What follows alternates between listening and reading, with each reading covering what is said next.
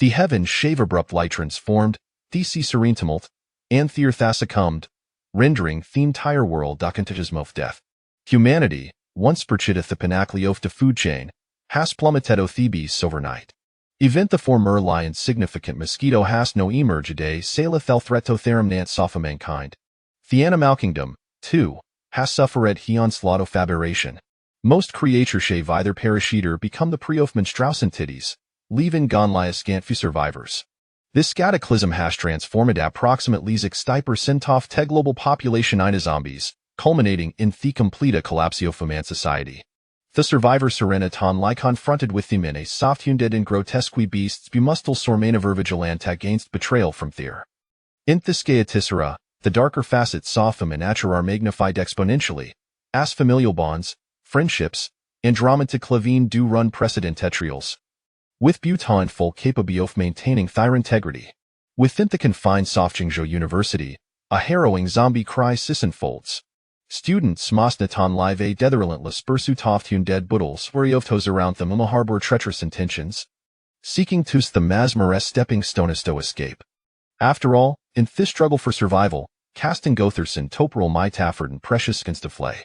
Choose I epitomize escaperson. Faye said with relentless slaught off zombies, he doesn't other see tetode liveries weaved kicked a malaclasmata behind him, toppling him to the ground in a bit a secure high son escape. The classmates anguished cry coesis his friend, Yichingfeng, can only watch helpless lias his dear companion false victim to the jaws of the undead. Chu Xiao, you beast, why have you condemned him? He was your classmate. Yichingfeng, filled sorage and sorrow, shouts a shekontinus to sprint forward. Henavir anticipateth at his arrival d'alternothing, this time, his friend's demise wooed come even swifter. Chuzaya casts a cold glance at Yichingfeng, his mind racing with calculations. He's a Kuliawara thought the fallen classmate as Yikingfeng's friend, and thus, Hito cannot be spared. Yet, Theparamount concern remains survival he says a subordinate, Li Wenbin, and paints a vision of a promising future Tozakurhai's own safety. Li Wenbin, ever Thessica Fanto Chushio, understands that Chuzaya's father owns the university's market. With its employee Irvin gaseous father's cure to detail. As long as the bodyguards remain alive, Chuzaya stands Sash's most formidable alien thighs apocalyptic landscape. Therefore, Harriet Alipal gesto or Chuzaya safety. However, Yi King Fingison deterred in his quest for vengeance. Has suppressed his fury Andralius Theathers to Cargoforth, attempting to breach Thene's circlement of zombies. Alas, his influence ceased to feeble new nigh swilling Toi Discal. Observing this, Chuzaya swift like a man's Thecro to follow Yi King Fing's lead. Mindfault hath this bodyguard serene root. And no nerwish to antagonize a Thiesan Famagion master. Seeing the group's weakness, Yi King Feng slips Skirlin to a sneer. He recognizes that the event soft hepasteriant and unfolding. Chuzayu is notarius within the shul, arrogant and overbearing, with Nuna daring to provoke him. Now, amid the zombie ecrasis, a nation unable to care for itself eaters and thebering cough chaos. Chuzayu webstrud hey trong, making his way downstairs, his gazy alert lie scanning surroundings. Hesilant lie ray ois and having assumed an identity theta forged shim the luxury of bodyguards. Despite feeling gassens of absurdity and helplessness regarding his transmigration. Hegrip shiz de Gertie, Iver prepared for unforeseen circumstances. Ash flees, Chuzayanote see King Feng soonajuli fierce a demeanor and unyielding strikes, a star contristo theto fatipical university student. These observation raise his suspicions, prompting him to recess Tivalyavi King Fing's potential asset. In Hismond, only be exploiting every available source Seekanoni hope Tozer Vivint, Ulchua's world. And perhaps, Yi King Fingus the critical weapon Hesik Stowield. Heaven and dirt undergo cataclysmic transformation, Thisia shern violently. And every ground succumbs, rendering Thwirl Dokintoa boundless abyss of death. Humanity, Theon's dominant species top the food chain, has plummeted the depths overnight. Event the previous lie inconsequential mosquito, now, Basisela thel threatotherum nant soft mankind. The animal kingdom, too, has suffered under the onslaught of aberrations. Most creatures either perish or become monstrous entities, leaving gone lie scamfuto survive. This calamity has transfigured approximately 60% of the global human population into zombies, resulting in the complete collapse of human society.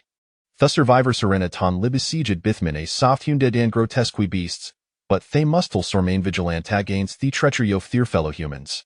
In this Tisera, the darker facets of nature are magnified beyond measure, with familial bonds, friendships, and romantic desfacing unprecedented trials. Few of those who manage a twofold their true selva amid such turmoil. Within the confined Sofjingzhou University, a harrowing zombie crisis unfolds. Students must not live a relentless pursuit of undead Buddlesormaniver, watchful forthos among them who might harbor sinister intentio, seeking to see their stepping stones to escape. After all, in Thisla deathment, pushing Ganather and Toperol may afford and precious seconds for survival. Choose I embody as such a person. Faye said with relentless slot off zombies, Hune hesitating lid liver say kicked a malaclasmata behind him, sending him sprawling to the ground in a bit a secure high son escape. The classmates anguished cry coesa chefals, while Yi King Feng Kanan liber witness shelpless liash's dear friend false pretothan dead. Chu Xiao, ya wretched beast, we have a condemn them to death, Huasier classmate. Yi Qingfeng, filled with sore wonderage, shout sash processing-word. Henavir anticipated that his arrival would fail to alter his friend's fate this time. His friend met a swifter demise. Chuzaya casts a cold glancy teaching Feng, contemplating his next him. He's acutely aware of thought that a ceased classma too was Yi King Feng's friend, and Thu she cannot be left to live. Yet, the foremost priority remains survival. Hesesius loyal subordinate, Lu Wenbin, and paint savi vid picturio fa promising future to ensure high son escape.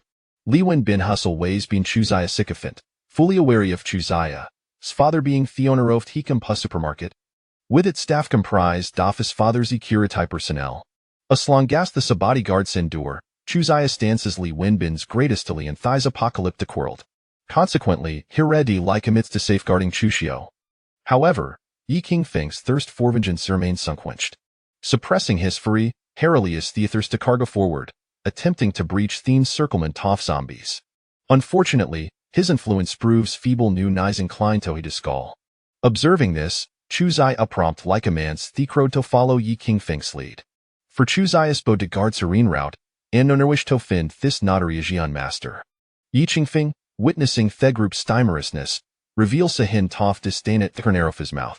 He recognizes that the events of Thier, postliferia and unfolding. Chu Xiao, infamous for his arrogancy and tyranny within the shul, has instilled fear in all. And now, as the world ascends into a zombie crisis, the nation is preoccupied with its sound survival, Harold and Jimin shows. As Chu Ziyu navigates Strut Hei Trong towards fuller levels, he remains vigilant, casting worry glances around him. Has secret Lai Ray Ois Sath Thaving traversed into a person equipped with bodyguards, despite feeling Gassen's of absurdity and helplessness regarding. Gripping his dagger firmly, Hess stands ready to confront in unforeseen circumstances. During escape, Chu Ziyu observes Yi King Finge exhibiting Ganon characteristically fierce demeanor. Executing actions with precision and ferocity theta far from typical fast-standard university student. This strikes him as speculiar, elevating disregard for Yi Qingfeng. Simultaneously, he begins to contemplate how to leverage Yi Qingfeng, this formidable weapon, to his advantage. In his mind, only utilizing every available for seeking onin du rin this chaotic world. And Yi Qingfeng may well be a pivotal weapon he needs in his arsenal. The heavens sandert undergo sudden upheaval, this he assured violently, and the very ground seems to sink, transforming the entire world into Chismof death. Humanity, once perchide top the food chain, has plummeted Thebes in a single night. Event the on-sane consequential mosquito hosmerge, das saileth el threat to therum nant sofa mankind. The animal kingdom, too, has been besieged by a barren transformation's most creature their Persia become monstrous beings, with only a select few surviving. This cataclysm has rendered approximately 60% of the global population into zombies, leading to the complete collapse of human society. The survivors must not only contend with them in a soft-hunded and aberrant beasts butyl sormanaver vigilant against the potential treachery of.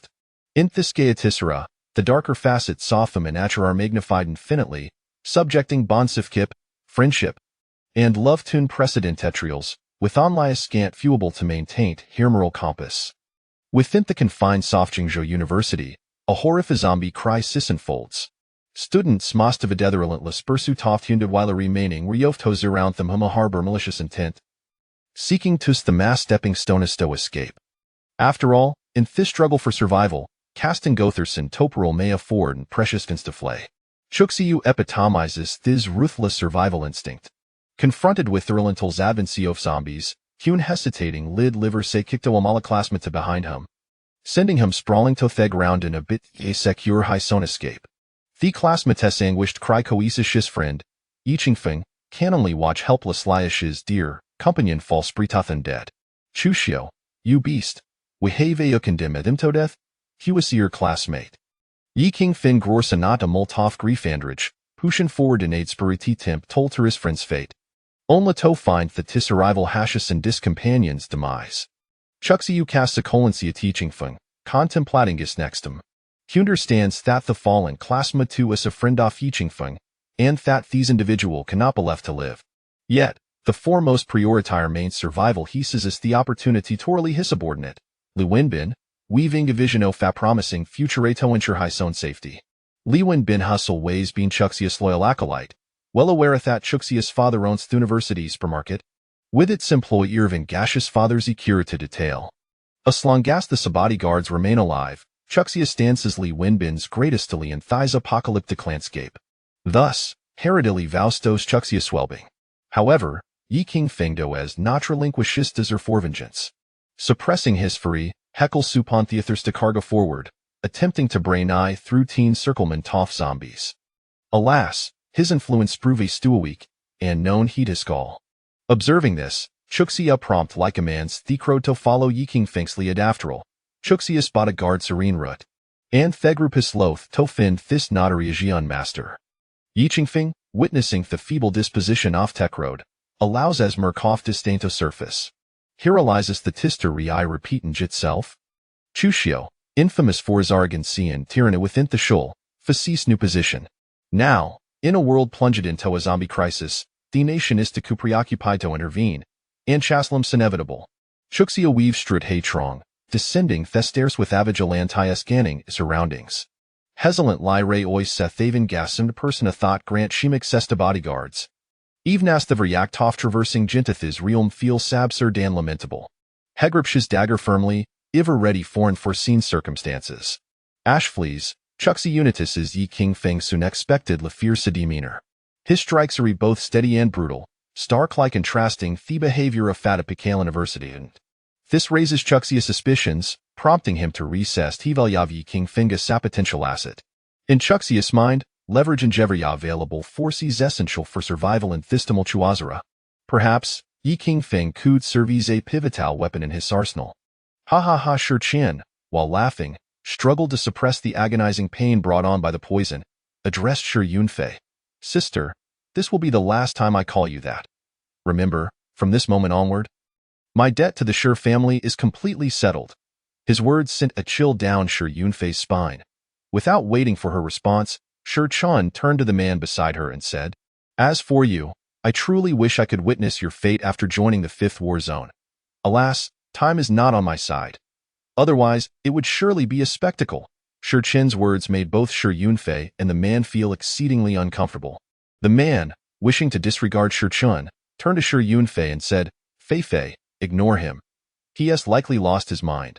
Now that you've avenged yourself, let us hurry back. After hearing this, Shi Yunfei nodded and replied, All right, but don't forget what to say when we return. Just tell them he perished at the hands of zombies.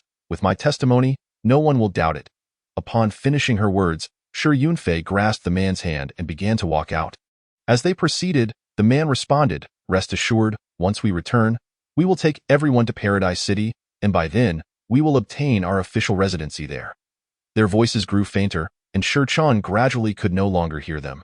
Just as despair enveloped him and he closed his eyes, believing he was destined to die here, an unforgettable event occurred. The cicada-shaped jade pendant that had always hung at Shi Chen's chest began to glow upon contact with his blood. In an instant, before Shi Chun could react, the pendant seemed to come alive, breaking free from its string and crawling toward his forehead. Shi Chun initially thought it was a hallucination brought on by the poison. After all, he had heard his father mention the pendant's origins when he was intoxicated. This cicada-shaped pendant had been around Shi Chen's neck since his father first met him, and his father had once taken it to a pawn shop, where it was deemed a worthless imitation. Ironically, its lack of value was precisely why it had remained enscathed around Shi Chen's neck until today. Descendant, Since you can hear my voice, it signifies that you are in grave danger. A voice, ethereal and ancient, emanated from the pendant, forcing Shurchen to realize that what lay before him was not a mere illusion. "What are you?" Shurchen exclaimed, a hint of terror in his voice. "I am the progenitor of the Gu Master. Due to the forbidden nature of Gu techniques, I sealed their inheritance within the spring and autumn cicada, and it will only manifest when sensing a descendant in peril." Shurchen felt as though he had truly lost his mind, conversing with a pendant. What good would it do to appear now? I am about to die. Can your forbidden arts truly save me? Shurchen said with a bitter smile. Though I cannot save you, I can offer you a chance. Upon hearing this, Shurchen, struggling to stay upright, pressed on. What kind of chance? An opportunity to start anew. But you must endure darkness beyond the comprehension of ordinary beings. At the mention of starting anew, Shurchen's eyes lit up. How enchanting those words were. If he genuinely had the chance to begin again, he would not subject himself to further grievances. If given a second chance, he would seek vengeance. It was only in this moment of impending death that Shurchen understood how absurd his life had been. He had lived for others, only to discover that those he had wholeheartedly cared for ultimately betrayed him. Shurchen felt an intense hatred. He despised himself and loathed those who had brought about his demise. Shi Yunfei, Chen Rang, the Fifth War Zone, and that gang of scoundrels from the factory who had bullied him. If given the chance to start over, he would ensure they all paid a heavy price. I have already endured the most excruciating darkness. If I could return, I would care for nothing. With these words, the voice from the pendant erupted in laughter. Ha ha ha, that's splendid. Then accept the inheritance of the Gu techniques. No sooner had the pendant spoken than Shurchen felt a sudden, excruciating pain in his head. It felt as though a great hand had pried open the crown of his skull and forcefully flooded his mind with information. At that moment, the jade cicada dove straight into Shurchen's head. A bizarre force began to take shape around him. In agony, Shurchen opened his eyes only to find himself no longer in the hotel. The surroundings were engulfed in darkness, utterly devoid of light. Looking down, he discovered he stood upon a peculiar, glowing river that flowed beneath his feet. Upon closer inspection, the river was not water but fragments of scenes from Shurchen's own experiences. The nearest scene depicted the moment he and Shi Yunfei had just entered the hotel. Raising his gaze further, he saw himself and Shi Yunfei departing from the base. What on earth is this? Shurchen pondered, gazing at the luminous fragments. This is the power of the spring and autumn cicada. It allows you to briefly enter your own river of time. You now have but one chance. Swim upstream and choose the moment you wish to return to. Shurchen began to comprehend, especially after hearing the explanation, as knowledge of the spring and autumn cicada surfaced in his mind. Is it truly possible for someone to achieve this? With uncertainty, Shurchen took a step toward the river of time. Damn. The moment he stepped forth, his feet felt as if they were melting in agony. He instinctively looked down. This was no mere sensation. His feet were rapidly dissolving, akin to being submerged in acid. Realizing the gravity of the situation, Shurchen gritted his teeth and began to swim upstream. With each movement, his legs began to vanish, first his feet, then his calves, thighs, hips, and waist. Ultimately, Shurchen was left with only his hands dragging his battered body to its limit. Lowering his gaze, he saw his left hand, recently fractured, as he rushed to the hospital after leaving the factory. With no time to ponder, he trembled as he grasped the fragment of memory.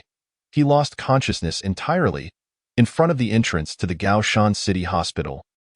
Shurchen opened his eyes, realizing he stood at the hospital's entrance. A sharp pain radiating from his left arm, accompanied by the torment of his body melting, causing him to instinctively scream, as his cry echoed. Every gaze in the vicinity turned toward him. Shurchen, having no time to care about the stairs, shakily retrieved his phone. October 25th, 9:11 a.m. This was all real. I truly made it back. Ha ha ha. Ha ha ha ha ha. Shurchen, gazing at the glaring time on his phone and the bustling scene around him, could not contain his excitement and raised his right hand to cover his face.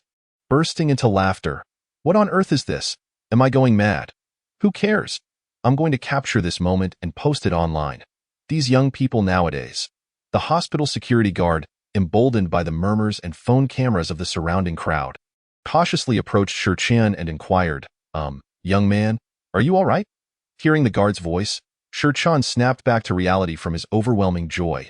He looked up at the security guard and replied with a smile. I'm fine, sir, rest assured. I'm feeling great. The guard, utterly perplexed by Shurchen's demeanor, could only point toward the entrance and say, oh, good, if you're fine. Please move along. This is a hospital. Do not cause a disturbance. Upon hearing the guard's words, Shurchen eagerly nodded. All right, I'm on my way. Chapter 3. The poisonous insect in hand. Thus, Shurchen stepped forward, under the scrutinizing eyes of the crowd, making his way out of the hospital. Upon exiting the hospital doors, he gazed at the towering, luxurious buildings lining the street, the pedestrians strolling in groups, and couples walking their dogs, all of which imparted a surreal sense of nostalgia.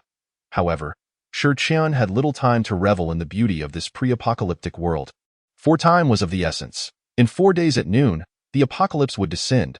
Battling through the sharp pain in his left hand, Shurchen hailed a taxi at the hospital entrance and directed the driver to the largest flower and bird market in Gaoshan City. Every moment was precious to Shurchen, as he had the knowledge of his previous life, compelling him to prepare thoroughly before the impending apocalypse. Just as Shurchen settled into the taxi and relayed his destination to the driver, his phone in his pocket began to ring. Upon checking, he saw it was a call from Shi Yunfei. The moment he saw her name on the caller ID, his expression turned icy.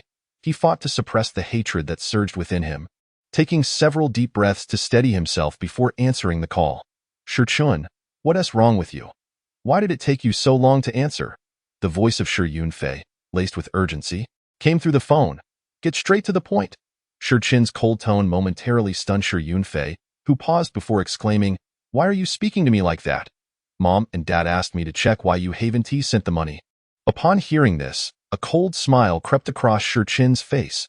Previously, I believed that I owed them, which is why I consistently subjected myself to the indignity of handing over my entire salary to them. As for now, I fractured my left hand while working and have just emerged from the hospital. Please inform them that the money for this month has been consumed by my medical expenses, and any financial assistance can only be sought next month. After relaying this, Shurchen abruptly ended the call, fearing that if he continued to hear Shi Yunfei's voice, he might be unable to restrain himself from berating her. At that moment, Shi Yunfei stared blankly at her phone, utterly astonished. She had never anticipated that the wild child, who had always been submissive to her, would dare to hang up on her. Once she regained her composure, she forcefully slammed the phone, which Shurchen had purchased for her, onto the table, gritting her teeth as she exclaimed, damn it, this wild child has truly turned against me. Shi Yunfei's expletive immediately captured the attention of the other 3 girls in her dormitory. One girl, who was several notches above Shi Yunfei in terms of looks, furrowed her brow and directed a disapproving glance at her. As Shi Yunfei's roommate, she was well aware of Shi Yunfei's family background and recognized that the wild child she referred to was, in fact, her brother, Shurchen. The other 2 girls, upon hearing Shi Yunfei's profanity, promptly inquired about the situation. In her fury, Shi Yunfei recounted how Shurchen had hung up on her. Fei, don't be angry. That wild child mentioned he broke his hand. So he probably didn't want to worry you by discussing things further, one girl suggested. As soon as she finished speaking, the plump girl beside her chimed in, yes, it's not worth getting upset over such an unsophisticated wild child. If your parents are short on cash, you can always ask your boyfriend for some. After all, Chen Xiao is a rich second-generation heir. How could he possibly lack such trivial funds? Both girls had always been sycophants to Shi Yunfei, and she knew that their obsequiousness stemmed entirely from her relationship with her wealthy boyfriend. However, Shi Yunfei would never dare to ask Chen Rang for money. After all, she had worked hard to snag this rich heir. If she were to start spending his money now, her plans to marry into wealth upon graduation would surely be dashed. Yet, at this moment, Shi Yunfei was indeed in urgent need of funds to repay her online loans. The reason she had called Shurchen was merely to leverage her parents' name in an attempt to extract money from him. With no viable alternatives, she could only vent her frustrations on Shurchen. What a useless wild child, to break his hand while working. What a waste. Just as Shi Yunfei was seething with rage, the plump girl offered a suggestion that sparked an idea in her mind. Fei, since that wild child got injured at work, why not have him ask the factory for compensation for work-related injuries? Hearing this, Shi Yunfei's eyes lit up. She thought to herself that if all went well, perhaps she could entirely clear her online debts with Shurchin's compensation for his injury. After hanging up, Shurchin arrived at his destination. Unlike Xianfei, who was focused on settling her debts, Shurchin was feverishly downloading various loan applications on his phone as he strolled through the flower and bird market. He explored multiple platforms for loans, small loans, and credit loans, thoroughly exhausting his options. Additionally, since he had yet to receive his salary from the Shurjia for this month, his bank account now boasted a sum of 100,000 yuan. With this initial capital, he could smoothly embark on the first step of his plan. After browsing the market, he chose a store named Exotic Pets and quickly entered. Inside, he encountered a balding middle-aged man. "Boss, do you have any venomous pets for sale?" Upon hearing Shurchin's inquiry, the disinterested man, who was engrossed in his phone, lazily replied, "We do. But I'm afraid the price may not be to your liking." Dressed in factory work attire, Shurchin understood why the owner might look down on him. "No matter. As long as you have the goods, I have the money." With Shurchin's confident assertion, the middle-aged owner finally set aside his phone and beckoned him. "Follow me." As Shurchin followed the owner into the back warehouse, a plethora of exotic venomous creatures greeted his eyes. "I have all sorts of exotic pets here. Whatever you desire, if I don't have it, you won't find it anywhere else in the city." Shurchin gazed at the various poisonous insects in the transparent display case as if he had stumbled upon rare treasures. "How much for this one?" he asked, pointing at a black widow spider. The owner took a cursory glance and replied, 1,500 each, no bargaining. Shurchin nodded. "All right, I'll take it." "How many do you have in total?" His words instantly transformed the owner's demeanor, as he recognized Shurchin as a rare customer who not only appreciated the exotic pets, but was also willing to spin. "Young man, you have an eye for quality. I have 3 more, all procured with great effort and guaranteed to be in perfect health. I'll package them for you right away." Shurchin interrupted the owner with a smile. "Hold on, I want this one, and this one as well. Pack them all up for me." The middle-aged owner beamed with delight. "Sure thing. Please wait a moment while I prepare everything." Shurchin returned to the front desk and, while waiting, meticulously contemplated his forthcoming plans. Soon, a large suitcase was carried out by the owner. "Young man, the total for these is 42,000. I'll give you a discount. You can just pay me 40,000. Additionally, this suitcase is a custom order, which I'll give to you." "How generous am I?" Without acknowledging the owner's chatter, Shurchin directly pulled out his phone to scan and complete the payment before leaving the store with his collection of insects. Due to the suitcase's considerable size, he opted for a business car on his way back. Upon returning to his rented apartment, Shurchin wasted no time, hardly pausing to drink a glass of water before eagerly unpacking all the venomous insects from the suitcase. The living room of his rented apartment was quite modest, furnished only with a sofa and a table. He sat on the sofa, meticulously arranging each insect on the table. After positioning the poisonous creatures, Shurchin promptly summoned all the knowledge he had acquired about goo techniques from his mind. According to the records, the goo technique he had obtained was known as the goo daoju.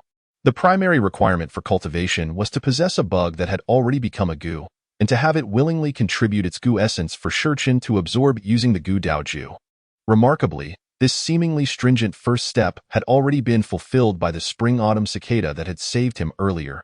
Presently, within Shurchin's dantian, there floated a mass of goo essence left behind by the spring-autumn cicada after it had traversed the river of time. Confirming that he met the cultivation requirements, Shurchin wasted no time and began refining the goo essence within his dantian, according to the method outlined in the goo daoju. Before long, the goo essence in his dantian was successfully refined into Shurchin's own goo source. With this successful refinement, a chi-si the size of a basketball formed within his dantian, marking the official commencement of Shurchin's journey as a goo master. Following this, Shurchin eagerly selected 10 of the poisonous insects he had purchased and placed them into a larger transparent display case. According to his mental records, 9 represents the extreme number. Thus, placing 10 poisonous insects into the same vessel constituted breaking the limit. At this point of breaking the limit, the insects, finding no food other than one another, would begin to devour each other. The last surviving insect would transform into a GU. Theo claimed the goo insect as his own. He needed to inject a portion of his goo source into them before they began their cannibalistic behavior. After carefully arranging the 10 poisonous insects, Shurchin activated the goo daoju, infusing a strand of his newly refined goo source into the display case before quickly covering it. With hopeful anticipation, Shurchin settled back on the sofa to observe his first attempt at refining goo. Inside the display case, 3 black widows, 2 toads, a scorpion, 2 centipedes, and 2 bamboo leaf snakes engaged in a fierce battle. The toads, being too large, were unable to leap and were quickly besieged by the 2 black widows and the 2 bamboo leaf snakes. Meanwhile, the remaining scorpion wielded its pincers against the 2 centipedes. Ultimately, the lone black widow displayed remarkable cunning, retreating to a corner of the display case, observing the carnage without joining the fray. As Shurchin carefully monitored the insect's movements, his phone buzzed again in his pocket. This time, it wasn't a call, but a WeChat notification. Irritated, Shurchin pulled out his phone to see a message from Xianfei, urging him to pursue compensation for his work-related injury. With a cold smirk, he replied with an acknowledgement before tossing the phone aside. Shurchin was indeed going to the factory, but it wouldn't merely be to request compensation for his injury. As he turned his attention back to the display case, he noticed a drastic shift in the battle's dynamics. 2 toads had perished, while 1 bamboo leaf snake lay dead and another was injured. On the other side, the 2 centipedes had been brutally severed into multiple segments by the scorpion, rendering them unmistakably lifeless. Only 1 black widow remained, having taken refuge in the corner, avoiding the fray and escaping death. Now, the display case held merely a bamboo viper, its flesh mangled and ravaged by toad skin toxins. A black scorpion missing a claw but still brandishing its pincers menacingly, and the solitary black widow spider that had remained unscathed throughout the conflict, creating a precarious balance of power. Ultimately, it was the black widow, maintaining its pristine condition, that triumphed. It emerged victorious at the cost of 2 of its legs, officially becoming the first goo crafted by Shurchin. In its eagerness, the black widow devoured the carcasses of all the poisoned creatures. And as it consumed, it began to undergo a transformation at a visibly accelerated pace. With the completion of its metamorphosis, the black widow spider fully transitioned into a spider goo. Not only had the spider legs lost in battle regrown, but its fangs gleamed with a menacing glint, as if capable of shattering steel pipes. At that moment, Shurchin felt an extraordinary spiritual connection with the spider goo, and his chi was brimming with the vital essence brought forth by the successful creation of the goo. Rather than hastily refining the essence within his chi, Shurchin eagerly issued his first command to the spider goo. Open the lid and emerge. Upon sensing its master's command, the spider goo climbed the wall of the display case. Opening the lid and leaping onto Shurchin's outstretched palm, settling down affectionately, gazing at the spider goo in his hand, Shurchin's excitement reached its zenith. After playing for a while, he began to channel his goo path formula. He had resolved to take this spider goo, his first successful creation, as his inaugural life goo. The cultivation of the goo path formula comprised 9 levels. With each elevation, a new chi would form within his dantian. Each new chi meant that Shurchin could possess an additional goo as his life goo. The purpose of a life goo was to grant Shurchin unique abilities, thereby enhancing his own powers. This was the most formidable aspect of the goo path formula. As Shurchin absorbed the spider goo into his chi for the first time, he promptly settled into a cross-legged position to commence its refinement.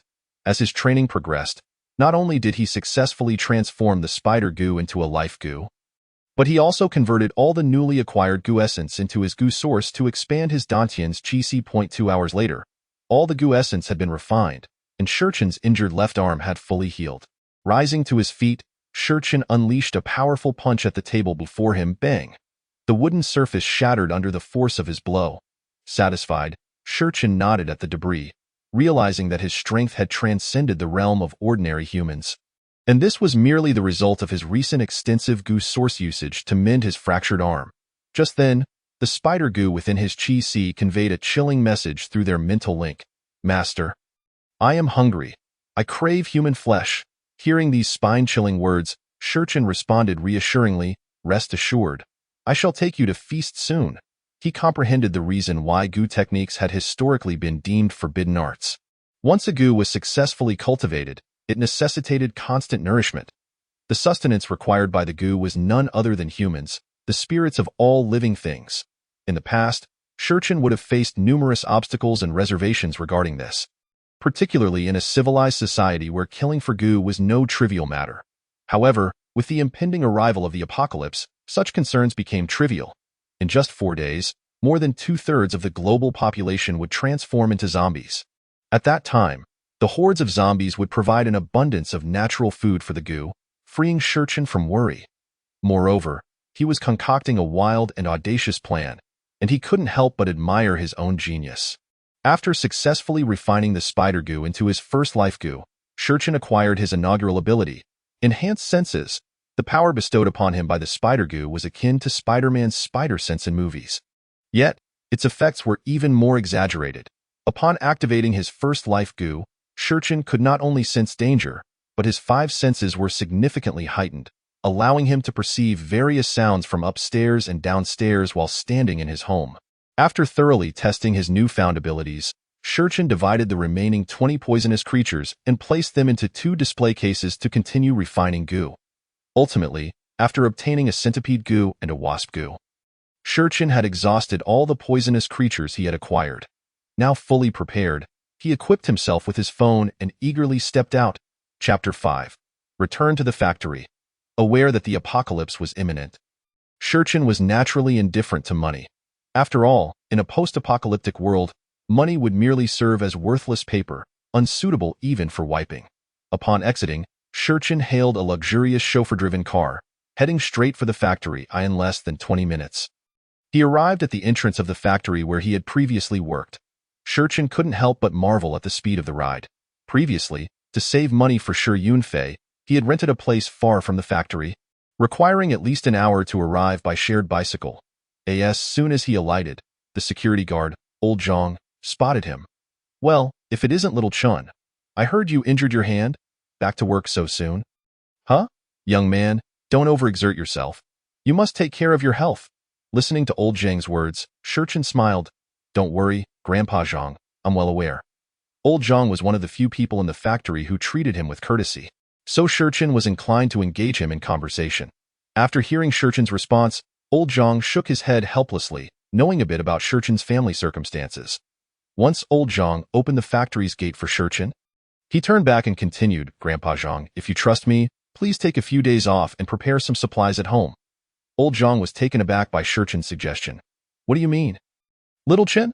Shurchin smiled and shook his head in reply. "Just don't ask too many questions. Grandpa Zhang, if you trust me, just do as I say." After saying this, Shurchin turned and walked toward the factory building, merely offering a reminder to Old Zhang, who he considered a good person. Whether or not Old Zhang heeded it was up to him. Old Zhang intended to inquire further, but seeing Shurchin's determined back, he decided against it and returned to his post to continue sipping tea. Since Shurchin was already an employee there, no one impeded his progress. He made his way unimpeded to the supervisor's office on the 2nd floor. At that moment, within the office, Fatley was discussing Shurchin's matter with the supervisor. "Brother-in-law, just rest assured. That little wildling is from out of town. He won't dare to stir up trouble." Hearing Fatley's words, the supervisor rubbed his protruding beer belly and replied, "That's good. We can use this incident of his injury to apply for some work injury compensation from the head office. However, you must ensure that he doesn't cause any trouble. Otherwise, my position as supervisor will be in jeopardy." Upon hearing the mention of money, Fatley's expression turned greedy as he said, "You can rest easy, brother-in-law. Let's discuss how much of this money I can pocket." After listening to Fatley, the supervisor frowned and remarked, "I've already managed to keep this matter under wraps for you. You think you can still lay claim to the money? I'll be honest. Your sister has already set aside that money. If you want it, just go ask her." The supervisor's words sent a shiver down Fatley's spine. The mere thought of his hefty and violent sister filled him with dread. Forget it. I dare not." Just as the two were conversing, Shurchin pushed the door open and walked in. Both the supervisor and Fatley were startled by Shurchin's sudden entrance. "What the hell? Who the hell let you in? Don't you know how to knock?" Fatley immediately cursed upon recognizing Shurchin. "What, afraid someone will overhear?" Shurchin retorted with a cold smile. Upon hearing Shurchin's words, Fatley slammed his hand on the table and stood up. "Who gave you the guts to speak to me like that? Are you itching for a fight?" As Fatley approached, a sneer crept onto Shurchin's face, which made the supervisor feel that something was amiss. Before he could speak, Shurchin delivered a punch to Fatley's jaw. Fatley never anticipated that Shurchin would dare to strike him. Caught completely off guard, he suffered a fractured jaw and fell into a childlike slumber. "You dare to lay your hands on me?" the supervisor bellowed at Shurchin. Despite the factory's machines producing a constant roar, the supervisor's voice, though loud, didn't attract anyone's attention. Shurchin, unhurried, closed the office door, ensuring that the commotion would go unnoticed. "I lay my hands on you?" What a laugh. "When this fatly broke my hand, why didn't you say he was the one who struck first?" The height of Shurchin was not insignificant. And after being reinforced by the secrets of the Gu Dao, his muscular frame left the supervisor somewhat flustered, intimidated by Shurchin's imposing presence. "Why, you better not act recklessly. If you dare lay a finger on me, I will call the police and ensure you regret it." Shurchin paid no heed to his words, calmly taking a seat across from the supervisor. "What I seek is merely the compensation for my work-related injury. If you provide it, I will leave immediately and will not harm you. What do you say?" The supervisor, looking into Shurchin's eyes, felt an involuntary shiver of fear. Though Shurchin wore a cold smile, the gaze he bore was reminiscent of a butcher who had callously slaughtered countless lives. What compensation? I know nothing about it." Despite his fear, the supervisor's mind was racing, calculating. After all, we live in a society governed by law, so he surely wouldn't dare to harm me. Moreover, since Li Fati has already been dealt with, if I can just endure this, I might even extort a hefty sum from him later. Hearing the supervisor feign ignorance, Shurchin decided against further banter and turned his attention to the unconscious Li Fati on the floor. With a single hand, he effortlessly lifted the 200-plus-pound Li Fati onto the desk. This caused the supervisor, who was covertly attempting to call for help, to jump in shock. Unfazed by the supervisor's reaction, Shurchin seized a glass from the desk and smashed it down onto Li Fati's head. A thunderous crack echoed as the glass shattered, blood erupting in an instant. "What the hell? Are you insane?" The supervisor shouted at Shurchin, while Li Fati, clearly in dire straits, was rapidly losing consciousness. At that moment, the supervisor dared not utter another word. He stood up and bolted for the door, but Shurchin would not grant him this opportunity. With a surge of energy, the pitch-black centipede goo materialized instantly on the doorknob. "Oh my God!" The supervisor, upon seeing the centipede appear out of thin air, felt his legs buckle beneath him, collapsing to the floor. Shurchin approached the supervisor leisurely, placing a hand on his shoulder and gently inquiring, "So, can you return my money now?" At the sound of Shurchin's voice, the supervisor felt a tightening in his trousers. A warm rush escaping down his leg. "I will. I'll give you the money. Please, just let me go." Chapter 6. The upgrade of the goo insects. Upon hearing the supervisor's words, Shurchin's face lit up with a satisfied smile. As he hoisted the supervisor off the ground, he also retrieved his phone and opened the payment code. The supervisor, now at his wit's end, was utterly terrified by Shurchin's eerie methods.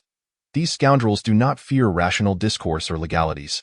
What terrifies them most is the prospect of facing someone who disregards both.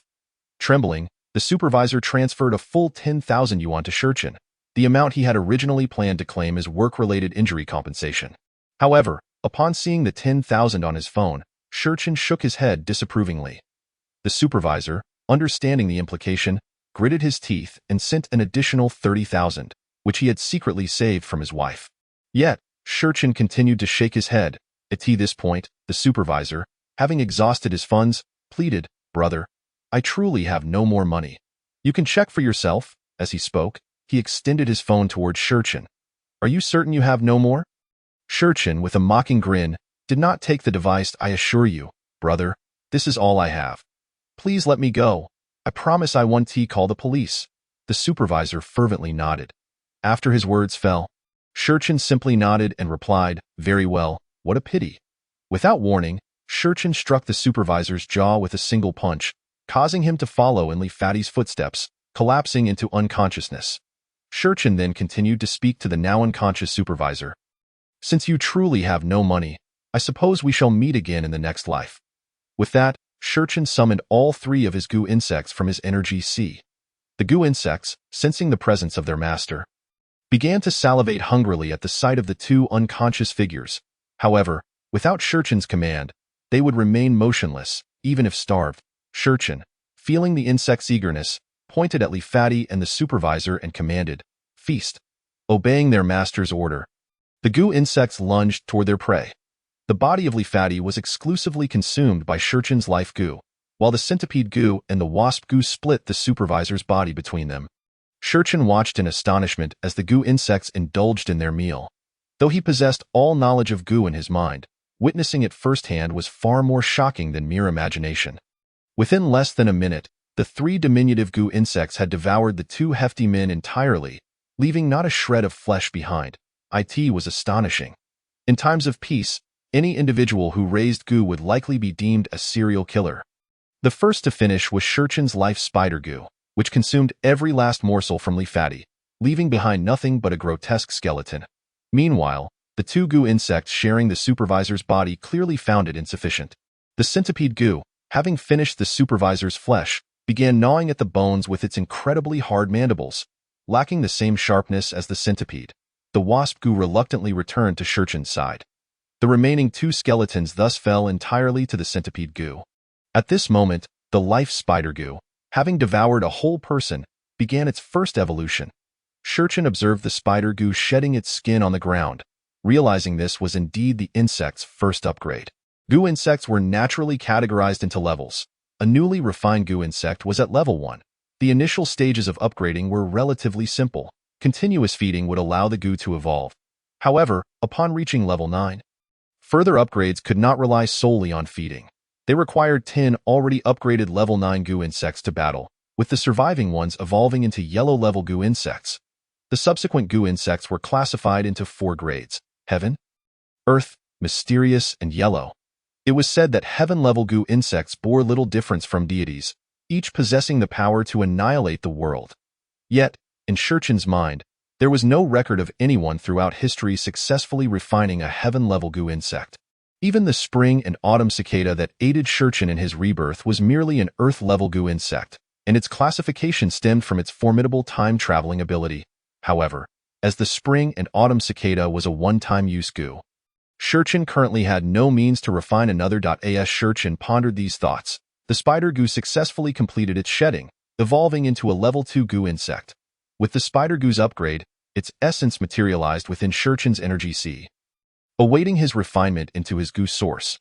Meanwhile, the centipede goo, having thoroughly consumed the 2 skeletons, began its evolution.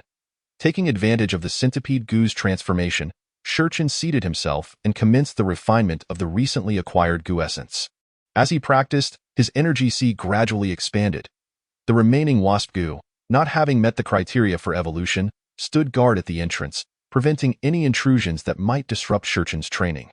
The centipede goo swiftly completed its shedding, the most apparent change being its now gleaming, incredibly sturdy scales. Upon completing its evolution, it automatically joined the ranks of those protecting its master. The essence acquired from the centipede goo's upgrade was swiftly refined by Shurchin into his goo source. An hour later, Shurchin emerged from the supervisor's office, feigning indifference. With all the surrounding workers preoccupied with their tasks, none paid him any mind as he leisurely strolled out through the main entrance. Before leaving the factory, Shurchin exchanged a few words with old Zhang, who, upon hearing Shurchin was there to request leave, expressed no suspicion. After all, most people in the factory were aware of Shurchin's arm injury. Upon exiting the factory gates, Shurchin hailed a taxi and directed the driver to the Yida shopping mall in the city center. Now that Shurchin had dealt with his first target of revenge and unexpectedly recouped the funds spent on the toxic insects from the supervisor, he felt as though he had incurred no expenses in his pursuit of goo cultivation. Consequently, his spirits were exceptionally high. Upon arriving at Yida Mall, Shurchin made a beeline for the outdoor gear store on the second floor. Inside, he purchased a large hiking backpack, 2 sets of outdoor sportswear, a pair of top-notch hiking boots, and a premium rain jacket. After completing his purchases, he changed out of his old clothes right there in the store, stuffing the spare set of sportswear into the hiking bag. Next, he descended to the basement supermarket, where he acquired mineral water, compressed biscuits, and various meat cans, all fitting neatly into his backpack. After the arrival of the apocalypse, those items that people typically shunned have now become more precious than a human life. A single compressed biscuit can drive a person to madness. A bottle of clean mineral water could even compel a stunning celebrity to bow her head before you. Once all necessities were procured, Shurchin ascended to the 3rd floor of the mall, where he ordered an extravagant feast at a renowned hot pot restaurant. His voracious eating habits sparked whispers among the patrons, with some wondering if he were a famished specter from another realm. However, Shurchin had no time to concern himself with their gazes. Only those who have endured the apocalypse can truly comprehend the agonizing pangs of hunger. Chapter 7. Officer Jiang Muyao. After satisfying his hunger, Shurchin shouldered his backpack and exited the mall. He was still one crucial step away from being fully prepared. Acquiring a suitable weapon, after some searching, he stumbled upon a handcrafted knife shop in a wholesale market. Upon explaining his upcoming mountain expedition, the shopkeeper, convinced by Shurchin's attire, agreed to his request. Ultimately, Shurchin spent 3,000 yuan on a gleaming hand axe, a weapon forged from his experiences battling zombies in his previous life. The hand axe is indeed a formidable tool against the undead, as their weakness lies in their brains, and typical blades cannot penetrate the hard skulls to damage the brain. With everything in place, Shurchin had spent half of his money. Instead of returning to his rental apartment, he opted to stay at a 3-star hotel in the city center named Weilon. That night, Shurchin reclined comfortably on the grand bed of his presidential suite, casually responding to inquiries from Xianfei via his phone, since she persistently asked about the status of his compensation for workplace injuries. He fabricated a story about having visited the factory that day, where the supervisor mentioned an application to the company, promising that the funds would arrive in a few days. Upon hearing that the payment would be forthcoming, Xianfei hurriedly reserved all of Shurchin's money, showing no concern for whether he needed the funds for his arms treatment. After hanging up, Shurchin couldn't help but think, Xianfei, I still vividly recall the excruciating pain I suffered before being poisoned. If you continue to pester me, I might truly lose my restraint and take your life. I have already repaid my debts to your family, and if you provoke me further, do not blame me for the consequences. As for Chen Rang, I will certainly demand what you owe me this time. The soft mattress and secure environment lulled Shurchin into a deep slumber. He slept for over 10 hours, awakening to find it was already the afternoon of the following day. Slowly stretching, he picked up his phone and began to scroll. As expected, the trending news in his city featured the mysterious disappearance of 2 employees from Hongzhong Electronics Factory. Reading the report, Shurchin felt no concern. After all, the supervisor and Li Pengzi were beyond recovery, and even if the factory's surveillance had captured him, there was no evidence linking him to their disappearance. Just as he pondered the lethal potential of the poison insect, a phone call abruptly interrupted his thoughts. Seeing the name Zhang Dai on his phone, Shurchin answered leisurely, "Hello, what can I do for you, Zhang Dai?" To his surprise, the voice on the other end was not that of the elderly man. "Hello, is this Shurchin?" Recognizing the pleasant female voice, Shurchin replied promptly, "Yes, who is this?" "I am Officer Jiang from the Public Security Bureau of Gaoshan City." Upon hearing this, Shurchin thought to himself, as anticipated, "Oh, hello Officer Jiang. May I inquire what the matter is? Actually, there has been an incident at your workplace, and I would like you to come to the factory now to assist with the investigation." Shurchin had anticipated being suspected, especially since the surveillance had clearly recorded him. Nevertheless, he reminded himself that the footage could also demonstrate he had left empty-handed. No one had evidence of him committing murder. "All right, I will be there shortly." The officers on the other end exchanged glances, surprised by Shurchin's cooperation. "Great, we will await your arrival at the factory." With that, Jiang Muyao ended the call. "I don't think this Shurchin looks like someone involved in the case," one male officer remarked after the call ended. The others nodded in agreement. However, Jiang Muyao, after returning her phone to Zhang Dai, expressed her concerns. "I find this suspicious. The surveillance shows that during the time the 2 missing individuals entered the office, only this Shurchin entered. After the reporting party discovered only a pool of blood remained in the office, no one else entered. Thus, I suspect he has significant implications in this case," the previously speaking officer retorted. "That's absurd. How could he possibly make 2 individuals, each weighing over 200 pounds, disappear without a trace? The surveillance clearly shows he left alone. We have thoroughly searched the scene, and there is no place to hide. Could he possibly have stuffed 2 living people into his pockets?" The man had always held a grudge against Jiang Muyao, as she was a recent police academy graduate who had swiftly usurped the position that was rightfully his, leaving him irate. "Enough. Both of you have valid points. Let us wait for this Shurchin to arrive before making any judgments." With the captain's intervention, the debate ceased. Meanwhile, Shurchin, having dressed, took his time to enjoy lunch before hailing a cab to the factory. By the time Shurchin arrived at the factory, 2 hours had elapsed since the call. Upon entering, he noticed numerous officers bustling about, particularly around the office on the 2nd floor, which had been cordoned off. "Hello, I am Shurchin. Upon hearing this, several officers immediately surrounded him. Zhang Muyao was the first to extend her hand. Hello, I am Zhang Muyao, the team leader for this case. Shurchin shook her hand, unable to shake off the impression of her extraordinary beauty.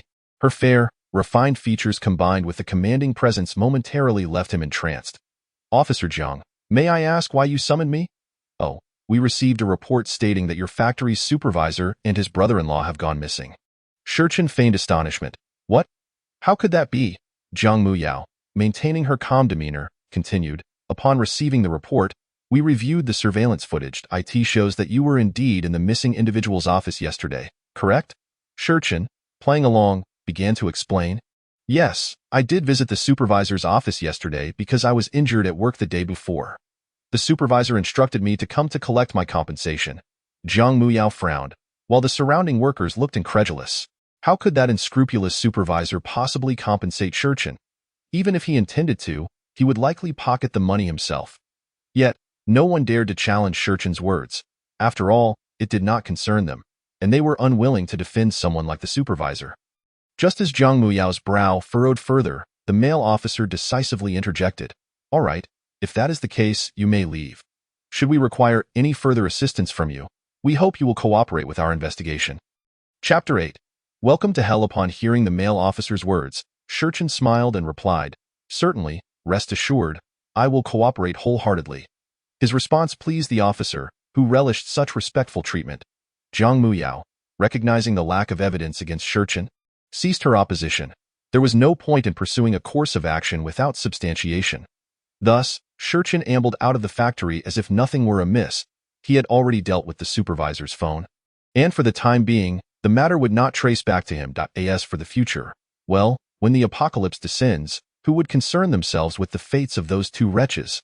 After Shurchin's departure, the officers within the factory continued to scour the scene for any clues. Meanwhile, Shurchin returned to his presidential suite, savoring the last moments of tranquility before the impending apocalypse. On October 29th, at precisely noon, the previously clear blue sky suddenly darkened. At that moment, everyone on Blue Star believed it to be a solar eclipse or some astronomical phenomenon, merely glancing at the sky with curiosity, none paying heed to the ominous shift. Meanwhile, Shurchin stood by the floor-to-ceiling window of his hotel room, sipping red wine, a cruel smile forming on his lips, for he knew the apocalypse was upon them. Outside the hotel, the darkness arrived swiftly and departed just as quickly. As the darkness dissipated, a car racing down the street suddenly swerved violently, crashing into the roadside barrier. Bang! The resounding noise echoed relentlessly. Pedestrians strolling along the road abruptly halted, trembling uncontrollably, frothing at the mouth. In a moment, one of them lunged at a nearby individual, baring teeth and flailing arms. The unsuspecting victim barely had time to react before being bitten on the neck, blood gushing forth. Ah, what the hell are you doing? Are you insane? The bitten individual cursed vehemently while desperately trying to push the assailant away. Alas, his efforts were in vain. As blood poured from the wound, his strength waned until he ultimately succumbed, collapsing to the ground, abandoning the struggle. Yet, in mere moments, he rose again in an eerie posture. Then he charged into the crowd with fervor, having been fully transformed into a zombie. This chaotic scene unfolded almost simultaneously across the globe. Meanwhile, Shurchin stood before the floor-to-ceiling window, coldly observing the turmoil below. The apocalypse had finally arrived. Welcome to hell, everyone. After muttering this to himself, Shurchin downed his glass of red wine in one gulp, adjusted his backpack, and brandished a hand axe as he strode towards the door. The reason Shurchin remained indoors as the end times approached was his fear that someone too close to him might suddenly turn into a zombie. After all, although he had become a goo master, he was not invulnerable. Should he be bitten or scratched by a suddenly transformed zombie, he would have squandered his opportunity for rebirth. Now that all the zombies had completed their transformations, it was indeed time for Shurchin to take action. He unleashed both the centipede goo and wasp goo to scout ahead, while activating his innate goo skill, enhanced senses. This formidable perceptual ability allowed him to detect even the slightest vibrations in his surroundings. After confirming that there were no zombies at his room's door, Shurchin stepped outside. The centipede goo forged ahead, while the wasp goo hovered behind him. With the aid of Shurchin's enhanced senses, he would be the first to notice any disturbances in the vicinity. Thus, he walked boldly down the corridor, which was relatively empty as it was midday. Upon reaching the entrance of a room, he heard the low growls of zombies within. Shurchin smiled slightly and pressed his ear against the door. Listening intently to the footsteps inside, he deduced that there were 2 zombies in total. He promptly commanded the centipede goo to slip under the door, initiating his first experiment. Would the goo be infected by the zombie virus? If it were, would he lose control over it? Although the centipede goo had grown considerably larger than an ordinary centipede, it still managed to squeeze through the gap beneath the door. Once inside, the zombies showed no inclination to attack the goo, perhaps recognizing it as non-human, or sensing its inherent danger. In any case, the zombies reacted as if they were oblivious to the centipede goo's presence. However, just because the zombies did not attack the goo did not mean the goo would not attack the zombies. The moment the centipede goo entered the room, it swiftly ascended upon one of the zombies, its glistening mandibles sinking into the wandering creature. Bite after bite, the zombie seemed entirely oblivious as the centipede goo gnawed away. In no time, the zombie's legs were completely devoured. Thud! The now legless zombie toppled onto a nearby table. Midway through its meal, the centipede goo abruptly halted and scuttled aside, having received Shurchin's command to cease feeding. Shurchin then began to keenly observe the changes in the goo. Finally, after confirming that the goo's consumption of the zombie bore no difference from that of an ordinary human, and that it exhibited no signs of infection, a relieved smile spread across Shurchin's face. He again commanded the centipede goo to unlock the door, then charged into the room, dispatching the 2 zombies with 2 swift strikes of his axe. Next, he directed the untransformed wasp goo to indulge in its feast. After consuming the remaining half of a zombie, the wasp goo evolved, transforming into a second-tier goo. Although the goo had successfully evolved, Shurchin was not overly elated. After all, the wasp goo had previously feasted alongside the centipede goo on the flesh of a corpulent supervisor, indicating that zombie flesh was less effective for goo than that of ordinary humans. However, Shurchin was willing to accept this, as it was already a relief to ascertain that the goo would not suffer any adverse effects from consuming zombies. Any shortcomings in quality could easily be compensated for by quantity. Once the 3 goo had thoroughly devoured the last remaining zombie, Shurchin turned and headed toward the next room. His objective was to allow the goo to evolve through continuous consumption during the early stages of the apocalypse, when zombies were still relatively weak, thereby providing him with ample goo essence to grow stronger. He was also on the lookout for any animals that might have been infected and transformed into magical beasts being animals infected with the zombie virus post-apocalypse. After receiving the legacy of Goo Dao, Shurchin had been meticulously devising this plan. He intended to utilize the animals transformed into magical beasts to refine goo, believing that the goo crafted from plants and animals enhanced by the zombie virus would undoubtedly surpass the ordinary goo recorded in his mind. Thus, as he eradicated the zombies within each room, he meticulously searched for any signs of magical beasts. However, after clearing all the rooms on the top floor, he had yet to find even a single magical beast. With a sigh of resignation, Shurchin lamented his misfortune as he made his way to the next floor. Chapter 9. The evil nature of humanity. At this moment, the apocalypse had only just begun, and the hotel's utilities remained intact. Even the mobile signal was still operational. In the lobby on the first floor, a throng of survivors, who had narrowly escaped the zombie attack, gathered. The hotel manager, Shunshur, swiftly closed the hotel's electric rolling door upon discovering the zombies, successfully granting the first few survivors who rushed inside a temporary reprieve. However, those outside, who had not made it in time, faced a grim fate. They frantically pounded on the door, screaming hysterically at those inside, "Damn it! Open the door! There are biting monsters outside! For heaven's sake, open the door! I am the deputy captain of the urban management team. I command you to open the door immediately. Please, let us in." A cacophony of screams, roars, and curses reverberated outside the door. Meanwhile, the individuals inside leaned against the closed electric door, gasping for breath, each consumed by a sense of survival, utterly indifferent to the fate of anyone but themselves. The mere presence of a rolling door seemed to divide them into 2 distinct worlds. As it was lunchtime, only one cleaning lady had turned into a zombie in the hotel lobby when the apocalypse struck. Yet, before she could bite anyone, she was effectively pinned in the corner by security and several men who had rushed in to seek refuge, using a table from the lobby to block her. Although the situation in the lobby was not overly perilous, the adjacent restaurant fared far worse. Given that it was the lunch hour, a majority of the tourists dining in the restaurant during the onset of the apocalypse transformed into zombies almost instantaneously. They ferociously attacked the surrounding survivors, leaving the few who remained human with little time to react as they scrambled towards the restaurant's exit.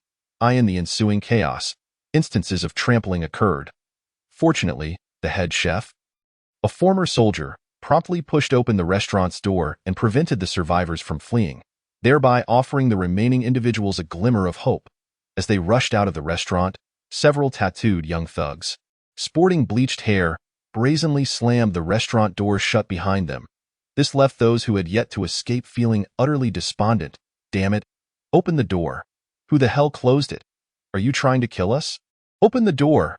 This is insane. The thugs paid no heed to the cries for help emanating from within. Instead, they shouted at the few individuals who had just escaped with them. Hurry, come help us. If we don't block the door, we'll all be dead when those monsters come out. Their words struck a chord with the fleeing survivors, especially among the elderly tourists, who, despite typically requiring others to yield their seats on public transportation, now appeared stronger than the thugs beside them. They swiftly joined the thugs in barricading the door, with one elderly man even seizing a cleaning mop to jam it into the door handles, effectively securing the entrance. Amidst the chaos, the old man's actions captured the attention of the thugs. They began to imitate him, hastily stacking everything they could find against the door: brooms, benches, table legs, leaving nothing untouched. The restaurant had transformed into a living hell. All those who failed to escape cursed the individuals outside, who had managed to flee and then blocked the door, with the most venomous words before meeting their demise. Meanwhile, those who had escaped, upon realizing their thorough safety, collapsed onto the ground, gasping for breath. Damn! Who would have thought you old geezers had it in you? Exclaimed a yellow-haired ruffian, panting as he addressed the elderly individuals who had just barricaded the door. How dare you speak to us like that? You should address us as Grandpa and Grandma, considering your age, retorted the first elderly man who had used a mop handle to block the door. Upon hearing the old man's words, the yellow-haired youth sprang to his feet and kicked him squarely in the stomach. To hell with you. I am the one who should be calling you Grandpa. What time do you think it is to still talk to me like that? Do you want to die? The old man let out a scream reminiscent of a slaughtered pig. A poised woman in professional attire immediately stood up, reaching to assist the elderly man while pointing an accusing finger at the yellow-haired ruffian. What are you doing? Do you not understand the importance of respecting your elders? You are committing a crime. The ruffian, unfazed by her admonition, casually tossed his hair and responded, Oh, I didn't notice earlier. There is such a beauty among us. However, I am curious. Why are you pretending to be a good Samaritan? Everyone present just helped keep people locked inside. By your logic, we're all murderers. His words instilled terror in the hearts of the remaining individuals, save for the earlier woman, who boldly countered, You were the one who incited everyone to block the door. On what grounds do you make such accusations? I'll have you know, I am a lawyer, and I can assure you that in a court of law, you would be the only one found guilty. The lawyer's statement relieved the elderly folk, who had just retired and were eager to enjoy life. Compared to the ruffian's words, the lawyer's reassurances brought them greater comfort. The yellow-haired youth burst into laughter upon hearing her. Are you blind or just foolish? Can't you see the situation we're in? You speak of courts. Are these monsters going to judge me? He gestured toward the zombies outside, who were ravenously devouring flesh. Everyone followed his finger to gaze out onto the street, where a throng of zombies relentlessly attacked passers-by. This sight sent chills down the spines of those who had just escaped death. What on earth had transpired in this world? Where had these flesh-eating monsters emerged from? Questions and fears flooded their minds, silencing even the old man who had been shrieking just moments ago. At that moment, a bespectacled man beside the lawyer addressed the yellow-haired ruffian. All right, my good fellow, given the current circumstances, we should unite. If we can navigate this crisis, the authorities will undoubtedly organize a rescue. His words rekindled hope among the group. Indeed, they could await official assistance. However, as they conversed, a previously restrained zombie in the corner of the hall suddenly let out a roar and smashed the table that had been containing it. The wooden table splintered in half under the relentless assault of the undead. Damn it! Stop talking nonsense. Help. Having just fled from the dining area, they had been too engrossed in their argument to notice their surroundings. It wasn't until the roar echoed that they realized a zombie lurked in the lobby. Those who had been shouting for help instinctively retreated. Initially, the zombie was merely strong but slow, yet in moments like these, no one wished to be the brave soul to confront it. Just as the zombie staggered toward the crowd, the head chef boldly charged forward. He seized a nearby stool and swung it with all his might at the zombie's head. The impact caused little harm to the creature, but the force of the rebound left the chef's hands tingling painfully. Damn! With a cry of exasperation, the stool slipped from his grasp. The zombie, undeterred, continued its assault, leading to a surreal scene in the hotel lobby. A crowd of people fleeing from a single zombie. As the zombie closed in on an elderly woman, she yanked the hotel receptionist, who was ahead of her, behind her for protection. The receptionist lost her balance and fell backward toward the zombie. She closed her eyes, consumed by the thought of impending doom. A flash of cold steel sliced through the air. The receptionist fell heavily into the zombie's grasp, yet the anticipated horror of being devoured did not materialize.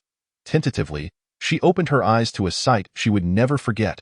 A dashing figure clad in all black stood before her, wielding a bloodied axe.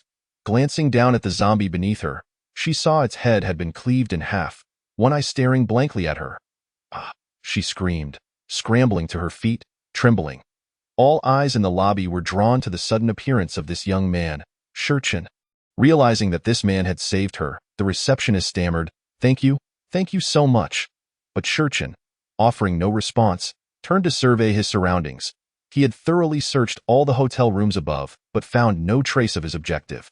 With no other options, he descended to the lobby, hoping for a stroke of luck, only to stumble upon this chaotic scene.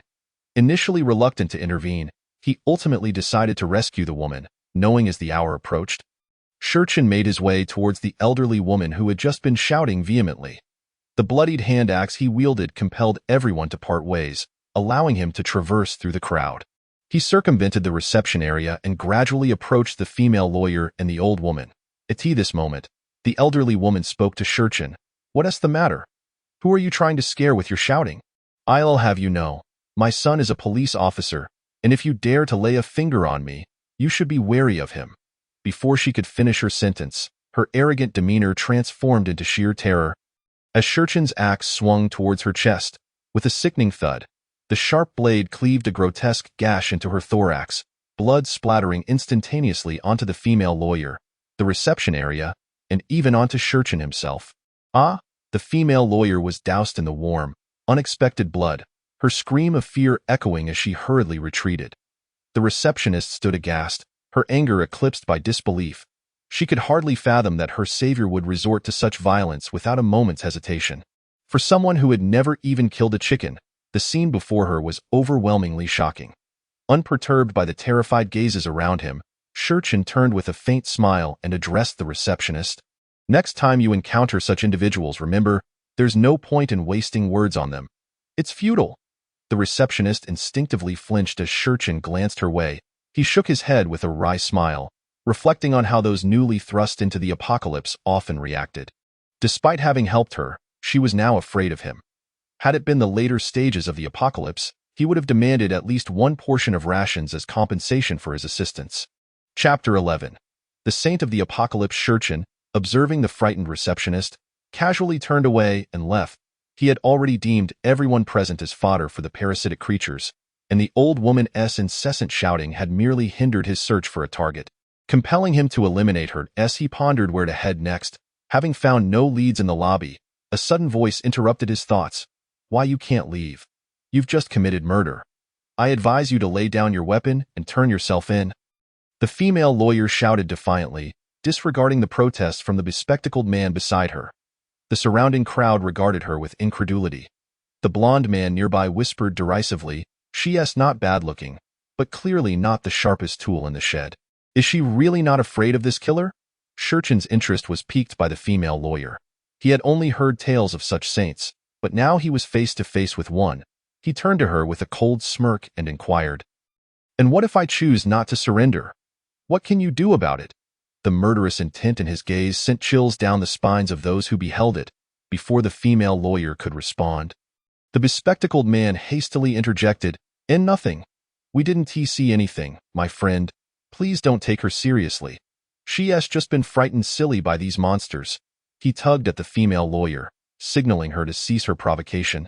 However, the female lawyer, whether out of pride or some other impulse, pushed his hand away and exclaimed, "Li Ming, I never imagined you were this kind of person. Had I known, I would never have agreed to meet someone like you." Turning back to Shurchen, she continued, "Don't be so arrogant. The authorities will surely send help soon. I refuse to believe you can kill everyone here. If you spare even one person, we will report you. And you'll be waiting for the gallows." Her words sent the crowd into disarray. "Damn it. If you want to report someone, you go ahead. Don't drag us into this." "Exactly? Are you out of your mind? Who would report anything? I saw nothing. Right? We didn't see a thing. You must be out of your mind." At this moment, Shurchen paid no heed to the surrounding chaos but instead gazed intently into the female lawyer's eyes. He was in no rush. After all, he had yet to find his target, and he was curious to see how this saint would navigate such a precarious situation. Flushed with embarrassment, the female lawyer was at a loss for words. Her initial plan to rally the crowd against Shurchen had backfired. She had underestimated their lack of unity, evident when they had fled from a single zombie moments before. How can you all be like this? He is a murderer." She finally managed to sputter. Li Ming, feeling helpless, had originally been intrigued by the female lawyer's status, having paid a hefty sum to arrange this blind date. But now, faced with such a situation, he realized he could no longer protect her. After all, no beauty was worth risking his own life. Shurchen, unfazed, stepped towards Lu Yi, as in reality, no one would defend a saint like in novels. Each person's priority was self-preservation. Seeing Shurchen approach, Lu Yi was paralyzed with fear. Just as he was about to reach her, a rotund figure stepped in front of her. The hotel manager, wearing a smile, addressed Shurchen, "Young man, I'm Shunshur, the manager of this hotel. In times like these, we must unite. After all, there are monsters outside. Please, let us focus on survival until help arrives." He gestured toward the lifeless body of the elderly woman. Continuing, "This old lady fell victim to the monsters. We can all vouch for that." Shunshur's words were met with agreement from several others present. He had not intended to be the scapegoat, but his attraction to beautiful women compelled him to act. This was an opportune moment. If he could save the woman from Shurchen, she would undoubtedly be grateful. Moreover, Shurchen's demeanor and weapon instilled a sense of threat in him. He sought to leverage the numbers around him to suppress Shurchen's audacity. If Shurchen was allowed to continue his rampage, Shunshur knew he could easily become a target as well, especially with the uncertainty of when help would arrive. Shurchen regarded the rotund manager with a smile, aware that the situation was not in his favor. The female lawyer's earlier words had sown seeds of doubt among the crowd, and any further violence on his part would likely incite fear of becoming victims themselves. With several hotel staff members, including a similarly built head chef, backing Shunshur, Shurchen realized that the moral constraints of the early apocalypse still held sway over most. If he antagonized the crowd, he could not guarantee his own safety. Ultimately, Shurchen's singular goal remained: to locate a magical beast for experimentation to see if he could successfully cultivate a parasitic creature. If he succeeded, the entire group would become fodder for these parasites. After weighing his options, he shrugged and replied, "It's of no consequence. As long as you don't provoke me, I can spare her." Upon hearing Shurchen's response, a broad smile spread across Shunshur's fleshy face. "That's more like it. Rest assured, while I'm here, no one will dare to disturb you." He then turned back to Lu Yi, giving her a reassuring pat on the shoulder. "Everything's fine now. Don't worry, it's all a misunderstanding." Lu Yi fell silent, yet in her heart, she harbored a grudge against Shurchen for putting her in such an embarrassing predicament. In her past experiences, everyone had always catered to her. Who would have thought this murderer would treat her so callously? She vowed that once the authorities arrived, she would report Shurchen and see him brought to justice. Meanwhile, Shunshur continued to pat Lu Yi's shoulder, while Shurchen settled onto a nearby chair. The head chef started directing the remaining hotel staff to fortify the doors and windows against the encroaching zombies. Chapter 12. Chen Shengnan, the grateful watching them futilely labor. Shurchen took advantage of their distraction to discreetly release his hornet parasite from his energy reservoir. As soon as the hornet emerged, it swiftly took refuge in the chandelier above the lobby, allowing Shurchen to monitor the movements of everyone present. Just as he intended to leave, the receptionist from earlier blocked his path. Summoning her courage, she approached Shurchen and said, "Hello, I'm Chen Shengnan. Thank you for what you did back there." With past experiences weighing on him, Shurchen found it hard to believe anyone. With an expression of utter indifference, Shurchen replied, "I merely find that old woman displeasing. I do not wish to save you. So there is no need for your gratitude." After uttering these words, he bypassed Chen Shengnan and continued towards the staircase. Observing Shurchen's cold demeanor, which seemed to keep others at a distance, Chen Shengnan's mind began to spiral with anxious thoughts. Could it be that he was angered by her earlier evasion? It must be so. He had assisted her, yet she had recoiled in fear. If the roles were reversed, she too would have felt irked. "Oh, Chen Shengnan, what a pitiful being you are." Shurchen, oblivious to Chen Shengnan's inner turmoil, was solely focused on locating the magical beast, intending to refine it into a poison for the purpose of exacting vengeance on that scoundrel Chen Rang. Just as he was about to ascend the steps, Chen Shengnan once again caught up with him, declaring, "It was my fault earlier. I was wrong. Rest assured, I will repay you." Shurchen was rendered speechless by Chen Shengnan's persistence. What was wrong with this woman? Ignoring her, he continued his ascent in the grand lobby. The wasp poison was present. Any unusual movement would be detected by him instantly, so he had no fear of anyone attempting to flee. The tension in the room heightened with every step he took, as all eyes were fixated on him. After Shurchen's figure disappeared up the stairs, they all exhaled in relief. That moment, their collective thought was that someone like Shurchen should be kept at a distance. Chen Shengnan did not glance back at the people in the lobby, but instead hurried to keep pace with Shurchen. As he walked down the corridor on the second floor, she trailed behind him like a devoted shadow. Frustrated, Shurchen turned and shot her a fierce glare, hoping to intimidate her into retreat. Yet, undeterred by his menacing gaze, Chen Shengnan took a deep breath and bravely positioned herself beside him, unable to tolerate her presence any longer. Shurchen seized Chen Shengnan by the collar, forcefully lifting her and pinning her against the wall of the hotel corridor. "Why must you follow me?" he demanded. Chen Shengnan, her neck gripped tightly, struggled to respond. "I thought I already mentioned it. You saved my life, and I merely wished to repay you." Her voice was nearly unrecognizable under the pressure of Shurchen's grip. His eyes remained locked on hers until she was on the verge of suffocation. At which point he relinquished his hold. She picked up the bedsheet from the bed and simply tied a knot, transforming it into a makeshift bag, before beginning to place all her belongings inside. The room was equipped with 4 bottles of mineral water and some snacks. Chen Shengnan diligently collected the supplies from each room until the bedsheet was completely filled. After weighing it to ensure she could drag it, she refrained from opening any more doors and set about laboriously pulling the heavy sheet of supplies, layer by layer, in search of the figure of Shurchen. Undoubtedly, Chen Shengnan was fortunate. The room she entered had no zombies. However, the other survivors were not as lucky. Lu Yi and Li Ming, along with several staff members, chose not to assist Zheng Long in blocking the stairs, but instead supported Shun Shi in search of a room to hide. Since Li Ming and Lu Yi were at the hotel for a blind date, they did not have a room, and the remaining individuals were hotel staff, thus lacking room cards, which forced them to break down doors. At this moment, while helping the recently assisted Shen Shi, Lu Yi began directing the others to break down the door. Although her authoritative gestures irked Li Ming and the others, they were equally eager to enter a safe room and steel themselves to commence the door breaking. Bang! Bang bang! The group exerted themselves in a futile attempt to kick down the door. It remained steadfast, either due to its solid construction or their insufficient strength. "You big men can't even kick down a door? Truly worthless." Lu Yi, in a state of panic, occasionally glanced back toward the staircase while mocking them, oblivious to the extreme dissatisfaction etched on the faces of Li Ming and his companions. Observing this, Shen Shi quickly intervened to alleviate Lu Yi's predicament. "Enough, enough. We can't blame them. It's that wretched person who took all the spare room cards." Shen Shi's words immediately redirected Li Ming and the others' ire toward Chen Shengnan. Indeed, Manager Shan is right.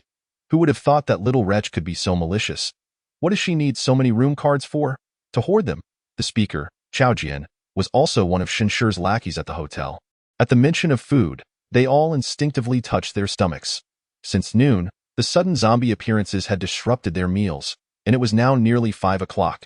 Additionally, None of them had breakfast, equating to nearly a full day without food or water. Initially, the tension and fear caused by the zombies had masked their hunger, but now, with the suggestion made, it became palpable. Never mind, this isn't the time for such discussions. We need to figure out how to open the door quickly. There are plenty of food and water supplies in the cabinets inside. Once we get the door open, we'll have something to eat. Shunshi's words undoubtedly invigorated Li Ming and his companions, who immediately turned back to resume their efforts at the door. After persistent attempts, they finally succeeded in kicking the door open. As the door swung wide, they rushed in eagerly. Just as a staff member was the first to enter, 2 naked zombies were waiting inside. "Oh no, there are monsters." His words were cut short as the male zombie lunged at him, with Li Ming and Chao Jian still pushing in from behind. The staff member had no space to escape, and the zombie bit down hard on his neck. By the time Chao Jian and Li Ming realized what was happening, a large chunk of flesh had already been ripped away from him. "Oh no! There are monsters inside! Stop pushing!" Li Ming shouted desperately while trying to shove Chao Jian back. "Don't push me, run!" Chao Jian was equally terrified. As Li Ming pushed him, he in turn shoved the staff member ahead. Chapter 14. The continuous deaths, however, the zombies inside the room were not so easily deterred. Though their movements were slow, their strength far surpassed that of an average adult. They seized the few individuals in their grasp and refused to let go, their sharp claws embedding deeply into flesh. As a result, none of those who entered the room managed to escape, all being dragged inside. At this moment, Shunsher had already pulled Louis away. Sprinting towards Zhang Long as they ran, they expressed relief at having not entered first. "Old Zhang, stop blocking the stairs. Over there. There are monsters in that room." Meanwhile, Zhang Long and his companions had nearly sealed off the staircase. Just as Zhang Long let out a sigh of relief, he heard Shunsher's voice. Turning towards the sound, he saw Shunsher's plump figure, dragging Lu Yi, fleeing in terror towards him. Following closely were Li Ming and Chao Jian, but most alarmingly, 2 naked zombies trailed behind them. Oh no! At that moment, Zhang Long and his companions realized how gravely mistaken they had been. Initially, having observed Shurchen descending safely from upstairs, they had unconsciously assumed there were no zombies above. Yet, they had not considered that there were still guests inside the rooms who had turned into zombies. Without a moment's hesitation, Zhang Long and his companions turned and dashed back upstairs. After all, they had been the ones to block the staircase, fully aware of how securely they had done so. They had used every available item from the nearby rooms to barricade the stairway, making it impossible to descend now. Watching the others flee upstairs, Shunsher felt a wave of despair wash over him, realizing that not a single person had paused to help him. Meanwhile, Chao Jian and Li Ming, who had been behind him, had already overtaken Shunsher and Lu Yi, racing up without a backward glance. In such dire circumstances, none would stop to save another. Rather, they would feel relieved that someone was slower than themselves. Just as despair clouded Shunsher's face, Lu Yi abruptly released his hand, kicking him in the stomach, all while he stared in disbelief at her actions. Having already lost significant blood from Chan Xingnan's earlier attack, Shunsher was easily knocked to the ground by Lu Yi's kick. The once virtuous Lu Yi, upon facing danger, showed no hesitation in sacrificing another to save herself. Shunsher gazed in despair at Lu Yi's retreating figure, shouting in anguish at her back, "Damn you, wicked woman. May you meet a terrible fate." Accompanied by Shunsher's final curse, a zombie lunged at him with its gaping maw. Meanwhile, Lu Yi discarded her troublesome high heels, running barefoot with a speed that rivaled that of Li Ming and Chao Jian. As everyone reached the 3rd floor, the room where Chan Shengnan had gathered supplies became their lifeline. Each person quickly chose an open room and rushed inside, immediately shutting the door behind them without regard for those still outside. As Li Ming, Chao Jian, and Lu Yi reached the 3rd floor, only one room remained with its door ajar. That moment, all 3 summoned their utmost speed towards the last room. Regrettably, due to his earlier forceful kicks, Li Ming lagged behind Chao Jian and Lu Yi. Once they slipped into the room, Chao Jian promptly secured the door with a firm grip. This left Li Ming, just a step away from entering, engulfed in despair. He pounded on the door frantically, nervously glancing back at the approaching zombies on the stairs, shouting at the top of his lungs, "Damn it! Open the door! The monsters haven't arrived yet. Let me in!" Inside the room, Chao Jian pressed his body against the door, panting heavily, completely ignoring Li Ming's desperate pleas. Lu Yi, too, suddenly appeared to have recovered from her earlier martyr complex. Looking at Xiao Jian with urgency, "You mustn't let him in, otherwise, if he—" Before Louis could finish, Xiao Jian kicked her, sending her sprawling. "To hell with you. Do I not know what to do? No need for your incessant chatter. Keep talking, and I'll throw you out to feed the monsters." The kick left Louis stunned. She could hardly believe that now. Even this lowly staff member dared to treat her so contemptuously. Previously, she had been held in high regard, with everyone around her bending over backward to please her, even her parents. But since the appearance of the monsters, even this mere employee was willing to lay hands on her. As Louis looked at Xiao Jian with a mixture of resentment and disbelief, he seized her hair and slapped her face hard. "What kind of look is that? I suggest you listen to me, or I'll toss you out for the monsters. Go ahead and test me." Lu Yi, facing the twisted visage of Xiao Jian, felt genuine fear for the first time. She nodded vigorously, which prompted Xiao Jian to release his grip on her hair. Outside the room, Li Ming had fallen silent, and the outcome was all too predictable. Xiao Jian leaned against the door, listening intently for a long while, and once he confirmed that there was no noise outside, he finally relaxed. His first instinct was not to check on the seated Louis, but to rush toward the cabinet containing food. However, upon opening it, he was met with disappointment. All the supplies from the rooms that had been opened had already been packed away by Chen Xingnan. Leaving the cabinet utterly bare, Xiao Jian, upon seeing the utterly empty cabinet, succumbed to despair and plopped down onto the ground. After a series of vigorous exertions, he felt as if his throat were on the verge of smoking. With no other choice, he dashed back into the restroom, turned on the faucet, and began to gulp down water in large swigs. At that moment, Chen Shangnan was laboriously dragging a sheet laden with supplies, desperately searching for Shurchen. She was unaware of which room Shurchen resided in, so she had no choice but to search floor by floor. With each ascent, she shouted into the corridor, "I am the person you just saved. I mean no harm. I merely wish to deliver some supplies to you, and will leave once I do." Chen Xingnan believed that as long as Shurchen heard her, he would undoubtedly come out. After all, she was only bringing him supplies. He had no reason to refuse her. Naturally, she had heard the commotion from downstairs, which filled her with fear. Several times, she contemplated giving up her search for Shurchen and simply hiding in a room. Yet, she continuously encouraged herself not to abandon her quest. After all, Shurchen had saved her life. Even if she had to hide, she must deliver the supplies into his hands. Once she had fulfilled that obligation, she would have repaid the debt of gratitude for her rescue. Just as Chen Shangnan was dragging her supplies and preparing to ascend further, a woman named Zhang Xingji, who had recently entered the hall to evade the zombies, came rushing up the stairs with her son. Zhang Xingji had initially taken her son out to confront her ex-husband for financial support. Although the child was not her ex-husband's biological offspring, she was undeterred. She intended to demand money from him.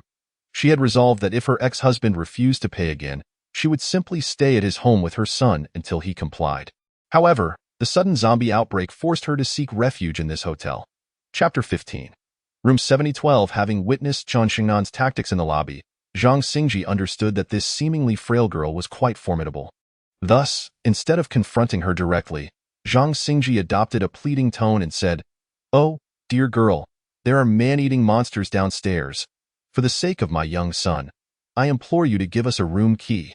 Chen Shangnan regarded the boy, who appeared to be at least 12 or 13, with incredulity. Was he truly still considered young? However, Chen Shangnan had no desire to engage in prolonged discourse with Zhang Xingji. She was determined to locate Shurchen. Without hesitation, she pulled out a room key and tossed it to Zhang Xingji before turning to leave. Yet, upon seeing the number 5003 on the key, Zhang Xingji seized Chen Xingnan's arm, exclaiming, "Quickly give me another one. This one is for downstairs. Didn't I just tell you that there are biting monsters down there?" Zhang Xingji's grip had caught hold of the sheet containing Chen Xingnan's supplies. The sheet, hastily tied with a few knots, was not particularly secure. Zhang Xingji's grasp caused it to unravel, spilling the supplies onto the floor. Upon witnessing the abundance of food and drink, both Zhang Xingji and her son eagerly lunged for the scattered items. Chen Shangnan was infuriated. She had painstakingly gathered those supplies and carried them from the second to the 6th floor, only to have them ruined by this woman and her child. "Stop! I've already given you the room key." Yet you dare to steal my possessions, Qin Shengnan shouted, brandishing a pair of scissors. Zhang Xingji halted at the sight of the scissors, but her son, unfazed, rushed forward to grab a bottle of water and began to drink. This incited Qin Shengnan's fury, and she aimed the scissors at the boy, shouting, "Put that down at once." This action seemed to strike a nerve with Zhang Xingji, who, previously hesitating, charged at Qin Shengnan. The petite Qin Shengnan stood no chance against the burly Zhang Xingji, who quickly snatched the scissors from her grasp. With the scissors now in hand, Zhang Xingji's demeanor shifted from pleading to aggressive. "How dare you, you little wretch, threaten my son? I'll kill you." As she spoke, her son gleefully opened a packet of chocolate, wearing a triumphant expression. Just as Qin Shengnan closed her eyes, regretting her momentary compassion for these individuals, she felt a sharp pain that never came.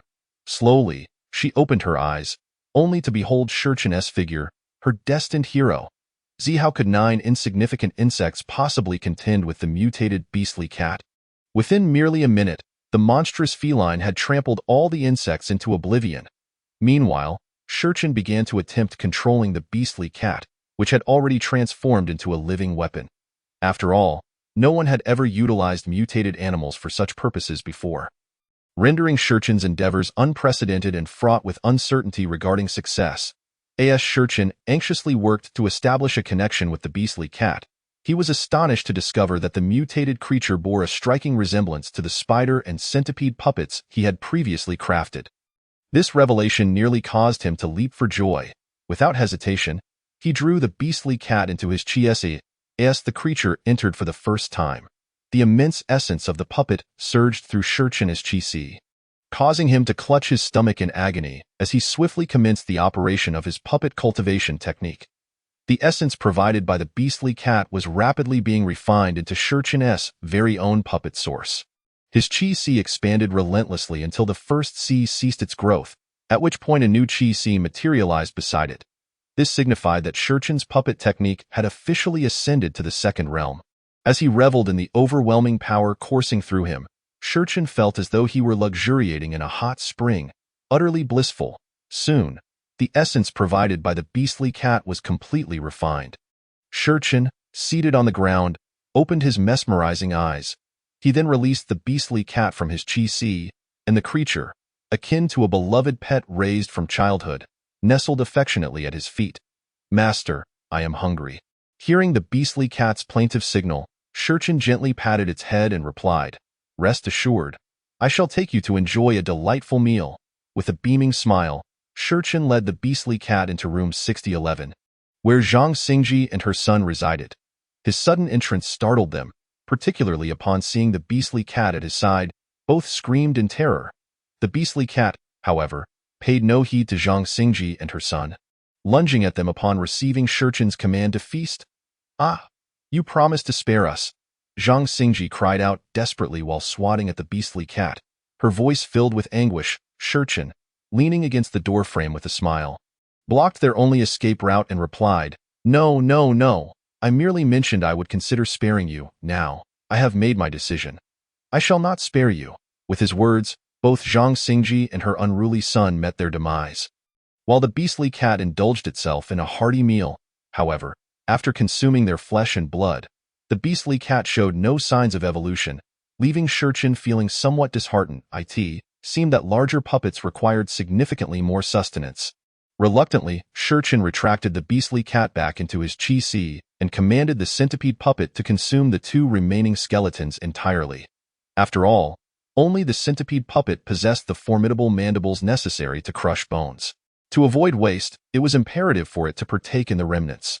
The centipede puppet, however, expressed indifference, welcoming such favorable opportunities. Once the most pressing matters were resolved, Shurchin felt an unusual lightness in his step as he swiftly returned to his room. 7012 on the 7th floor. Inside, Qin Shengnan was sitting upright, startled by the sound of knocking. Naturally, Shurchin had no intention of revealing his puppets before her, as he had yet to fully trust her. Upon hearing the knock, Qin Shengnan approached the door and quietly inquired, "Who is it?" Shurchin, exasperated, thought to himself, "Now you choose to be cautious. It's me, open the door." Upon recognizing Shurchin's voice, Qin Shengnan joyfully opened the door. "You've finally returned. I thought as Shurchin entered the room. He grabbed a bottle of mineral water, took a sip, and remarked, "You thought I would fall into the clutches of that mother and son."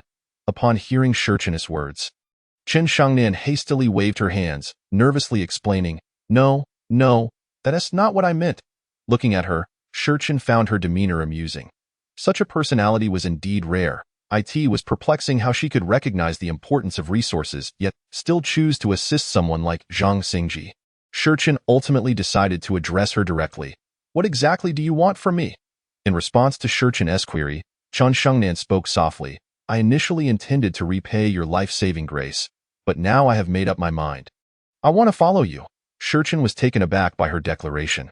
"What do you mean by following me? When did I say I would take you along?" As soon as he finished speaking, Chen Shungnan's eyes brimmed with tears once more. Unable to tolerate her weeping any longer, Shurchin deliberately stated, "I can agree to let you temporarily accompany me, but I must inform you of my rules in advance. If you cannot adhere to them, I suggest you leave now, for I will not hesitate to end your life." Upon hearing Shurchin's words, Chen Shangnan quickly ceased her tears and began contemplating. She had witnessed Shurchin's unhesitating ruthlessness. Thus she had no doubts about his threats. If she defied him, he would undoubtedly act against her. Yet, in a world overrun with monsters, could she ensure her safety by departing from him? The answer was glaringly obvious. Regardless of the circumstances, this man was undoubtedly better than any hypocrites. Rather than struggle alone in a world plagued by monsters, she resolved to follow him. With that thought, Chen Shangnan nodded determinedly. "You may speak. As long as your demands aren't excessively unreasonable, I shall comply." Upon hearing her agreement, Shurchin continued, "First and foremost, you must obey my every directive, of course. I won't demand you to die or compel you into any inappropriate acts." At this, Chen Shangnan's face flushed, and she simply nodded without speaking. Shurchin went on, "Second, discard that pitiful sympathy of yours. To survive in this apocalyptic world, you must abandon your useless compassion." Having experienced such situations firsthand several times, Chen Shangnan naturally had no objections to this point. "Thirdly, do not attempt to play any tricks, for your petty maneuvers will not escape my notice." Chen Shangnan remained silent, continuing to nod in agreement. Finally, Shurchin added, "You need not harbor any illusions regarding official rescue. The authorities are currently preoccupied with their own survival, and each day henceforth will be a day of reckoning." In truth, Chen Shangnan had already surmised that, given the indiscriminate transformation of individuals into zombies, it was inevitable that officials would also succumb to this fate. In such circumstances, any attempts at rescue would be futile. Most individuals, as long as they weren't utterly clueless, could arrive at this conclusion, yet they were unwilling to accept it. After listening to Shurchin's stipulations, Chen Shangnan voiced her agreement without reservations. At that moment, Shurchin realized that with Chen Shangnan's inclusion, he would need to slightly alter his plans. Originally, he intended to eliminate all survivors in this place before departing, allowing the puppets to consume them. However, in this apocalyptic era, there was no shortage of food for the puppets. It was merely a matter of speed. Ultimately, in the face of this apocalypse, his solitary strength would prove limited. In the early stages, Shurchin could undoubtedly thrive on his own, but as time passed, sustenance would become increasingly scarce. And as major factions took shape, they would relentlessly encroach upon the space of solitary survivors. At that juncture, he would face two choices: either join a faction and become subservient, or continuously resist the major forces on his own. Even with puppets at his disposal, it would be impossible to confront all the powerful factions alone. Neither option aligned with the life Shurchin sought to reclaim. Thus, rather than wait for that passive moment, he resolved to take action now. With experience and strength, he would establish an undeniably formidable faction, ensuring his future life would be nothing short of extraordinary. Simultaneously, on the third floor of the hotel, the head chef, Zhang Long, was hiding in room 3021 with 3 other kitchen staff. In room 3012, Chao Jian and Lu Yi occupied one space, while Huang Mao, Li Hong, and Zhang Wu, 3 small-time thugs, were in room 3015. Lastly, a few elderly men and women were trapped in room 3018. In the corridor, Li Ming, Shen Shi, and several waitstaff, who had recently been attacked by zombies, had also succumbed to their fate, now wandering aimlessly as zombies. The commotion from the rooms alerted the zombies to the presence of food just beyond the doors, prompting them to pound incessantly on the doors. What are we to do? We have neither food nor drink. When will rescue arrive? You ask me? Who should I ask? This is the end. When will those official imbeciles come to save us? The elderly individuals were clearly in a state of panic. They scoured the room in vain for anything edible. And the atmosphere of terror began to spread within each of their hearts. In room 3012, Zhang Long exhibited a remarkable calmness. Due to his prior military experience, he did not panic upon discovering the absence of survival supplies. Turning to the three young individuals before him, he made a concerted effort to steady his emotions and spoke. Currently, this room offers us no resources for survival. If we continue to hide here, we are merely awaiting our demise. Therefore, I propose a course of action. Upon hearing this, the three attendants exchanged glances and nodded in unison. Having been encouraged by Zhang Long's previous demeanor, "Brother Long, please share your thoughts." "We are all ears," they urged. Zhang Long, satisfied by their response, nodded in agreement. In light of our circumstances, it is imperative that we seize the opportunity while the monsters outside are still few in number. We must fight our way out. As the three attendants looked on in astonishment, Zhang Long continued, "You witnessed the young man who suddenly appeared and dispatched the zombies. The creature in the lobby withstood my blow from a chair. Yet after the young man cleaved its head with an axe, it fell lifeless. Clearly, the brain is the monster's Achilles heel. If we target their brains, we can assuredly vanquish them." After concluding his remarks, Zhang Long led the three attendants on a search for makeshift weapons within the room. His rationale was straightforward. If this room lacked resources, they must venture into others to find them. However, their search yielded little in terms of suitable weaponry, and ultimately, they resorted to dismantling the wooden legs of the table. With the table legs being solid wood, their jagged edges provided a semblance of sharpness, and thus each of them wielded a table leg as a weapon. Let me reiterate, remaining in this room equates to waiting for death. When we step outside, do not succumb to fear. The number of monsters is limited. If we act swiftly, we shall prevail, Zhang Long asserted. Although the attendants felt trepidation, they recognized the truth in his words. Nodding solemnly, they gripped their makeshift weapons with determination and approached the doorway. Zhang Long cautiously extended his head forward, pressing his ear against the door to ascertain the absence of zombie activity outside. Once assured, he nodded to the three behind him and pushed the door open. Meanwhile, in room 7012, Shi Qian had gathered all his belongings and, with Qian Shengnan in tow, stepped out of the room. The moment the door swung open, Qian Shengnan's anxiety surged. Shi Qian walked ahead with an air of ease, while she followed closely behind, cautiously glancing around as if to avoid detection. Together, they ascended to the fourth floor, where two zombies, having recently dispatched Li Ming and Shunshi, lingered at the staircase. They remained there, having failed to catch up with Zhang Xingji and her child. The moment Qin Shengnan laid eyes on the wandering zombies, she let out a piercing scream. Her shriek naturally attracted the attention of the two zombies. However, before they could react, Shi Qian struck with lightning speed, cleaving their heads with two swift blows. Chen Shengnan's scream had barely subsided when the zombies collapsed. "Silence!" Shi Qian's command prompted Chen Shengnan to immediately cover her mouth and nod in compliance. In the future, refrain from shouting at the sight of zombies. Their vision is poor. As long as you remain at a distance and do not make noise, they will not perceive you. After Shi Qian's explanation, Chen Shengnan, filled with curiosity, whispered, "How do you know all this?" Taken aback by the question, Shi Qian struggled to formulate an answer. After a moment of contemplation, he replied, "I just observed it." Chapter 18. Saving Zhang Long. Chen Shengnan was about to inquire further, but Shi Qian turned away, continuing his descent down the stairs. With no choice left, she silently stuck out her tongue and followed him. Meanwhile, on the third floor, Zhang Long had led the three attendants into the corridor. However, upon encountering a zombie with a severed neck, limping and adorned with decaying flesh, the attendants could not suppress their fear. Zhang Long, exhibiting greater fortitude, charged at one of the zombies, raising the table leg to deliver a fierce thrust to its skull. Yet, the impact proved insufficient. Human skulls are notoriously resilient. The wooden leg could not penetrate bone, merely puncturing through a layer of flesh, but the FO in the depths of Zhang Long's eyes, there was no trace of any other emotion.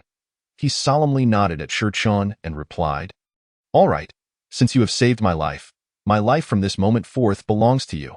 Upon hearing Zhang Long's words, Shi Qian's smile radiated even more brightly. he turned to Chen Shengnan, who stood behind him, and said, "From now on, Zhang Long will be a member of our team, just like you. Please brief him on my rules." Naturally, Chen Shengnan had no objections. She cheerfully began to introduce Zhang Long to the guidelines that Shi Chun had just shared with her. In truth, both Chen Shengnan and Zhang Long were employees of the hotel. Although they were not particularly familiar with each other, they had certainly crossed paths before long. The two were engaged in conversation. Zhang Long, 35 this year, had served in the military for 5 years. After his discharge, he returned to this place to pursue culinary arts and married, welcoming his daughter into the world last year. Meanwhile, Chen Shengnan was only 23, which naturally positioned Zhang Long as the elder brother figure. Chen Shengnan enthusiastically introduced Zhang Long to the rules laid out by Shi Chun. Zhang Long, however, was increasingly curious about the obedient beast, the monster cat. Yet, just moments prior, Chen Shengnan had not witnessed Shi Chun using the Gu technique, so she could only honestly tell Zhang Long that she also did not know. Thus, both of them looked at Shi Chun with intrigue.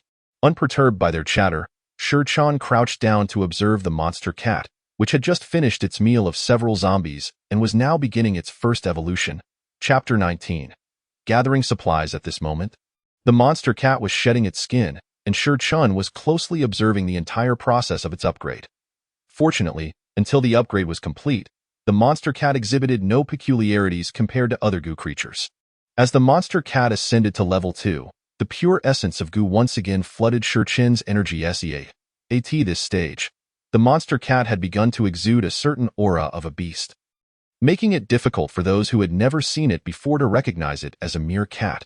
Shi Chun, unfazed by the essence flooding his energy sea, turned to Zhang Long and Chen Shengnan, saying, "We are about to leave here shortly. Do you have anyone in mind whom you believe would be suitable for our team?" Upon hearing Shi Chun's question, both Chen Shengnan and Zhang Long began to ponder. After a brief moment, they both shook their heads in unison. "Chen Ge, I believe the remaining survivors in the hotel are not suitable for our team," Chen Shengnan remarked. Zhang Long nodded in agreement, endorsing her statement. Though both were older than Shi Chun, neither of them seemed to acknowledge this fact.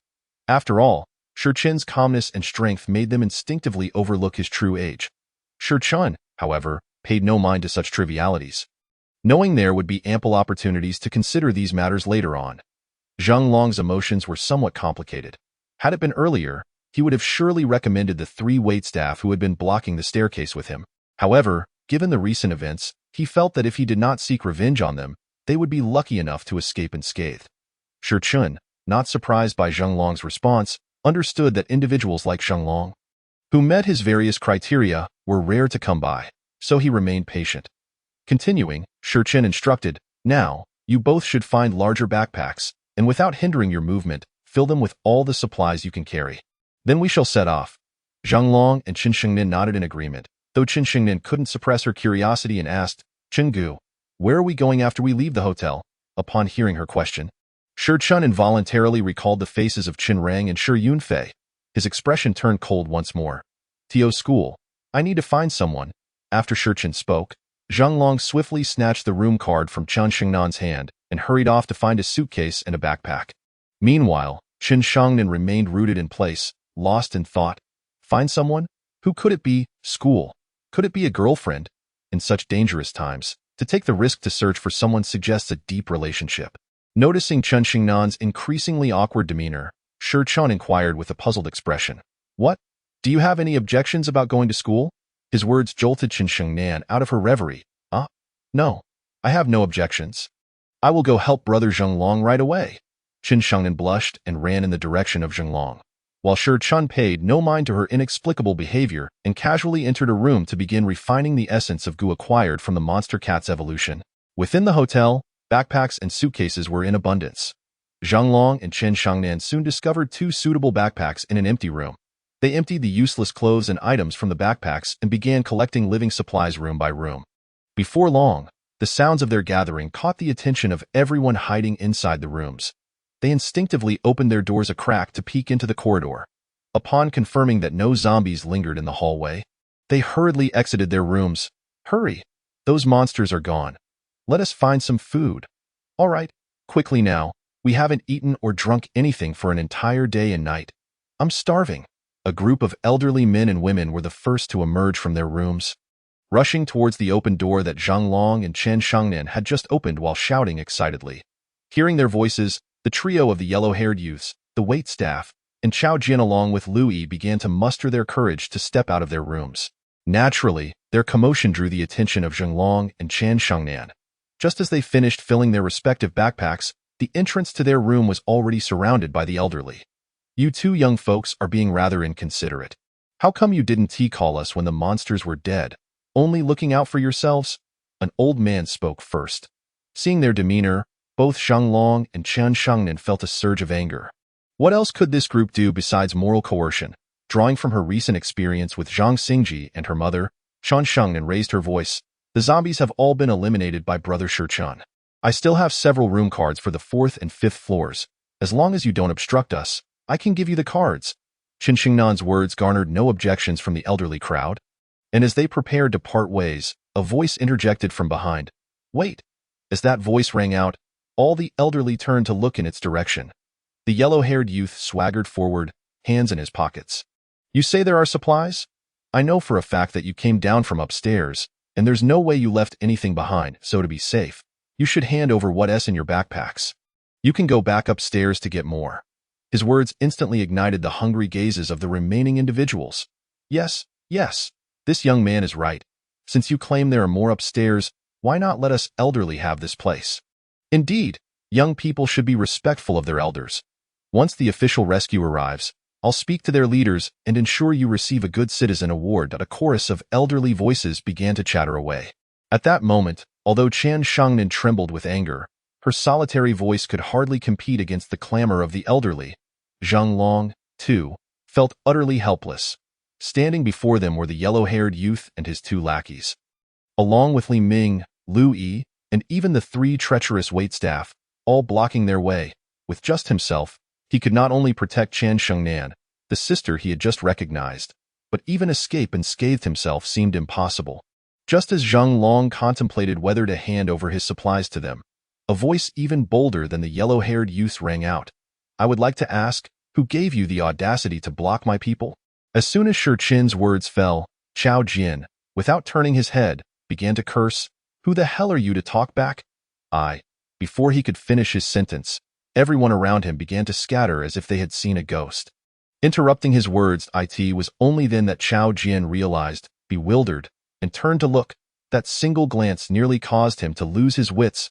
Before him stood several terrifying creatures, all staring intently at him. Behind them stood Shi Chen, a cold smirk on his face. Chapter 20. Exiting the hotel, what did you just say? Shi Chen asked mockingly, gazing at Chao Jin. The surrounding elderly and the yellow-haired youths began to slowly retreat, not daring to make any sudden movements, fearful of alarming the monstrous beings flanking Shi Chen. Lu Yi, seeing Chao Jin in Shi Chen's crosshairs, was elated and quickly chimed in. Big brother, he just cursed you. Chao Jin, upon hearing Lu Yi's words, trembled all over, his lips quivering. To hell with you. I was cursing you just now, you wretched person. After hurling insults at Lu Yi, he cautiously turned to Shi Chen, stammering, Be big brother. I didn't mean it like that. Before he could finish, the monster cat lunged at his face. With just a single swipe, Chao Jin's carotid artery was severed, and he vanished from this world. Following Chao Jin's demise, all those who had been retreating in fear turned and fled. The monster has killed someone. Get out of the way, don't block the path, run. The remaining group of elderly individuals had completely lost the imposing demeanor they once exuded, which stemmed from their sheer numbers and moral coercion. Their speed in fleeing even surpassed that of the trio with the yellow hair. Everyone began to desperately escape from both ends of the corridor. But how could those who intended to turn them into sustenance for their goo insects allow them an opportunity to flee? The 4 goo insects split into 2 groups, swiftly annihilating and devouring all remaining patrons in the hotel. Zhang Long and Chen Shangnan stood there, stunned into silence by the gruesome spectacle before them. Meanwhile, Lu Yi, who had chosen not to flee, found her mindset undergoing a transformation. After the harrowing experience with Chao Jin, she acutely sensed that the world had irrevocably changed. Perhaps it was time to align herself with these individuals. At that moment, with the relentless consumption by the 4 goo insects, Shi Chen could distinctly feel the immense essence of goo insects surging within his 2 energy seas. This palpable enhancement of power painted a joyful smile across Shi Chen's face. Once the 4 goo insects had consumed all the corpses, they commenced a new round of evolution. All 4 elevated to level 3. Particularly the beast cat, which, having devoured half of the survivors on its own, was now on the cusp of reaching level 4. After the goo insects upgraded, Shi Chen recalled them into his energy sea and returned to the room where Zhang Long and Qian Shengnan were. Upon seeing Shi Chen's figure, Lu Yi immediately adopted a feeble demeanor and exclaimed, "Big brother, you are truly impressive to command such monsters. I admire you immensely." At that moment, Qian Shengnan's irritation boiled over at Lu Yi's presence. "What are you still doing here? Hurry and get lost." Qian Shengnan snapped at Lu Yi. Noticing that Shi Chen did not defend her, Lu Yi felt emboldened and deliberately puffed out her chest, retorting with a mocking tone, "Oh, you are quite rude, little girl. Big brother hasn't spoken yet you dare to chase me away. What, do you hold authority here?" Qian Shengnan's face flushed with anger at Lu Yi's insolence. Yet she dared not act against her as long as Shi Chen remained silent. Just as Lu Yi intended to say something to Shi Chen, he unleashed the beast cat once more. Upon seeing the beast cat, Lu Yi was instantly paralyzed with fear, trembling uncontrollably as she instinctively began to retreat. Shi Chen, however, had no desire to engage in further dialogue with Lu Yi. Such women are nothing but trouble. And trouble is precisely what Shi Chen detests. As the beast cat lunged at Lu Yi's neck with a powerful swipe, she clutched her blood-splattered throat in disbelief as she collapsed. Even in her dying moments, she could not comprehend why Shi Chen had chosen to kill her without uttering a word. Witnessing Shi Chen's decisive action, Qian Shengnan's gaze began to shimmer with admiration. She couldn't help but marvel at Shi Chen's composed demeanor amidst such chaos. "We should be on our way. After I finish what needs to be done, we can return for the remaining supplies," Shi Chen stated, interrupting Qian Shengnan's reverie. Nodding in agreement, they followed Shi Chen out of the room. The 3 of them, each carrying a backpack, made their way outside the hotel.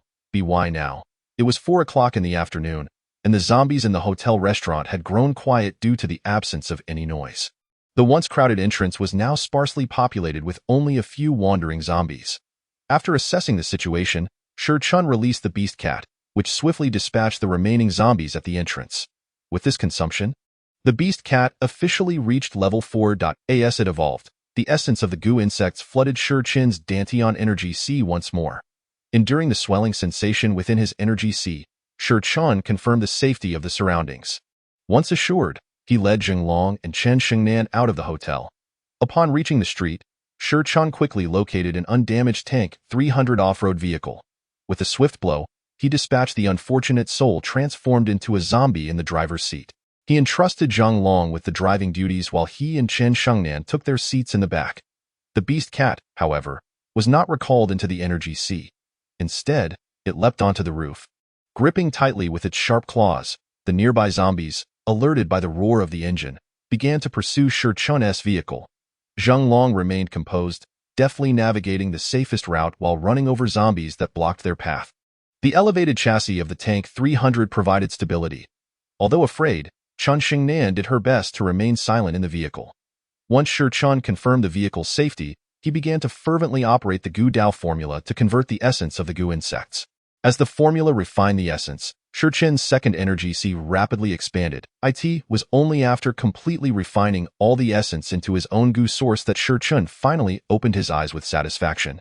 Turning to Zhang Long, who was driving, Shi Chen stated, "Let us first head to the nearby police station for some equipment before proceeding to the school." Upon hearing this, Zhang Long nodded and adjusted the steering wheel towards the police station. At that moment, Qian Shengnan sighed in relief upon seeing Shi Chen's eyes open. Gazing out at the throngs of howling zombies, she couldn't help but feel anxious about their future. Turning to Shi Chen's profile, she ventured to ask, "Brother Chen, what should we do moving forward?" Upon hearing Qian Shengnan's inquiry, Shi Chen understood her concerns. Realizing that this was indeed an opportune moment, he earnestly asked, "What are your thoughts on the matter?" Chapter 21. Target Police Station. Following Shi Chen's question, both Qian Shengnan and Zhang Long fell into a contemplative silence. In this world, now teeming with monstrous beings, where should they direct their paths? After a lengthy pause, Qian Shengnan was the first to speak up. "I've made my decision. I will follow you. You saved my life, so I trust you." Zhang Long, after much hesitation, finally voiced his request, "Brother Chen, Although I am uncertain about the future, I have one plea. Hearing Zheng Long refer to him as brother felt somewhat awkward for Shi Chun, yet he maintained a serious demeanor as he replied. Speak. Zheng Long, gritting his teeth, confessed, I ask that you help save my wife and daughter.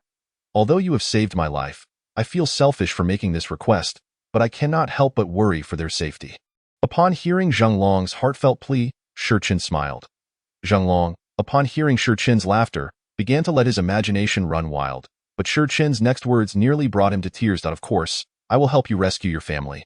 Whether it's you or Qin Shengnan, since you've chosen to follow me, I will not abandon your loved ones. Shi Chun's words were undoubtedly intended to win their loyalty, but both Zheng Long and Chen Shengnan were moved to tears at this declaration. Brother Qin Yu, enough, enough. How old are you to still call me brother? Shi Chun interrupted Zheng Long before he could finish. His words effectively dispelled the somber atmosphere surrounding Chen Shengnan and Zheng Long. Zheng Long stammered. Slightly embarrassed, how should I address you then? Shi Chun pondered for a moment. Since they were about to establish a faction, a proper title was necessary. After some deliberation, he addressed them. For now, just call me Captain. We can decide on a more permanent title once our group has grown. Both Zheng Long and Chen Shengnan nodded in agreement. The vehicle soon arrived at the vicinity of the police station. At the entrance, two figures noticed Shi Chun's off-road vehicle as it approached. Among them, a leering, rotund man shouted to his companion, Monkey, hurry inside and inform Boss Tang that a vehicle is coming. Damn, I'm always the one running errands. The one called Monkey grumbled as he reluctantly made his way into the police station. Inside the police station's lobby, what was once a marble counter for duty officers had transformed into a tool of crime. Three men were engaged in despicable acts with a woman, occasionally flashing lewd grins. At the back of the counter, a stern-looking man sat, his face marred by a vicious scar, clad in prison garb. They were notorious criminals from Gaoshan City, originally meant to be transported to prison yesterday. Unexpectedly, the apocalypse struck, plunging the police station into chaos. Seizing the moment, Tang Xingzhong had commandeered the police officers' firearms, taking control of the entire station. Boss, a vehicle is approaching outside. It seems to be coming our way, Monkey announced as he entered. Upon hearing this, Tang Xingzhong sprang to his feet, drawing his handgun and barking at the three men. Enough! We'll continue later. Grab your weapons and come with me to check it out. Only then did the three men reluctantly release the tormented policewoman. Boss, no need to be so tense. We have guns now. Whoever it is 1T gain the upper hand under our command. Tang Xingzhong, upon hearing his words, turned sharply and fixed a fierce glare upon him, his piercing gaze causing the speaking subordinate to instantly fall silent. Don't let your guard down. There are many formidable individuals in this world. Be wary of falling into a trap. As soon as Tang Xingzhong finished speaking, the other two immediately chimed in with laughter to diffuse the tension. Indeed? The boss is right. Let us go take a look right now. At that moment, Shi Chun's vehicle arrived at the police station's entrance, while the previously mentioned plump man had already dashed inside. Zheng Long glanced at the tightly shut door and turned to Shi Chun. What do you think, Captain? Shi Chun surveyed the securely locked door before glancing at the horde of zombies gradually gathering nearby. Without hesitation, Shi Chun declared, Get out, and let us climb over the wall. Upon hearing Shi Chun's command, Zheng Long and Chen Shengnan wasted no time in opening the door and charging forward. The instant the door swung open, zombies that were nearby rushed towards them. Shi Chun swiftly exited the vehicle, commanding the beastly cat atop the roof to provide cover for the three of them, while he sprinted towards the police station's wall. Shi Chun's speed far exceeded that of Chen Shengnan and Zheng Long, and as he approached the wall, he gathered his strength and kicked off the surface. The tremendous force propelled Shi Chun effortlessly to the top of the wall, where he extended a hand down to Chen Shengnan, pulling her up with ease. Zheng Long, demonstrating his own impressive agility, managed to vault over the wall single-handedly. The horde of zombies was effectively blocked at the base of the wall by the beastly cat. Just as the three of them landed, a shadow hurtled towards Zheng Long's head with a swift gust. In that moment, Shi Chun seized the shadow, which turned out to be the baton of Tang Xingzhong's underling. Just as Shi Chun was about to retaliate, a voice rang out, Don't move. With Tang Xingzhong's words, the trio noticed he was brandishing a handgun, the dark muzzle aimed directly at them. Left with no choice, Shi Chun reluctantly released the baton from his grip. Humph. This kid has some strength. Lin Chen spoke as he swung the baton towards Shi Chun's back. With a thud, the baton struck, causing Shurchen to grunt and lean against the wall. Faced with the handgun, Shurchen couldn't afford to confront him directly, so as the baton made contact, he discreetly unleashed all the goo insects from his chi-si, noticing that Tang Xingzhong and his group were oblivious. Shurchen quickly instructed the beastly cat outside the wall to leap over and distract them. Seizing the moment they were startled by the creature, Shurchen commanded the centipede goo and wasp goo to swiftly attack Tang Xingzhong and his companions. "What the hell is this thing?" cried the boss. Before they could finish their exclamation, the potent venom of the two goo insects incapacitated Tang Xingzhong and his men, causing them to collapse to the ground. Seeing this, Zhang Long hurriedly rushed over to support Shurchen, asking, "Are you all right?" Hearing Zhang Long's concern, Shurchen smiled and shook his head. "I'm fine, don't worry." With that, Shurchen pulled out his hand axe and approached the incapacitated individuals. At that moment, Tang Xingzhong, who could only move his mouth, struggled to lift his head and weakly asked Shurchen, "Who are you? What was that just now?" Listening to his questions, Shurchen crouched down, picked up the handgun that had fallen to the ground, and coldly replied, "You might want to ask Yama about those questions." After speaking, Shurchen swung the hand axe, ending Tang Xingzhong's life.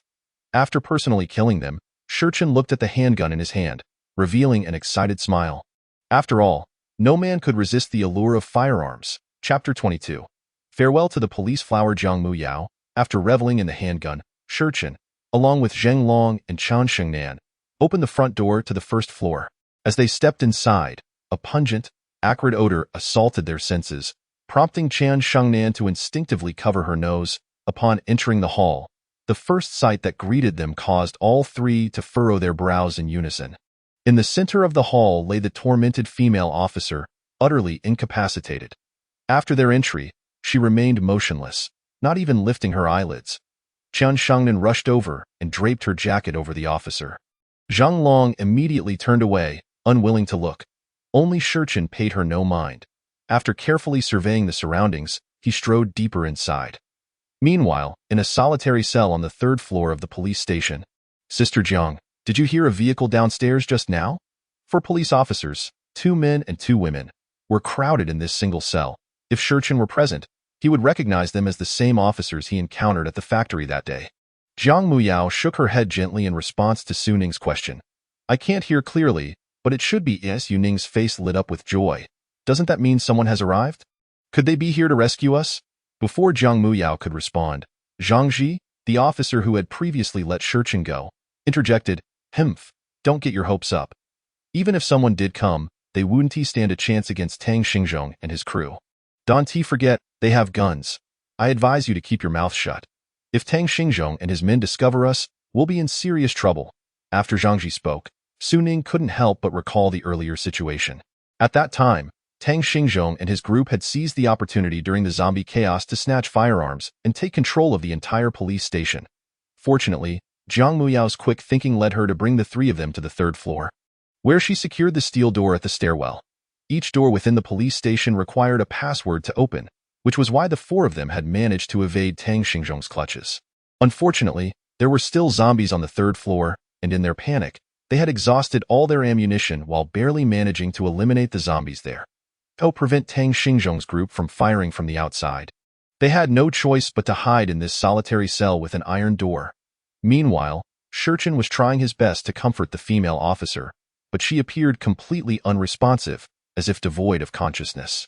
No matter what Chen Shengnan said, she ignored it. With no other option, Chen Shengnan approached Shurchen. "Brother Chen, oh no, Captain, what about her?" Instead of answering her question right away, Shurchen turned and handed the handgun in his possession to Zheng Long. "My marksmanship is terrible. You hold on to it for now. Take Chen Shengnan downstairs while I go upstairs to locate the police station's equipment room." Zheng Long took the handgun from Shurchen, deftly opening the magazine to confirm there were 3 rounds left. After ensuring the ammunition count, he loaded the magazine, disengaged the safety, and chambered a round, executing the sequence fluidly. Only after Zheng Long was prepared did Shurchen address Qian Shengnan. "What did I tell you before? The only one who can save her is herself.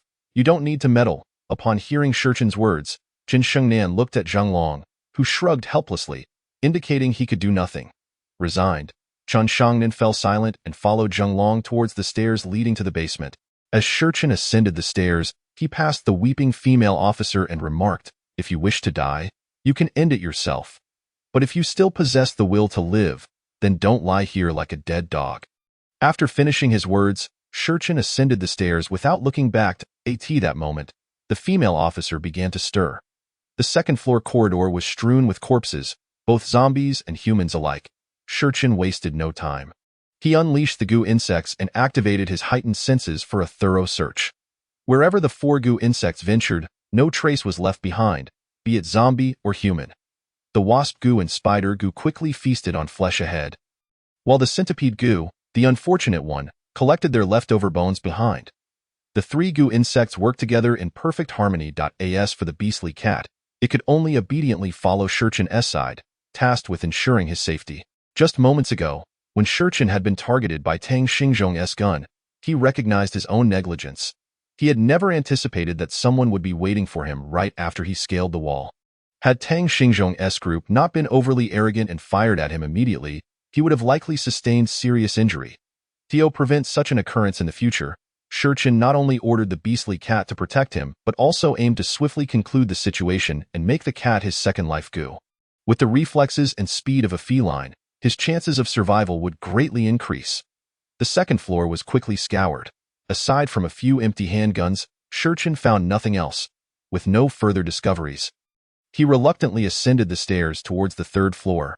Upon reaching the 3rd floor, he was blocked by a locked iron grate. Heightening his vigilance, Shurchin noted that the door was locked and that several corpses riddled with bullet holes lay inside, indicating that there were indeed people within. Shurchin immediately recalled his primary spider goo, understanding that if his life goo were to perish, his first chi-si would be rendered useless. Therefore, he could only release his life goo when absolute safety was assured. Instead, he sent the centipede goo to take the lead. The wasp goo flew in first, providing Shurchin with a view and confirming that no living beings occupied the corridor. Then, the centipede goo used its indomitable mandibles to break the lock from within. As the iron gate swung open, the beastly cat sprang inside, embarking on a thorough search of each room. It wasn't until the creature reached the last room, which was tightly sealed, that Jiang Muyao drew her pistol, aiming it at the entrance. The moment the beastly cat pushed the door open, Jiang Muyao swiftly emptied her magazine. Bang, bang, bang. 3 thunderous gunshots echoed through the corridor. However, the bullets merely left shallow wounds on the centipede insect and the beastly cat. "Ah, what kind of monster is this?" The 4 individuals hiding in the cell screamed in terror at the sight of the centipede insect and the beastly cat before them. Silence. Under the gaze of the wasp insect, Shurchin approached. Jiang Muyao and the others immediately recognized Shurchin. After all, his outdoor attire and handsome visage were unmistakable. "It's you. What are you doing here? Run." Jiang Muyao instantly recognized Shurchin and shouted for him to flee. Yet, instead of retreating, Shurchin approached them with a smile. Just as the 4 inside believed Shurchin was doomed, the centipede insect and the beastly cat obediently lay at Shurchin's feet like pets. This scene, far beyond normal comprehension, left the 4 with their mouths agape in astonishment. It was Jiang Muyao who first regained her composure, exclaiming incredulously, "You can control these monsters?" Chapter 23. Finding the armory. Shurchin merely smiled, offering no response to Jiang Muyao's query. He had no intention of elaborating, for the opinions of others held no weight for him. "I ask, you answered." As Shurchin stroked the beastly cat's head, he addressed the 4. However, his demeanor immediately irked Zhang Ji, who recalled how Shurchin had once been exceedingly respectful in his presence. "What do you mean? Step aside and let us out." Upon hearing Zhang Ji's arrogant tone, Shurchin raised a finger. Instantly, the wasp insect that had been flying in the corridor darted into the room, its sharp stinger piercing Zhang Ji's skull. The immense force drove the stinger clean through his cranium, pinning him against the wall behind. The sight caused Su Ning to scream in terror, retreating into Jiang Muyao's embrace. Shurchin continued to survey the 3, coolly stating, "I ask, you answered. Do you understand?" Before Jiang Muyao and Su Ning could respond, Chung Su quickly interjected, Yes, big brother. What do you want to ask?" "We will certainly answer truthfully." Faced with Shurchin, who could control monsters and kill without flinching, Chung Su was so terrified that he was on the verge of losing control. "All right then, why were you hiding here?" Shurchin was naturally curious as to why the group in prison attire had not dealt with them on the 3rd floor. Chung Su promptly provided a brief explanation. After listening, Shurchin had a general understanding of the police station's predicament. My second question. Where is your armory? As soon as Shurchin finished speaking, Jiang Muyao interjected. Was the factory's disappearance case instigated by you? Jiang Muyao's words caused Su Ning and Cheng Su to tense up instantly. After all, having witnessed Zhang Ji's fate, they never anticipated Jiang Muyao would dare to question Shurchin. Shurchin, intrigued, regarded the beautiful police officer before him. Indeed, it was me, but it was not a disappearance. It was a murder case. What do you intend to do about it? Hearing Shurchin's admission, Jiang Muyao chuckled. As I suspected, but I never imagined you could control such monsters. Otherwise, I would have apprehended you immediately. Her words prompted Shurchin to burst into laughter. However, his mirth terrified Cheng Su, who hastily explained, Big brother, please don't be angry. I answered according to your words. If you wish to kill her, it has nothing to do with me. I can take you to the armory right now. Cheng Su's declaration left Su Ning incredulous as she looked at him. Cheng Su, how can you say that? Sister Yao saved us. How can you betray her now? Hearing Su Ning's words, Cheng Su pointed at Jiang Muyao, cursing vehemently. This woman is completely deranged. She flaunts her father's power like she's invincible. What the hell is going on now? If you want to die, don't drag me down with you. Cheng Su's frantic demeanor frightened Su Ning, prompting her to cling tighter to Jiang Muyao. At this moment, Jiang Muyao spoke, not to Cheng Su, but to Shurchin. I now understand the matter that piqued my curiosity the most. You may proceed, but I hope you can spare her life. Jiang Muyao pointed at Su Ning, continuing, she can guide you to the armory. Shurchin regarded Jiang Muyao, who appeared relieved, growing increasingly curious about what she was thinking. Is it worth sacrificing your life just to uncover the truth behind a case that has no bearing on you? After Shurchin posed his question, Jiang Muyao smiled and replied, Indeed, I have always been fascinated by mysterious cases, which is why I chose to become a police officer. Ever since I received your case, I have been endlessly curious about how you accomplished it. Since we are bound to die today, I wish to satisfy my curiosity before our end. As soon as Jiang Muyao finished speaking, Cheng Su seized the opportunity while Shurchin was preoccupied and attempted to escape. However, the moment he made a move, Shurchin swiftly detected him. Drawing his hand axe, Shurchin severed Cheng Su's neck in an instant. Cheng Su clutched his throat, eyes wide with resentment and confusion, staring at as Jiang Muyao and Su Ning were contemplating entering the armory. The monstrous cat emitted a warning growl directed at them. Shurchin, without glancing back, addressed the two. I'm afraid you cannot enter just yet. Once we are armed and depart, everything left will belong to the two of you. While selecting his size of tactical police uniform, Shurchin continued, as long as you cooperate, we shall coexist peacefully. However, should you choose to engage in any mischievous antics, I regret to inform you that there will be consequences. Shurchin's words instilled fear in Su Ning, prompting her to hide behind Jiang Muyao. After all, the young man they had just met radiated an overwhelming sense of dread. Having served as a police officer for an extended period, Su Ning had encountered numerous ruthless criminals. Yet none could compare to the menace exuded by Shurchin. His gaze seemed to harbor an ethereal aura of lethality. While shielding Su Ning, who was cowering behind her, Jiang Muyao pointed at the monstrous cat blocking the doorway and said, Rest assured, with it here, we have no intention of acting recklessly. After all, we do not wish to meet our demise. Shurchin refrained from further conversation and instead picked up a combat mask from the shelf, forcefully handing it to the distracted Chan Shengnan. Quickly change into this outfit and put this on. Upon hearing Shurchin's command, Chan Shengnan instinctively glanced down at her attire. An LA professional outfit paired with alluring black stockings. Clearly unsuitable for the post-apocalyptic environment. However, gazing at the all-encompassing mask handed to her, she expressed her discontent. Captain, I can change my clothes, but must I wear this mask? It's far too unattractive. Shurchin chuckled. What do you think? Seeing the sinister smile on Shurchin's face, Chan Shengnan hastily donned the mask, muttering, I was wrong. I'll change right now. With that, Chen Shengnan swiftly grabbed a smaller tactical uniform and dashed towards the changing room.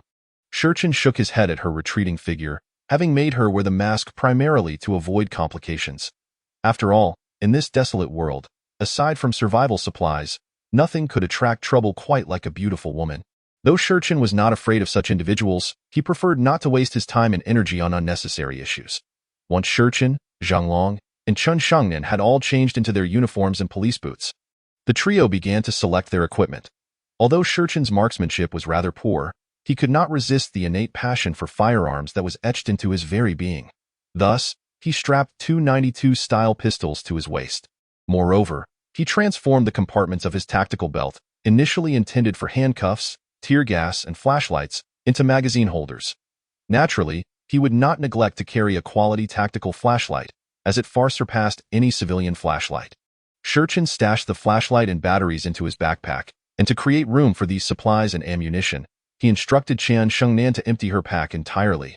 The three, intent on minimizing waste, opted to eat while hastily stuffing bullets and gear into their bags. This scene prompted Jiang Muyao and Su Ning, who had gone nearly 2 days without sustenance, to salivate profusely. Before long, Shurchen and his companions had their fill and gathered all the equipment they could carry. They now resembled an authentic tactical police unit, and even Jiang Muyao and Su Ning, had they not been previously informed, would have believed them to be genuine officers while walking down the street. Just as Shurchen was about to leave, Jiang Muyao, who had remained quietly by the door, spoke up, "May we join you?"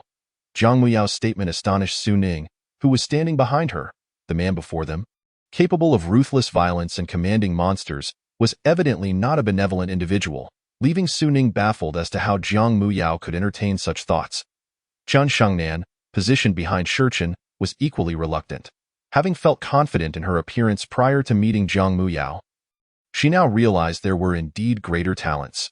However, her expression was concealed by the encompassing tactical mask, rendering it invisible to others. Shurchen paused at Jiang Muyao's request, intrigued. "Dado? What makes you think I would want to bring you along? What benefit do you offer beyond merely adding 2 more mouths to feed?" In response, Jiang Muyao displayed a confident demeanor, declaring, "Su Ning behind me is one of the top marksmen in Gaoshan City and ranks among the best in the province's police force." After pointing to Su Ning, she continued, "As for me, I am the combat champion of our police force, and my father is the chief operations officer of the 5th War Zone. I know the route to the 5th War Zone, where the weaponry and equipment far surpass what this modest precinct can offer." Shurchen's interest was piqued. It was not merely their skills that captivated him, but rather Jiang Muyao's prestigious background, the 5th War Zone. This was on his list of targets for vengeance, as the betrayal he suffered in his previous life was intricately linked to the machinations of the 5th War Zone. With this in mind, Shurchen addressed Jiang Muyao and Su Ning. "I can reluctantly accept your proposition, but I fear my rules may not sit well with you both." Immediately, Jiang Muyao countered, "How would you know unless you state them? Besides, given our current circumstances, do we, as 2 women, possess any other viable options?" Chapter 25. Adding 2 new members. Jiang Muyao had always been an astute woman, fully aware of her desires from a young age. Her decision to align with Shurchen stemmed not only from her lifelong fascination with mysterious events but, more importantly, from recognizing his genuine capabilities. A decisive individual like Shurchen was bound to achieve great things in this apocalyptic world, which was precisely why Jiang Muyao was resolute in joining him. After listening to Jiang Muyao, Shurchen turned to the hesitant Su Ning, who had been hiding behind Jiang Muyao. "Have you consulted her before deciding to join us? Forcing someone unwilling into the fold is akin to introducing a ticking time bomb. And I cannot permit any unstable elements within my team." Shurchen's statement reflected his perception of Su Ning's uncertainty. Hearing this, Jiang Muyao also turned to look at Su Ning. After glancing at Shurchen and his companions, and then back at Jiang Muyao, who had been her protector, Su Ning hesitated for a moment before resolutely declaring, "I am willing to join them. My life was saved by Sister Yao, and wherever she goes, I shall follow." Upon hearing her words, Shurchen's mind immediately began to formulate potential uses for the 2 women. Then he turned to Chun Shengnan. "Since they wish to join us, I entrust you with their training. Ensure they understand my rules, and they shall teach you how to wield weapons and engage in combat." Despite her reluctance, Chun Shengnan had no choice but to nod in agreement, recognizing that the 2 newcomers were indeed more capable than herself. To avoid being overshadowed, she silently resolved to diligently learn their skills, aspiring to assist Shurchen in the future. Once Chun Shengnan adjusted her mindset, she stepped forward to relay all of Shurchen's rules to Jiang Muyao and Su Ning. Shurchen also left the leftover food and water from their earlier meal for the 2 women, who had gone nearly a day without nourishment. Even the simplest snacks and bottled water felt like a feast to them, and they disregarded their appearances as they eagerly consumed the provisions while listening to Chun Shengnan. After the 2 had satiated their hunger, They agreed to the 3 rules outlined by Qian Shengnan. Subsequently, with Shichen's approval, Zhang Muyao and Su Ning entered the armory to select their gear. Thus, Shichen's team expanded to include 2 new members, and all 5 were now fully equipped with police gear. Resembling a specialized tactical unit as they walked down the street. Upon reaching the lobby on the 1st floor, the 5 encountered the previously encountered female officer who had tragically taken her own life at the entrance. Zhang Long sighed deeply, as the sudden onset of the apocalypse had not favored everyone with the luck to survive. Zhang Muyao and Su Ning recognized the deceased officer who had served as a registration officer on the 1st floor. After inquiring with Qian Shengnan about the details of the incident, both women gazed sorrowfully at the lifeless body. It was a cruel twist of fate that she had not fallen to the hands of mutated zombies, but rather perished at the hands of Tang Xingzhong and his ilk. Shichen, however, paid no heed to the 4 as they mourned the deceased. His primary concern lay in devising a safe means of escape from their current predicament. The sounds of their earlier skirmish, coupled with the lingering scent of blood left behind by Tang Xingzhong and his companions, had attracted hordes of nearby zombies. The night had fallen completely, and the zombies, cloaked in darkness, had congregated at the entrance in increasing numbers. Surrounding the off-road vehicle that Shichen and his companions had arrived in, zombies were tireless. Whether day or night, as long as they detected the presence of living beings, they would attack relentlessly. This unique circumstance rendered the nighttime zombies even more menacing than their daytime counterparts. Just as Shichen grappled with the mounting pressure, Zhang Muyao's voice rang out from behind him, "Captain, we have an armored police vehicle in our garage." Shichen's eyes lit up at Zhang Muyao's words. "However, I do not know how to drive DOU." Upon hearing Zhang Muyao's, however, Shichen's expression darkened. While he could barely manage to drive an ordinary car, despite not having a driver's license, his previous life experiences allowed him to operate a standard vehicle. This armored car was a different matter entirely. He had never even laid eyes on one before. Just as Shichen was contemplating abandoning the armored vehicle in search of an alternative, Zhang Long spoke up, "Captain, don't worry, I should be able to drive. Police armored vehicles are not significantly different from military ones." Zhang Long's words instantly lifted Shichen's spirits, and he thought to himself that his luck in this second life had improved, as he had casually rescued a versatile talent from the hotel. "All right, Zhang Long will drive, and Zhang Muyao, you will lead the way. Let us depart at once." Shichen was eager to avoid any further delays, as every moment wasted could lead to unforeseen dangers. If Chen Rang, that scoundrel, were to be devoured by zombies, he would miss the chance to exact his revenge. The obsession for vengeance was etched deep within Shichen's very bones. He had yet to bind his second life's goo, solely to seize every moment to find Chen Rang at the school. Though Zhang Long and the others did not comprehend Shichen's urgency to set off at night, no one dared question him, especially the newly joined Zhang Muyao. Soon, a sleek black police armored vehicle was driven out of the garage by Zhang Long. Notably, not only was the vehicle fully fueled, but several barrels of gasoline had also been loaded onto it. Thus, the 5 of them climbed into the sturdy armored vehicle and smashed through the gates, heading straight for the university town. Along the way, any zombies that obstructed their path were mercilessly crushed into pulp by the towering armored vehicle. Once safety was assured, the 3 ladies, Qian Shengnan and her companions, slowly drifted into slumber in the back seat, having spent the entire day in a state of heightened tension. Upon witnessing this scene, Shichen turned to Zhang Long and inquired, "How are you holding up, Brother Long?" Hearing Shichen's concern, Zhang Long promptly replied, "Rest assured, during military drills, it was common for us to go 3 days and nights without sleep." Shichen felt reassured by Zhang Long's words and continued, "Thank you for your efforts. Once we resolve things tomorrow, we will head to your home to rescue your wife and children. Then I will find a suitable place to establish our influence so that your family can have a safe haven in this apocalypse." At the mention of his family, a complex expression crossed Zhang Long's resolute face. "Captain, do you think they will?" Before Zhang Long could finish, Shichen interjected, "Do not worry, they will surely be fine." After this affirmation, Zhang Long nodded earnestly, "Yes, you are right. They will be all right." Returning his focus to driving, Zhang Long navigated the vehicle carefully, avoiding roadblocks while steadily making their way to their destination. Chapter 26. Survivors in the library. At this moment, Shichen closed his eyes, not to rest, for under the influence of the Gu Dao Ju, his physical capabilities far surpassed those of ordinary individuals. Even after days without sleep, he would not feel fatigued. He closed his eyes to concentrate and refine the magical beast cat into his second life goo before reaching the school. The magical beast cat had already been stored within his second chi si. The Gu Dao Ju activated swiftly, and the magical beast cat was successfully refined into Shi Qin's second life goo. With this successful refinement, Shi Qin gained the ability of his second life goo, agility enhancement.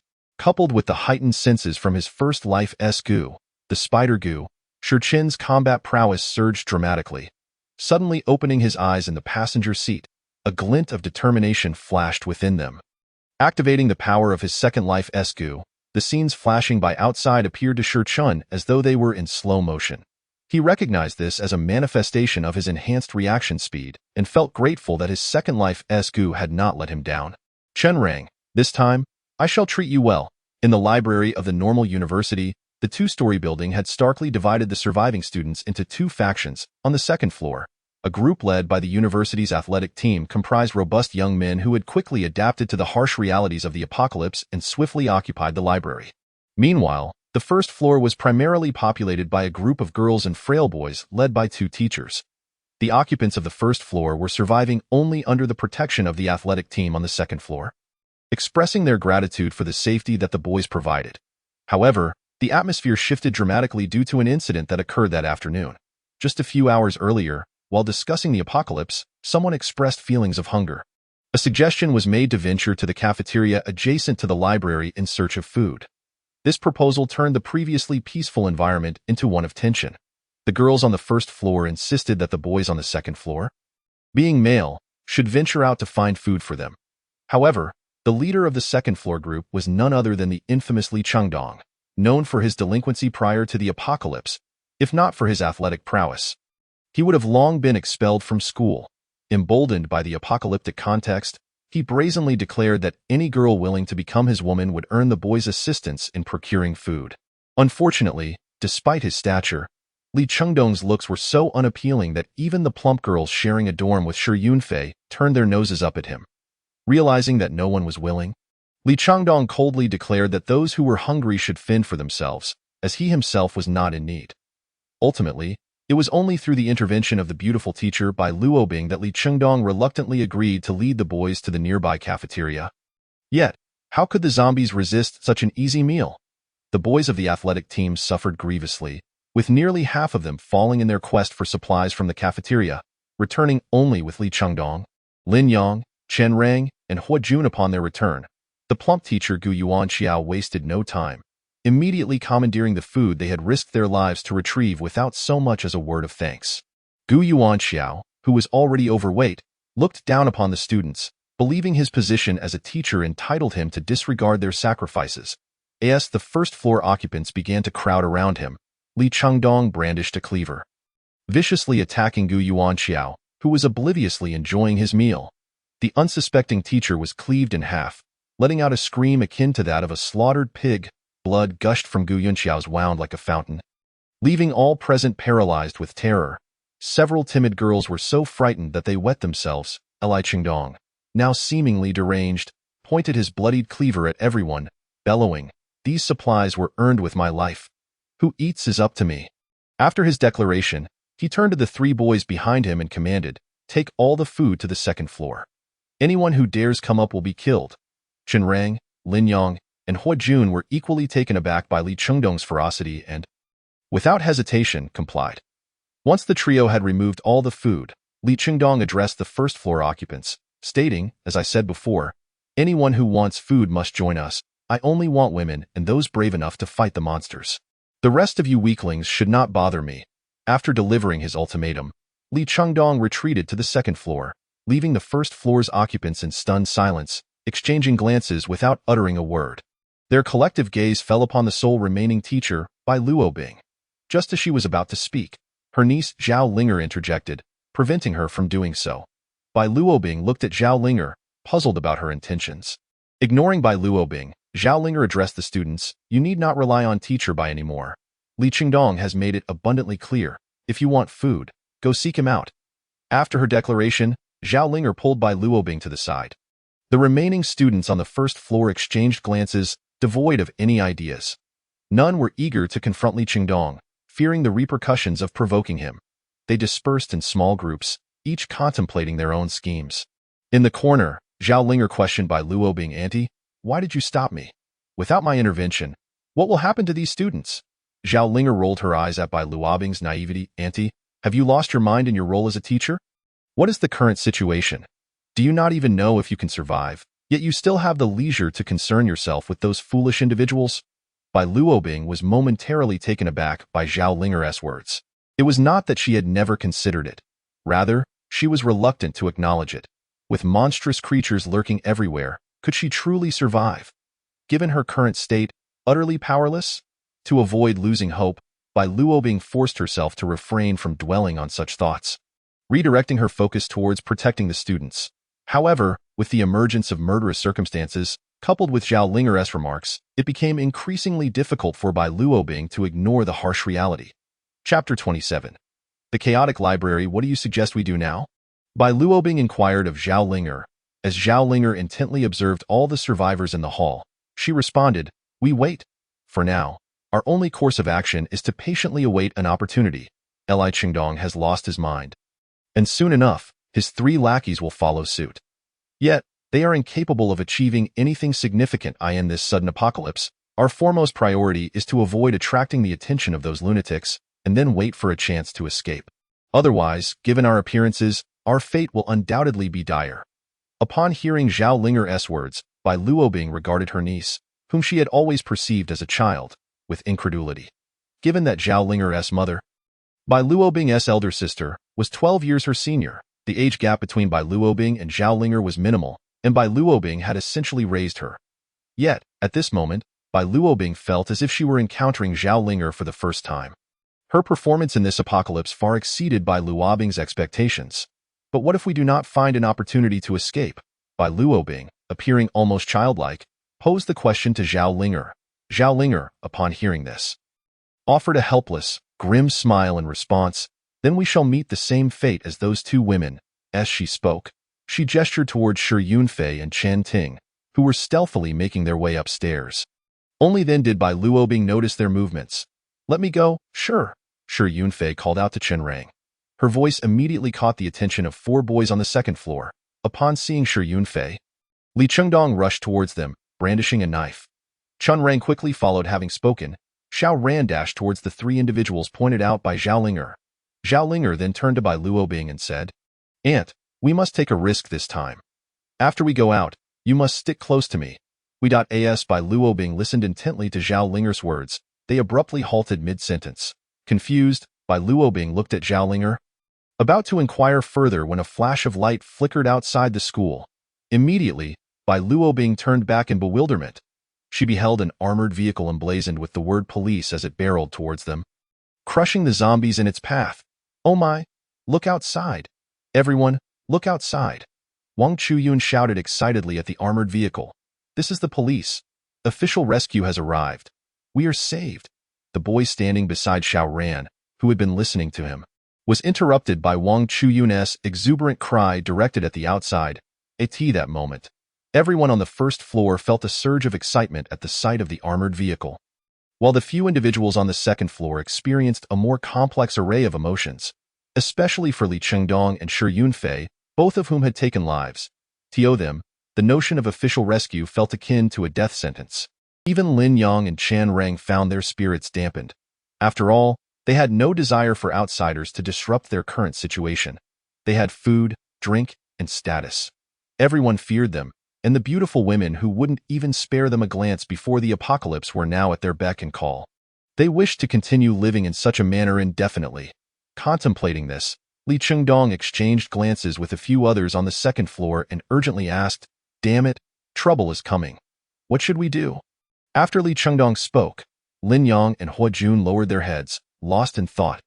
Only Chen Rang, struck by a sudden inspiration, spoke up, "Brother Dong, I have a plan, but I don't know if you dare to execute it." Upon hearing Chen Rang's words, Li Qingdong immediately drew the bone-cutting knife from his waist, a fierce expression on his face as he replied, "Hurry up and tell me. Do you think there's anything I wouldn't dare to do?" Chen Rang quickly continued, "All right, my plan is to take them as hostages." He gestured toward the people on the 1st floor and elaborated, "The rescue team is undoubtedly official personnel. they wouldn't dare act against us while we have hostages. If we manage to seize their vehicle using the hostages, there's nowhere in the world we couldn't go. Upon hearing Chun Rang's proposal, the fear that had initially gripped Li Chengdong instantly transformed into excitement. Indeed, if he could leverage these few useless individuals to exchange for that formidable vehicle, wouldn't he be invincible? The group quickly reached a consensus and rushed down to the first floor. Unbeknownst to them, those seated within the armored vehicle were not saviors but harbingers of death. Zhang Long's driving skills were unparalleled. With a deft drift, the armored vehicle halted right against the exterior wall of the library. The reason Shurchen directed Zhang Long straight to the library was due to his past life experience. In the previous life, all survivors from the normal university had taken refuge in the library to weather the initial storm of the apocalypse, and Shurchen himself had been among them. Once the armored vehicle came to a stop, Shurchen was the first to fling open the door and charge out, confronted by the zombies drawn to the sound of the armored vehicle. Shurchen unleashed his centipede and wasp goo. Now, these two goo had grown significantly stronger due to their upgrades, particularly the centipede goo, its scales shimmering with a black sheen, boasted unparalleled defensive attributes.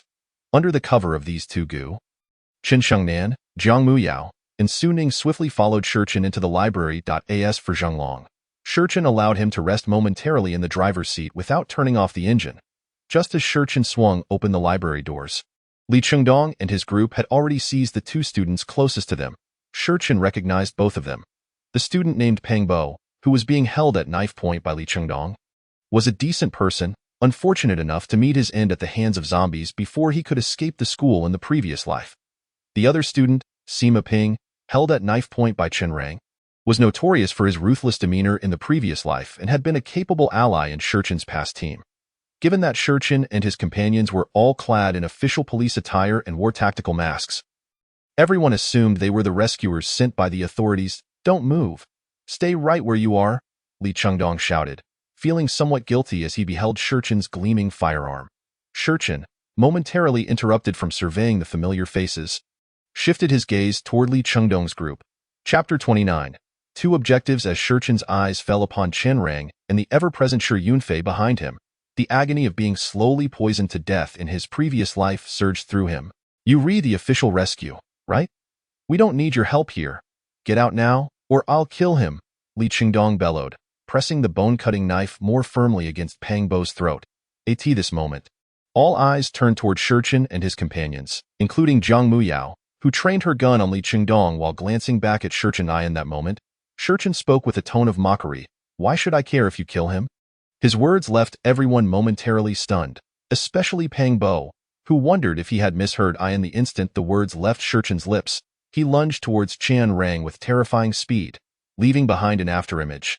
Shurchen's target was, of course, Chen Rang. Before Chen Rang could react, a glint of cold steel flashed. The hand wielding the dagger was severed at the wrist. The combination of the sharp police knife and Shurchen's strength caused Chen Rang's hand to fall to the ground. And it was only then that everyone realized what had transpired. Before Chen Rang could comprehend, Shurchen seized him by the collar and hurled him into the air. "Ah!"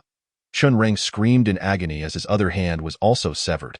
With a thud, both his hand and Chen Rang hit the ground. Shurchen's merciless actions left everyone present terrified, nearly forgetting to breathe. Only Zhao Linger gazed at Shurchen's inhuman strength and speed with wide-eyed admiration. Ignoring the crowd's astonishment, Shurchen leisurely approached the fallen Chen Rang. Chen Rang writhed on the ground, akin to a pig being slaughtered, trembling and shrieking in pain. With both hands severed, he could not even cover his wounds. Despite the searing pain radiating from his arms, "My good brother, do you know how long I have waited for this moment?" As Shurchen spoke, he crouched beside Chen Rang. At this point, everyone, including Li Chengdong and Shi Yunfei, dared not make a sound, fearful of becoming the next target of this sudden apparition of a devil.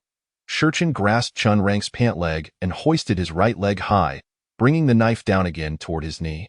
"I feared you would meet an untimely end before I arrived," Shurchen continued, lifting Chen Rang's left leg next. Chen Rang, already numb to the pain, felt an increasing chill as blood gushed from his 3 wounds. The cold glint returned. Shurchen severed Chen Rang's last remaining leg, rendering him utterly helpless. Just as Chen Rang sensed his impending demise, Shurchen, Under the terrified gazes of all around him, unceremoniously hurled Chun Rang out through the library window. The zombies outside were instantly drawn to Chen Rang, swarming over him and eagerly feasting upon his flesh. After executing this gruesome act, Shurchen felt a surge of liberation wash over him. He turned with a smile toward everyone on the first floor. All eyes were cast downward, frightened to meet the gaze of this unexpected demon. Compared to him, Li Chengdong seemed merely a child. As Shurchen's gaze swept the room, it finally settled on Li Chengdong. The moment Li Chengdong felt Shurchen's piercing stare, he felt as though he had plunged into a frozen abyss. Clang. The bone-cutting knife dropped from Li Chengdong's trembling hands. No, don't come any closer. Li Chengdong stammered, backing away in trepidation. At this moment, Pang Bo seized the opportunity, breaking free from Li Chengdong's grasp and darting toward the crowd. Don't be afraid. I'm not here for official rescue. My purposes are twofold. One, vengeance, which I have now fulfilled. As for the other, Shurchen declared, glancing around at everyone present, I am here to recruit. For those who wish to survive, I offer you a chance to join me. As long as you remain loyal, I can guarantee your safety and sustenance. Initially, following Shurchen's ruthless display, everyone, save Zhao Linger, internally vowed never to join him, fearing for their lives. However, upon hearing the promise of sustenance, hesitation crept in. After all, the majority had gone an entire day without food or water, an experience that left them parched and famished beyond imagination. See, can you really provide us with food? Sima Ping, who had just been rescued from Chen Rang, bravely inquired. With a swift gesture, Shurchen signaled to Chen Shengnan and her companions behind him. Upon noticing Shurchen's hand signal, Chen Shengnan promptly holstered her firearm and revealed a backpack brimming with provisions. The sight of the food and bottled water evoked a collective salivation among the onlookers. Had it not been for Shurchen's recent display of prowess, coupled with the firearms wielded by Jiang Muyao and Su Ning, it is likely that they would have lunged forward to seize the backpack from Chen Shengnan. Just as Sima Ping was about to voice his agreement to join Shurchen, a hornet-like creature suddenly flew in from outside. The unexpected appearance of this monstrous entity sent everyone into a frenzied uproar. Good heavens! What in the world is that? Amidst the chaos, the hornet circled the group before obediently landing on Shurchen's shoulder. This striking scene left all present in sheer astonishment. At that moment, Zhao Linger excitedly grabbed by Luo Bing's hand and shouted towards Shurchen. We wish to join you. All eyes, including Shurchen's, turned in their direction. Recognizing Zhao Linger instantly, Shurchen recalled her formidable reputation from their previous life. After everyone had fled the school, she had not joined Shurchen but instead sought refuge with her aunt in a faction established by a local crime lord in Gaoshan City. He later learned that within a year, Zhao Linger had usurped the crime lord's position and risen to prominence within that faction. After joining the Fifth War Zone, her status remained significant. Such a resourceful and capable woman was certainly not someone Shurchen would overlook. Very well, welcome aboard. You may stand over there. Shurchen indicated a spot behind Chen Shengnan while subtly signaling to her.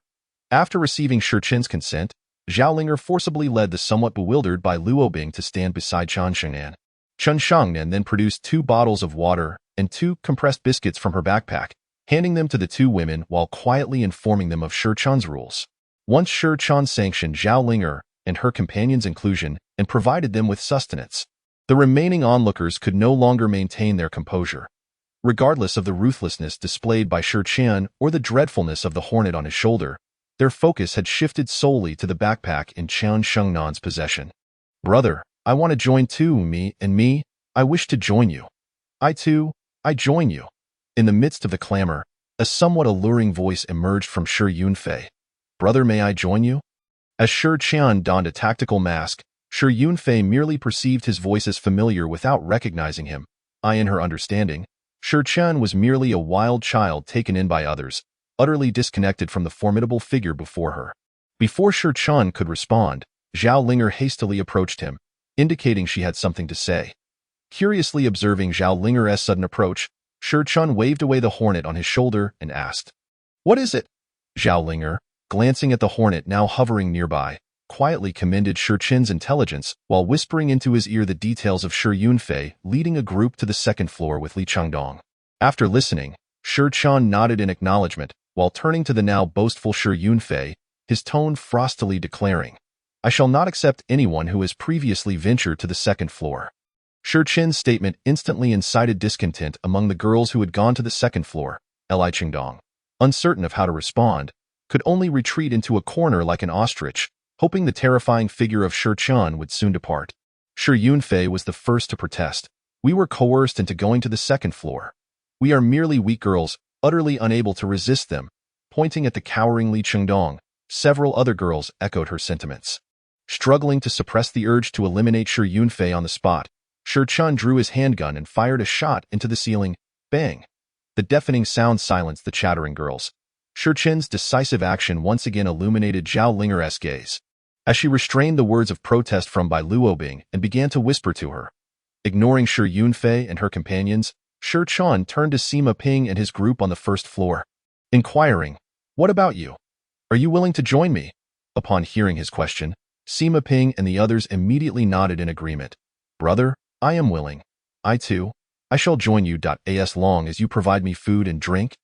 My life shall belong to you." Sima Ping, Pangbo, and Su Xing responded in succession. Shi Qian smiled, nodding for them to stand behind him. At this point, only Li Qingdong and the girls who had ventured to the second floor remained in the first floor. After ensuring that no noteworthy individuals from their previous life were present, Shi Qin turned and signaled to Qin Shengnan and her group to prepare to leave. Just as Li Qingdong thought he might escape unscathed, Shi Qian subtly nodded towards the hornet hovering in the air. The hornet immediately darted towards Li Qingdong and his companions. Shi Qian had no intention of letting them off the hook. "Ah, spare us! You won't end well." Accompanied by their anguished screams and curses, Shi Qian led his own people out the door. Initially fearful of the zombies outside, Zhao Linger and her companions were struck with an intensified dread as Shi Qian opened the door. Revealing the scene beyond, they beheld that the zombies had been decimated by the centipede and hornet creatures, with nearly 2/3 eliminated. The remaining zombies were effectively held at bay by the centipede, preventing them from breaching the library's confines.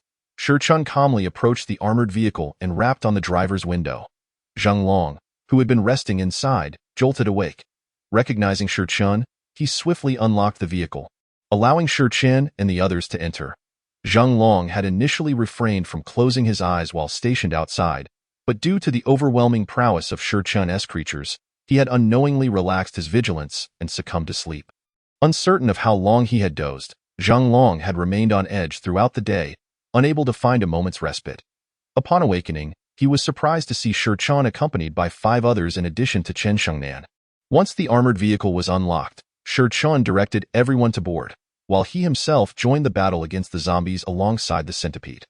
Shi Qian's reluctance to depart immediately stemmed from 2 reasons. First, to assess his current combat capabilities, and second, to establish his authority in front of Zhao Linger and the others, demonstrating that he possessed more than just the ability to control creatures.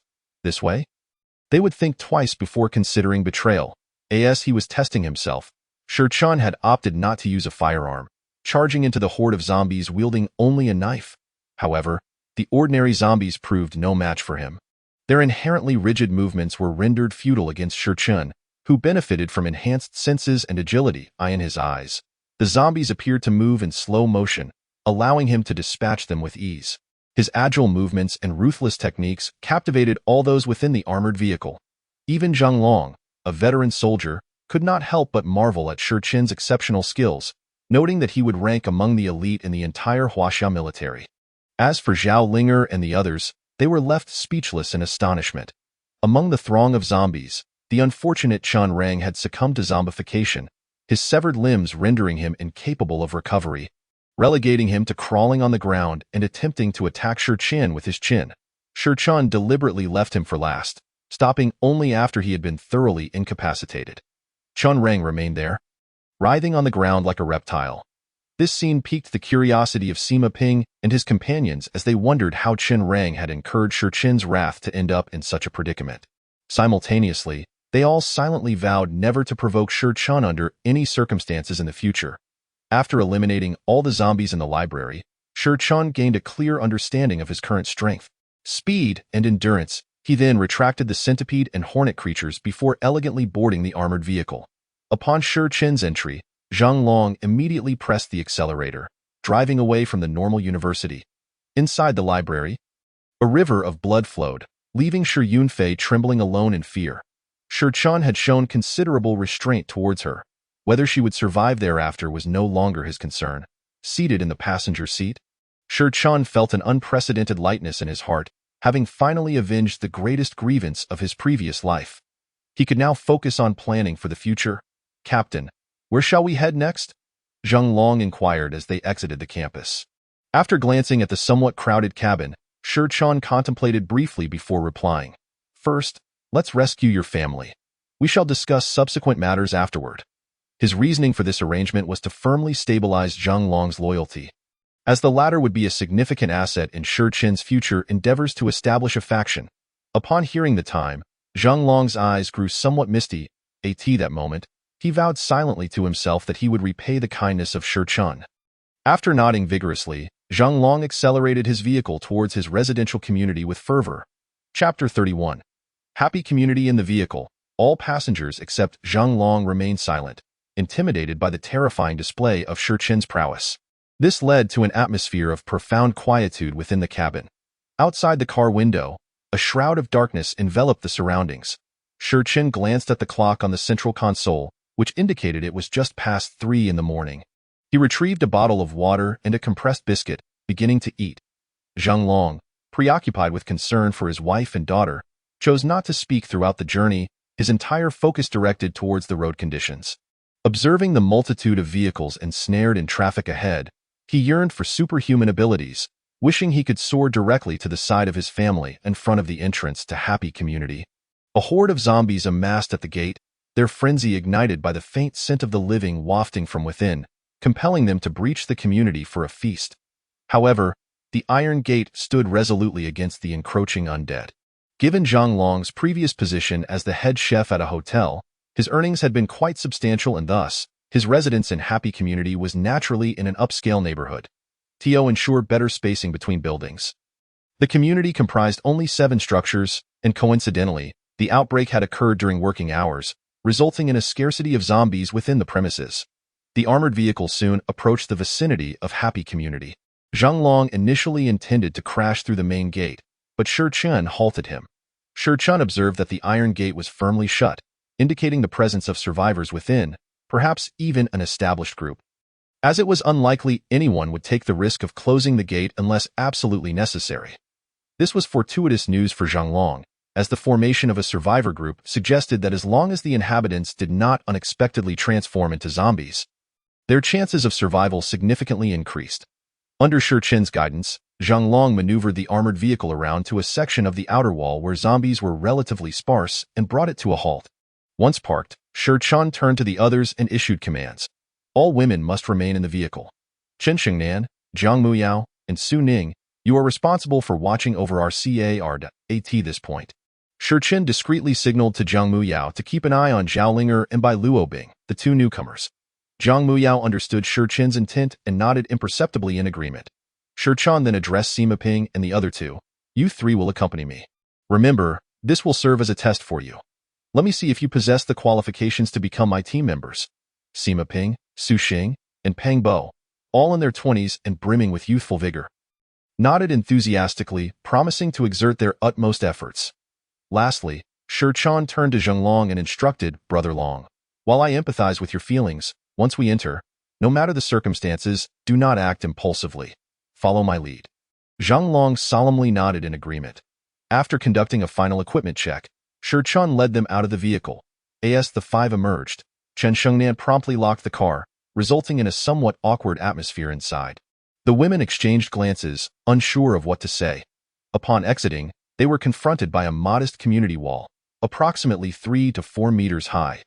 Zheng Long took the lead, sprinting towards it, vaulting over, and landing atop the wall. Shurchun then assisted Sima Ping and the others one by one to Zheng Long, who caught each of them and helped them into the compound. Shurchun was the last to leap over. The 5 successfully entered Happy Community. Inside, the area was eerily silent. In the wake of the apocalypse, no one dared to turn on the lights. After confirming that the community was free from ambushes like those encountered at the police station, Zheng Long led the group swiftly towards building number 5, where his home resided. Unbeknownst to them, the moment they stepped into Happy Community, they had drawn the attention of its inhabitants on the rooftop of Building No. 6. An individual armed with binoculars spoke to another nearby. Quickly informed Song Gu. The vehicle that just passed was indeed heading our way, and now 5 individuals have descended and scaled the wall into the community. Hearing this, the companion immediately dashed downstairs. In room 608. A towering figure nearly 2 meters tall was addressing a group of young men adorned with tattoos of dragons and tigers. Tanshin, Xiangzi, what are your thoughts? The two mentioned pondered for a moment before one with a heavily tattooed arm lifted his head to respond. Song Gu, the current situation is certainly not in our favor. The security personnel from Building No. 7 are manageable, but the workers from Building Number 2 pose a significant threat, particularly since they are armed with explosives. Zhang Song, referred to as Song Gu, nodded in agreement as he listened. Xiangzi makes a valid point. Tianqian, what do you propose? Upon being addressed, Zhang Tianqian stroked his chin thoughtfully and replied. Xiangzi has a point. My suggestion is that we remain inactive for the time being and devise a plan to incite a conflict between Building No. 7 and Building Number 2. Once they are at odds, we can swoop in and seize the opportunity. After hearing Zhang Tianqian's proposal, Zhang Song sighed. Your suggestion sounds simple enough, but how can we expect them to grant us such an opportunity? Just as Zhang Tianqian was about to elaborate further, a knock echoed from the door. Who is it? Song Chong called out towards the entrance. It's me, Song Gu. I have something to report. Upon recognizing the voice of an ally outside, Zhang Song nodded to Zhao Kuan, who was near the door. Zhao Kuan promptly turned and opened it. Song Gu, the vehicle just parked outside the eastern wall of the community, and 5 men have now entered after scaling the wall. Zhang Song inquired further. Are they armed? The subordinate at the door responded quickly. 2 of them are holding items, but due to the darkness, we couldn't discern what they were. Nodding, Zhang Song replied, Understood. Return and continue observing. Report back if anything arises. The subordinate acknowledged and exited. Once the door closed, Zhang Tianqian's eyes darted, and he addressed Zhang Song. Song Gu, this opportunity has presented itself. His remark drew the attention of everyone in the room. Without waiting for Zhang Song to inquire, Zhang Tianqian continued. Look, 5 individuals have just entered our community. Given their audacity to roam outside, they are certainly no ordinary folk. If we dispatch someone to ambush them and lead them towards Building No. 2, they are bound to clash, granting us our chance. Zhang Tianqian's words plunged Zhang Song into contemplation, but Song Chong interjected with skepticism. Your plan sounds easy, but what if they don't fight when led there? What if they end up joining forces? Chapter 32. No good people in the apocalypse that will depend on the skill of those we send out. Zhang Tianqian replied. Zhang Song, having formulated a plan, turned to Zhao Kuan. Kunzi, this time it rests on your shoulders. Although reluctant, Zhao Kuan had no choice but to comply, knowing that Zhang Song wielded a gun and that Zhang Tianqian and Song Chong were also present. His only option was to acquiesce. The reason Zhao Kuan followed Zhang Song stemmed from Zhang Song's marriage to Liu Yanghong. Prior to the apocalypse, Zhang Song was a notorious gangster in Gaoshan City, leveraging his influence to forcibly wed Liu Yanghong, who had grown up alongside Zhao Kuan. Despite their reluctance, Zhao Kuan and Liu Yanghong had no means to resist Zhang Song's authority. Ultimately, Zhang Song paid a hefty bride price of 500,000 to Liu Yanghong's parents to marry her. In a bid to be with Liu Yanghong, Zhao Kuan willingly joined Zhang Song's faction. Their group boasted a sizable number of members due to Zhang Song gathering them at his home for a loan sharking scheme just before the apocalypse struck. It was due to their numerical advantage that Zhang Song quickly established control over the entire building during the crisis. Had it not been for a few workers from a nearby construction site seeking refuge in happy community, Zhang Song might have long since claimed dominion over the entire area. As Zhao Kuan contemplated, he and several survivors from the building descended the stairs. At that moment, Shi Chen and his companions were nearing the entrance of Building No. 5 when the two factions fortuitously collided. Startled by the police-like attire of Shi Chen and Zheng Long, Zhao Kuan mistakenly assumed they were official personnel. As Zhao Kuan's mind raced with strategies. The survivors under Zhang Song's control shouted towards Shi Chen's group, Officers, help us. P.S. a murderer. They're all gangsters. The cries instantly attracted the attention of the zombies lurking within Building No. 5. As the sound attracted the attention of the zombies, Shi Chen acted with lightning speed before Zheng Long and the others could react. With 3 swift strikes, he instantly dispatched the 3 survivors who had been shouting loudly. The trio, their carotid arteries severed, clutched their necks in disbelief, staring at Shi Chen with wide eyes. unable to comprehend why the police officer before them had suddenly turned against them. Shurchin casually flicked the blood from his dagger and addressed the stunned survivors. If there is a next life, remember not to scream in front of zombies. At that moment, Zhao Kuan was so shocked that he could hardly speak. But Shurchin seemed completely indifferent to him as he turned to confront the zombies emerging from Building No. 5, releasing the centipede and wasp goo. Both of Shurchin's goo had successfully reached level 5, while the 2 lifebound goo that had yet to be unleashed to devour flesh remained at level 4. For safety's sake, Shurchin opted to deploy the non-lifebound goo to combat the zombies in the corridor. Having already witnessed the goo in action, Zhang Long and his companions were not surprised. Instead, they watched with curiosity as the goo feasted on the zombies. Only Zhao Kuan, who remained rooted in place, appeared to see a creature more terrifying than the zombies themselves. After a brief moment of hesitation, he mustered his courage and spoke to Shurchin. Brother, you not going to kill me, are you?" Upon hearing Zhao Kuan's question, Shurchin turned back with a hint of exasperation and replied, "Why would I want to kill you?" Zhao Kuan was momentarily taken aback by the response, incredulously saying, "Aren't you a policeman? Do you not believe what they just said?" He gestured toward the 3 bodies on the ground, each silenced by a single cut. Shurchin scoffed, "Ha, what does it matter to us whether you kill or spare lives? I'm not a policeman. As long as you don't interfere with us, I can let you go." Having said this, Shurchin intended to leave with Zhang Long and the others, but Zhao Kuan saw his chance. "Brother," before he could finish, Shurchin's blade was already pressed against his neck. "Shut up, or you'll die." Terrified, Zhao Kuan dared not move, and Shurchin simply sheathed his knife and walked away. Once Shurchin and the others entered Building No. 5, Zhao Kuan finally regained his composure, collapsing onto the ground. The murderous intent radiating from Shurchin was far beyond what a petty thug like Zhao Kuan could withstand. He sat there, lost in confusion. The task assigned to him by Zhang Song remained unfulfilled, and returning empty-handed would mean certain death. Yet, what would happen to Liu Yonghong if he did not return? Grasping his hair in despair, Zhao Kuan was at a loss for what to do. Inside Building No. 5, with the centipede and wasp goo clearing the way, Shurchin and the others moved swiftly toward the 8th floor, where Zhang Long's home was located. As they ascended, Sima Ping could no longer contain his curiosity and inquired, "Captain, why did you choose to kill the survivors and spare that one?"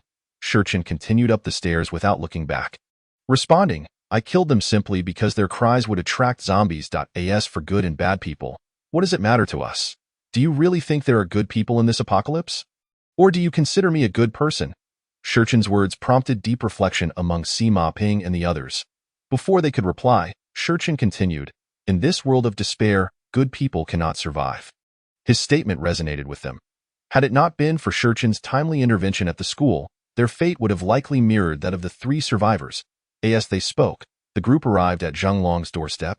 Standing before his own home, Zhang Long's breath quickened, and his entire body trembled. He was overwhelmed with anxiety, lacking the courage to open the door for fear of encountering something unbearable.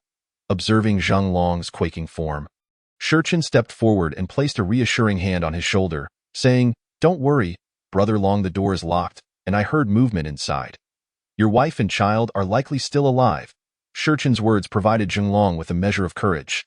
He turned to meet Shurchin's gaze and nodded gratefully. After several deep breaths, Zhang Long shakily retrieved his keys and unlocked the door. The scene that unfolded within would be forever etched in the minds of everyone present. Inside, a woman had transformed into a zombie. Flesh was missing from her thigh, and the exposed bone was visible as she paced back and forth, her movements tethered by ropes securing a baby carrier to her back. To prevent it from falling, she had bound the carrier tightly with several lengths of rope. Above the carrier, a fishing rod was affixed, dangling a piece of decayed meat that the zombie clawed at incessantly. Yet no matter how hard she tried, the morsel remained just out of reach.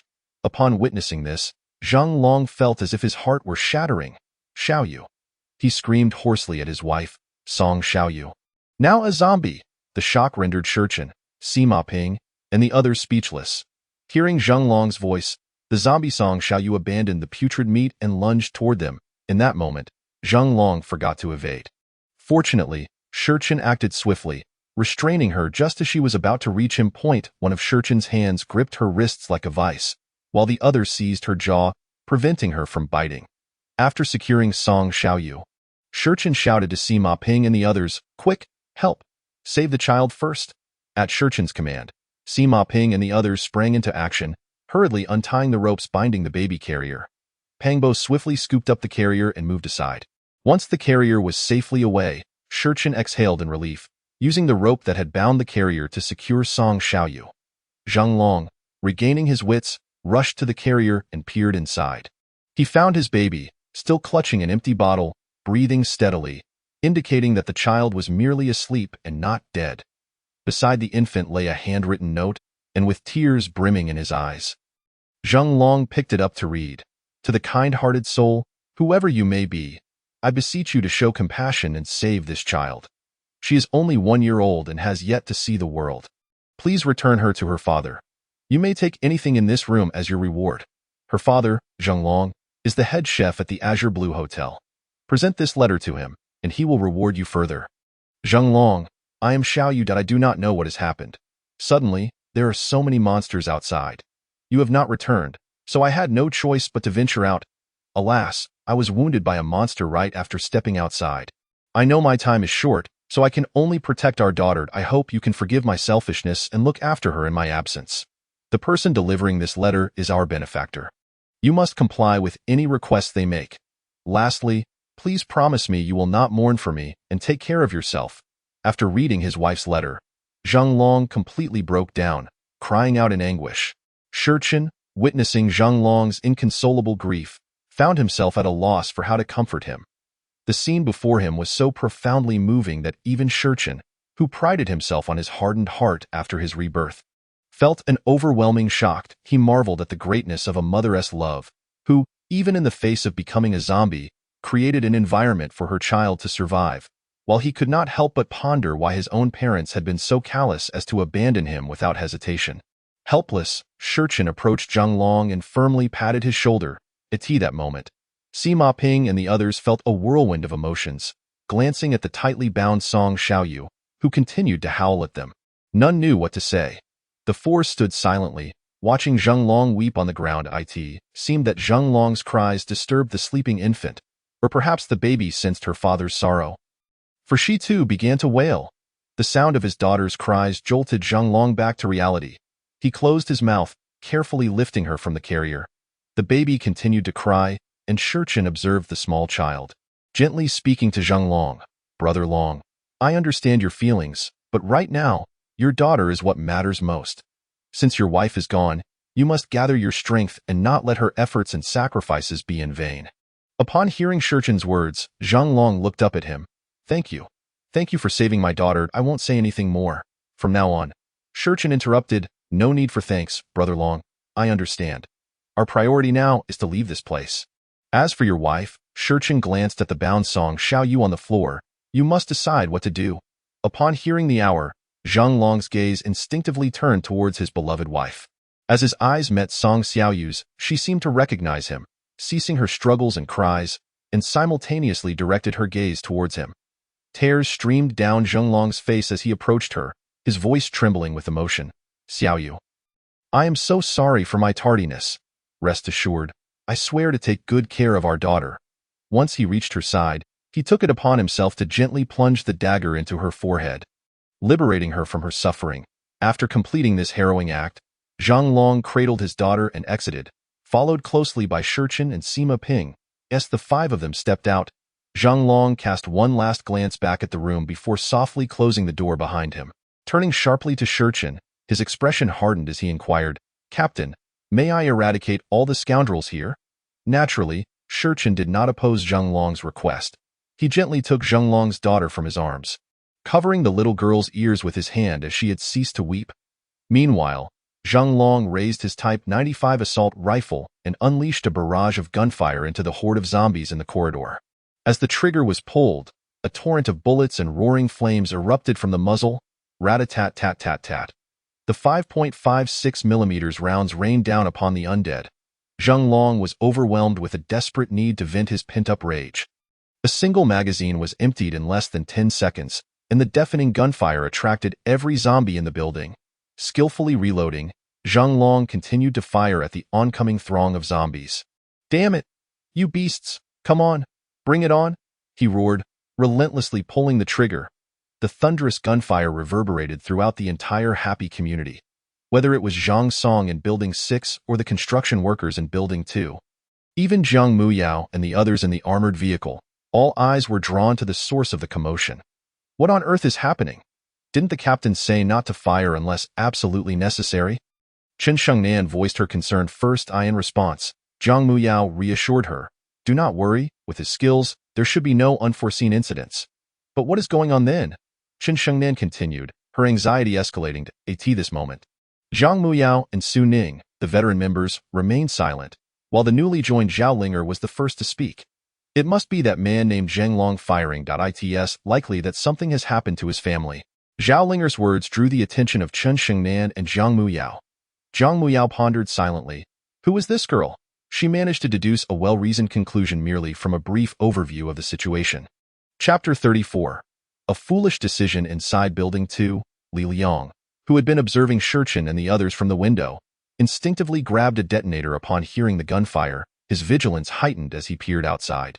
Brother Liang, is that gunfire? Zhao Hongbing inquired anxiously behind him. What do you think? If it's not gunfire, could it possibly be the sound of fireworks? Li Liang retorted, noticing the palpable panic in the voices of the two men beside him. What should we do now? Zhang Song only has a handgun. How do these people possess automatic weapons? Hearing the tension in their voices, Li Liang bellowed. What are you panicking for? We have this. He waved the detonator in his hand.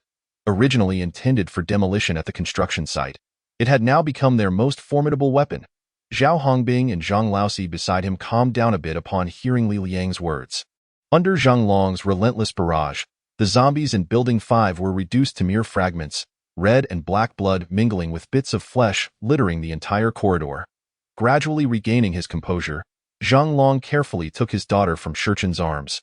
Cradling her gently, Shurchen, leading the way, commanded the centipede and wasp worms to consume the remnants of the zombies as they descended the stairs. Just as the five emerged from Building 5, Zhao Kuan, who had been lurking nearby, suddenly sprang forth. From the moment he had first witnessed Shurchen's worms, he recognized Shurchen as his last hope for rescuing Lu Yonghong from Zhang Song's clutches. Zhao Kuan dropped to his knees before Shurchen, his face a mask of desperation. Brother, I beg you to help me. I know there is plenty of food on the upper floors of Building 6. If you assist me, I can lead you to it all. Shurchen looked down at the kneeling Zhao Kuan, a cold smile spreading across his face. Do you think I lack for food? I have spared you once. Now, while I am in a good mood, I will grant you one last chance. Get lost before I change my mind. After saying this, Shurchen led Zheng Long and the others outside. Just as Zhao Kuan felt utterly hopeless, a resounding bang echoed from the rooftop of Building 6. Boom! A bullet shot straight down toward Shurchen. Clang! The bullet was deflected by the centipede worm's tough scales. Both Shurchen and Zhang Long reacted swiftly, ducking into a position shielded from the gunfire. Although Sima Ping and the others were initially caught off guard, they quickly followed suit upon witnessing Shurchen and Zhang Long's responses. Zhang Song's voice rang out from above. What the hell is that thing? The gunfire had indeed originated from Zhang Song. Upon hearing Zhang Long's shots in Building 5, he had immediately noticed that Shurchen and his companions were armed. He promptly gathered everyone to observe Building 5 from the window, coincidentally catching sight of Zhao Kuan speaking with Shurchen and the others. He instinctively believed that Zhao Kuan had betrayed him, and with all the food from Building 6 stored in his room, he could not fathom anyone remaining indifferent to food in this apocalypse. In such circumstances, he chose to strike first. Aiming at Shurchen below, he fired. Little did he know just how foolish this decision would prove to be. A cruel smile crept across Shurchen's face. He never anticipated that even as he intended to leave, someone would seek their own demise. Meanwhile, Zhao Kuan's heart soared with joy, knowing that Zhang Song's demise was imminent. Brother, the one shooting at you is. Zhao Kuan hastily recounted all of Zhang Song's misdeeds to Shurchen, including how he had hoarded all the food in Building 6 and imprisoned women for their amusement since the onset of the apocalypse. Hearing this, Shurchen interrupted Zhao Kuan. Shut up already. What you say has no bearing on me. I will definitely kill him, but not for the reasons you mentioned. It is because he has made a move against me. As he spoke, Shurchen made no effort to conceal his murderous intent. He turned to command the centipede and wasp worms, and in an instant, The two creatures surged into Building 6 behind them. Simultaneously, Shurchen summoned his magical beast cat from his energy reservoir and grabbed a police radio. Pressing the button to speak, Chun Shengnan, the radio in the armored vehicle crackled to life. Received, received. What's the matter, Captain? We have rescued Brother Long's daughter, but there are those who have attacked us here. I am sending Black Cat, the name of the magical beast cat, to you. All of you come over and escort Brother Long's daughter back to the armored vehicle. Upon finishing, the magical beast cat darted away like a bolt of lightning towards the direction of the armored vehicle. Understood, Captain. As the magical beast cat sped away, 2 more gunshots rang out from within the building, bang, bang. Following the gunfire were the chilling cries of agony. Ah, what the hell is that thing? Stay away. Don't come any closer. Hearing the screams emanating from the building, Zhao Kuan once again pleaded with Shurchen. Brother, I beg you to spare Lu Yonghong. She is innocent. If you let her go, I will agree to anything you ask. Shurchen regarded Zhao Kuan for a moment before deciding this could serve as an opportunity. Considering he now held leverage over him, I can agree to that. But from now on, your life will no longer belong to you. You must do whatever I ask, or I will ensure that you and the woman you cherish experience a fate worse than death. At that moment, Zhao Kuan was consumed with thoughts of Lu Yonghong and readily acquiesced to Shurchen's demands. After hearing Zhao Kuan's agreement, Shurchen instructed Zheng Long to wait here for Chen Shengnan and the others to return to the armored vehicle with him. After Zheng Long nodded in compliance, Shurchen led Sima Ping and Zhao Kuan into Building 6. At this moment, at the door of Room 602, the centipede and wasp worms had completely cornered Zhang Song and his companions inside the room. Not killing them outright but merely blocking their escape as they awaited their master Shurchen's arrival. Shurchen approached Zhang Song and his group leisurely, a cold smile lingering on his face as he regarded them with disdain. Zhang Song realized that his fate was likely sealed, and thus he no longer feared the 2 monstrous creatures before him. With bloodshot eyes, he shouted at Zhao Kuan, who trailed behind Shurchen. You traitor! You have truly betrayed me! With Shurchen's backing, Zhao Kuan finally dropped the pretense and unleashed a torrent of vitriol at Zhang Song. Over the years, all the grievances, including the matter concerning Lu Yonghong, were forcefully unleashed. At this moment, Zhang Song realized that he had long been adorned with a grand green hat. Unable to contain himself, he instinctively desired to strike Lu Yonghong behind him. However, Shurchen was not inclined to grant him such an opportunity. With a swift stride into the room, he executed a lightning-fast kick that landed squarely on Zhang Song's chest. The sheer force of the blow sent Zhang Song flying 3 to 4 meters, crashing against the wall before finally coming to a halt. With a cough, a mouthful of fresh blood erupted from Zhang Song's lips. Chapter 35. The impromptu test. Seizing the moment, Lu Yonghong dashed to Zhao Kuan's side. Embracing him tightly, wretched woman, just you wait. I will ensure your entire family pays the price. Zhang Song, now seated on the ground, clutched his caved-in chest from Shurchen's kick, incessantly cursing Lu Yonghong. Shurchen, dismissing Zhang Song's tirade, turned to Zhao Kuan and tossed him a dagger, declaring, I have fulfilled my promise to you.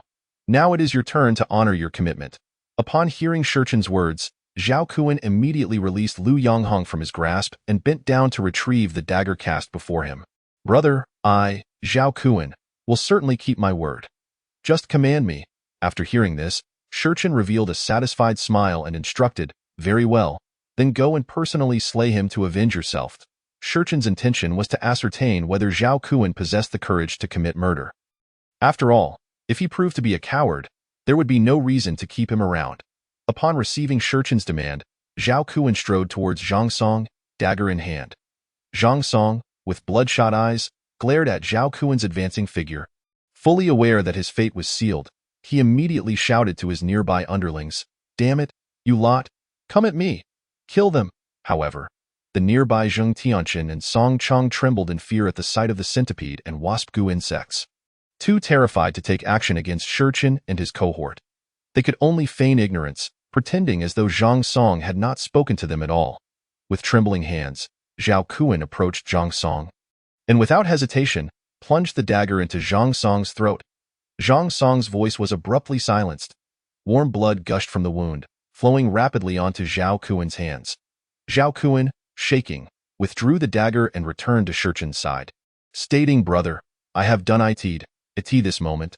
Zhang Song's nearby underlings were utterly terrified, gazing at Shurchen, who wore a perpetual smile, as if they beheld a demon. Shurchen, pleased, smiled back at Zhao Kuan, who was eager to return the dagger.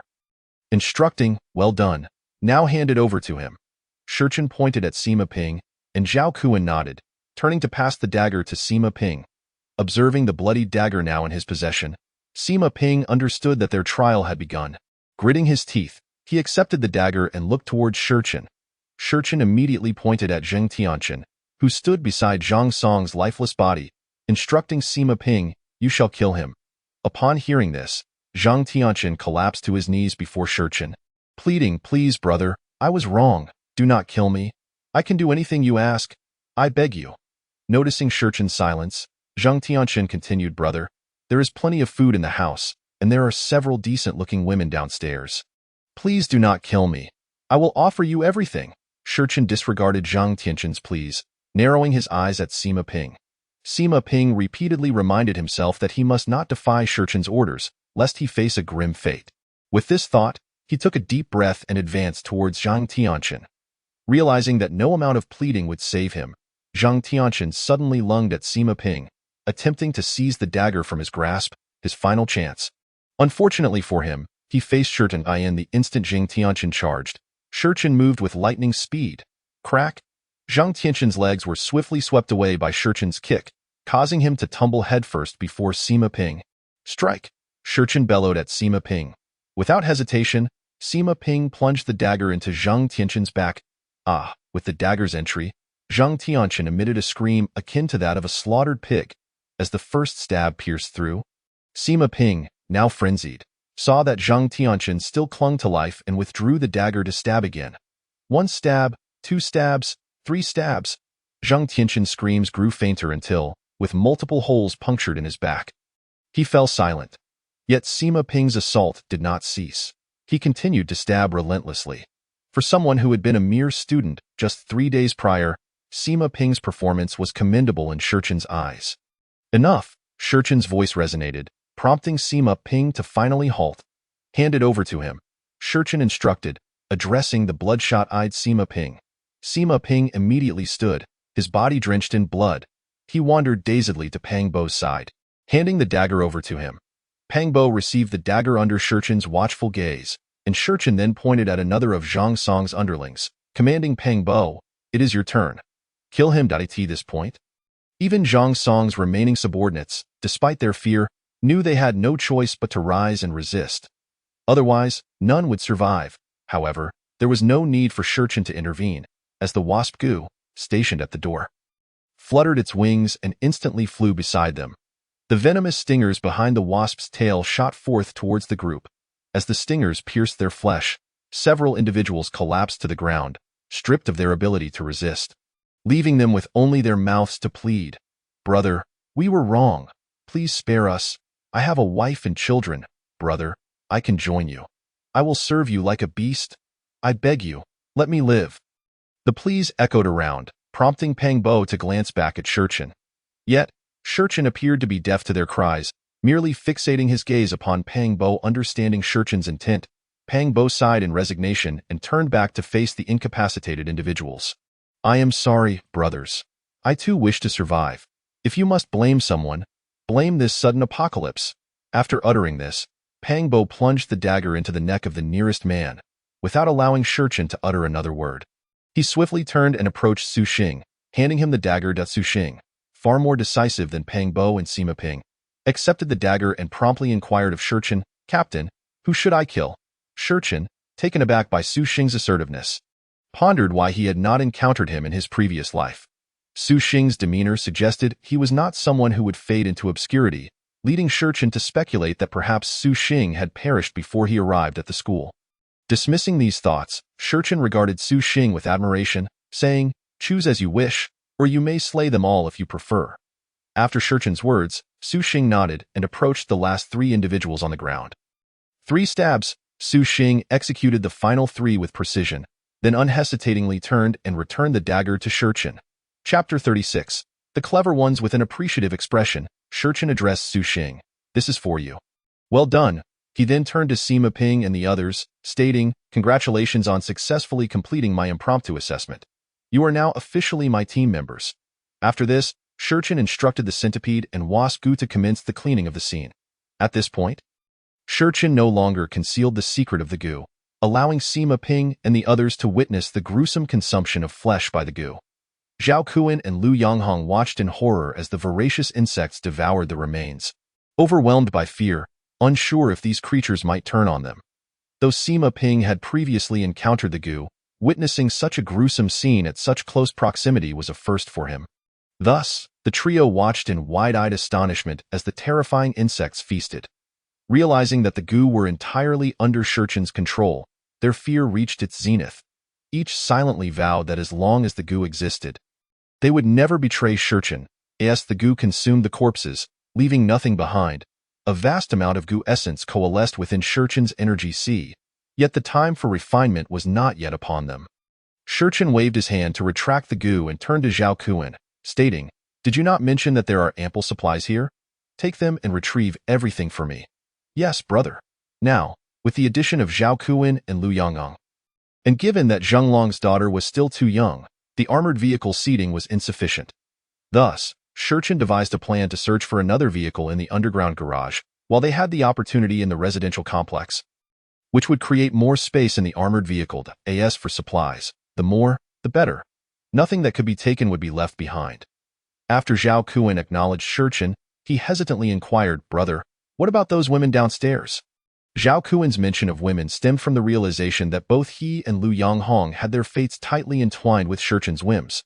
Naturally, it was imperative for him to discern Shurchin's preferences in order to curry favor with the new leader in the future. Shurchin, however, had no interest in the women who had already been thoroughly debased. Acquiring women was a trivial pursuit for him, especially considering the presence of several stunning beauties within his own armored vehicle. Yet, Zhao Kuan's words served as a catalyst for Shurchin's reflection. He began to ponder silently. In the apocalypse, aside from resources and weaponry, the most crucial factor in establishing power was population. With civilization regressing overnight, human resources became essential for any faction's growth. This was precisely why, after stabilizing, the Fifth War Zone in the past life had aggressively absorbed all smaller factions. With this in mind, Shurchin responded to Zhao Kuan. "Inform them that for those willing to follow us, I can guarantee a minimum standard of living, provided they obey orders unconditionally, as long as they comply. I can ensure they have food.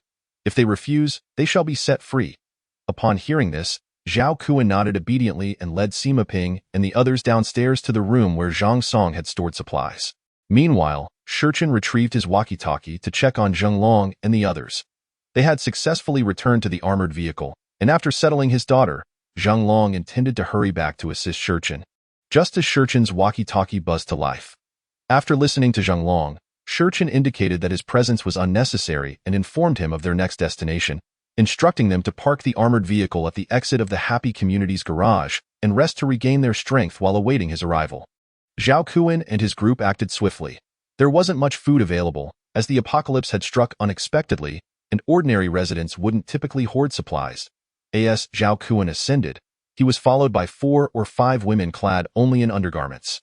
The remaining individuals had either been driven insane by Zhang Song and his group or left with psychological scars that deterred them from joining Shurchin. These people and resources were unexpectedly acquired, and Shurchin paid them little mind. After directing them to find suitable clothing, he led them towards the garage in the basement parking lot. Shurchin and the others observed various vehicles neatly parked in their spaces. After disregarding a few impractical sedans, Shurchin's eyes fell upon a Cadillac Escalade. This vehicle not only exuded an imposing presence, but also met Shurchin's requirements for ample space and seating. "This one will do. Load everything up and then get in," he declared. Zhao Kuan regarded the Escalade with a somewhat troubled expression. Shurchin, noticing this, inquired, "What is the matter? Is this vehicle unsuitable?" To which Zhao Kuan promptly replied, No, it's definitely suitable. It's just that this vehicle," Chen Xing, presuming Zhao Kuan was concerned about the keys, interjected, "Isn't there resident information on the vehicle space? Just go find the keys directly." Zhao Kuan, feeling exasperated by Chen Xing's interruption, explained, "It's not that simple. The keys for this vehicle have been seized by the residents of Building 2. When the apocalypse first struck, they used explosives to threaten all residents and took the keys. Upon hearing this, a playful smile spread across Shurchin's face as he remarked, "By your account, the people from Building 2 are quite clever, aren't they? What do they do? How did they come by explosives?" Zhao Kuan hastily offered a brief explanation. Intrigued by the residents of Building 2, Shurchin wondered how a group of construction workers had thought to collect car keys at the onset of the apocalypse. "No matter. You all find a safe room to hide in for now, while I pay a visit to those workers you mentioned." After Shurchin finished speaking, Zhao Kuan nodded in agreement, cautioning, "Be careful. Big brother, we will wait for you here." As he spoke, he gestured towards a storage room directly in front of the escalade.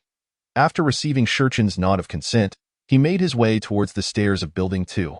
On the 5th floor of Building 2, Li Liang, Zhang Laoxi, and Zhao Hongbing sat together, anxiously discussing Shurchin's situation. Liang Gu, given their prolonged silence, they must have left, right? Zhao Hongbing was the first to voice his thoughts. Believing that Shurchin's group, armed with submachine guns, had sealed Zhang Song's fate. How can you be so sure they left? The outside is teeming with man-eating monsters. If they wish to flee, why would they come here?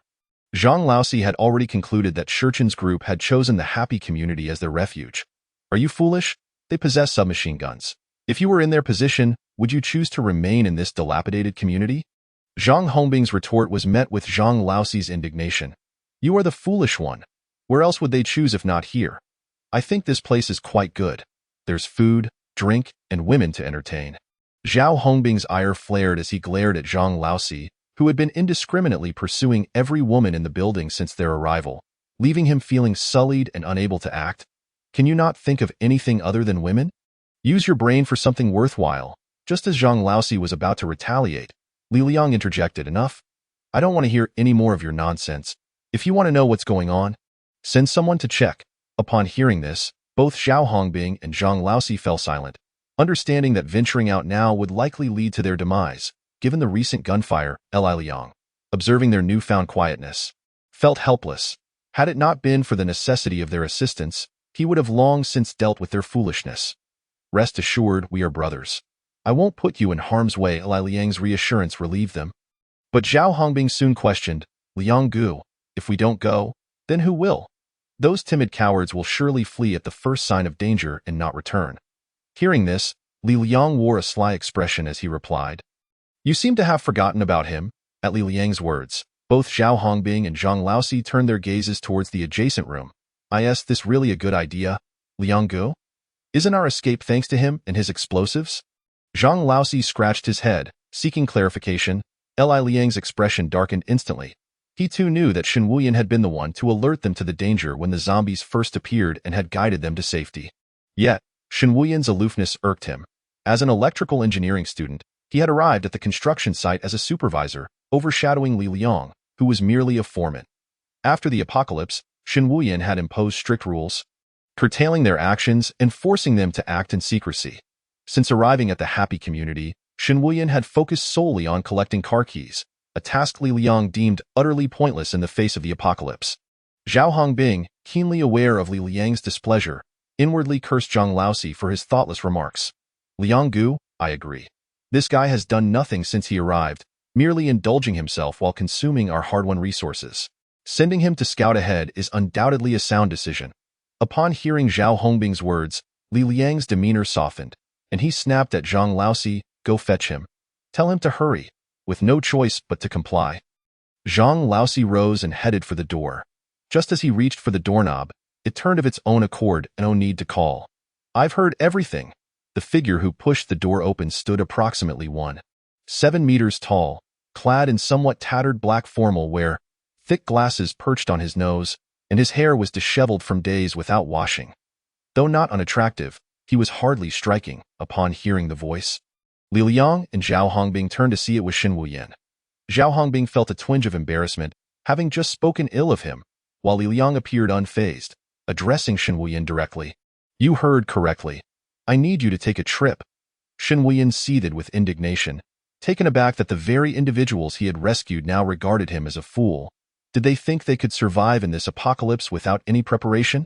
Their reckless theft and aggression towards others could easily incite retaliation.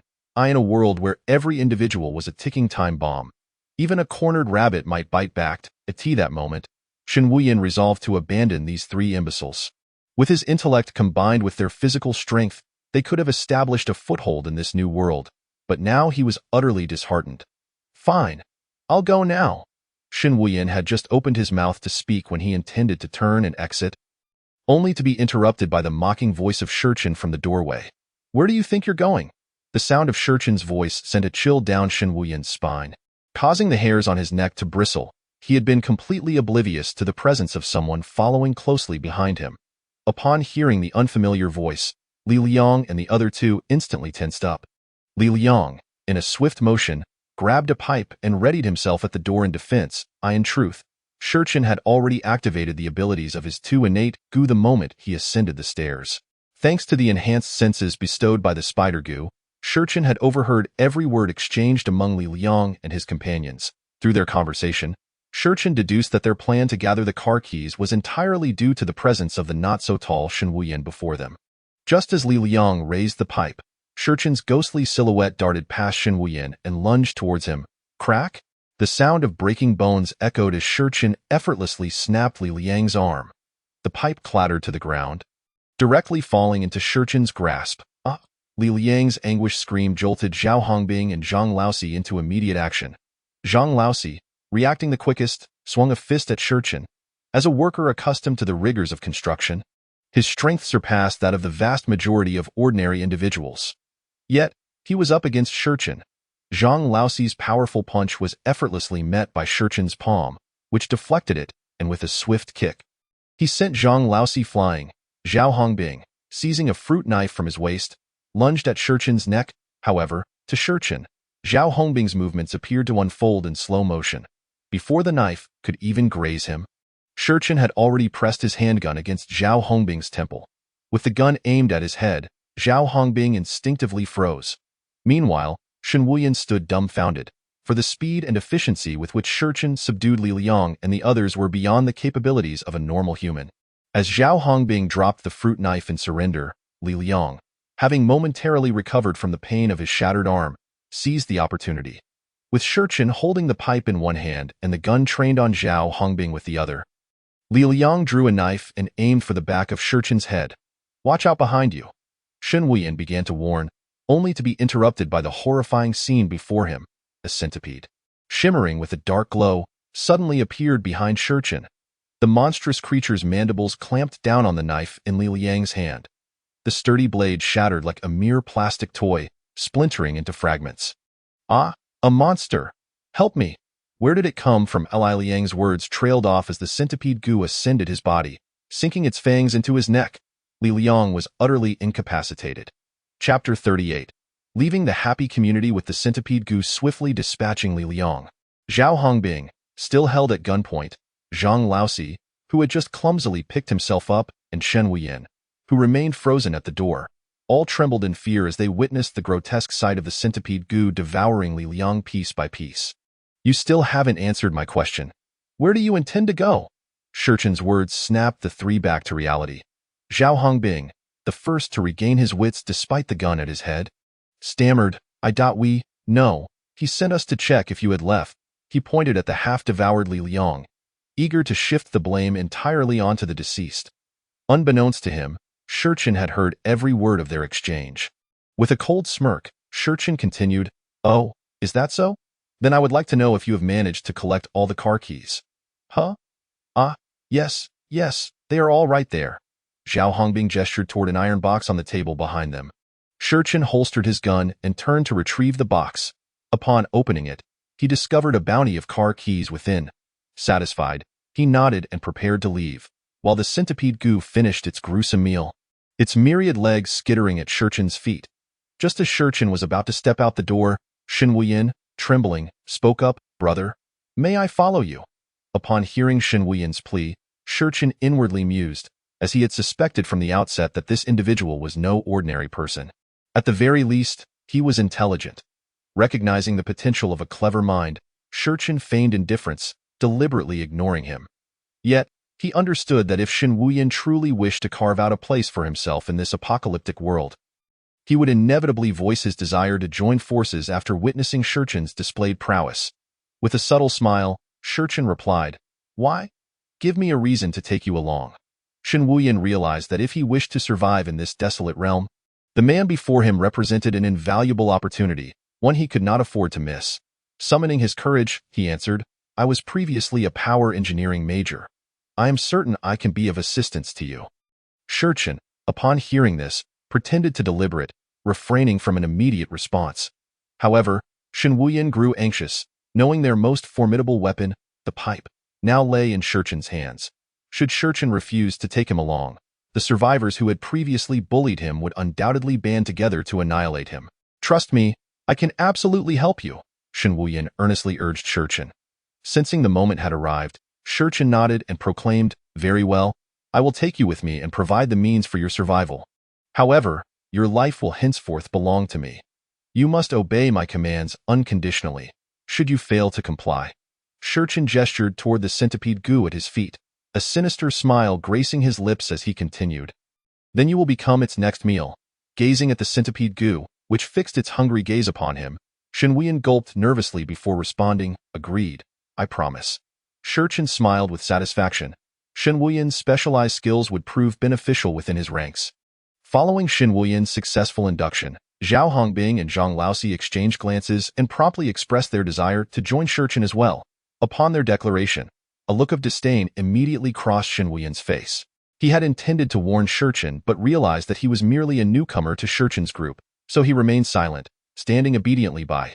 Shurchen scrutinized Zhao Hongbing and Zhang Laosi. Although Zhao Hongbing wore a facade of forced laughter, he secretly thought that if Shurchen accepted the weak Shen Wuyan, he, as a robust individual, would certainly be welcomed as well. Meanwhile, Zhang Laosi had no grand ambitions. As long as he had food, drink, and women, he was indifferent about whom he followed. Shurchen addressed Zhang Laosi, Can you meet my conditions? Clutching his stomach where Shurchen had kicked him, Zhang Laosi replied, As long as you provide me with food and women, I will gladly serve you. Shurchen appreciated Zhang Laosi's straightforwardness, finding him easy to control in this apocalyptic world. Women held little value, easily traded for a loaf of bread. Thus, securing a strong and easily managed subordinate in exchange for women was an excellent bargain for Shurchen. Nodding in satisfaction, Shurchen affirmed, Good, then you shall follow me, and I assure you, you will have your fill of women. With that, Zhang Laosi grinned and positioned himself behind Shurchen. As for Zhao Hongbing, when Shurchen turned to him, his smile widened, and he began to step closer. Yet, just as he did, his expression froze. Bang! Shurchen's handgun discharged, smoke billowing from the muzzle. I detest the likes of you. Zhao Hongbing's life was extinguished in an instant, leaving him to become a mere snack for the centipede goo. Having completed his task, Shurchen holstered his gun and instructed Shen Wuyan and Zhang Laosi, Gather all the survivors and supplies from this building and follow me. There are others waiting for us in the underground parking lot on level -1. Shen Wuyan and Zhang Laosi, upon hearing this, obediently set about fulfilling Shurchen's first command. Shortly thereafter, they returned with supplies and people, and Shurchen led them back to the underground parking lot on level -1. Upon reuniting with Zhao Kuan and the others, Shen Wuyan and Zhang Laosi felt a twinge of awkwardness. Before Shurchen's arrival, they had been fierce rivals, employing every trick in the book to bring each other down. Now, they found themselves allies, marveling at the capriciousness of fate. With the keys to all the vehicles now in hand, Shurchen no longer felt the need to obsess over the Cadillac. After all, their numbers had exceeded those of his former faction in a previous life. They had retrieved Zhao Kuan, Lu Yonghong, and 5 women from Building 6. And from Building 2, they had brought back Shen Wuyan, Zhang Laosi, and 6 women along with 4 men. Consequently, in addition to the initially selected Cadillac, Shurchen chose 2 7-seater vans as well. After all the supplies had been loaded onto the vehicles, Shurchen instructed everyone to gather all the gasoline from the tanks of the vehicles inside the underground garage. Once everything was prepared, 3 vehicles made their way towards the exit of the garage to rendezvous with Zheng Long and the others. Zheng Long had been waiting at the garage exit as per Shurchen's orders, and upon seeing Shurchen in the Cadillac, he immediately activated the armored vehicle, crashing it into the iron gate of the community. With the gate no longer obstructing their path, a horde of zombies surged madly towards the community. Zheng Long led the charge in the armored vehicle, while the other 4 vehicles sped forward towards the destination that Shurchen had previously outlined. Chapter 39. Gaoshan City Zoo. The Gaoshan City Zoo is the largest zoo in the entire eastern province and one of the renowned attractions in Gaoshan City. Before the apocalypse, the zoo thrived under official efforts, showcasing a diverse array of animals for the enjoyment of all visitors. What was once a sanctuary for human leisure has now transformed into a nightmarish forbidden zone. All the animals in the zoo have become formidable magical beasts in the wake of the apocalypse. Some, like the eagle, longed for freedom and, upon mutation, broke free from their confines to become terrifying aerial predators. Others, such as rabbits and peacocks, were swiftly devoured by more powerful magical beasts upon their transformation.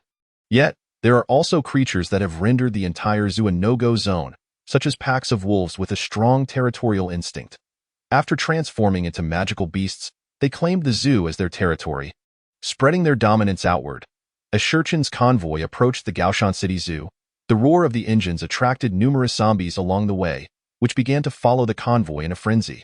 Since completing the experiment that confirmed the successful refinement of magical beasts into goo, Shurchin had chosen the zoo as his base, primarily due to the wealth of magical beasts that could provide him with powerful goo insects. The night had passed, and with the dawn of the morning sun, the entire zoo came into view for all to behold.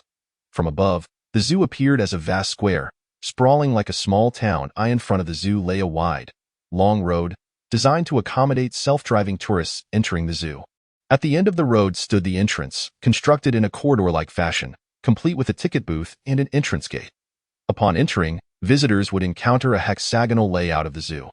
The outermost layer consisted of tall, sturdy walls, while the first inner circle was designated for tourists and sightseeing vehicles. The second circle contained various animal enclosures, each partitioned into distinct areas for different species. The third enclosed area housed the zoo's offices, dining facilities, animal performance venues, breeding rooms, and veterinary clinics. If not for the overwhelming presence of magical beasts, this place would be considered a perfect refuge in the apocalypse. As the convoy neared the zoo, terrifying roars echoed from within. The relentless zombies that had been pursuing the convoy gradually came to a halt, overwhelmed by the oppressive sounds. After letting out reluctant roars towards the approaching convoy, they quickly scattered in all directions. The reason for the zombies' retreat was their instinctual recognition of the powerful magical beasts within the zoo. After all, magical beasts devoured not only humans but also regarded zombies as delectable prey. With the zombies dispersing, Sima Ping and the others in the vehicle, along with Zhao Kuan, breathed a sigh of relief. Having been chased by hundreds of zombies, their hearts had been in their throats. Thanks to the walkie-talkies, everyone had exchanged brief introductions during the journey. Regardless of their pasts, they were now all under Shurchin's command, maintaining a semblance of harmony. "Captain, those damned beasts have finally stopped chasing us. Are we going to charge straight in?" Zheng Long's voice came through the walkie-talkie. "No, we must not damage the entrance equipment.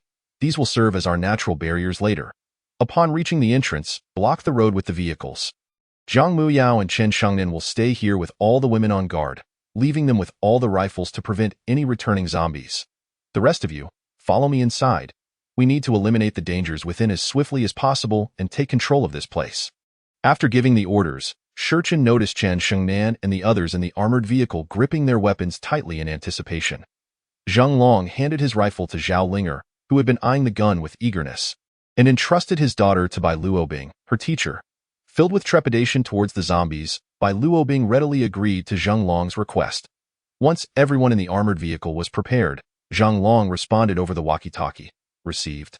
"Captain," the armored vehicle, driven by Zheng Long, was the first to arrive at the zoo's entrance.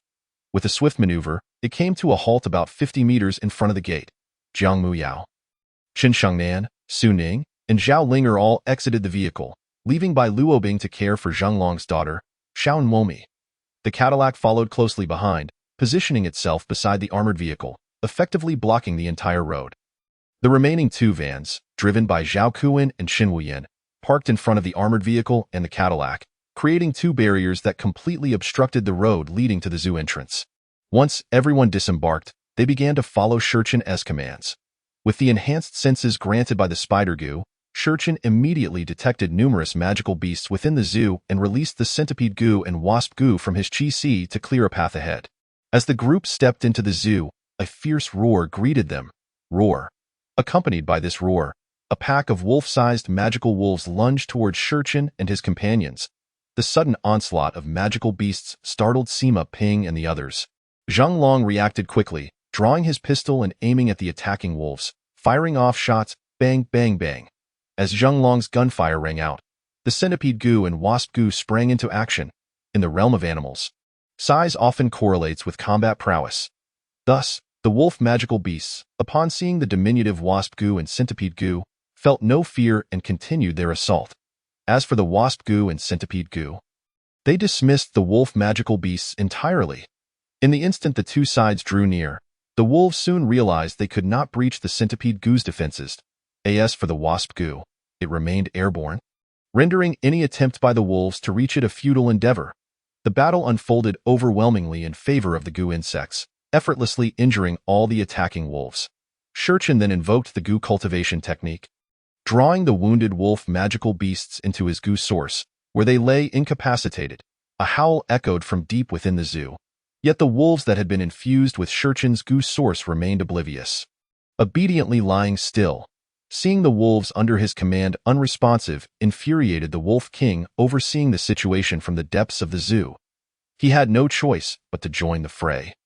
Leading the remaining wolves towards Shurchen, the Wolf King's actions played directly into Shurchen's hands.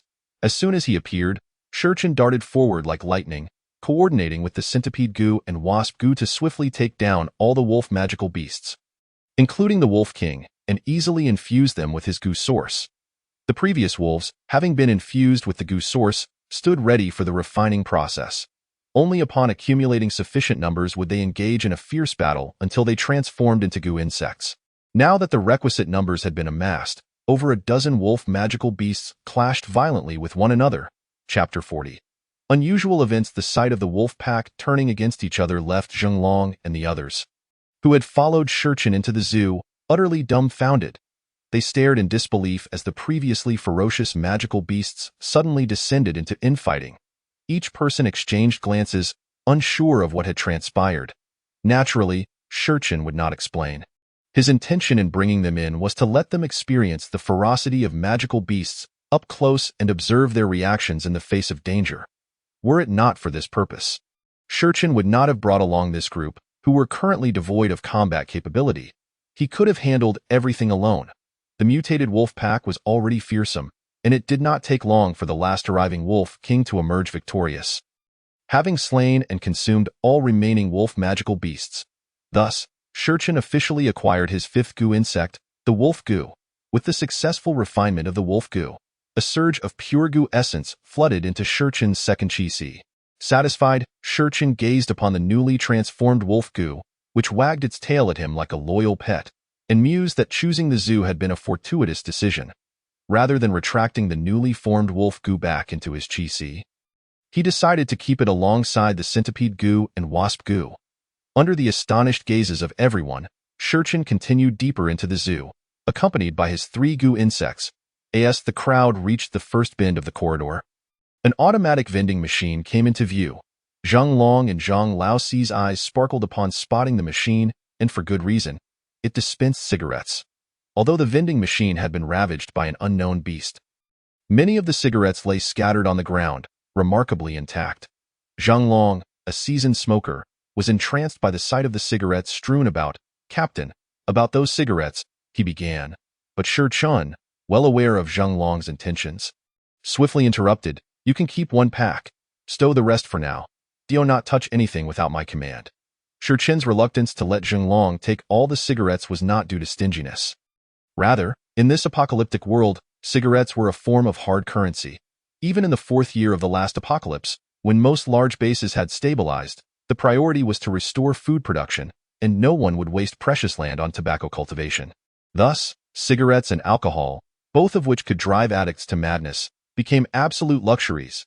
A lone wanderer in the later stages of the apocalypse could fetch a handsome price for a box of cigarettes or a bottle of liquor found among ruins.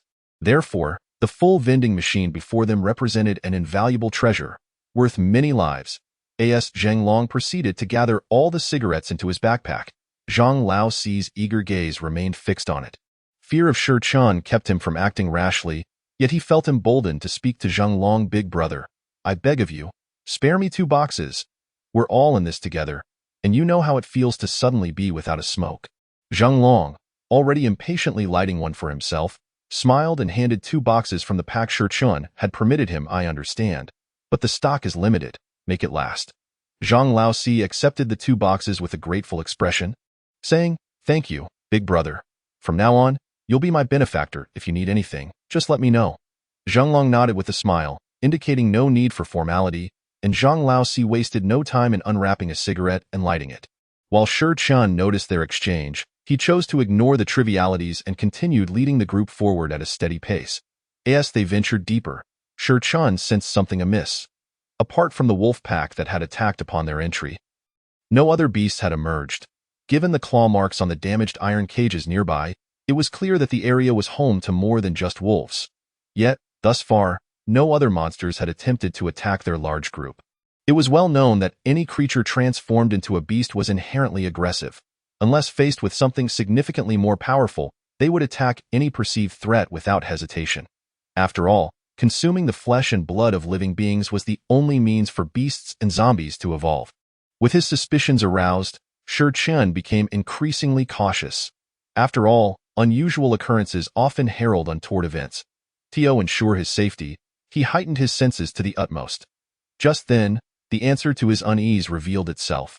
Not far beyond the second bend of the corridor, 2 beasts were engaged in a fierce battle. One was a jet-black serpent beast, nearly 5 meters long, its blood-red tongue flickering as it sought an opening against its adversary. The serpent was already marked with numerous claw wounds, blood oozing from its injuries. Opposing it was a dense swarm of rat beasts, their numbers overwhelming. In the wake of the apocalypse, each rat beast had grown to the size of a domestic cat. The age-old predator-prey dynamic between snakes and rats had erupted into a bloody conflict in this new world. Observing this scene, Shi Chun finally grasped why no other beasts had attacked. It turned out that aside from the wolves, all other monsters were preoccupied with their mutual slaughter. While the battle between the serpents and rats unfolded on the surface, Shi Chun sensed 2 more beasts lurking in the shadows of the iron cage, poised to strike once the serpents and rats were weakened. Their plan was cunning, but they had not anticipated Shi Chun, an even more devious foe. He signaled Zhang Long and the others to halt and take cover, then carefully retrieved 3 of his insect familiars before stealthily advancing toward the fray. The serpent, sensing the encroaching rat horde, no longer hesitated and decided to fight with abandon. With a hiss, the massive serpent surged toward the Rat King among the throng. Unfortunately, while swift, its speed could not outpace the already agile rats. The serpent's attack was deftly evaded by the Rat King, and due to its momentum, it crashed into a rocky formation behind the Rat King. A dull thud echoed. The serpent's head smashed into the structure, leaving a crack in its wake. The Rat King, having dodged the attack, immediately rallied the swarm, which charged recklessly toward the serpent. Their sharp teeth and claws began tearing and scratching at the serpent's body. Black snakes writhed beneath a sea of rats. This scene would surely terrify anyone suffering from a fear of clusters. Just as victory seemed imminent for the rat swarm, the serpent, having recovered from the impact, began to thrash its body violently against the ground. This maneuver proved effective, as countless rats were crushed under the serpent's weight and immense strength. Shi Chun watched this unfold with a heavy heart. After all, every beast here could be used for refining his familiars. Unable to contain himself, he sprang into action. A precise stream of familiars surged forth, targeting every visible beast with relentless fervor. The creatures struck by Shi Chun's familiars fell silent immediately. As the familiars continued to drain his energy reserves, Shi Chun realized that the sheer number of rats was overwhelming, and his current supply was inadequate. Given the lurking beasts in the depths of the cage, he had no choice but to abandon those rats that remained unclaimed. Summoning 3 non-primary insect familiars from his energy reserve, he commanded the newly refined wolf familiar to consume all the remaining rats that had escaped his grasp. With the support of the centipede and wasp familiars, both of which were 5th tier, the wolf familiar eagerly began its feeding and evolution. Instead of immediately refining his familiars, Shi Chun swiftly moved towards the 2 hidden beasts in the depths of the cage. His speed was remarkable, and the 2 beasts had yet to comprehend why the battle had ceased following his appearance. As they stood bewildered, Shi Chun reached the first hidden beast. It was a massive brown bear. Known for its ferocity, The brown bear had only become more formidable due to the mutations of the apocalypse. Were it not for Shi Qin's innate ability to counter beasts through his familiar arts, he would have been reduced to mere prey for this formidable creature. Seeing the audacity of this human charging towards it, the bear wasted no time in retaliating, swinging its colossal paw with tremendous force. However, Shi Qin was prepared. As the bear's claw swung upward, he unleashed a surge of familiar energy. The bear's claws halted mid-swing, and after subduing the bear, Shi Qin vanished again, dashing toward the other hidden beast. This beast, a scorpion the size of an adult's forearm, instinctively chose to flee upon witnessing the brown bear, the apex predator of its realm, subdued by Shi Qin's unknown prowess. Regrettably, Shi Qin's speed, bolstered by his agility enhancements, far surpassed that of the scorpion. Before it could escape, Shi Qin's familiar energy struck, immobilizing it entirely. At this moment, Shi Qin's exhilaration was beyond expression. He had confirmed that these beasts could be utilized for refining his familiars, marking this as one of his most lucrative encounters yet. Whether it was the black serpent, the rat swarm, the scorpion, or the imposing brown bear, each held immense value for him. Once he had them under control, he swiftly delineated the area for refining, eagerly commencing the process. For the black serpent, scorpion, and brown bear, Shi Qin allocated 9 relatively weaker rat beasts to each. The 3 magical beasts effortlessly dispatched and consumed the 9 mice before them, successfully transforming into goo worms. As for the remaining rodent horde, Shi Qin did not take the time to selectively choose between the strong and the weak. Instead, he organized them into groups of 10 and let them engage in a frenzied battle. Ultimately, he succeeded in acquiring as many as 50 mouse goo. With the successful refinement of the goo, an immense influx of goo essence began to surge continuously into Shi Qin's qi, filling him with a sensation that was both agonizing and exhilarating in equal measure. Despite the torment, Shi Qin steeled himself and commanded the centipede goo, wasp goo, and the wolf goo, which had ascended to level 3 by consuming the mouse horde, to fiercely protect him. Without regard for any surrounding dangers, he settled cross-legged on the ground and commenced the fervent operation of his goo path technique to assimilate this overwhelming tide of goo essence. As the goo path technique was set in motion, the vast quantity of goo essence was gradually refined into his own goo source. Shi Qin's second dantian qi began to expand incessantly, and upon reaching the size of the first qi, he realized that his goo path technique was poised to upgrade once more. Indeed, once the second qi ceased its expansion, the third qi began to take shape within his dantian. This marked the formal upgrade of Shi Qin's goo path technique to its third tier. With the elevation of his goo path technique, the pure goo source began to reinforce Shi Qin's physique, mending the various physical ailments he had accrued from laborious work and sleepless nights. Now, his body was approaching perfection, with muscle definitions becoming proportionate and full, and even his skin transformed to resemble that of an unblemished infant. As Shi Qin opened his bright eyes, all the goo essence he had acquired was thoroughly refined into his own goo source. Next came the most joyous yet conflicted moment for Shi Qin, the selection of his third innate goo. Gazing at the array of goo worms obediently lined before him, he suddenly felt the burden of choice weighing upon him. With an increase in goo worms came an increase in options. Particularly, now that he possessed the snake goo, scorpion goo, mouse goo, and the currently most promising bear goo, Shi Qin found himself at a loss regarding which to choose as his third innate goo. After an internal struggle and careful deliberation, he ultimately decided on the centipede goo as his third innate goo. The reasons for this choice were twofold. First, the centipede goo was presently the highest ranked among all the goo worms. Second, Shi Qin did not lack offensive capabilities, as he had already acquired speed and perception. Thus, his immediate need was to enhance his defense, and among the existing goo worms, the centipede goo undoubtedly possessed the strongest defensive capabilities. Previously, in the happy community, the centipede goo had successfully withstood gunfire at close range thanks to its armored scales. Having made his decision, Shi Qin hesitated no longer and directly absorbed the centipede goo into his third qi, refining it into his third innate goo. With the successful refinement of the centipede goo into his innate goo, Shi Qin gained the ability of enhanced skin. Eagerly, he activated the power of his third innate goo. As the ability was unleashed, not only did Shi Qin's skin become remarkably resilient, but faint scale patterns also manifested upon its surface. Excited, Shurchen drew forth the police dagger from his waist and swiftly slashed it across his arm. Sizzle, accompanied by a sound akin to metal scraping against metal. The dagger left only a shallow white mark on his arm. Such formidable defense. Shurchen couldn't help but marvel inwardly before sheathing the dagger with satisfaction. Chapter 42.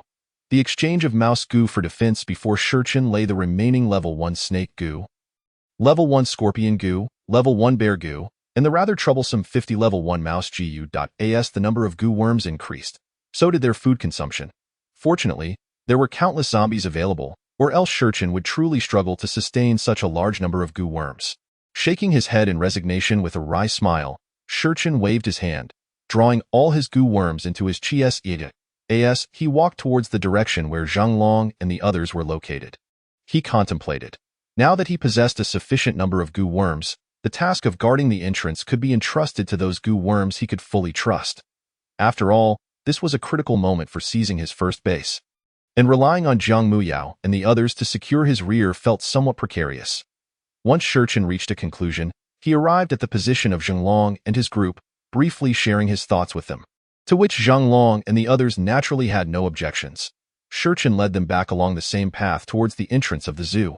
Upon their sudden return, the women who had been nervously guarding the entrance were somewhat taken aback.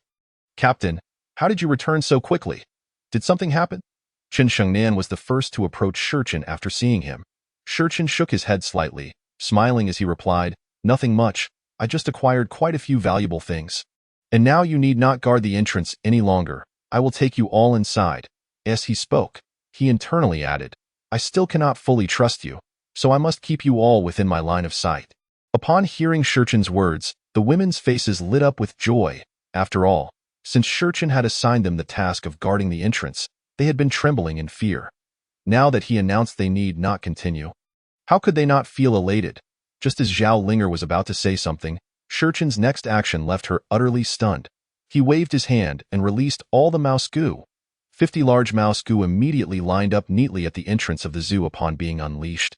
This sudden appearance of a vast horde of mice sent the previously exuberant women into terrified screams as they swiftly retreated into the zoo behind Shurchen. Chen Shengnan and Zhang Muyao instinctively hid behind him. "Do not be afraid, these are all treasures I just acquired. They will guard the entrance in your stead. You all follow me inside," Shurchen assured everyone before turning to lead them back into the zoo. Although these mouse goo were still only level 1, they were after all goo worms refined for magical beasts, retaining considerable combat strength. Moreover, should any goo worms perish, Shurchen would sense it immediately, allowing him to confidently entrust his rear to the mouse goo. Leading the way, Shurchen moved ahead, while behind him, Zhang Long's position was now taken by Chen Shengnan, Zhang Muyao, and Zhao Linger. Zhang Muyao followed closely behind Shurchen, her curiosity about him ever increasing. She simply could not comprehend how he managed to control these mutated creatures for his own purposes. This extraordinary ability captivated her, deepening her fascination with the secrets surrounding Shurchen. As for Zhao Linger, she trailed Shurchen for the strength he exhibited. Initially, she had aligned with him to escape the confines of school and later sought to utilize his power to achieve something in this apocalyptic world. Ultimately, she had become utterly convinced by the strength Shurchen displayed, believing that with his might and her intellect, they would undoubtedly thrive in the future apocalypse. As for Chen Shengnan, her intentions were far simpler. She had begun with a desire to repay the man who had saved her life, and after Shurchen had once again rescued her from danger, she had secretly fallen in love with this man who appeared like a hero to save her in times of peril. Though the three women followed closely behind Shurchen for varied reasons, to onlookers, their actions appeared as though they were vying for his attention. "Brother Long, who do you think Brother Chun will ultimately choose?" Chun Xing asked softly as he walked beside Zhang Long, glancing at Shurchen ahead.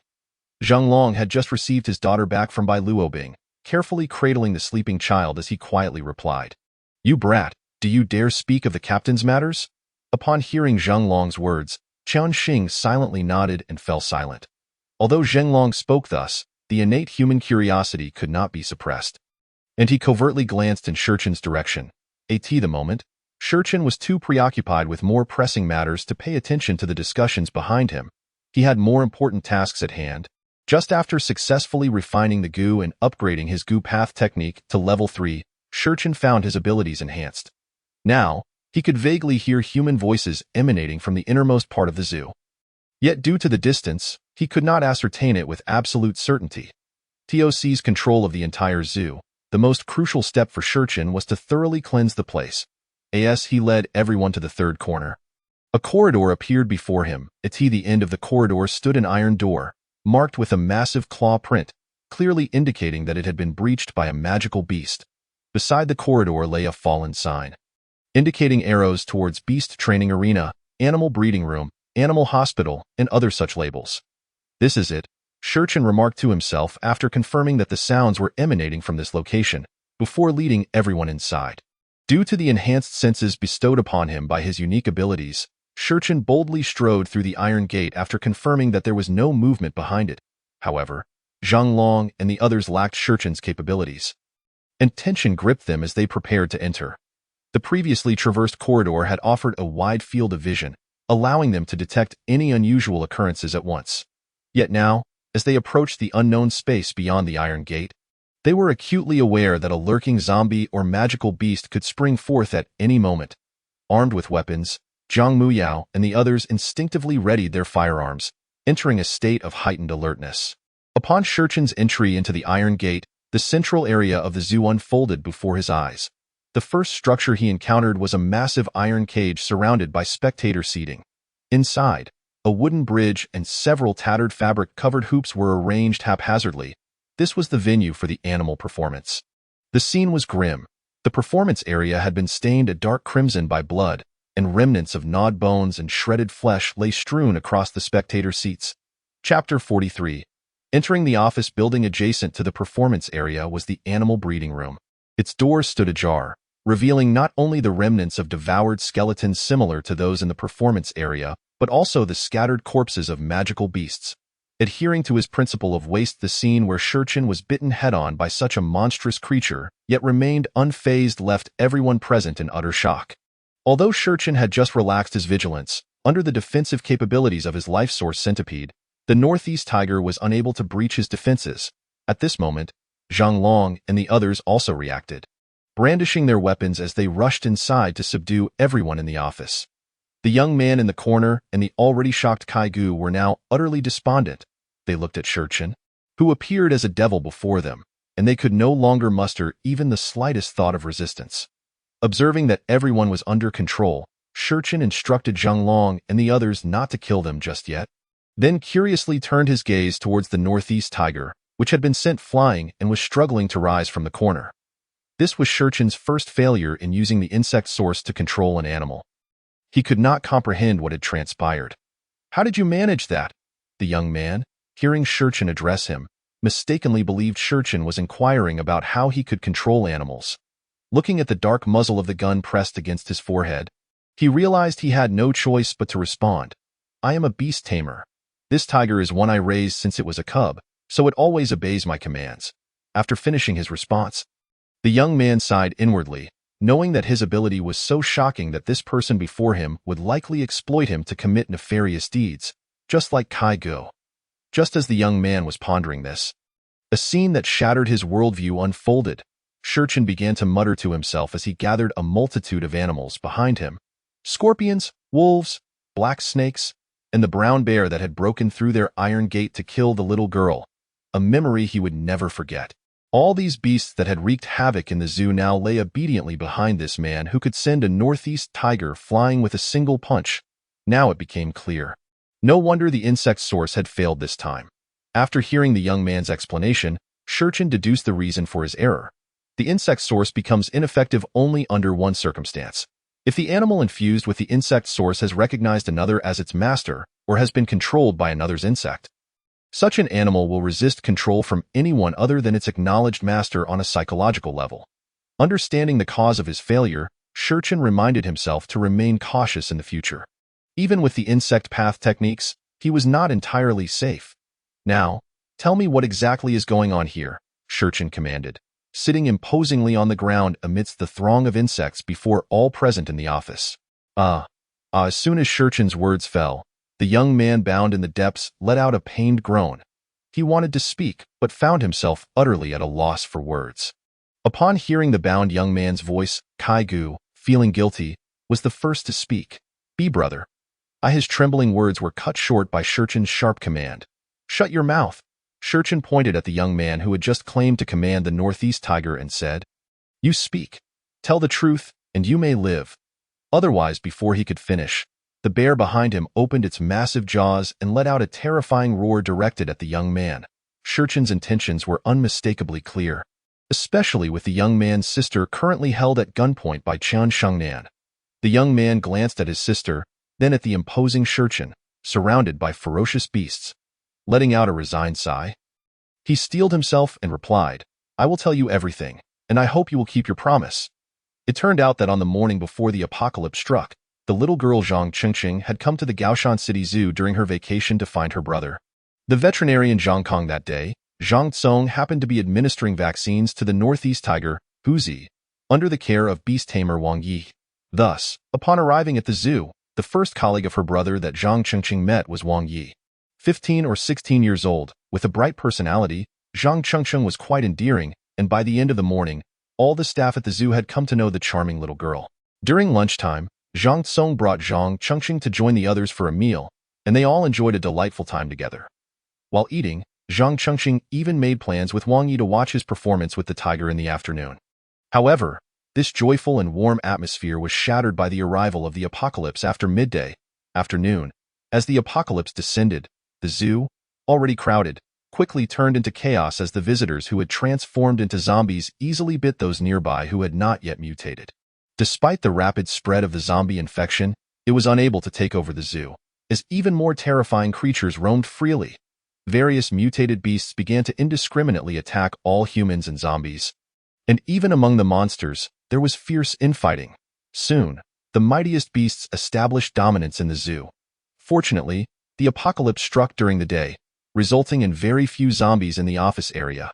Furthermore, Wang Yi noticed that although Huzi had mutated, it still obeyed his commands, so with the tiger's assistance, they quickly exterminated the zombies in the office area.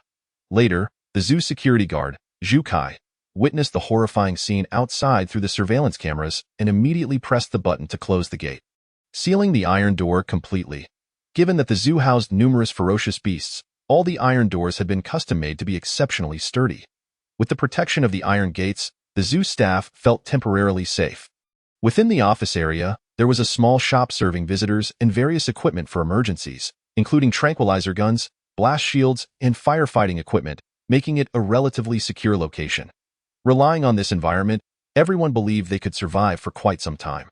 However, misfortune struck unexpectedly. While everyone was anxiously gathered in the monitoring room, watching the situation outside, the kind-hearted Zhang Qingqing, witnessing the desperate fleeing and struggling visitors on the screens, felt a pang of compassion and earnestly urged Zhu Kai to open the gate and let them in. Zhu Kai naturally refused Zhang Qingqing's request. After all, just watching the situation outside from the monitors terrified him to the core. The iron gate was his source of security and a lifeline. At that moment, the vast majority supported Zhu Kai's decision, including Wang Yi and Zhang Qingqing's brother, Zhang Kong. They all wanted to protect their loved ones from danger, thus unanimously agreeing to keep the gate closed. They were safe here, and as for the strangers outside, who cared? Yet, there were exceptions among them. The zoo's cleaner, Lu Yaji, worried about her son, conspired with animal keeper Qian Hui, who shared Zhang Qingqing's sentiments, and together with the determined Zhang Qingqing. The three of them stealthily opened the iron gate when no one was paying attention. With the gate opened, countless desperate survivors saw a glimmer of hope and rushed in. Among them were several individuals who had been scratched by zombies and squeezed in with the crowd. Chaos ensued. Lu Yaji, the instigator, found herself unable to search for her son due to the overwhelming influx of survivors. In this perilous moment, thanks to the strength of Huzi and the tranquilizer guns held by Zhu Kai and the others, they painstakingly eliminated all the zombies and managed to close the iron gate once more.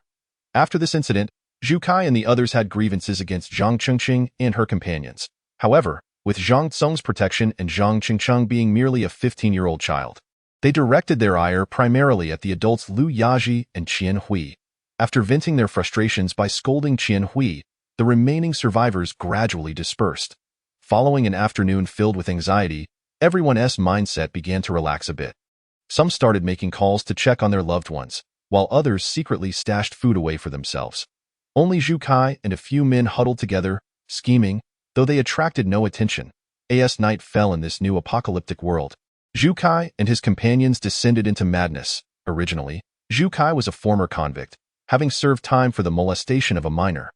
Now, armed with tranquilizer guns, he and a few men began to dominate the space. They first assaulted several female survivors who entered later, justifying their actions as a form of payment for saving their lives. Zhu Kai later attempted to prey on the 15-year-old Zhang Chengcheng, but was thwarted by Zhang Tsong, who fought back with all his might. Unfortunately, one person alone could hardly contend against four, and with everyone else feigning ignorance, Zhang Tsong was easily subdued and tied up, locked away in a nearby office. After securing Zhang Tsong, Zhu Kai and the others began to rain blows upon him. Once they confirmed Zhang Tsong was no longer capable of resistance, Zhu Kai once again set his sights on Zhang Chengcheng. Just as he was about to succeed, a famished brown bear, driven by its primal instincts, shattered the iron gate and charged into the office area. The tremendous noise abruptly interrupted Zhu Kai's vile intentions. In that critical moment, Zhu Kai shoved the helpless Zhang Chengcheng towards the bear and swiftly fled into the office building. Without the protection of Zhang Tsong, the remaining individuals naturally paid no heed to Zhang Chengcheng, who had been captured by the grizzly bear. Everyone frantically followed Zhu Kai into the office building, locking the door behind them. The subsequent survivors who entered showed no concern for the fact that it was Zhang Chengcheng who had opened the iron gate to save them. Thus, Zhang Chengcheng was left to be eviscerated by the bear, becoming its meal as they listened to Wang Yi recount this tale. Every individual, except for Shurchen, glared furiously at the trembling Zhu Kai, who was kneeling on the ground. Chen Shangnan angrily shouted at Zhu Kai, "Beast, you truly deserve to die." At that moment, Zhu Kai, with a gun pressed against his head, dared not lift his gaze, let alone speak. If looks could kill, Zhu Kai would have been cut to pieces by now. Shurchen sat expressionless on the ground. In his view, Zhang Chengcheng was hardly worthy of sorrow. Her foolishness had not only led to her demise but had also endangered her brother. Yet, as everyone vented their fury at Zhu Kai, Shurchen chose to keep his thoughts to himself. Zhao Linger, sharing a similar sentiment, felt no pity for Zhang Chengcheng after hearing Wang Yi's account, but that did not imply she harbored no hatred for Zhu Kai. While Zhang Chengcheng's self-righteous behavior had led to her own downfall, Zhu Kai's intention to commit such heinous acts against an underage girl was an entirely different matter. Wang Yi's face contorted in agony. He had chosen to aid the tyrant to protect his sister, and now he loathed himself for it. "Then you barged in," Wang Yi said, his voice choked with emotion, standing up to face Shurchen. "I know I am guilty for being a passive observer in all of this. But I have fulfilled your request and conveyed everything to you. I only hope you can spare her." He pointed at his sister. Shurchen rose as well but did not respond to Wang Yi. Instead, brushing off the dust from his clothes, he strode purposefully toward Wang Yi. "No. Please, don't hurt him." Wang Ying, under control, screamed desperately at Shurchen while struggling against her captors. Wang Yi, with tears streaming down his face, closed his eyes, quietly awaiting his impending doom. However, Shurchen did not halt his advance as he reached Wang Yi.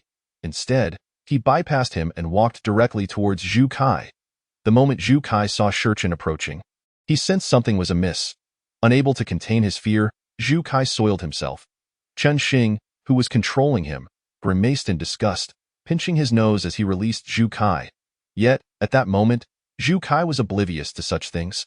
Collapsing to the ground, trembling and waving his hands at Shurchen. "No, please. I beg you. As long as you spare me, I can." Slash. The sound of a blade piercing flesh echoed as Shurchen severed Zhu Kai's head with a single stroke. Scarlet blood gushed forth like a fountain from the severed neck of Zhu Kai. The force propelled the blood several meters high, splattering those nearby with Zhu Kai's life essence. Gurgle. Zhu Kai's lifeless head rolled to rest at Shurchen's feet. Shurchen's ruthless actions sent a shiver down the spines of the survivors in the zoo. Chapter 46. Dawn. Having slain Zhu Kai, Shurchen surveyed the occupants of the office building. Their faces displayed not only fear of him but also a recognition of his decisive act against Zhu Kai. After all, Zhu Kai's actions had incited widespread anger, reaching a point of collective outrage. Particularly for Zhang Tsong, who was bound and bruised in the corner, Shurchen was undoubtedly a beacon of hope in his life. Zhang Tsong, unable to speak, vowed in his heart that regardless of what transpired in the future, he would dedicate his life to repaying this man who avenged his sister.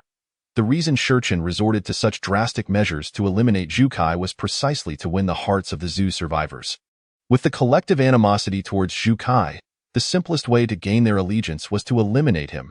Observing the expressions of those around him, Shurchen knew the moment had come, and he boldly stepped on Jukai's head. Addressing everyone, "Allow me to formally introduce myself. My name is Shurchen. The entire zoo is now under my control. From this point forward, this will be my base. As the apocalypse descends and monsters roam freely, if you wish to survive, you must follow me and obey my commands. Do you understand?" As Shurchen spoke, several insects responded with fierce cries, complimenting their master's words, with a bloody dagger in hand and an aura of menace about him. No one dared to meet Shurchen's gaze, let alone contradict him. Upon hearing Shurchen's proclamation, Zhang Long and the others were not surprised. After all, Shurchen had forewarned them before arriving at the zoo. Now that they had successfully taken control, it was time to formally establish their dominion. Zhang Long and the others had followed Shurchen out of genuine loyalty, fear, or coercion, but ultimately, those distinctions no longer mattered. From this moment forth, they would all share a singular identity, Shurchen's subordinates. None dared to question this arrangement. In fact, aligning with Shurchen was their best chance of survival in this new world. As for the survivors of the zoo, their lives were now in Shurchen's hands, leaving them utterly unqualified to oppose him. Seeing that no one dared to voice dissent, Shurchen continued, "Since there are no objections, I will assume you all agree. What I am about to say concerns your future, so I advise you to listen closely." After Shurchen's declaration, everyone perked up their ears, the office building falling into an unusual silence. Zhang Long and the others looked at Shurchen with hopeful anticipation, for this was the moment their power was just beginning to take shape, akin to a newly crowned emperor distributing titles to his ministers. "Our faction shall henceforth be named Dawn," Shurchen announced, signifying hope in the apocalypse. "I will be its leader." Upon hearing this, Zhang Muyao and Zhao Linger began to savor the name. They quietly admired Shurchen's eloquence, impressed that he could conceive such a poetic and meaningful title. Observing the satisfaction on the women's faces, Zhang Long and the others merely feigned agreement. They were indifferent to the name, as long as it was chosen by Shurchen. Upon hearing the women's murmurs, Shurchen inwardly lamented their misunderstanding.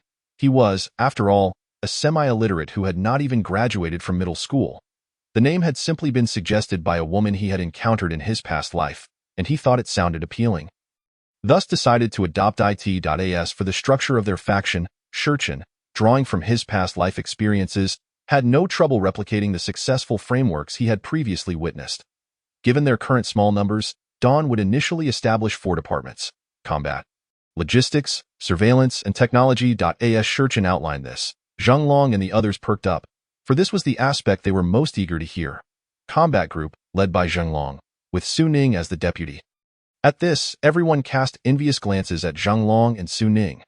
Zhang Long beamed at being mentioned, while Su Ning, bewildered, wondered how she had suddenly gained Shurchen's favor despite her lack of notable contributions. Just as Su Ning pondered this, Shurchen's next words clarified everything.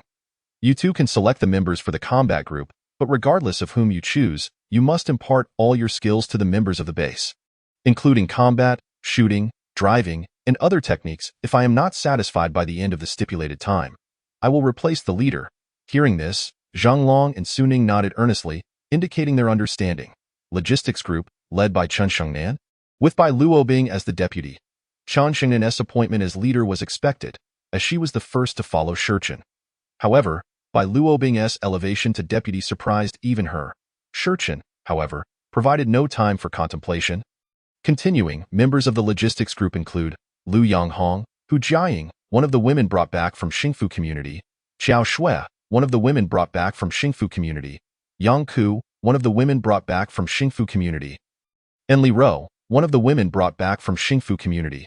The logistics group will primarily manage and record all resources for the base, including the daily food supply for everyone.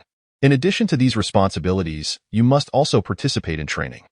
While I do not expect you to become exceptionally skilled, you must at least possess the ability to protect yourselves in this apocalypse. Shurchen's intention behind this arrangement was to ensure that, while time was still on their side in the early days of the apocalypse, The entire faction maintained a relative level of combat readiness to confront the dangers that lay ahead.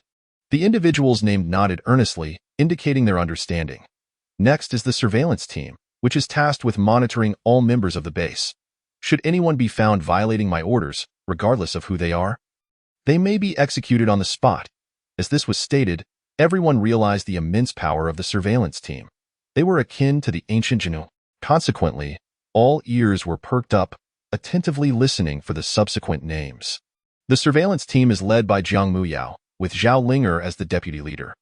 Jiang Muyao was already deeply moved by the fact that Shurchen had risked his life to save her, and upon hearing that such a significant position had been entrusted to her, her heart swelled with gratitude. She silently vowed not to disappoint Shurchen. Conversely, upon learning she was merely a deputy, Zhao Linger felt a twinge of disappointment. However, being a clever individual, she concealed her feelings and began to strategize on how to showcase her abilities to Shurchen in the future. Chapter 47. Organizational structure. At present, the surveillance team will not have additional members. In the future, those who can prove their capabilities to me will be considered on a case-by-case basis. Shurchen's words did not surprise anyone, as it was expected that such a critical team would not include individuals he did not trust. Finally, we come to the technical team, led by Shen Wuyan. Shen Wuyan, who had not yet heard his name mentioned, exhaled a sigh of relief. After all, even the women from the happy community had been called, and if he were to be forgotten, it would be a considerable embarrassment. However, as Shurchen did not announce a deputy leader, Shen Wuyan, who had just relaxed, now felt a renewed sense of anxiety as he looked at Shurchen. Shurchen continued. The technical team requires individuals with skills beneficial to the base. Shen Wuyan is the leader because he is a professional in electrical engineering. Thus, anyone who believes they possess a valuable skill may now come forward. If I deem your skill useful, you may join the technical team directly. As soon as Shurchen finished speaking, those whose names had not been called, along with survivors from the zoo, clamored to declare their abilities. Me, brother. No, leader. I used to be an electrician. Me, leader. I was a barber, and everyone in the base can benefit from me. And me, leader. I was. With everyone speaking up, the scene became chaotic. At that moment, Shurchen raised his hand and shouted. The enormous roar of the bear goo silenced everyone. Shurchen narrowed his eyes and addressed those who had previously followed Jukai, stating, I forgot to mention, anyone who followed him will henceforth be slaves. Pointing at Jukai's severed head beneath his feet, Shurchen continued, You slaves have no right to enjoy any privileges. Your only chance of survival is to complete all tasks I assign to you. Only then can I allow you to cling to life. Upon hearing this, a disheveled man with a lewd appearance spoke up. What gives you the right? Those repugnant deeds were all Jukai's doing. If you don't want us, we can leave. And what is this about being slaves? Do you really think of yourself as an emperor? Ridiculous. The lewd man attempted to walk away, urging others who had followed Jukai. What are you standing around for? Do you really want to be slaves? Everyone looked at him in shock. No one expected him to be foolish enough to oppose Shurchen. It seems the world is never short of imbeciles. The lewd man's words were promptly ignored by all, as even being a slave was preferable to death. If they truly feared death, they would not have been hiding in this foul place. Indeed, before the lewd man could finish his sentence, several shadows lunged at him. These shadows were, of course, Shurchen's goo insects. While their speed was swift, the snake goo was faster than the bear goo and scorpion goo. This snack of a lewd man was swiftly devoured by the snake goo. Does anyone have any further objections? Shurchen inquired, glancing at those who had followed Jukai. The few of them looked at the lewd man being consumed by the snake goo, then at the bear goo and scorpion goo, who were glaring hungrily due to their slower speed. Who among them would dare voice any dissent? Even in death, no one wished to be consumed as fodder by these monsters. Thus, it was decided, those who are not slaves should line up to report their skills to leadership. However, those without specialties need not waste time. After this incident, everyone abandoned thoughts of taking advantage of the situation. Only a few individuals with genuine skills began to queue to report their capabilities to Shen Wuyan. Ultimately, Shen Wuyan selected 2 individuals who met Shurchen's criteria to join the technical team. One was Li Jun, a technician from the happy community, and the other was Tang Ming, a survivor from the zoo who had been a blacksmith before the apocalypse. Once all members were confirmed, the remaining survivors from the zoo were designated as reserve members and instructed to begin an extensive cleanup of the entire zoo, gathering all corpses from the corners and inventorying all remaining supplies, including food, water, and tools, to be brought to the office building for the logistics team to compile. Following their orders, they swiftly got to work. After they left, Shurchen retained Zhang Long and the others for their first internal meeting. The purpose of this meeting was to thoroughly discuss all details and regulations for the organization moving forward. Knowing his own limitations, Shurchen only outlined a rough framework for Zhang Long and the others, delegating the finer details to them. After a series of meticulous discussions and suggestions from astute individuals like Zhao Linger and Shen Wuyan, the following rules were temporarily established. 1. Shurchen, as the leader of the Morning Dawn, is the sole absolute authority, and his commands supersede all else. 2. Team leaders and deputy leaders may freely command their team members without the leader's orders. The leader, along with the team leaders and deputies, resides in the innermost area of the base, the zoo, which is off-limits to all unless commanded by the leader or team leaders. 3. Official members, all team members, enjoy 3 meals a day, weapon privileges, and reside in Zone 2, the second circle of iron cages in the original zoo. Reserve members may not enter Zone 2 without the consent of official members. Acts of merit can lead to promotion to team leader. 4. Reserve members receive 2 meals a day and reside in Zone 3, the outer corridor of the original zoo, and are responsible for security around the base. Acts of merit can promote them to official members. 5. Slaves receive 1 meal a day and are tasked with expediting the construction of the base. Daily progress will be set. Failure to complete assigned tasks for 3 consecutive days will result in execution. Acts of merit can lead to the lifting of slave status and promotion to reserve member. 6. All members of Morning Dawn are prohibited from betraying the organization in any form. Any discovery of such treachery will result in immediate execution. Finally, Shurchen provided each official member, including team leaders and deputies, with a mouse goo. While he publicly stated that the goo insects would protect them, his true intention was to monitor them all. After all, since his rebirth, Shurchen had never truly trusted anyone. With experiences from his previous life, he held no faith in familial or friendly bonds. The only entity he trusted was his goo insects. Each goo insect served as Shurchen's eyes, and should anyone dare to betray him, the protective goo would become the weapon of their demise. The established hierarchy mirrored the system invented by a powerful leader from Shurchen's previous life. The brilliance of this hierarchical system lies in the clear paths for advancement within the organization. Consequently, the majority will strive for merit and promotion. Coupled with the existence of the surveillance team, this ensures that members will focus solely on climbing the ranks, eliminating thoughts of rebellion. Currently, due to the small number of individuals and the nascent structure, the benefits of this system will gradually manifest as the organization grows. Chapter 48.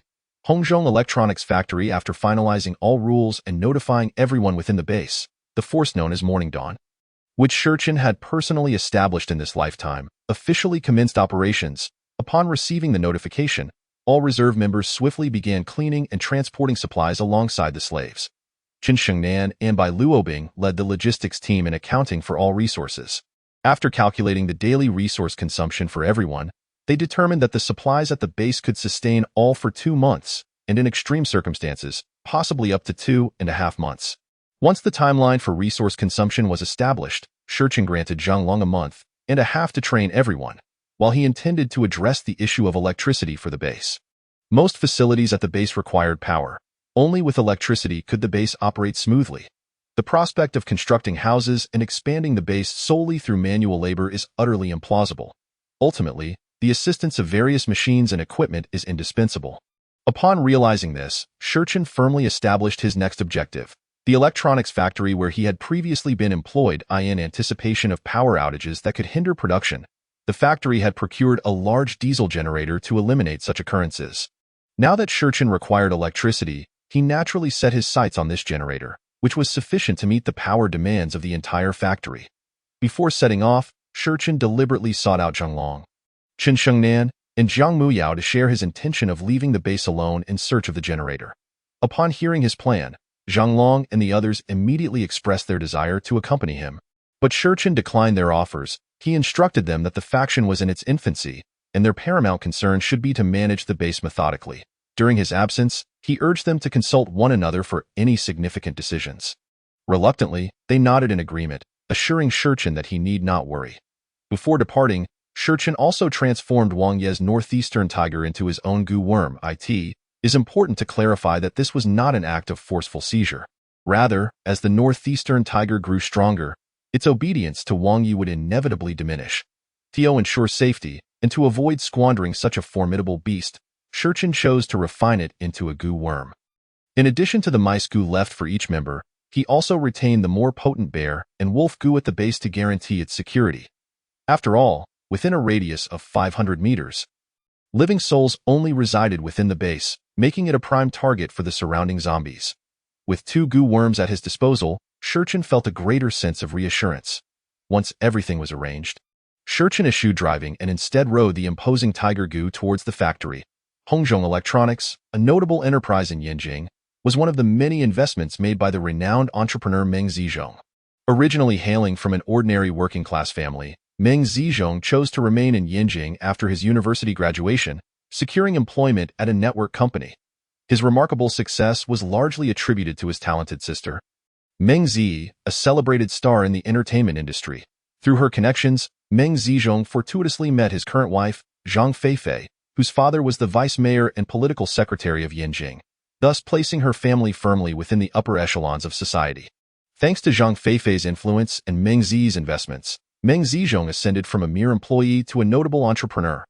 However, just 2 days before the apocalypse erupted, Meng Zizhong received alarming news regarding a mysterious disappearance at his electronics factory in Gaoshanxi. The local public security bureau urged him to send personnel immediately to address the situation. Given Meng Zizhong's status, it was unnecessary for him to attend to such trivial matters personally, but due to his sister's recent completion of a film and Zhang Feifei's desire for a getaway, they collectively decided to visit Gaoshanxi for leisure. Little did Meng Zizhong anticipate that their arrival would be easy, yet their return would be fraught with difficulty. On the first day in Gaoshanxi, he dispatched personnel to the Public Security Bureau to gather preliminary information. He learned that the missing individuals were a supervisor from his factory and his brother-in-law. Due to the peculiar nature of the case, there were no leads, prompting Meng Zizhong to offer a modest compensation to the families of the missing before delegating the matter to his lawyer. He then embarked on a sightseeing tour with his sister and wife, exploring the various attractions of Gaoshanxi over the next 2 days. However, on the third day, as Zhang Feifei intended to visit her father's former comrades before their return, the apocalypse struck. Amidst the ensuing chaos, Meng Zizhong and his companions found themselves compelled to take refuge in the electronics factory. Fortunately, they had brought along a considerable number of professional bodyguards and assistants from Yinjing, which allowed them to navigate the initial wave of danger with relative safety.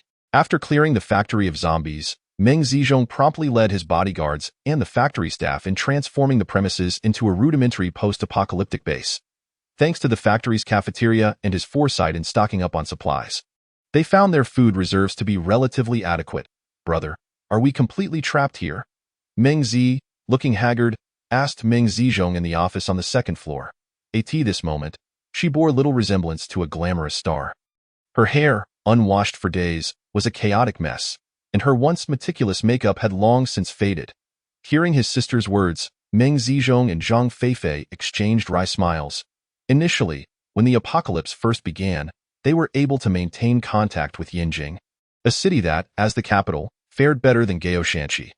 The station military forces in Yinjing swiftly reacted, ensuring relative stability in the region.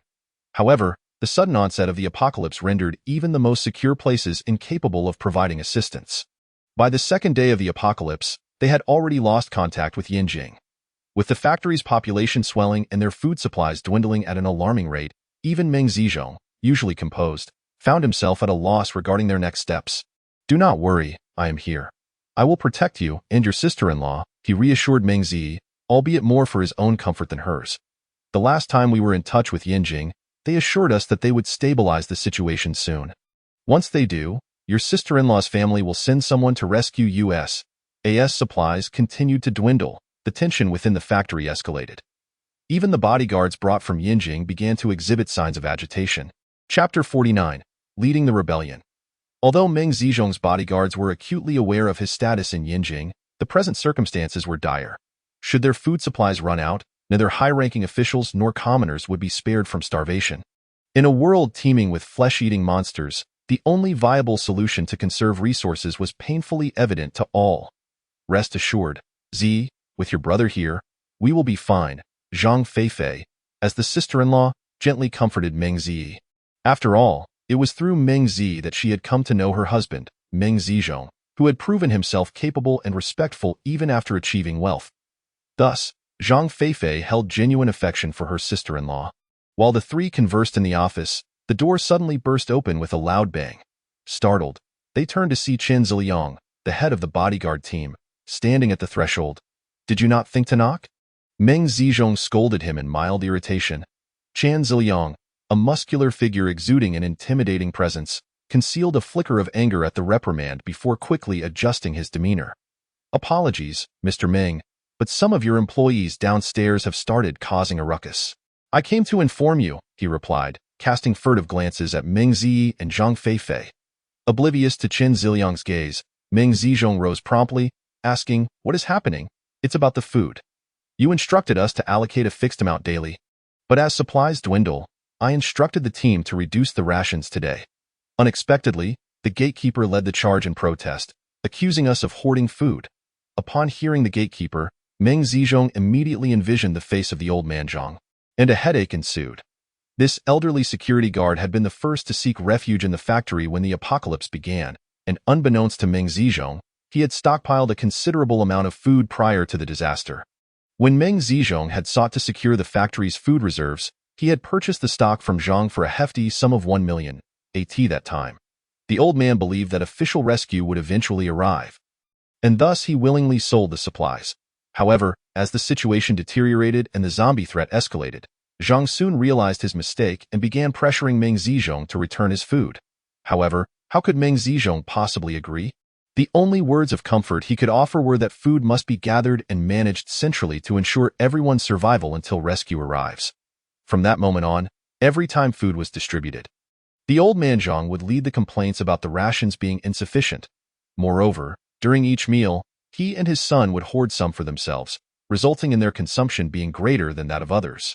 Once Zhang Ziliang and his fellow bodyguards discovered the deceitful antics of the father and son, they reported it to Meng Zizhong on multiple occasions.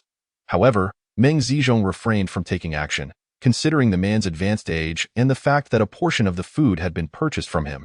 Seeing Meng Zizhong merely rubbing his temples in frustration and remaining silent, Chen Ziliang spoke up again. "Mr. Meng, I believe you are being far too lenient with him. A scoundrel like him deserves a beating and should be sent packing." Upon hearing Chen Ziliang's words, Meng Zizhong ceased rubbing his temples, sighed gently, and replied, "It is easy for you to say that. If we were to act upon it, wouldn't the situation spiral out of control?" Chen Ziliang, hearing Meng Zizhong's response, scoffed internally. What if it spiraled out of control? Would a group of professional bodyguards be afraid of a handful of workers? "So, what do we do now?" Chen Ziliang countered. Meng Zizhong stood up from his chair and walked towards the door, saying, "Let us go take a look." After hearing Meng Zizhong's words, Chen Ziliang turned around and led him downstairs, in the lobby on the first floor. The old man Zhang Banghai was vociferously confronting the bodyguards responsible for distributing food, accompanied by his son Zhang Hong and several workers. "You must give us an explanation today. The food belongs to all of us. You are distributing less each day, and that is absolutely unacceptable." After Zhang Banghai finished speaking, his son Zhang Hong joined in. "Exactly. You have to give us an explanation today, or we will take all the food and distribute it ourselves." The bodyguards behind the table wore fierce expressions. Had it not been for Meng Zizhong's restraint, they would have thrown these workers out to feed the monsters long ago. "Shut your mouth. If it weren't for Mr. Meng, I would have broken your legs already." Zhang Bonghai's emotions flared further upon hearing the bodyguard's words. "Who are you cursing? I'm old enough to be your father. How dare you insult me?" As he spoke, Zhang Banghai made a move to cross the table. At that moment, Meng Zizhong, accompanied by Chen Ziliang, descended from the second floor. "Enough. Everyone, be quiet." Upon hearing Meng Zizhong's voice, everyone in the lobby turned to look at him, and the previously cacophonous voices fell silent. Upon seeing Meng Zizhong, Zhang Banghai immediately feigned innocence. "Mr. Meng, you have arrived." He pointed at the bodyguard who had just insulted him and continued, "This little brat actually dared to insult me. He even threatened to hit me. You must come and judge the situation." Meng Zizhong felt a headache coming on. He truly did not know how to deal with Zhang Banghai. In truth, Meng Zizhong was not foolish. Rather, He had managed to navigate through life thus far precisely because he was more astute than most. He was fully aware that Zhang Banghai was a troublemaker, but since Zhang Banghai had been the security guard here for several years, the employees were familiar with him, and his son Zhang Heng also worked here. If he were to confront Zhang Banghai now, at least half of the employees would side with him, as Zhang Banghai's actions were indirectly aiding them. To maintain stability in the factory and ensure a relatively safe environment for his wife and sister, Meng Zizhong had no choice but to choose the path of appeasement once more. Just as he was about to offer some comforting words and mediate the situation, Chen Ziliang behind him pointed a finger at Zhang Banghai and spoke first. "Shut the hell up." Chapter 50. Chen Ziliang's betrayal. Upon hearing Chen Ziliang's words, Meng Zizhong turned around in fury and scolded. "Who allowed you to speak? How have I taught you?" Before Meng Zizhong could finish, Chen Ziliang kicked him in the stomach. The immense force, coupled with Meng Zizhong's surprise at Chen Ziliang's audacity, left him unprepared, and he was sent sprawling to the ground. His reprimanding words were abruptly cut short. This scene astonished everyone present. The old man Zhang Banghai, who had been so vociferously complaining just moments before, now fell silent. Stunned from the kick, Meng Zizhong sat on the ground, one hand clutching his stomach while the other pointed at Chen Ziliang.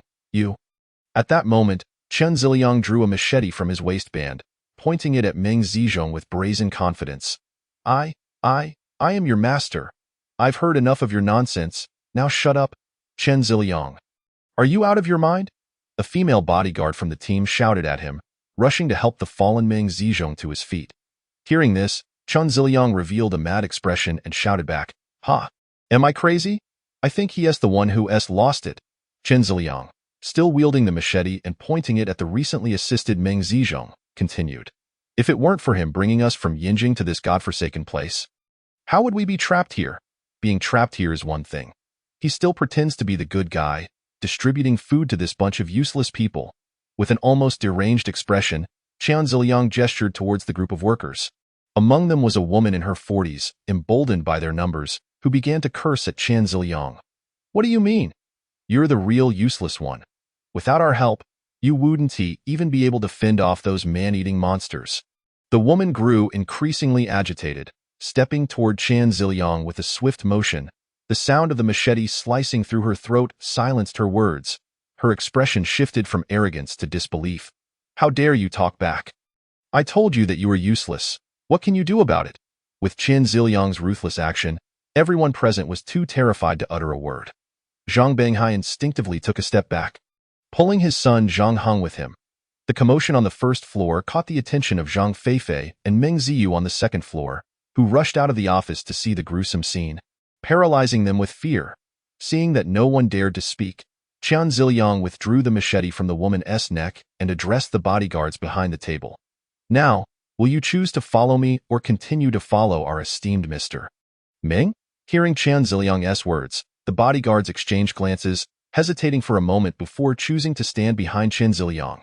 The female bodyguard, Su Jin, who was supporting the injured Meng Zizhong, pointed angrily at Chen Ziliang and his group.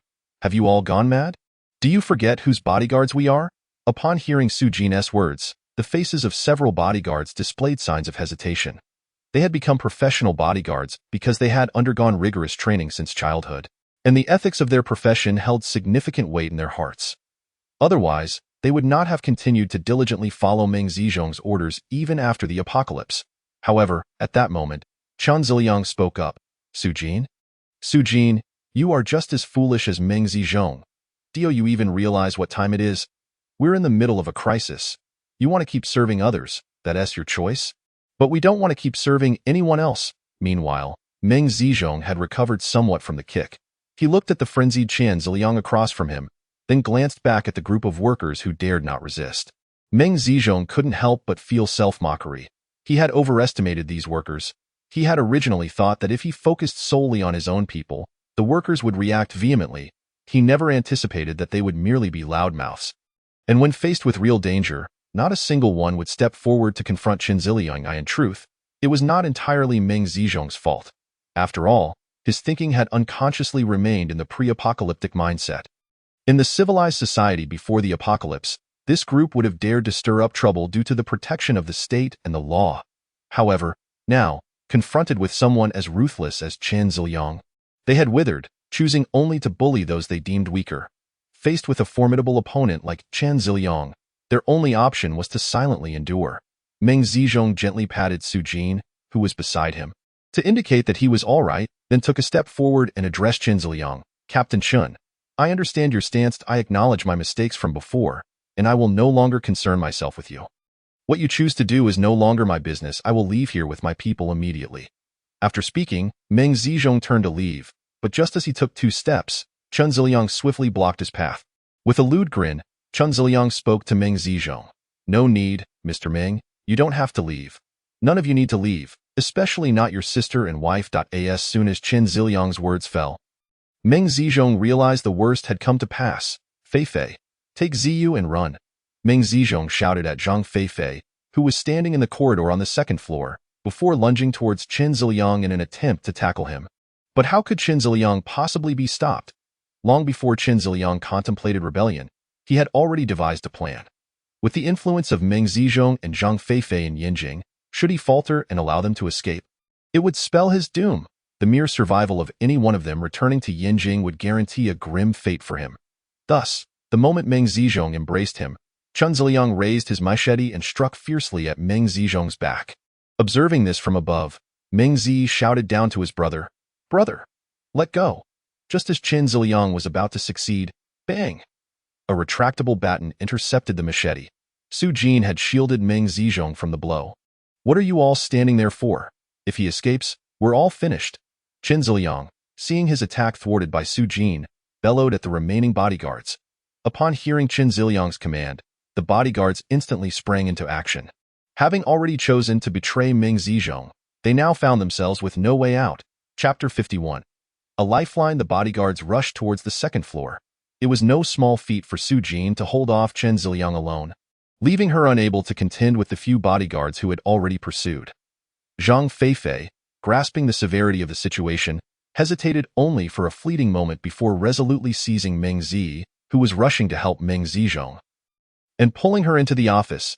Zhang Fei, a woman of the world, understood that the two of them, being delicate, could offer no assistance to Meng Zizhong.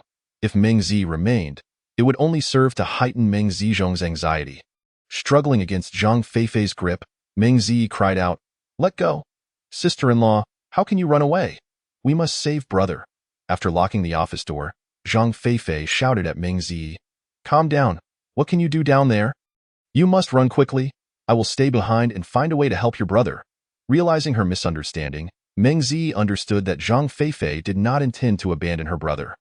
Yet, seeing Zhang Fei's frail form, she urgently protested, "How will you save him? I want to stay and help you." Zhang Fei, hearing this, managed a bitter smile, gently stroking Meng Zi's head. "Silly girl, your most important task now is to escape and seek official rescue. I have ways to delay and protect myself and your brother. As long as you find help, both your brother and I will survive." Zhang Fei's words were a ruse to motivate Meng Zi to live on. Against the frenzied Chen Ziliang, what could a mere woman do? She spoke thus to instill a glimmer of hope in Meng Zi, for if she could indeed find official rescuers, at least she might survive. As both women conversed, several bodyguards had already closed in on the office door. Bang, bang, bang, echoed the sounds of heavy pounding from outside. Upon hearing the noise, Zhang Fei wasted no time, seizing Meng Zi and pushing her towards the window at the back of the office. "Quick, jump out while those ravenous beasts are absent. Go!" Before Meng Zi could utter a word, Zhang Fei forcefully propelled her through the window. With tears of reluctance in her eyes, Meng Zi found herself landing on the ground. Seeing her unscathed, Zhang Fei promptly locked the window, then resolutely drew out the dagger that Meng Zizhong had prepared for self-defense, aiming it at the door. Bang! With a resounding crash, the wooden door finally succumbed to the assault of several burly men. Shattering completely, in that instant, Zhang Fei, brandishing the blade, shouted and lunged at the first intruder. Squelch! The sound of steel-piercing flesh echoed as the bodyguard's abdomen was punctured by Zhang Fei's sharp dagger. "Ah, you wretched woman!"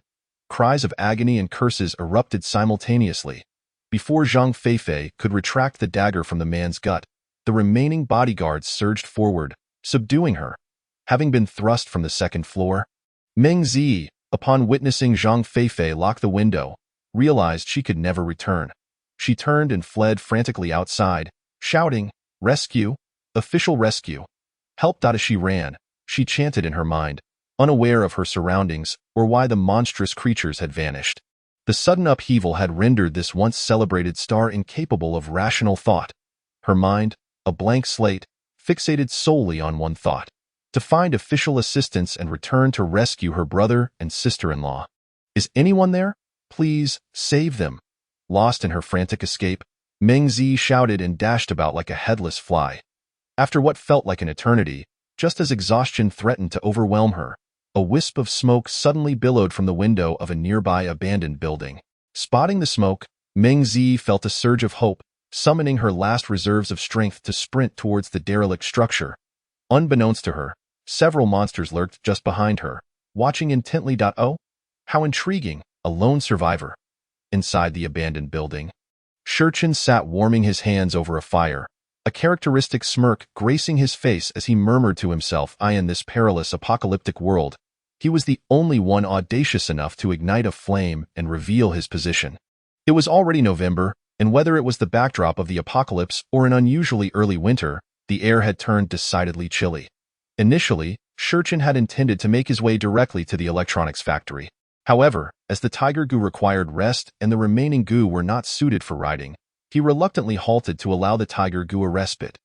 Along the journey, he skillfully avoided zombie hordes while progressing towards the factory, only taking action to eliminate the undead once he neared its vicinity.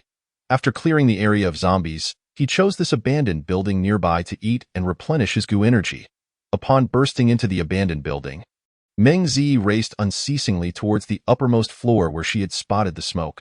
Arriving breathlessly at the top, she immediately laid eyes on a uniformed officer. Tears welled in Meng Zi's eyes as she excitedly shouted, "Officer, please save them. There are people being killed in the factory." Shurchen, speechless, regarded the frantic Meng Zi, internally questioning, "Is this woman lacking in intellect?" Noticing Shurchen's unwavering gaze, Meng Zi, feeling a surge of urgency, stepped into the room he occupied. Just as she was about to plead for help again, the scene within the room struck her with terror.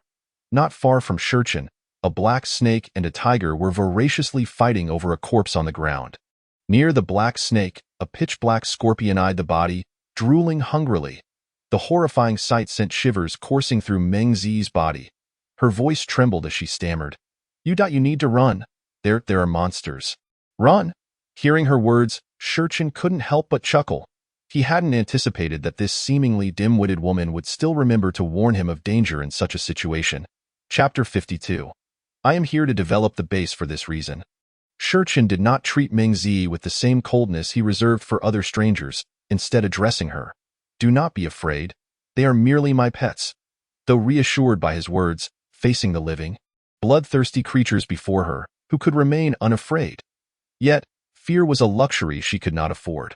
Her brother and sister-in-law were in peril, leaving no time for Meng Zi to succumb to fear.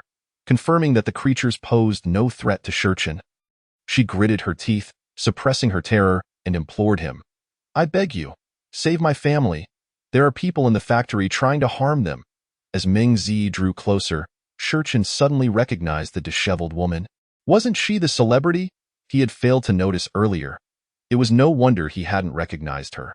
Meng Zi's disheveled appearance and frantic ascent to the top floor had stripped her of her starlit image, leaving her looking more like a madwoman. The rats guarding the perimeter certainly couldn't recognize a celebrity. They could barely discern that the approaching figure was a woman. "Are you Meng Zi?" Shurchen disregarded Meng Zi's pleas for help and instead inquired of her. Meng Zi, hearing his question, nodded eagerly. "Yes, I am Meng Zi. Can you please save my family?" Upon hearing the inquiry regarding the time, Meng Zi mistakenly believed that the police officer before her was an admirer. She hastily confessed her identity in the hope that he might rescue her family. However, upon hearing her admission, Shurchen could only shake his head in exasperation. It was the end of the world. And here she was, revealing her status as a celebrity to a stranger. To Shurchen, Meng Zi's actions were nothing short of suicidal. Given that she had just warned him of the danger, he might allow her a brief respite, but any notion of aiding her and saving her loved ones was out of the question. He had no obligation to assist a stranger. The coldness in Shi Qin's tone extinguished the glimmer of hope in Meng Zi's eyes. Overwhelmed with despair, she slumped to the ground, as if all her strength had been sapped away. Shi Qin, however, was not swayed by her celebrity status. His priority was to secure the generator and return swiftly to establish his base. After all, the dreaded Fifth War Zone awaited him in her disheveled state. Meng Zi gazed tearfully at the calm young man seated beside the monster. She realized that there was no way to persuade him to help her. To save her brother and sister-in-law, she had but one last resort, her own body. After a fierce internal struggle, Meng Zi resolutely gritted her teeth and implored Shi Qin, "I beg you, if you can help me rescue my family, I will do anything you ask of me." Upon hearing her words, Shi Qin regarded her with disdain, scanning her from head to toe before coolly replying, "Is that all? You truly overestimate yourself." His words plunged Meng Zi into utter despair. Once a prominent star, she now found her last remaining pride, her beauty, rendered worthless by a youth who appeared significantly younger than herself. Even offering herself seemed futile. How could she possibly save her brother and sister-in-law? Resigned to her fate, Meng Zi slowly rose from the ground and addressed Shi Qin. "I apologize for bothering you." With that, she vacantly turned and began to descend the stairs. Now, she had no choice but to rely on herself to rescue her brother and sister-in-law. Though she understood the folly of rushing into danger alone, she could not sacrifice her family for her own survival. Observing Meng Zi's retreating figure, Shi Qin contemplated inwardly, to assist or not to assist? After all, he too was headed to the electronics factory. Aiding her would merely be a matter of convenience. Yet, he dismissed the thought. His base required more manpower, and she did fit his criteria for recruits. But let it be clear, his decision was not influenced by her celebrity status, but rather for the sake of his base's development. Having convinced himself, Shi Qin called out to Meng Zi's departing silhouette. "Wait!" Meng Zi, who had reached the staircase, turned at the sound of his voice. Shi Qin had to admit that her star status was not without merit. With that heart-wrenching expression cast over her shoulder, one could hardly fathom how many men could withstand such a sight. "Is there anything else?" she asked, her voice laced with despair. As Shi Qin rose to his feet, he replied, "I can help you. But your life will no longer belong to you. I hope you understand the gravity of that." Hearing Shi Qin's words reignited a spark of hope within Meng Zi. She fervently replied, all right, rest assured. If you can save my brother and sister-in-law, I will be yours." Without hesitation, Shi Qin retracted his talisman and stepped forward towards the exit. Meng Zi was left in shock by his display of power. What was that? A superpower? But now was not the time for such musings. "Where are you going?" she asked as Shi Qin passed by her. Shi Qin responded with a hint of resignation, "To rescue them." Of course. Meng Zi was momentarily at a loss for words. "Aren't you going to inquire about the situation? Don't you need more people? Are you just going like this?" She fired off 3 questions in quick succession. Shi Qin turned to face her and asserted confidently, "This small factory requires no preparation on my part. Just follow me." As Meng Zi took in the confidence and authority radiating from Shi Qin's face. She nodded vigorously and followed in his footsteps toward the factory. Inside the factory, Zhang Banghai and the other workers had become prisoners of Qin Ziliang and his group of bodyguards. Each was bound with ropes and tossed into a corner on the first floor. Meanwhile, Qin Ziliang occupied the office on the second floor, where Meng Zhong, battered and barely conscious, was being held. If not for the 2 bodyguards supporting him on either side, Meng Zhong would have been incapable of standing. Opposite him sat Zhang Feifei and the female bodyguard, Su Jin, both enduring inhumane torment, while the bodyguards occasionally forced Meng Zhong's eyelids open as he desperately tried to close them.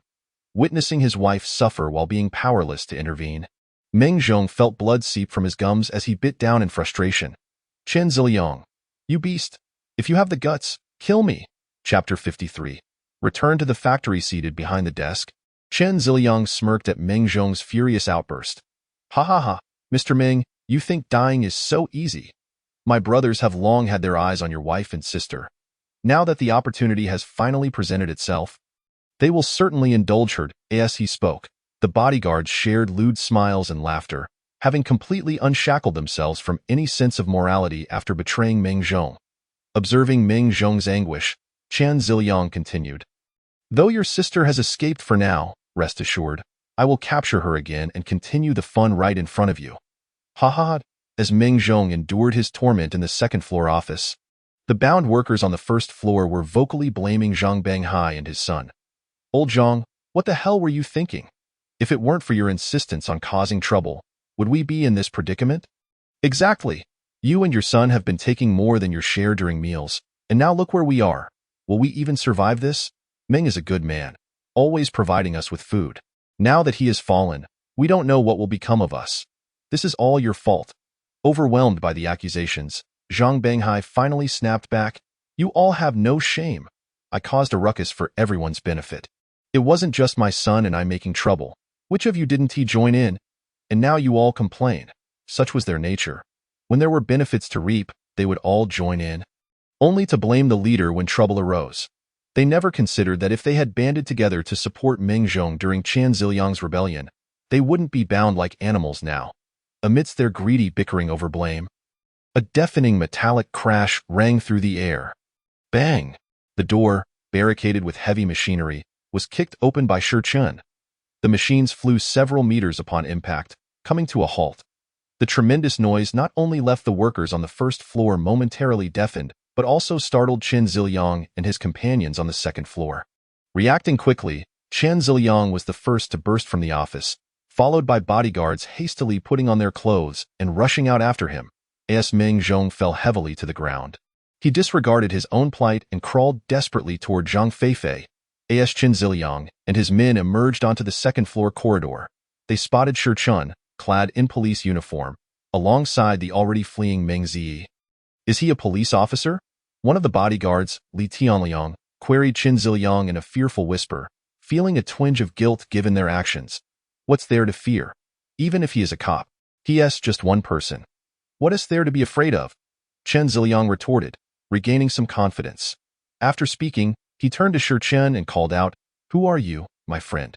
Why are you destroying our barricade against the monster? As he spoke, he unsheathed the knife from his waist. Before Shi Chen could respond, Meng Zi, now on the first floor, urgently interjected. Where are my brother and sister-in-law? What have you done with them? In response to Meng Zi's question, Chen Ziliyang, now on the first floor, reassured her, Don't worry, sister. Your brother and sister-in-law are upstairs.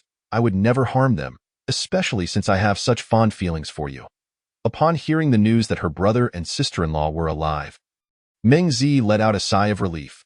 She turned to Chen Ziliyang and said, Quickly release my brother and sister-in-law, and we shall leave this place directly. You can pursue your own path while we pursue ours. Maintaining a respectful distance, Chen Ziliyang, upon hearing Meng Zi's words, erupted into laughter. Before he could respond, Meng Zizhong, on the second floor, hearing his sister's voice, shouted urgently, Zi, don't mind us. Run quickly. They are nothing but a pack of beasts. Upon hearing that Meng Zizhong still had the strength to speak, a sinister smile crept across Chen Ziliyang's face. Without warning, he raised his hand and swung a knife towards the unassuming Shi Chen beside Meng Zi. Believing that if he could eliminate this police officer, Meng Zi would be easily subdued alone. It must be said that Chen Ziliyang's reasoning was correct, but unfortunately, he was up against Shi Chen. To Shi Chen, Chen Ziliyang's sudden attack appeared as if it were unfolding in slow motion, posing no threat whatsoever.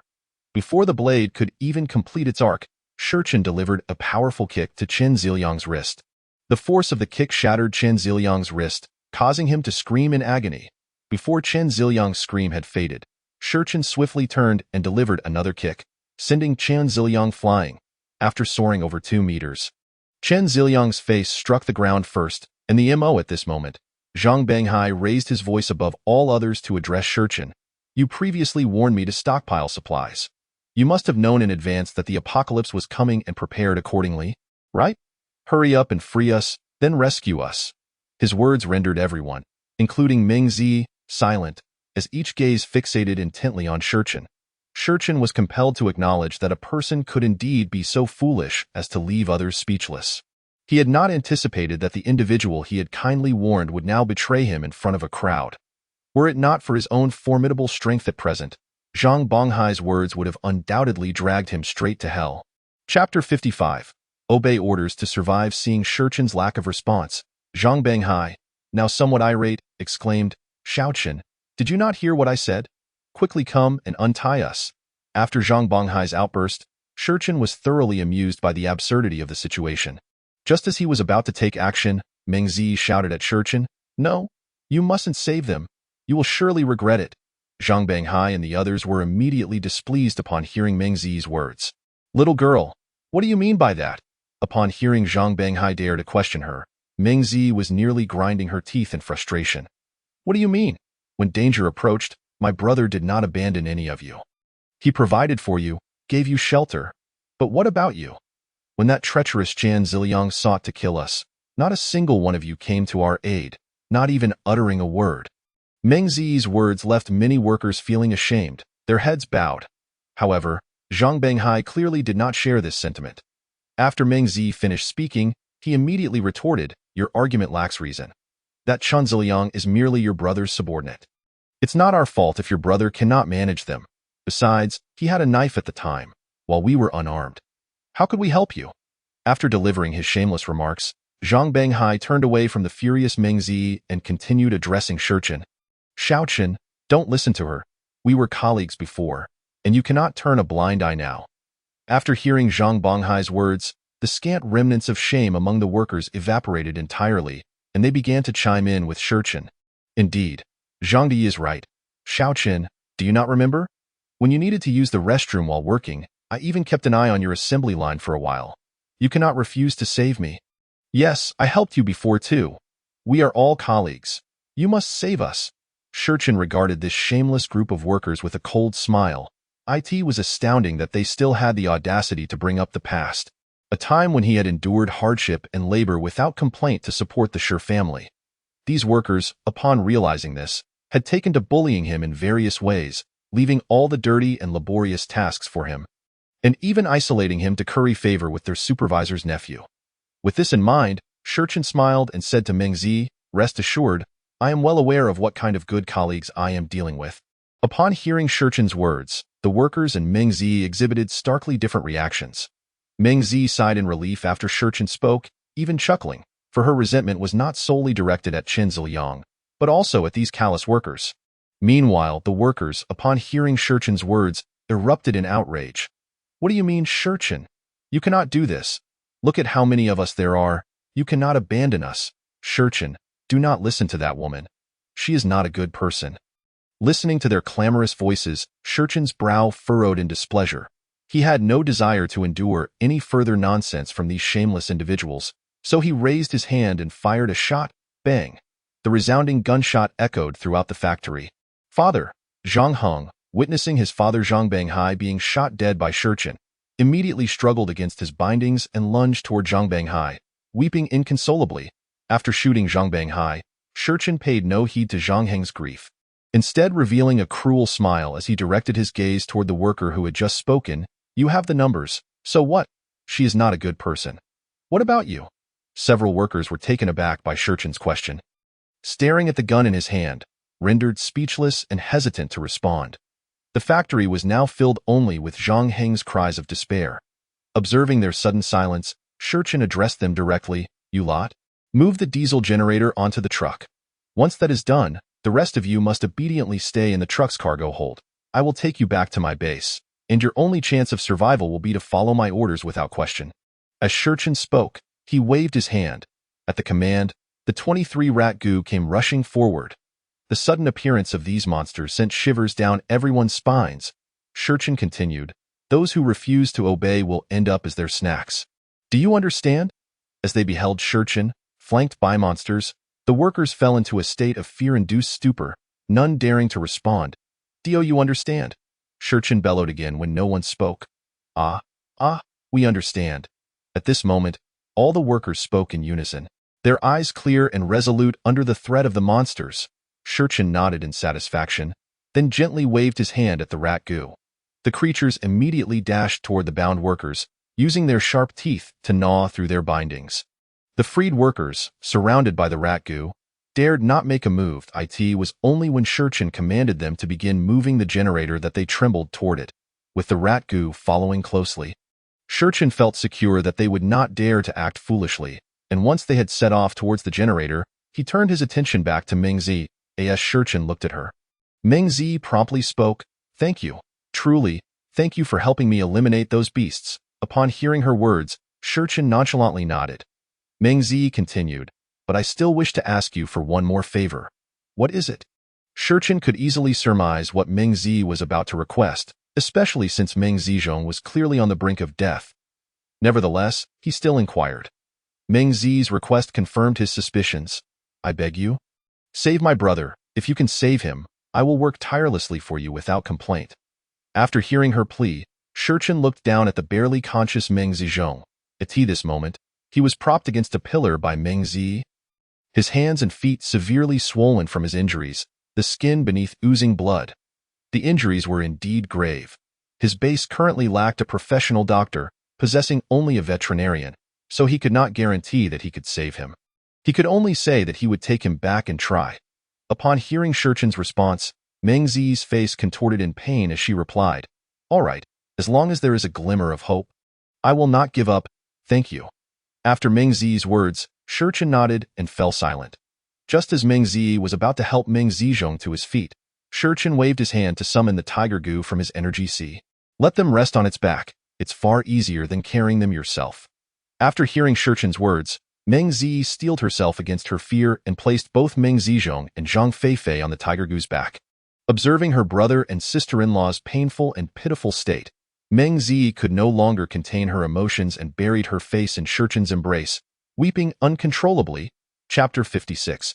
Returning to the base taken aback by Meng Zi's sudden embrace. Shurchen gazed at the sobbing star in his arms, feeling somewhat at a loss. With a sigh, he gently patted her back while offering comfort. "Do not worry. As long as we move swiftly, your brother should be all right." Hearing Shurchen's soothing tone, Meng Zi's emotions softened a bit. It was then that she realized her current actions were somewhat ambiguous, causing her to blush and quickly withdraw from Shurchen's embrace, mumbling, "I'm sorry. I didn't mean to." Shurchen, noticing her flustered demeanor, interrupted, "It's fine. Just remember to wash my clothes clean later." After Shurchen spoke, Meng Zi noticed that his clothes were now smeared with her tears and snot. Her face flushed even deeper as she lowered her head, whispering, "Oh, understood." Seeing that Meng Zi's mood had stabilized, Shurchen chose not to say anything further and directly guided the tiger goo, carrying Meng Zizhong and Zhang Feifei toward the workers who had finished loading the generator onto the truck. At this moment, several workers had already complied with the requirements of the hour, lifting the diesel generator and all its components into the semi-trailer designated for deliveries to the factory. Under the intimidating presence of the rat spirit, everyone obediently squatted inside the truck bed without any resistance. As for Zhang Bonghai's unfortunate son, who had been shouting incessantly, he had been spontaneously silenced and bound by the workers, tossed into the innermost part of the cargo hold. Once it was confirmed that nothing was overlooked, the hour directed the tiger spirit to place Meng Zizhong and Zhang Feifei into the bunk of the semi-trailer S-cab, while he himself took the passenger seat alongside Meng Zi. After settling in, the hour instructed the driver to head towards his base, the Gaoshan Zoo. The driver, Lin Cheng, a man in his 30s, was responsible for deliveries for the electronics factory. As he was not part of the assembly line workers, the hour was not familiar with him. Lin Cheng, being of a naturally reticent disposition, did not harbor any ulterior motives after witnessing the hour's terrifying presence, and he drove the vehicle with utmost honesty. Once the semi-trailer smoothly exited the factory, the hour began to meticulously observe the surroundings to ensure their safety. Throughout the journey, the hour noted a dwindling number of zombies wandering aimlessly along the road. In the hour's perspective, this was not a favorable sign. After all, he had experienced 4 years of the apocalypse in his previous life and knew that zombies could evolve. If zombies were to remain as they were now, slow-moving and slightly stronger than ordinary humans, humanity would have been capable of eradicating them all following the brief chaos that ensued after the apocalypse's onset.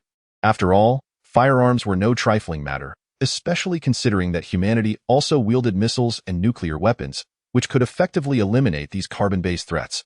However, the reason such an eradication did not occur over the course of the 4 years in the previous life was not solely due to the random emergence of zombies, or the fact that some soldiers equipped with these weapons had also inexplicably turned into zombies. More significantly, zombies continuously evolved as they consumed flesh, as evidenced by the zombie ranking broadcasted by the first battle zone in the 3rd year of the previous life. Zombies had at least evolved to level 5 by that time. Level 5 zombies had shown instances of regaining intelligence, no longer attacking mindlessly as they had in the early days of the apocalypse. The Hour was uncertain whether zombies would evolve to even higher levels beyond 5. If they did, how terrifying would the higher-level zombies be? Such thoughts were beyond the Hour's imagination. Of course, these concerns were not what occupied the Hour's mind at present. His primary worry was that, based on his memories, the complete disappearance of the scattered zombies outside would herald the imminent arrival of something terrifying. With this unsettling thought, the Hour urged driver Lin Chung to hasten their journey to the base, disregarding any obstructing vehicles, as long as they ensured the semi-trailer would not sustain any damage. Upon hearing the Hour's anxious urgings, Meng Zi naturally assumed that the Hour was merely eager for her brother to receive treatment as soon as possible. Prompting the driver to accelerate at that moment, Meng Zi felt a wave of silent gratitude and self-reflection, and her gaze towards the Hour began to subtly shift. Unbeknownst to the Hour, he was oblivious to Meng Zi's inner thoughts. He merely continued to press Lin Chung to expedite their route. The Gaoshan Zoo was located at the northernmost tip of Gaoshan City, in a tourist area, while the electronics factory was situated at the southernmost end. Within the industrial park, due to the numerous stops made on the way, it had taken a full week for the Hour to reach the factory. However, under the circumstance of not having to walk back on foot, the return journey would naturally be much quicker. After a relentless day and night of travel, they finally arrived back at their base, the Gaoshan Zoo. By this time, the zoo had begun to take on the semblance of a base. The once wide-open gates had been repaired and securely closed, while the former ticket booth had been transformed into a guard post for the base. As the semi-trailer approached the vicinity of the base, 3 armed individuals emerged from the ticket booth, rifles in hand. Bang! A gunshot startled Lin Chung, causing him to slam on the brakes. The screeching sound of the tires accompanied Lin Cheng's abrupt stop. Halt! This is the Morning Light base. Who are you? As the voice rang out, 3 dark gun barrels simultaneously aimed at the cab. Upon witnessing this, the Hour could not help but nod in satisfaction. It seemed that his prior arrangements had been correct, as Zheng Long and the others had indeed not let him down. When the Hour rolled down the passenger window and leaned out, Chun Xing immediately recognized him and respectfully addressed him. "Leader, you have returned." Following this, he promptly instructed a nearby individual, whom the Hour had little recollection of, quickly notify the team leader. "The leader has come back." Upon hearing Chen Xing's words, the individual nodded and hurried into the base. The Hour observed Chen Xing, who had transformed from an ordinary university student just a week ago into someone who now bore the appearance of a soldier with a rifle. And he felt a sense of curiosity about how Zheng Long had managed this transformation. The Hour did not rush to inquire, but instead asked Chen Xing to open the gates. Upon receiving the Hour's command, Chen Xing swiftly opened the gates, allowing the semi-trailer to enter. Shortly after the vehicle had driven in, Zhang Long and his group arrived in a hurry. "Brother Qin, you have finally returned." Chen Shangnan was the first to rush forward and embrace the Hour. Her sudden action caused the expressions of Jiang Muyao and Zhao Linger to shift dramatically. Even Meng Zi, who had just alighted from the truck and witnessed a beautiful woman throw herself into the Hour's embrace, felt her own expression change, and she could not help but let her mind wander. Chapter 57. Where there are people, there are complexities. The Hour was momentarily taken aback by Chen Shengnan's unexpected embrace. In such a short span, 2 beautiful women had actively sought his affection. How had he not realized the extent of his allure before? Chen Shengnan's boldness in publicly hugging the Hour stemmed from genuine concern for his well-being and the influence of Li Ro, a member of the logistics team. Just as the Hour departed the base, Li Ro had advised her that someone as exceptional as the Hour should seize the initiative. If she did not act, he would surely be claimed by another. Given that Chen Shengnan had already developed a fondness for the Hour, she gathered her courage and embraced him upon seeing him, resulting in the scene everyone now witnessed. The Hour was unaware that during his brief absence of just 1 week, several factions had emerged within the base. Some sided with Chen Shengnan, while others rallied behind Zhang Muyao. There were even those who believed that the pairing of Bai Luobing and Zhao Linger, the beautiful aunt and niece duo, had a greater chance of becoming the leader's wife, thus aligning themselves with them. In any case, whether before or after the apocalypse, wherever there were people, there would inevitably be these chaotic complexities. The Hour, oblivious to these developments, simply responded to Chen Shengnan's concern with a few brief words before addressing Zheng Long and the others, delegating tasks. The semi-trailer contains the diesel generator I brought back, and there are several people in the cargo hold. Please arrange for them to unload the generator and place it properly, then incorporate everyone into the previous slave group. The person bound in the innermost part does not need to be moved. Just leave him there. Once that is done, convene in the conference room. Upon hearing the hour's instructions, Zhang Long and the others nodded in understanding. Just as they were about to execute the hour's orders, he turned and noticed Meng Zi, prompting him to continue. What has become of that person named Zhang Tsong? Although Zhang Long was unsure why the hour suddenly inquired about Zhang Tsong, he nonetheless responded earnestly. He only sustained superficial injuries and has since recovered. I had him temporarily training alongside the combat team. After hearing Zhang Long's reply, the hour nodded and said, Good. Have someone fetch him. There's a person in the bunk of the cab who has had both arms and legs broken. See if he can treat him. Zhang Long promptly dispatched someone to bring Zhang Tsong, who was training at the time. Upon hearing that the hour had returned and specifically requested to see him, Zhang Tsong hurried over, excitement evident in his demeanor. Upon seeing the hour, Zhang Tsong immediately knelt down before him without waiting for the hour to speak. This sudden action left everyone present perplexed, including the hour himself, who felt even more bewildered. Ever since his return, he had found the behavior of the base's inhabitants rather perplexing. Leader, I had no opportunity to personally thank you for avenging my sister. Now I finally have this chance, Zhang Tsong exclaimed, bowing his head deeply before the hour. I won't utter any flowery words. As long as you find a use for me, Zhang Tsong, even if it means traversing a mountain of blades or a sea of flames, I will not hesitate. At this moment, the hour felt a sense of incredulity. Such archaic phrases seemed out of place coming from a highly educated veterinarian. All right, I understand. Please rise. I have matters to discuss with you. Though Shurchen harbored some internal complaints, he could not deny that he held a certain fondness for a person like Zhang Kong. Upon learning that Shurchen needed his assistance, Zhang Tsong promptly inquired about the matter at hand. After Shurchen requested him to attend to a patient, Zhang Tsong decisively nodded in agreement and rose to head towards the sleeper compartment at the front of the vehicle. Upon examining Meng Zizhong's injuries, Zhang Tsong confidently asserted that he could treat such a fracture, recalling that many animals in the zoo had previously suffered similar mishaps. Meng Zi felt a slight sense of relief upon hearing that his brother's injury was treatable. Although Zhang Tsong appeared somewhat unreliable and was merely a veterinarian, Meng Zi had no better options than to allow Zhang Tsong to try. After hearing Zhang Tsong's assurance of his capabilities, Shurchen promptly instructed Chen Shangnan to arrange for the logistics team to find a suitable treatment area for Meng Zizhong, as well as to comfort Zhang Feifei, who was feeling emotionally overwhelmed. Upon seeing Zhang Feifei descend from the vehicle like a marionette, Zhang Muyao became immediately excited. It was later revealed that Zhang Muyao and Zhang Feifei were already acquainted, as their fathers had been comrades in arms. With this connection and following Shurchen's orders, Chen Shengnan and the others wasted no time in assigning several women to care for Zhang Feifei. Meng Zi also followed them inside, determined not to let her brother and sister-in-law out of her sight in this unfamiliar environment. Naturally, Shurchen did not impede Meng Zi, but instead made his way alone towards the deepest part of the base, heading for the office building. After Shurchen departed, Zhang Long and his companions began to execute his commands. They set up the generator and arranged for the 32 workers Shurchen had brought back to be allocated to their designated areas. Once everything was in order, they reconvened in the conference room to report to Shurchen about the happenings during his absence. Through Zhang Long's report, Shurchen gained a general understanding of the events that transpired after his departure. It turned out that Zhang Long and Su Ning had employed military training methods to train everyone at the base.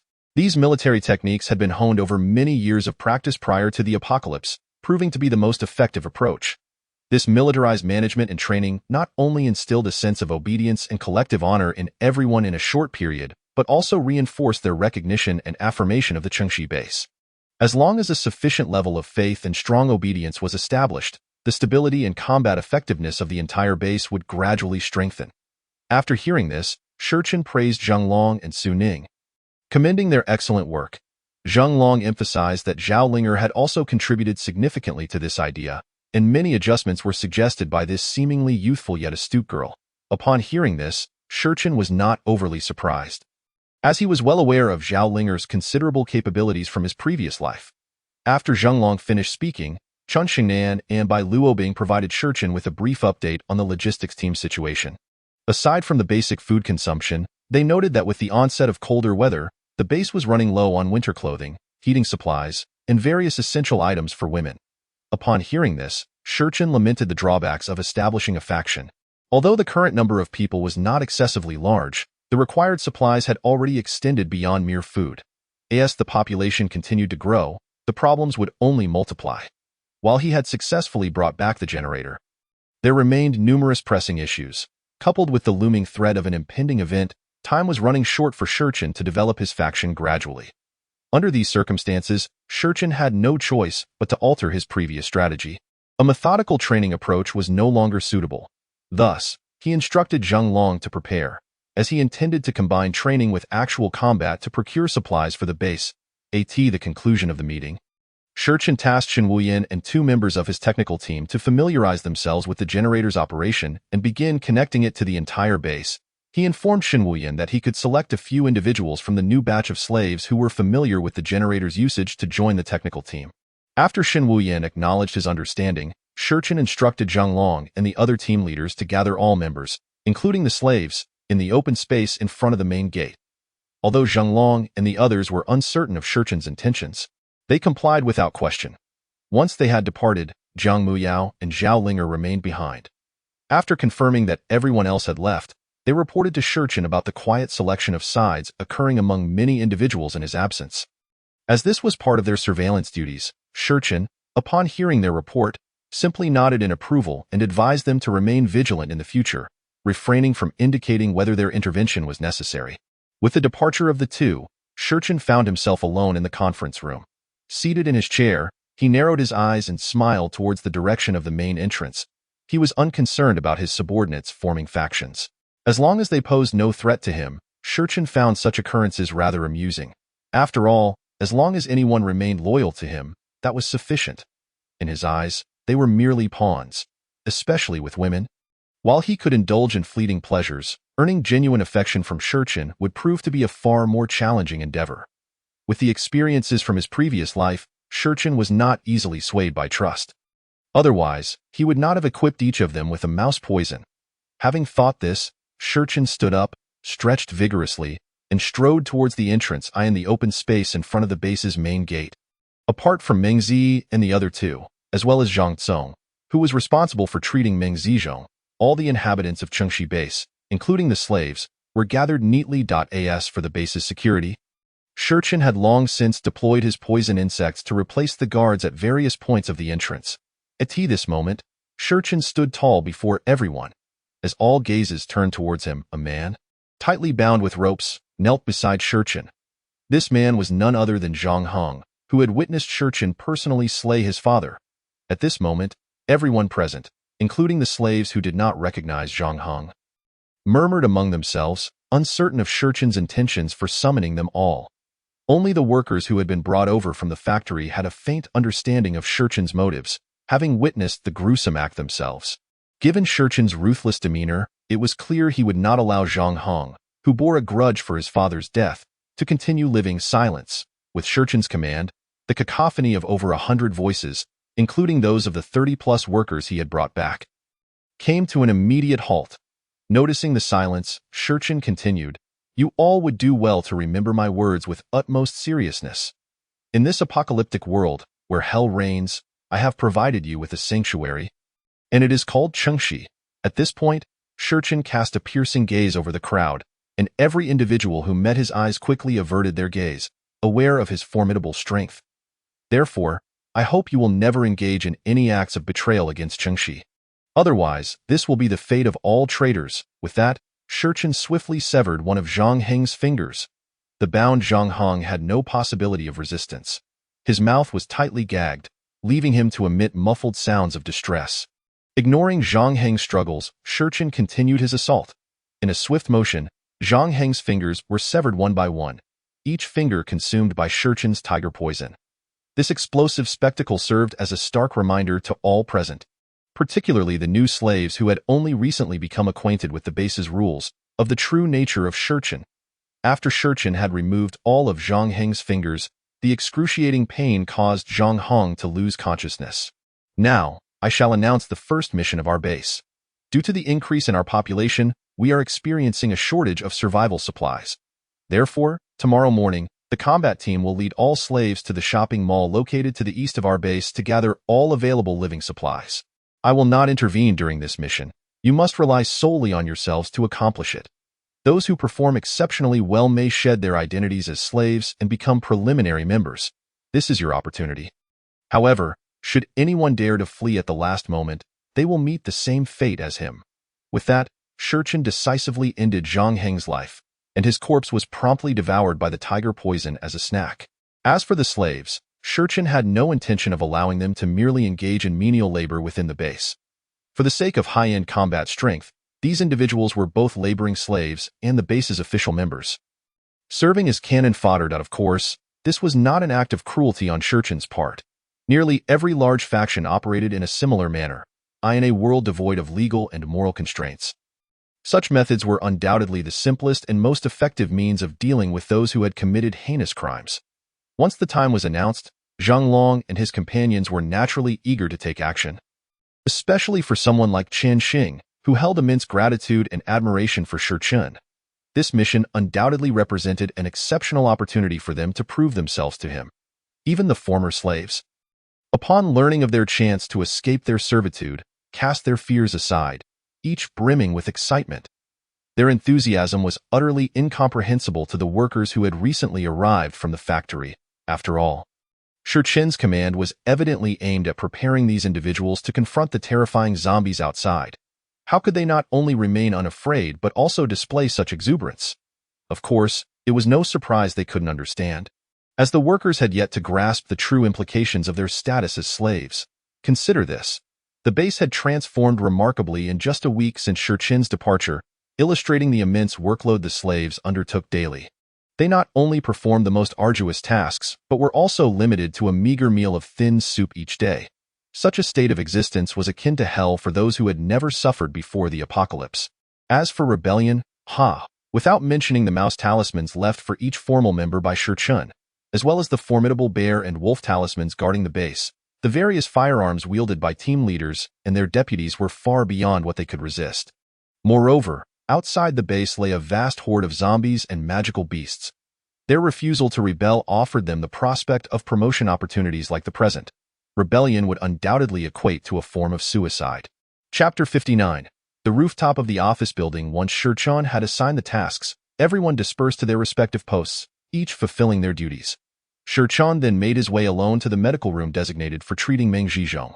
Though termed a medical room, it was merely a repurposed veterinary office. Upon arriving, Shurchen found Meng Zhizhong already in a deep slumber on a bed designed for large animals. His hands and feet had been hastily bandaged and secured with wooden boards and gauze by Zhang Tsong. But his fever had rendered his complexion quite poor. Meng Zhiyi, who had been anxiously at his brother's side, immediately stood up upon seeing Shurchen's arrival, urgently inquiring, "You've finally come. My brother is burning up all over. What should we do now?" Hearing Meng Zhiyi's question, Shurchen turned to Zhang Kong upon meeting Shurchen's gaze. Zhang Tsong promptly explained, "His condition is not too favorable. We lack complete medical equipment here, not even basic anti-inflammatory medication. Moreover, I'm not a professional orthopedic surgeon, so I've only managed to temporarily realign his fractured bones. Whether he can endure the aftermath depends solely on him." Upon hearing Zhang Tsong's words, Meng Zhiyi sank into despair, tears streaming down her cheeks once more. Observing her state, Shurchen turned back to Zhang Tsong, asking, "I've arranged for everyone to go out tomorrow to gather supplies. There are pharmacies in the mall. If we successfully find suitable medication, do you feel confident you can save him?" After Shurchen spoke, Meng Zhiyi looked at Zhang Tsong with hopeful eyes. Zhang Tsong replied, "If we have the medicine, I should be able to save his life. However, I can't guarantee whether his legs will heal. Given the current circumstances, even if we manage to treat him, I doubt he will ever regain his former state. His bones are shattered into several pieces. And even if healed, it will likely impact his mobility." In front of Meng Zhiyi, Zhang Tsong had tried to be as tactful as possible regarding Meng Zhizhong's condition. Deep down, he believed that Meng Zhizhong might require a wheelchair for the rest of his life. Shurchen discerned Zhang Tsong's implication but, mindful of Meng Zhiyi's presence, chose to maintain an optimistic demeanor, saying, "All right, as long as we can save his life, we can focus on restoring his mobility later." Upon hearing this, a flicker of hope ignited within Meng Zhiyi. After all, Preserving her brother's life was monumental news for her, and concerns about mobility paled in comparison to that. Thank you, truly thank you. Meng Ji exclaimed, hastily wiping her tears as she addressed Shi Chun. Noting the glistening in her large, expressive eyes, Shi Chun replied, there's no need for thanks. Your brother's life was saved through your sacrifice. At Shi Chun's words, Meng Ji's cheeks flushed with a hint of bashfulness. Though she had navigated the entertainment industry for years and understood such matters, comprehension was one thing, and personal experience was another. Given her brother and sister-in-law's status, Meng Ji had no need to ascend through the ranks as those without connections did. Now that your brother's condition is stabilized, there's no need for excessive worry. Once tomorrow's supplies arrive, he will be completely fine. Come with me now. After speaking, Shi Chun turned and walked towards the exit of the medical room. Zhang Tsong, upon hearing Shi Chun's words, obediently stepped aside. Pretending he had heard nothing, as Meng Ji, the renowned star, passed him, Zhang Tsong felt a surge of admiration for Shi Chun. Truly the leader. He managed to win over this stunning celebrity so effortlessly. Impressive. Meng Ji followed closely behind Shi Chun, her shyness preventing her from lifting her head. As she walked, her mind raced with thoughts. Where could he possibly be taking her? Could it be to his quarters? Would that imply she was to dot? What should she do? Although he had saved her and her brother and sister-in-law, she found herself conflicted. If she were to be swept away in this manner, would he perceive her as frivolous? However, they had a prior understanding. Even if he were to make a demand now, she could not go back on it. While Meng Ji was lost in her thoughts, she unknowingly followed Shi Chun to the rooftop of the office building. The rooftop had once been the private office of the zoo's director before the apocalypse, and few had ventured there aside from the director himself. Consequently, it was the most well-preserved area of the zoo post-apocalypse.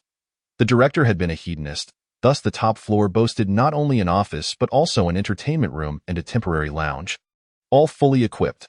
Although the entertainment equipment was rendered useless due to the lack of internet, the furniture and beds in the lounge were of the highest quality. The former director had often taken advantage of his position to engage in leisure activities with attractive staff members here. Now, all these amenities had become Shi Chun's. Upon reaching the top floor, Shi Chun strode directly toward the lounge door and pushed it open, prompting Meng Ji to follow suit.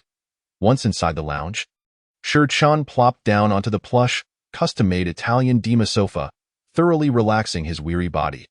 After maintaining a heightened state of vigilance for over a week, even with the support of his talismans, Shi Chun felt fatigued. As he settled comfortably on the sofa, he playfully regarded the somewhat bewildered Meng Ji. What are you standing there for? Shi Chun quipped. As soon as he spoke, Meng Ji, who had been frozen in place, trembled as if jolted by electricity. What should I do? Shi Chun scrutinized the beautiful star before him. Truth be told, if it weren't for the apocalypse, a person like him would likely never have the chance to gaze so closely at a popular celebrity. Well, close the door and bring me a glass of water. Upon hearing Shi Chun's request, Meng Ji stiffly turned to close the lounge door, then glanced around the room. Spotting a row of bottled water on the table, she swiftly approached and handed one to Shi Chun.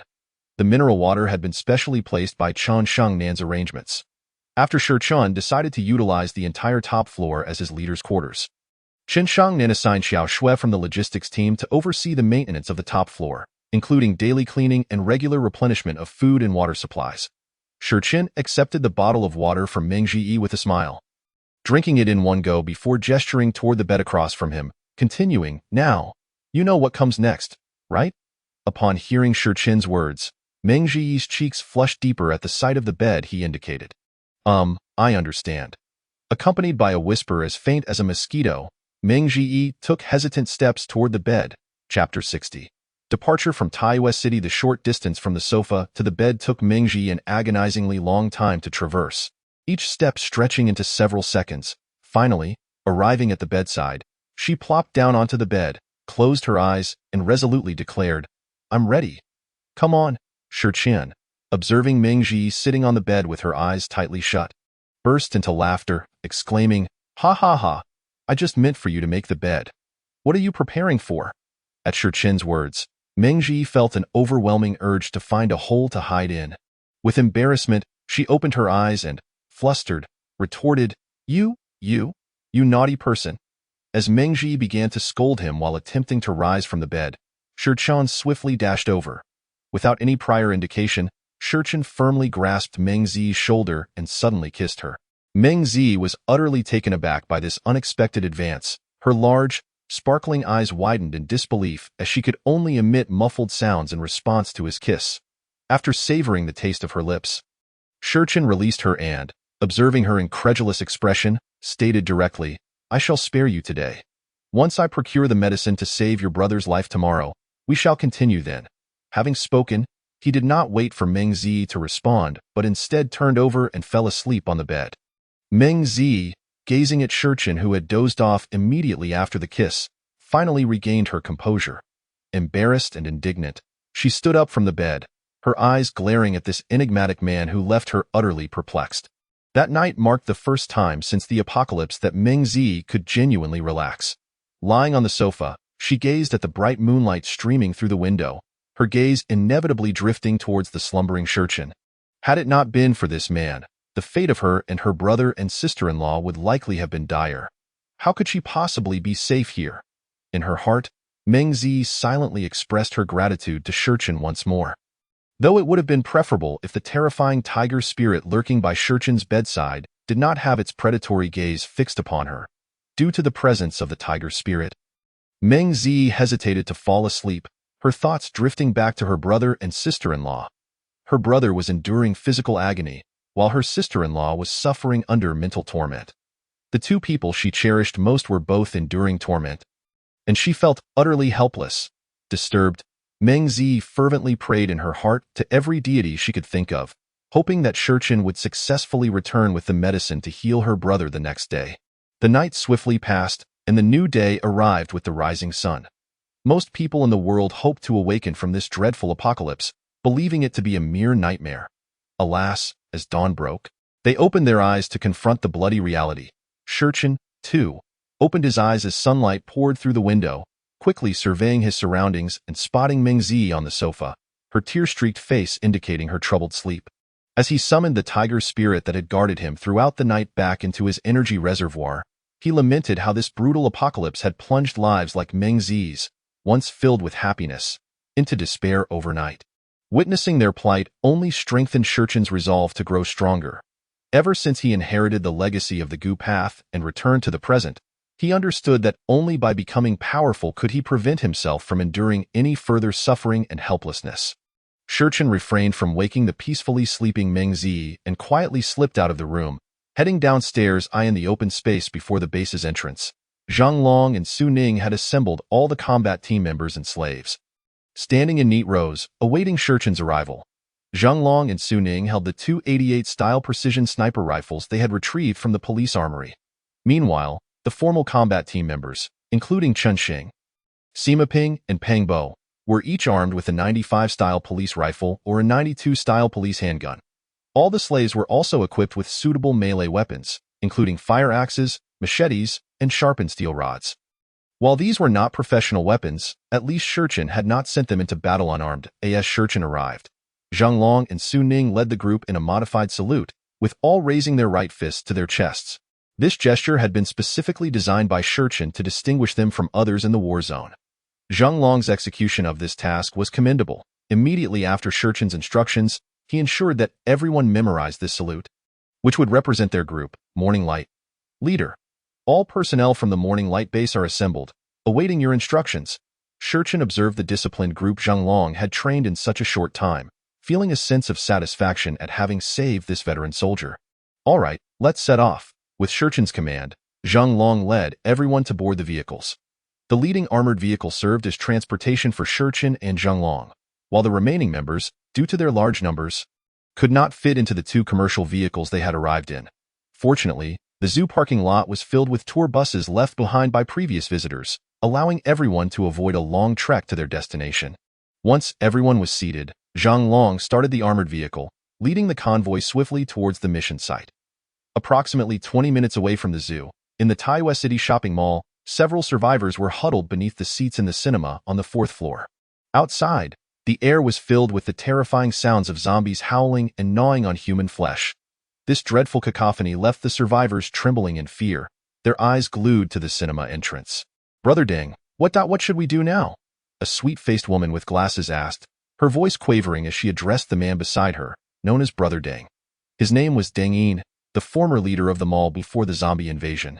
Terrified, Deng Yin reacted by kicking her sharply, shooting her a furious glare.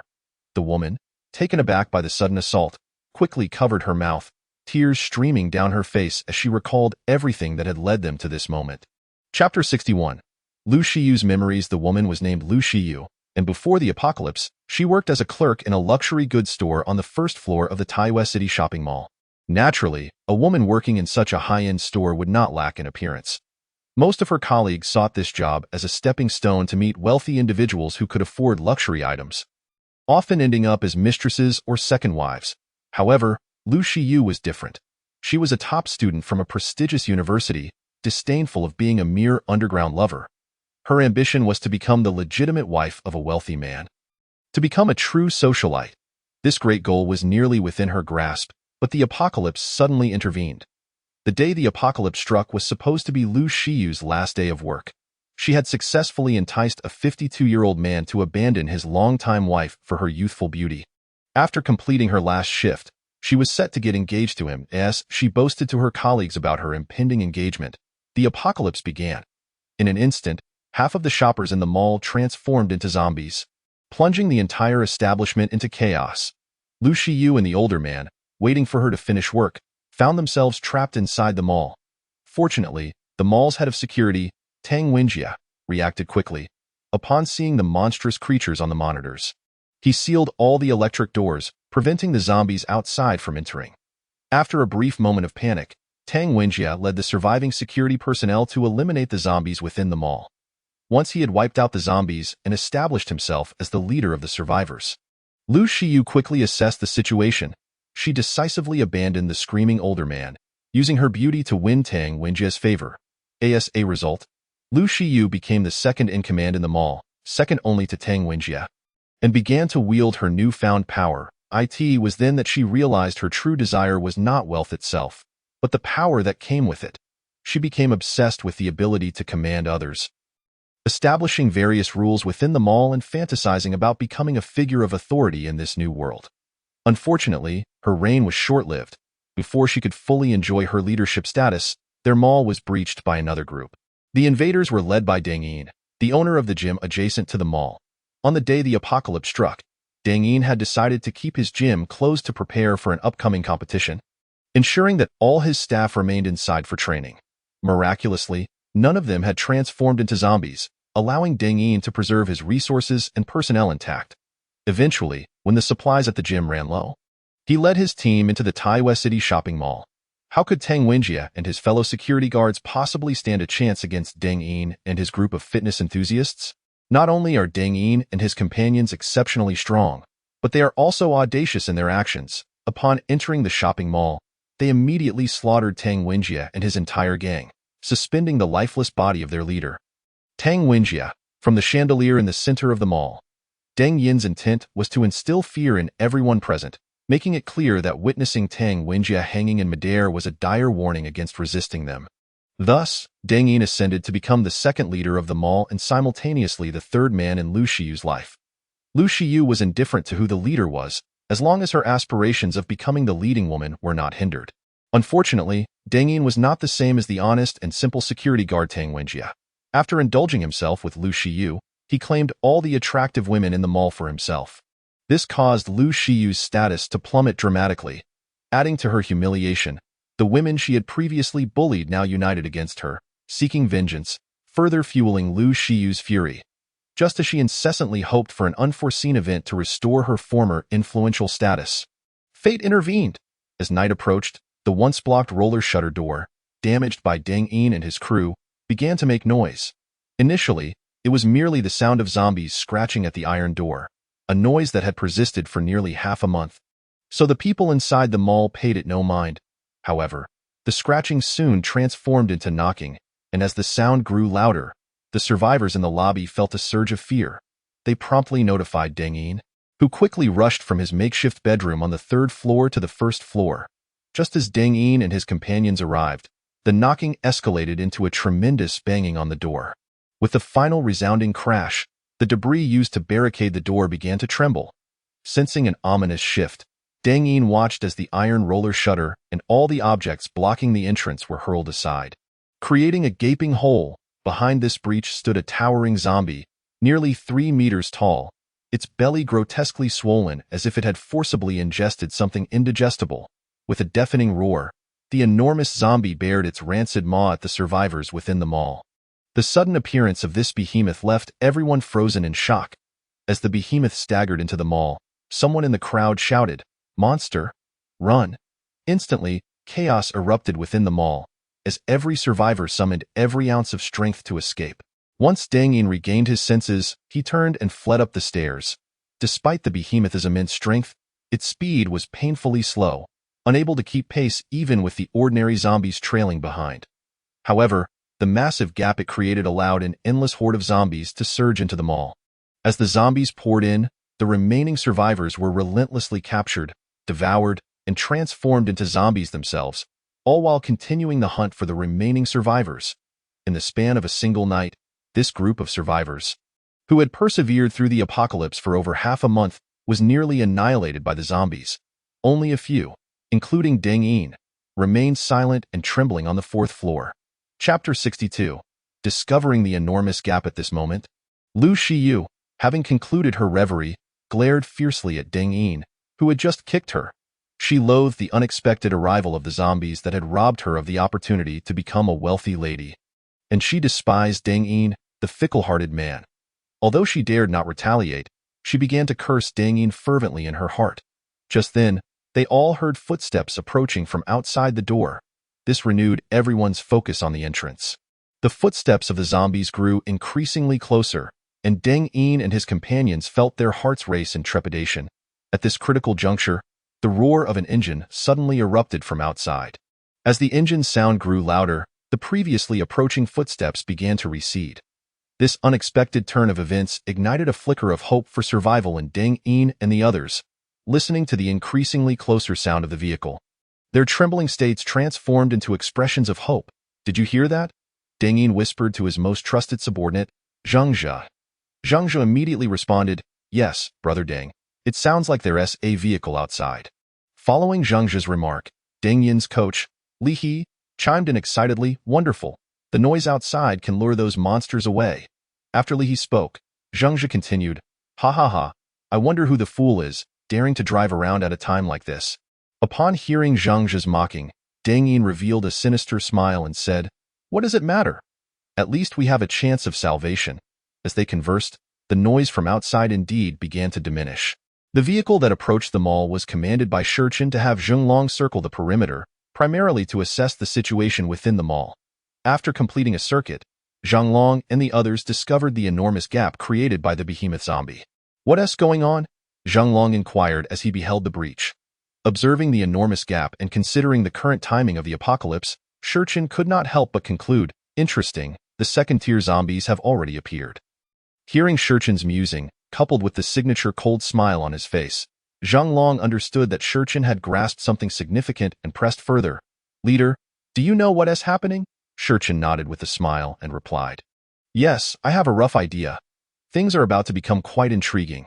Zhenglong, left bewildered by Shurchen's words, was unsure of their meaning. Before he could ask again, Shurchen continued, "No need for concern. Just park the vehicle next to that gap. This will allow everyone to witness the astonishing events that unfold in this apocalypse." Following Shurchen's command, Zhenglong ceased questioning and parked the vehicle. As Zhenglong halted, the other vehicles followed suit.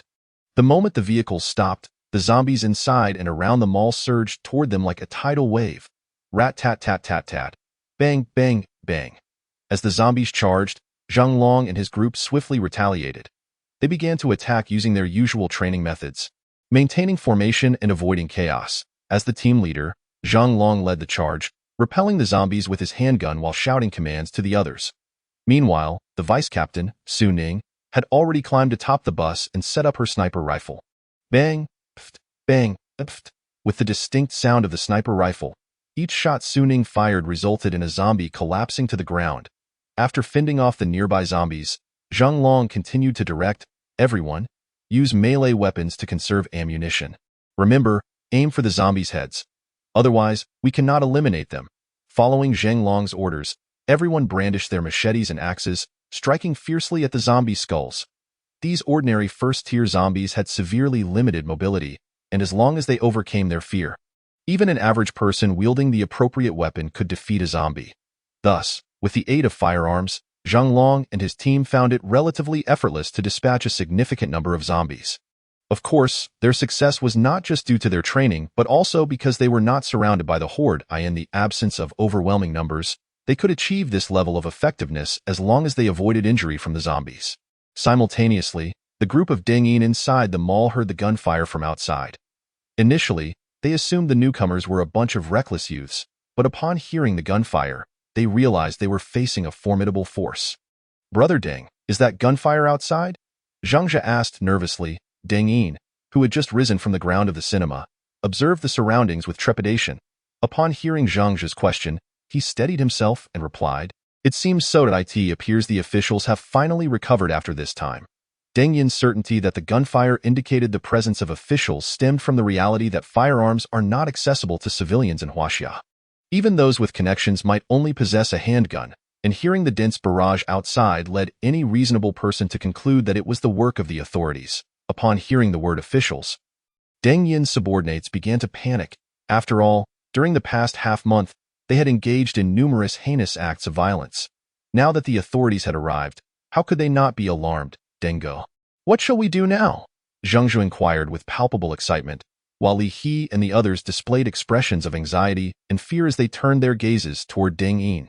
Observing his frightened subordinates, Deng Yin responded with a sinister grin. "Why are you all so flustered? Have you forgotten about that terrifying creature downstairs?" From the sounds outside, it seems the authorities have only dispatched a mere dozen individuals. "Do you honestly believe they can handle that monstrosity?"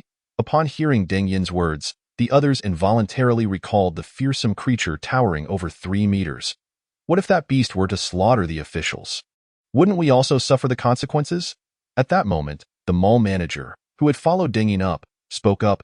Deng Yin, irritated by the manager's presence as a non-ally, retorted impatiently, "Are you out of your mind? That creature will undoubtedly be lured outside. Regardless of who emerges victorious in that battle, we should seize the opportunity to flee." After Deng Yin's declaration, the others' faces brightened, and they began to flatter him. In critical moments, Deng Ji's brilliance shines through. Of course, otherwise, why would we follow him? Deng Gu is right. Let's make haste and escape. Their flattery seemed to elevate Deng Yin's mood, but when he inquired who would dare venture out to scout for the creature, a heavy silence enveloped the room. The group exchanged glances, each reluctant to be the one to venture forth as the sacrificial lamb. Sensing the atmosphere, Deng Yin pointed at the manager who had just spoken. "You, go." The manager, realizing Deng Yin's intent, interrupted with fervor, "Absolutely not. I refuse to go. If you make me." Before he could finish, Deng Yin swiftly approached and covered his mouth, hissing, "What the hell are you shouting about?" As he spoke, Deng Yin anxiously scanned the area. Once he confirmed no zombies were drawn by the manager's outburst, he continued in a hushed tone, "If you attract that creature, I swear, I'll be the first to toss you out to feed it." The manager forcefully shrugged off Deng Yin's hand and replied, "Ha! Don't think I don't understand your intentions. I won't help you scout ahead. If you insist, I'll summon all the monsters, and we can die together." The manager's audacity stemmed from his realization of the dire situation. It was better to cling to Deng Yin's group than to be coerced into a certain death. Deng Yin, momentarily at a loss with the obstinate manager, harbored a deep-seated desire to eliminate him once the danger had passed. He then surveyed the remaining individuals. Besides Zhang Jia and Li He, only 3 women remained, with his gaze finally resting on Lu Shiyu. "You go first to scout. Once you ascertain it's safe, return to inform us." Lu Shiyu felt a chill run down her spine, as if trapped in an icy abyss. "Why me?" she asked, her voice tinged with a hint of tears. She could not fathom why Deng Yin chose her over the other women, who were equally attractive. Deng Yin's disdain for Lu Shiyu had nothing to do with her looks. Rather, it was because she had chosen to follow him voluntarily, while the other 2 had been coerced. This distinction led Deng Yin to perceive Lu Shiyu as tainted, making her abandonment seem justifiable, and of course, Deng Yin would not explain this to Lu Shiyu.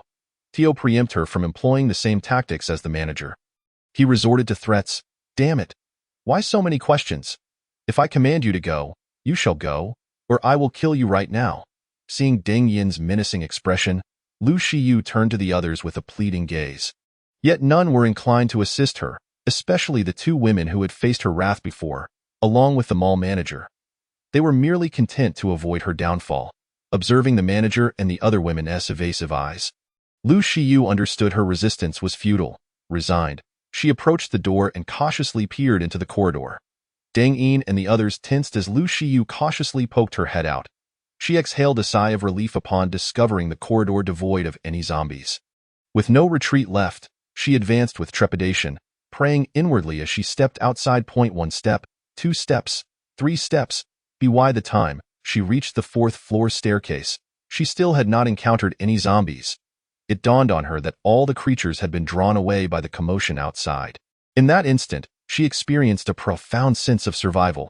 After a fleeting moment of elation, a daring plan began to form in Lu Shiyu's mind.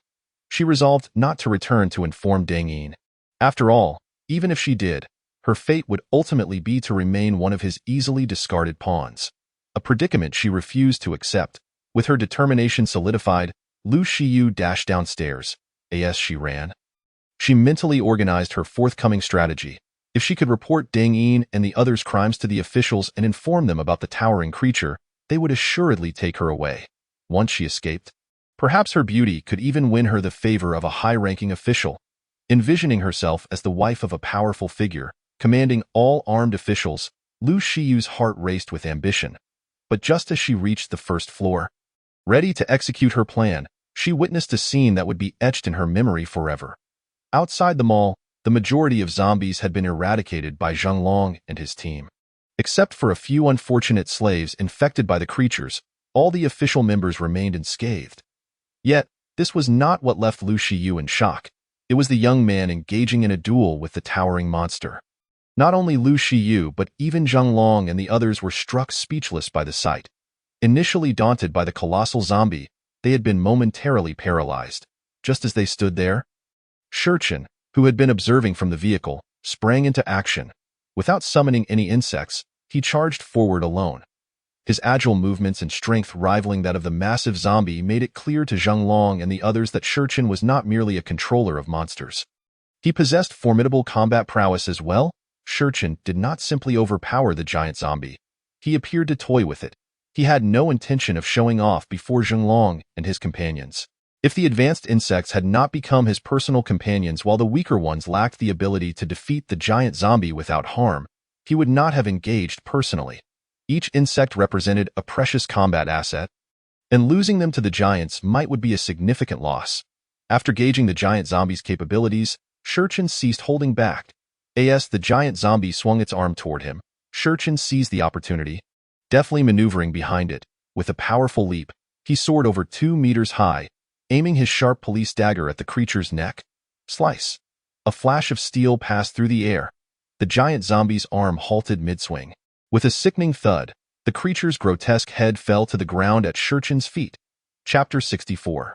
The beginning of resource collection. With a decisive kick, Shurchen crushed the decapitated head beneath his foot, then elegantly twirled the dagger in his hand before sheathing it at his waist. His undeniable combat prowess earned the admiration of everyone present. Lu Shiyu, who had witnessed the entire spectacle from the mall's breach, stared in awe. In her heart, she jubilantly thought, "I've found him. He is the man who can guarantee my control over the lives of others."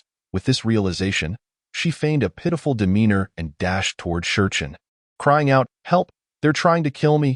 Please, save me!" The sudden outcry drew the attention of everyone present, redirecting their focus toward Lu Shiyu. As Lu Shiyu suddenly dashed out from the shopping mall, Zheng Long and his companions reacted swiftly, immediately raising their guns to aim at her. With the dark muzzles of their weapons trained upon her, Lu Shiyu promptly raised her hands in a gesture of surrender and shouted at Shurchen, "Don't shoot! I am a civilian. Inside, there are a group of bullies. I beg you, save me." Upon hearing her plea, Zheng Long and the others simultaneously shifted their gaze toward Shurchen. However, Shurchen chose to disregard Lu Shiyu's words and quietly instructed Zheng Long and his men, "Bind her." After Shurchen's order, Chun Xing reacted the fastest, moving to Lu Shiyu's side and firmly cuffing her. Lu Shiyu was initially taken aback by Shurchen's command, But once she felt the cold steel of the handcuffs, she began to struggle and shouted at Shurchin, "Why are you handcuffing me? Aren't you officials? I am a civilian." Shurchin regarded the woman, who feigned helplessness, with a cruel smile and replied, "I'm afraid you have mistaken us. We are not officials, therefore, I advise you to behave yourself." With 4 years of experience in the apocalyptic world, Shurchin was not fooled by Lu Shiyu's facade. The fact that she emerged unscathed from a mall swarming with formidable zombies indicated that this woman was far from ordinary. And thus, Shurchin placed no credence in her words. Upon hearing Shurchin's response, Lu Shiyu wilted like a frostbitten eggplant. She could not fathom why her charm had suddenly ceased to work. Not only had she failed to captivate Deng Yin, but even this young man, who appeared to be in his 20s, was impervious to her allure. It was only after being roughly dragged onto the bus by Chun Xing that Lu Shiyu concocted an excuse in her mind. The reason for her lack of opportunity to groom herself over the past half-month. She convinced herself that once she had the chance, she could still attract Shurchin's attention. Shurchin, however, had no time to concern himself with Lu Shiyu. Regardless of who returned to the base, they were destined to become slaves. The priority now was the resources within the mall. After Lu Shiyu was forcibly returned to the vehicle, Shurchin issued commands to everyone. All combat team members, provide cover. The slaves will enter and move the supplies. Your time is limited. The gunfire will certainly attract all the nearby zombies. Move as much as you can before the next wave arrives. Once Shurchin's orders were given, everyone sprang into action. As the slaves entered the mall, diligently transporting various supplies back to the vehicles, Deng Yin and his companions appeared at the staircase on the 4th floor. Initially, Deng Yin had been cursing and vowing to kill Lu Shiyu upon seeing her. But upon reaching the stairwell and witnessing a large group orderly moving supplies below, he was taken aback. Deng Yin shouted urgently, "Stop! Who told you to touch my things?" Seeing that many of them were clad in police uniforms, Deng Yin presumed they must be officials, emboldening him to yell angrily while hastening down the stairs. After all, the supplies here were essential for his survival. If they were taken away, he would have to risk venturing out again to search for more. Deng Yin's voice did not go unnoticed by Shurchin, who had been maintaining heightened senses outside. Upon hearing Deng Yin's outcry, Shurchin instructed Zhang Long to investigate. Upon receiving Shurchin's command, Zhang Long, accompanied by Wang Yi, Zhang Laosi and Chen Xing, entered the shopping mall with their weapons drawn. As they entered, Deng Yin and his group were just descending to the 1st floor. Upon encountering these unfamiliar faces, Zhang Long aimed his gun at them and barked, "Don't move!" Everyone on the ground. Deng Yin, who had been anxious about his supplies being taken, immediately cowered at the sight of the gun aimed at him. Complying, he clasped his hands behind his head and lay down, pleading with Zhang Long, "Please, don't shoot, we're good people. We've been waiting for your official rescue here." Following Deng Yin's words, Li He and Zhang Zhe quickly chimed in. This was a tactic Deng Yin had devised out of fear that Lu Shiyu might have reported them to the authorities. They planned to insist that Lu Shiyu was lying if they encountered officials. After all, the survivors in the mall had perished, and Lu Shiyu had no evidence to support her claims. Her single voice could not outweigh so many. Deng Yin had felt emboldened to shout earlier for this very reason. But now, confronted by Zhang Long and his armed companions, he found himself uncertain about their true intentions. Zhang Long, observing the group that had relinquished their bravado, lost interest in them entirely and turned to the slaves who had paused due to Deng Yin's unexpected appearance, instructing, "Continue moving. These supplies will be crucial for you in the future. Don't slack off. Work efficiently." With Zhang Long's urging, the slaves resumed their task of moving supplies. He decided to leave Chen Xing and Wang Yi behind to prevent any similar interruptions while he and Zhang Laosi kept a watchful eye on Deng Yin and his companions.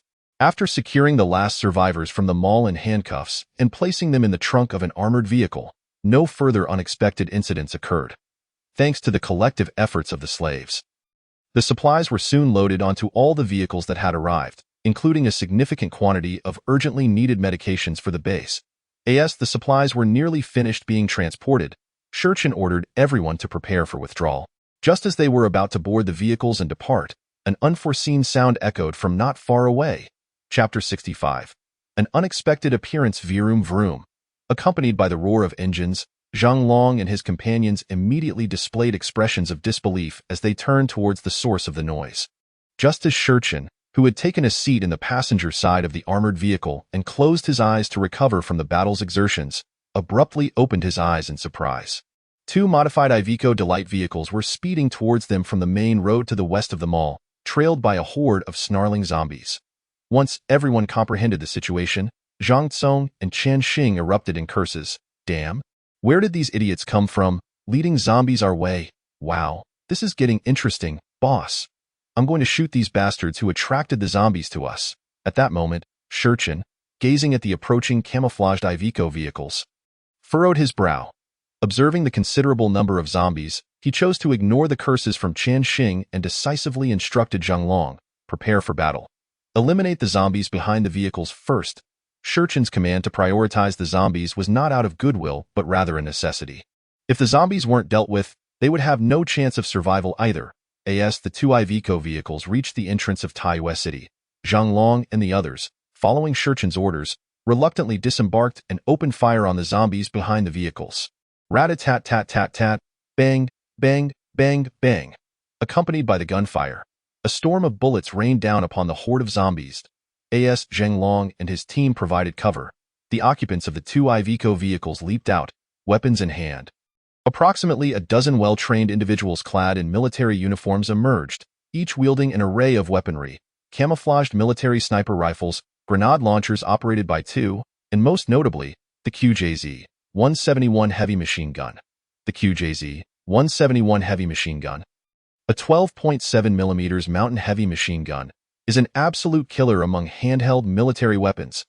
The individuals who dismounted from the vehicles quickly set up their weapons and opened fire on the zombie horde without hesitation.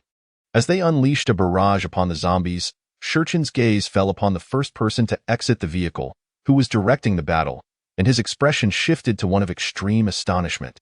The reason was simple. He recognized that individual. His name was Luo Haoyu, a renowned expert from the Fifth War Zone in the previous life. Shurchen could hardly believe he would encounter him here. The Fifth War Zone's base was located in the neighboring Wei'an City, and given the current timeline, the Fifth War Zone should not have fully secured Wei'an City yet. How could an expert like Luo Haoyu appear here? This question left Shurchen momentarily bewildered. While Shurchen pondered this in his mind, the zombie horde, unable to withstand the combined assault from Zhang Long and Luo Haoyu's teams, was swiftly eradicated. Just as Zhang Long and his companions believed the battle had concluded and were about to lower their guard, Luo Haoyu ordered his men to aim their weapons at them. Seeing this, Zhang Long and his group quickly redirected their guns towards Luo Haoyu and his crew. What the hell? Are you out of your minds? We just helped you. Why are you aiming at us? Zhang Laosi, who was already hot-tempered and lacking in intellect, shouted furiously at Luo Haoyu and his men. Luo Haoyu, however, paid no heed to Zhang Laosi's outburst and addressed Shurchen, who had been observing intently, saying, "Don't move. I am Captain Luo Haoyu, stationed at the Gaoshan military encampment, and I hereby command you to immediately lay down your weapons." Before the appointed time had even arrived for a response, Zhang Tsong, who had always regarded the time as a benefactor, boldly interjected, "Damn it! What nonsense is this about a camp leader? If you dare to shout at our commander again, believe me, I will shoot you on the spot." Zhang Tsong's anger was not unfounded. Everyone on this side, including the usually composed Zhang Long, was incensed by the audacity of the speaker. Originally, seeing them in military uniforms felt familiar to Zhang Long, and he could understand their seeking assistance after encountering a horde of zombies during their escape. However, after just assisting them in dealing with the undead, they pointed their weapons at the time, which Zhang Long found utterly unacceptable. "To hell with you. Who do you think you are to insult our camp leader? Do you believe I won't wipe you out right now?" Wang Bin, wielding a machine gun behind Luo Haoyu, retorted before Luo could say a word. Just as Zhang Tsong was about to fire back, the Time raised his hand to interrupt him and calmly addressed Luo Haoyu. "We are merely ordinary survivors, and we have just assisted you, so you may leave now." Upon hearing the Time's words, though still somewhat displeased, Zhang Tsong and the others dared not refute. Just when they thought the Time had shown them enough leniency and they should retreat. After all, even with the skin enhancement provided by his third life Esgu, he lacked the confidence to withstand a full-force strike. So how had Luo Haoyu managed to do so? At this moment, Luo Haoyu found himself devoid of the confidence he had before the confrontation. Had it not been for his complete concentration of qi for defense during the earlier punch, he would have likely sustained serious injuries from that blow. Reflecting on this, Luo Haoyu could no longer maintain his previous disdain. Instead, he clasped his hands in a gesture of respect, addressing Shi Chun. I am Luo Haoyu, heir of the Eight Extremes Fist. And you are? Observing Luo Haoyu's earnest self-introduction, Shi Chun finally comprehended why this Luo Haoyu was so renowned in his past life. It was all due to his own relentless self-promotion. However, Shi Chun did not alter his attitude in response to Luo Haoyu's words. Retorting dismissively, what does it matter who I am? We're here to fight, not to exchange pleasantries. Chapter 67. You've lost. Shi Chun had no intention of being courteous to Luo Haoyu simply because of a change in his demeanor.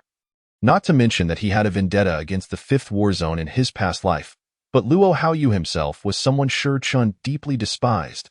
From the very first encounter, he had exuded an air of arrogance, demanding that Shi Chun hand over all the hard-earned resources he had fought for.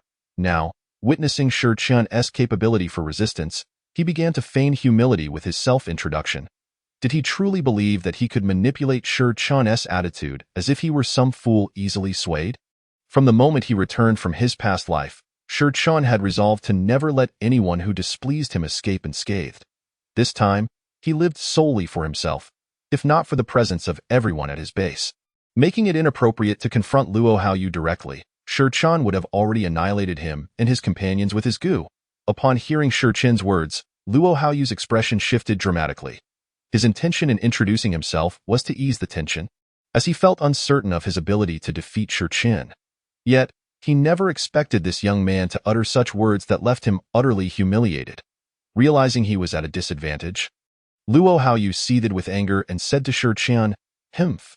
If you seek death, I shall oblige."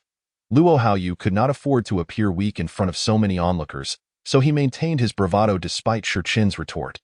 Without granting Luo Haoyu any further opportunity for banter, Shi Chun swiftly closed the distance once more. In that moment, Luo Haoyu abandoned any notion of underestimating Shi Chun. He understood that he could not react quickly enough to Shi Chun's lightning-fast movements. Thus, as soon as Shi Chun made his move, Luo Haoyu unleashed an Eight Extremes technique aimed at the air before him. Truly, he was worthy of the reputation he held as a master from the Fifth War Zone. His combat experience was indeed vast. This anticipatory strike coincided perfectly with Shi Chun's incoming trajectory, landing a solid elbow strike against Shi Chun's chest. However, while Luo Haoyu reveled in his moment of success, Shi Chun appeared completely unfazed, countering with a swift punch that struck Luo Haoyu squarely on the jaw. This time, Luo Haoyu was devoid of the good fortune he had previously enjoyed.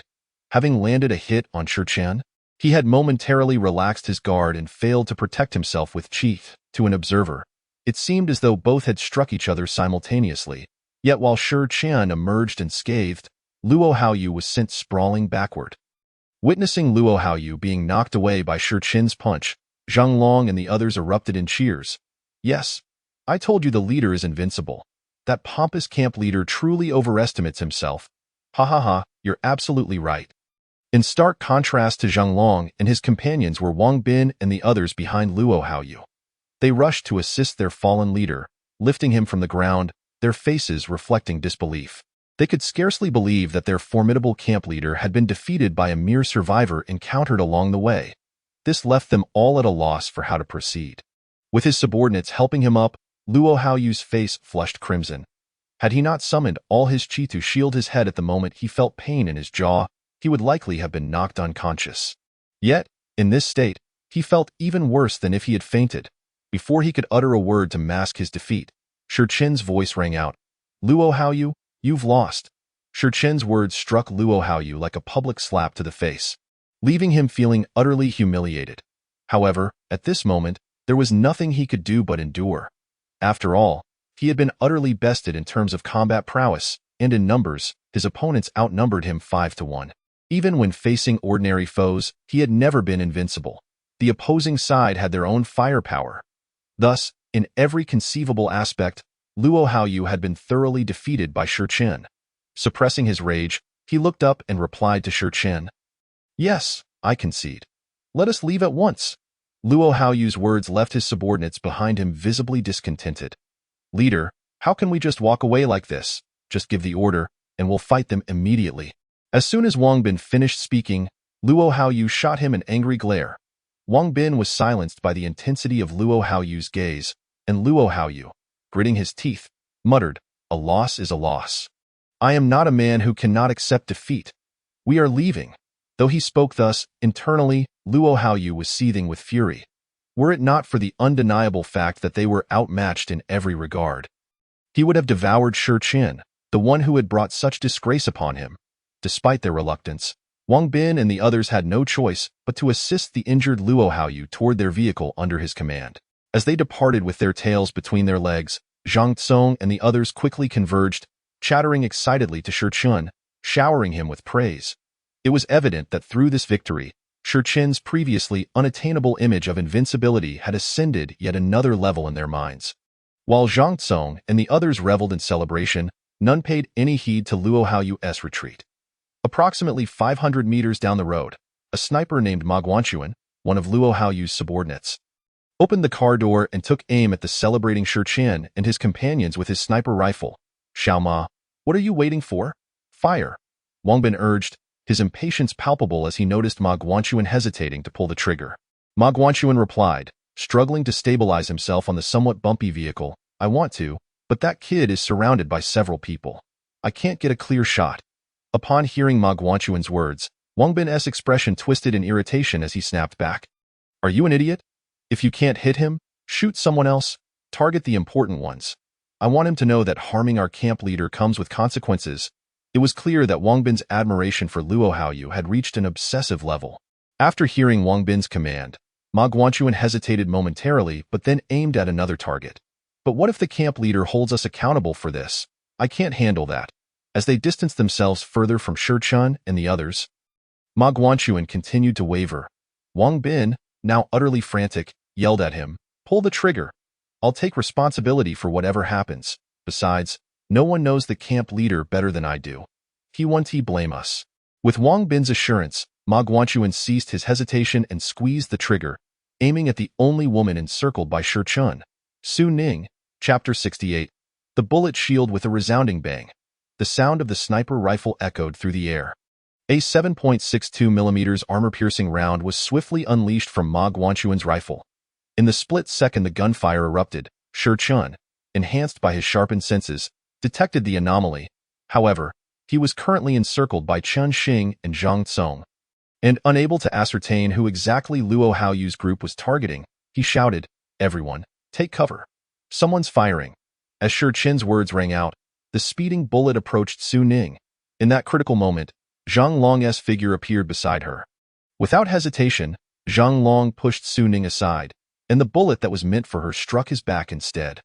Realizing the gravity of the situation, Chen Xing, Zhang Tsong, and the others surrounding Shi Qin quickly dispersed, seeking cover while returning fire toward Luo Haoyu's group. Meanwhile, Su Ning, witnessing Zhang Long being shot while saving her, let out a heart-wrenching scream. No. Su Ning could not comprehend why Zhang Long had chosen to take the bullet for her. As she cried out and hurriedly dragged Zhang Long toward cover, Shi Qin leaped to their side. He swiftly pulled both Zhang Long and Su Ning behind the armored vehicle and inquired, "Brother Long, are you all right?" As soon as Shi Qin's words fell, Zhang Long, lying on the ground, coughed violently, cough, cough, cough. "Don't worry, leader. I'm fine, I have a bulletproof vest," Zhang Long responded, dislodging the bullet that had become lodged in his vest. Beside them, Su Ning let out a sigh of relief only after witnessing the scene unfold. However, regaining her composure, she swiftly seized the sniper rifle at her side and aimed it towards the direction in which Luo Haoyu had departed. Beginning to pull the trigger, regrettably, despite Su Ning's commendable marksmanship, she had yet to reach the caliber of a top sniper like Ma Guanchuan. Moreover, Luo Haoyu and his companions had not halted their vehicle, and as a result, by the time Su Ning fired, their car had already exceeded the effective range of the Type 88 sniper rifle. After several missed shots, Su Ning could only curse at the distant Iveco, which had dwindled to a mere black dot in her vision, before lowering her weapon and glancing back at Zhang Long, who was on the ground at that moment. Zhang Long had managed to rise to his feet. Thanks to the protection of his bulletproof vest, coupled with his own robust physique, he had only sustained minor injuries to his back and was otherwise unharmed. Concerned, Su Ning inquired of Zhang Long, "Captain, are you all right?" Zhang Long, suppressing the sharp pain in his back, forced a smile and replied, Don't worry, little sister. Your dragon brother is tough enough. I won't be so easily defeated by those petty villains. Upon hearing Zhang Long's words, Su Ning felt reassured that he was indeed fine. With a sigh of relief, she remembered that she had yet to express her gratitude and softly said to Zhang Long, "Captain, thank you for saving me." In response, Zhang Long waved his hand dismissively and replied, "No need for thanks, I've told you countless times. Just call me Dragon Brother like everyone else. There's no need for all this captain formality." As Zhang Long finished speaking, Su Ning's cheeks began to flush, and without uttering a word, she lowered her head and nodded to indicate that she had heard him. After their exchange, Shi Chen patted Zhang Long on the shoulder and said, "Sorry, Dragon Brother. This time it was my oversight. I was just afraid that engaging them directly would lead to casualties on our side. Never did I expect they would resort to underhanded tactics." Upon hearing Shi Chen's words, Zhang Long immediately turned serious and replied, "Leader, don't say that. Your intentions were correct. Besides, it was you who saved my life, so I owe you my existence. You can have it back whenever you need it." Nodding in acknowledgement of Zhang Long's statement, Shi Chen chose not to elaborate further. He turned to address the others, commanding them to load the remaining supplies onto the vehicles and return to base promptly. Upon receiving the order, Zhang Tsong and the others ceased their fire and began directing the slaves to expedite their actions. After this unexpected incident, the journey back was devoid of any further mishaps. However, on the return trip, Su Ning insisted that Zhang Long rest while she took the wheel. Unable to resist her insistence, Zhang Long settled into the passenger seat, nervously instructing Su Ning on how to operate the armored vehicle while sweating over her driving skills. The vehicle soon arrived back at the base. Once it came to a halt, Chen Xingnan and Bai Luobing, alongside the rest of the logistics team, began unloading the supplies into the warehouse, formerly the animal park storage. Meanwhile, Shi Chen promptly took Zhang Tsong and the various medications they had procured to the infirmary. Meng Zi, who had been anxiously waiting in the infirmary for her brother, felt an overwhelming sense of relief as she saw Meng Zizhong stabilize after taking his medication. With the tension lifting, tears began to flow uncontrollably from Meng Zi's eyes once more. Turning to Shi Chen, who had just returned and rushed to her brother's side, she sincerely expressed her gratitude, saying, "Thank you for saving him. I truly appreciate it." Shi Chen, observing her pitiable expression, smirked and replied, "No need for thanks. You know how to repay me." His remark caused Meng Zi, who had been crying, to blush deeply as she playfully punched Shi Chen in the chest, exclaiming, "You're so annoying. I'm not talking to you." With that, she dashed out, her face flushed. This playful exchange between the leader and the celebrity left Zhang Tsong, who had been monitoring Meng Zizhong's condition, in a cold sweat. He anxiously deliberated in his mind whether he should quickly make his exit or continue to feign ignorance. Just as Zhang Tsong was lost in thought, Shi Chen donned a serious expression and coldly commanded, "Zhang Tsong, inform everyone to gather in the open area for a meeting." Startled by Shi Chen's sudden order, Zhang Tsong snapped back to reality. After a moment's hesitation, he quickly rose and replied, "Yes, leader, I'm on it." With that, Zhang Tsong hurriedly made his way outside. To this point, the infirmary was left with Shi Chen alone, gazing at the still unconscious Meng Zizhong. Standing there, Shi Chen, with a cold smile, murmured to himself, "The timing is nearly perfect. I hope this move doesn't disappoint me." After speaking, he exited the room with a grin. Meanwhile, in the open area before the base gates, everyone who had completed the transport of supplies and parked the vehicles stood obediently in place. Having received Shi Chen's orders, those who had not participated in the unloading also arrived one after another, patiently waiting for Shi Chen's arrival. At the forefront of the gathering were Deng Yin and his companions, who had been brought back from the mall, now handcuffed and kneeling on the ground. Despite being on his knees, Deng Yin's murderous gaze remained fixed on the distant Lu Shiyu. Unfazed by Deng Yin's glare, Lu Shiyu was instead scanning the crowd, marveling at the impressive number of survivors while searching for Shi Chen's familiar figure. She believed she had come to the right place. Once she secured Shi Chen's favor, these survivors would undoubtedly obey her every command. As Lu Shiyu daydreamed, Chen Xing and others were animatedly recounting the thrilling battle between Shi Chen and Luo Haoyu to those who had remained at the base.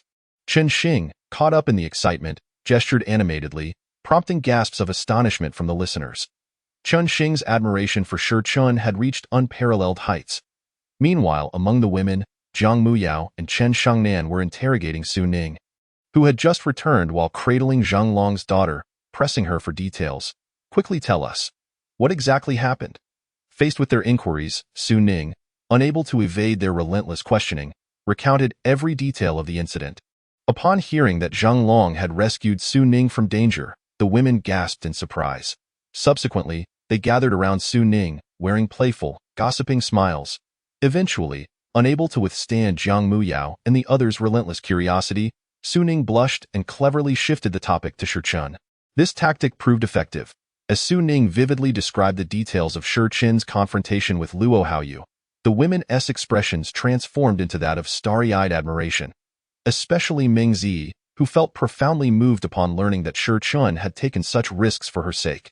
While everyone engaged in hushed discussions, Shi Chen emerged from the base. Upon seeing him, all conversations ceased, and in unison, they raised their right fists to their chests, shouting, "Leader!" This synchronized display astonished not only the kneeling Deng Yin and his companions, but also Meng Zi, who was attending such a meeting for the first time. As Shi Chen nodded slightly, everyone lowered their hands in unison, awaiting his instructions. Observing the gathered crowd, Shi Chen expressed his satisfaction, stating, "You all performed admirably on the first mission since the establishment of the Dawn Base. So I am here to announce the rewards for completing the mission." This, smiles of pride spread across everyone's faces, for this was their first true experience of engaging in close combat with zombies through their own efforts. They had not only slain a significant number of zombies, but had also successfully acquired a substantial amount of supplies and food. The sense of fulfillment they felt was something ordinary people could never comprehend. They had transformed from ordinary individuals before the apocalypse to those who, in the initial chaos, could only flee and hide, and finally evolved into the warriors of the Dawn Base. The experiences they had undergone in just half a month surpassed what many would encounter in a lifetime. This fostered an immense sense of belonging to the Dawn Base within each of them. Shi Chen continued, "First, apart from those who followed Zhu Kai and the factory workers, all remaining slaves will be promoted to reserve members of the Dawn Base." As soon as Shi Chen finished speaking, cheers erupted from those who had shed their slave status, their excitement palpable. The individuals from the factory finally realized how foolish their previous nonchalance had been. Shi Chen's decision to withhold immediate promotion for everyone stemmed from the need for some to handle the more arduous tasks, but more importantly, it was due to the resentment directed towards those who had followed Zhu Kai. As long as they fail to obtain Zhang Tsung's forgiveness in the future, they will likely remain slaves for the rest of their lives. As for the group they brought back from the factory, they have never even considered allowing them to escape their status as slaves. After all, apart from having been bullied by them in the past, a more significant reason is that they are enemies of Meng Zi and Zhang Feifei. Just from this point alone, the factory workers can forget about ever shedding their identity as slaves. At this juncture, none of the slaves dared to voice any doubts about Shi Chen's words, for those who had previously questioned him had long since met their demise. Thus, they could only submissively accept Shi Chen's orders. In their hearts, they could only continuously reassure themselves, for there was already a precedent of a slave becoming a preparatory member, indicating that they were not entirely devoid of opportunity. Unfortunately, they were unaware that Shi Chen had long predetermined their futures. Shi Chen waved his hand slightly towards those cheering for their new status as preparatory members, and they instantly understood his meaning, promptly sealing their lips and falling silent. Shi Chen then continued, "As for the current preparatory members, each group leader may select individuals they deem suitable to become official members of their respective groups." This time, the preparatory members did not cheer like those who had just shed their slave status. Yet their faces unmistakably displayed excitement. After all, becoming official members meant they would no longer merely have enough to eat and wear. They could escape the cramped corridors resembling a communal dormitory and reside on the second floor of the base. Having concluded his announcement regarding rewards, Shi Chen turned his gaze toward the kneeling Deng Yin and the others. The moment Lu Shiyu noticed Shi Chen's attention directed towards her, she hurriedly put on a pitiful expression and implored, "Elder brother, you must help me. They are all wicked people who barged into the mall to steal food and commit murder. Before you arrived, they even tried to kill me." Lu Shiyu's assertion stemmed from her mistaken belief that Shi Chen was a man of justice. After all, based on everyone's attitude towards him moments ago, anyone unaware of the underlying circumstances would instinctively perceive Shi Chen as a beloved good person. Upon hearing Lu Shiyu's words, Jiang Muyao and Meng Zi immediately recognized her as a quintessential green tea bitch. Consequently, Their faces simultaneously manifested displeasure towards Lu Shiyu. In response to Lu Shiyu's remarks, Shurchen did not immediately speak, but instead wore a playful smile, quietly observing the affected Lu Shiyu. Chapter 70. The most detestable thing is being deceived. Deng Yin and his companions, upon hearing Lu Shiyu's words, could not maintain the same composure as Shurchen. Deng Yin, eager as soon as Lu Shiyu finished speaking, shouted at Shurchen, "No, elder brother, please do not listen to this vile woman. We merely wish to survive in this apocalyptic world and have no intention of killing." Following Deng Yin's statement, Li He and Zheng Jia, who stood beside him, hurriedly chimed in, "Yes, elder brother. You must not heed this woman's words. Indeed, she is nothing but a shameless harlot. She harbors no good intentions." Deng Yin and his companions' words immediately garnered the agreement of Jiang Muyao and the other women, who instinctively nodded in affirmation. Shurchen, naturally, noticed the expressions of Jiang Muyao and her companions, and seeing their adorable reactions, he couldn't help but smile slightly. After all, which man could resist the charming expressions of several captivating women before him? Noticing that Shurchen's gaze had shifted away from her, Lu Shiyu, completely unaware that he was now looking at Jiang Muyao and the others, assumed he was still focused on Deng Yin and his group. Thus, she anxiously interjected, "You are talking nonsense. How can you claim you haven't killed anyone?" After addressing Deng Yin, she pointed at the stout man kneeling beside Li He and turned back to Shurchen, saying, "Elder brother, if you do not believe me, you can ask him. He was the manager of our mall before Deng Yin and the others arrived." As Lu Shiyu's words fell, all eyes turned toward the stout man. Deng Yin and his companions, upon hearing Lu Shiyu's statement, felt a slight sense of relief. After all, when Lu Shiyu had gone out to scout and failed to return, they had been deliberating on how to cope if Shurchen and his group were indeed official personnel. Thus, Deng Yin and the others now gazed at the stout man with hopeful expressions, wishing for him to speak favorably on their behalf. However, as all eyes were fixed upon him, the stout man deliberately averted his gaze from Shurchen and the others. Revealing a sinister smile to Deng Yin and his companions, he whispered to them, "You never saw this coming, did you? That woman you killed on the first day was actually my wife. I have been holding back, waiting for the chance to take my revenge. So now, you are as good as dead." Upon hearing the stout man's words, the faces of Deng Yin and his companions turned pale, realizing they were now thoroughly doomed. After whispering, the stout man quickly donned a righteous expression and stood up, excitedly shouting at Shurchen, "Elder brother, what she said is entirely true. These individuals are beasts. They not only killed the security personnel who protected us but also forcibly occupied the women in the mall." After saying this, the stout man couldn't resist glancing back at Deng Yin and his companions with a smug look, as if to say, "You never thought you'd end up like this." Meanwhile, unbeknownst to the stout man, Shurchen had heard every word he had whispered, thanks to his heightened senses. Shurchen watched the scene unfold with amusement as these individuals turned on one another. Lu Shiyu, too, wore a triumphant smile, fully aware of the stout manager's marital situation, which was precisely why she had dared to suggest he corroborate her claims. Just as she felt a sense of victory, the ensuing events nearly shattered her composure. Before everyone's astonished eyes, Shurchen unleashed his snake goo towards the stout man. As the snake goo emerged from his energy reservoir, it struck like a bolt of black lightning, ensnaring the arrogant stout man. The moment the stout man was wrapped by the snake goo, expressions of fear and confusion flooded his face.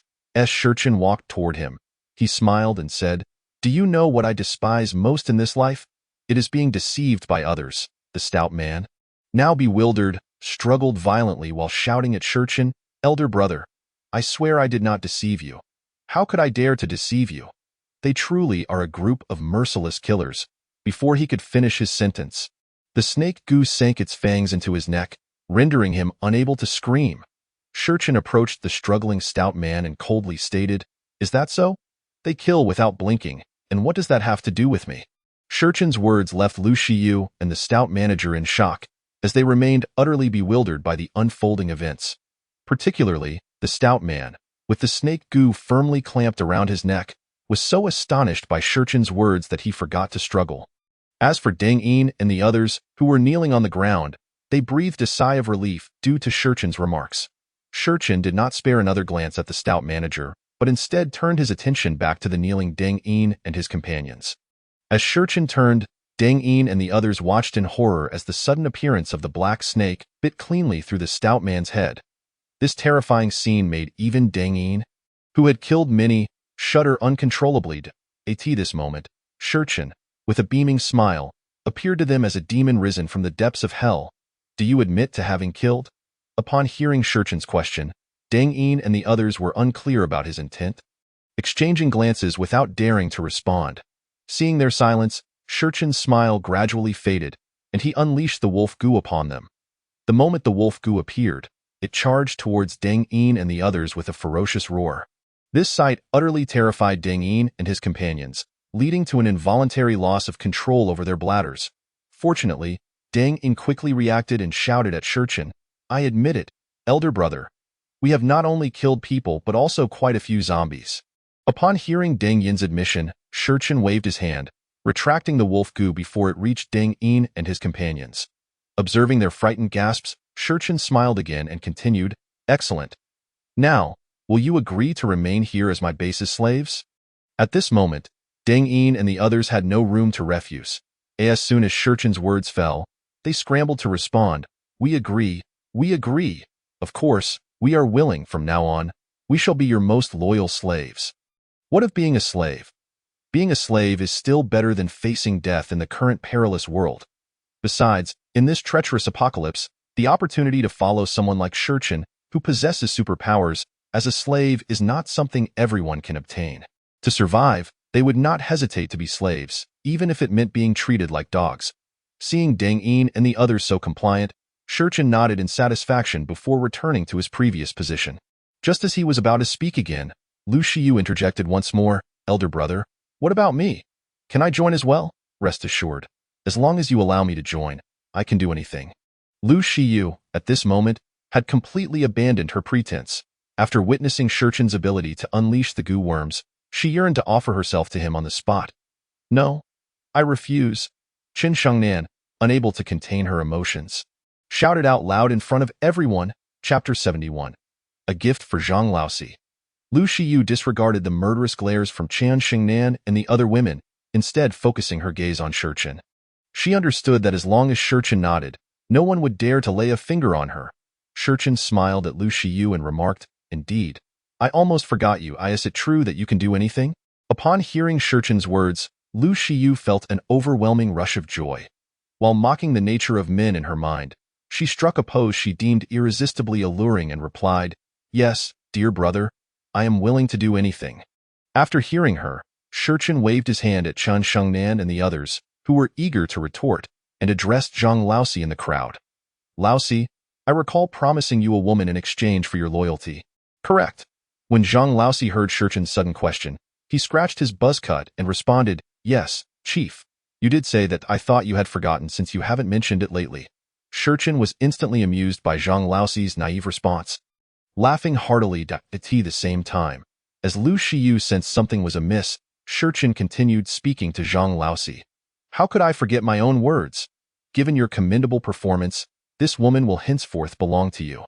The moment Shurchen's words left his lips, Lu Shiyu screamed frantically, No, dear brother. How can you do this?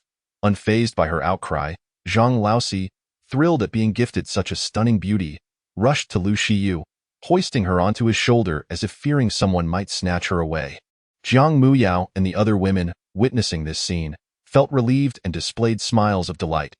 However, Qin Shengnan could not share in their joy. After all, her impulsive outburst in front of everyone was no different from publicly confessing her feelings for Shurchen. As Qian Shengnan's face flushed with embarrassment, she wished for a hole to hide in. Yet, Shurchen addressed Zhang Laosi once more. Laosi, although I have given her to you, remember not to be bewitched by her charms. She is quite formidable, Zhang Laosi promptly replied. Rest assured, Chief, I will keep her locked in my room and will not let her out. Hearing his words, Lu Shiyu felt utterly despondent.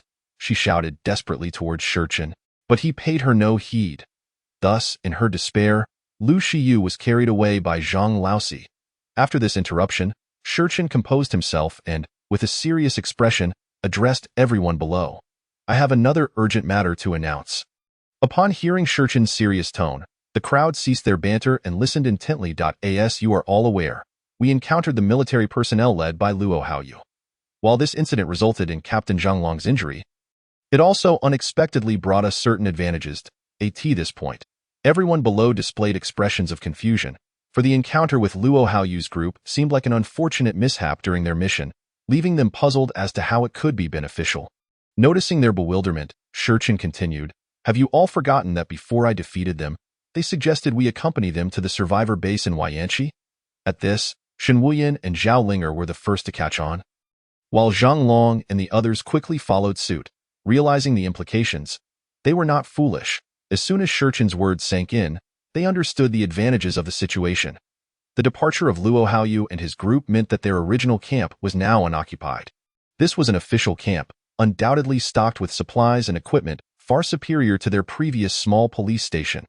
If they could secure it, the Dawn base would surely soar to new heights. With this understanding, their previously puzzled expressions transformed into excitement. Zhang Long, barely containing his enthusiasm, exclaimed, "I see now, Chief. We are bound to strike it rich." After Zhang Long's declaration, the slaves and reserve members, who were still bewildered, looked at him in confusion, not grasping what he meant. However, Shurchen had no intention of explaining, as he had no plans to take such a large group along.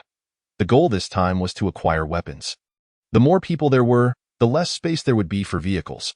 Moreover, the various ongoing foundational constructions at the base required a substantial workforce. Seeing that Zhang Long and the others had caught on, Shurchen addressed them, "All right, since you understand, prepare yourselves. After this meeting, all combat team members should return to rest and regain their strength. We depart at dawn." "Yes," the entire assembly echoed in excitement after organizing the combat team's tasks. Shurchen turned to Shen Wuyan. "Shen Wuyan, your next task is to bring the technical team and activate the generator immediately. By the time I return, all electrical equipment at the base must be operational. As for diesel, use the current stock to tide you over. I will bring back enough for you on my way." Upon hearing Shurchen's orders, Shen Wuyan promptly acknowledged. Shurchen then addressed Zhang Muyao and Zhao Linger. "Zhang Muyao.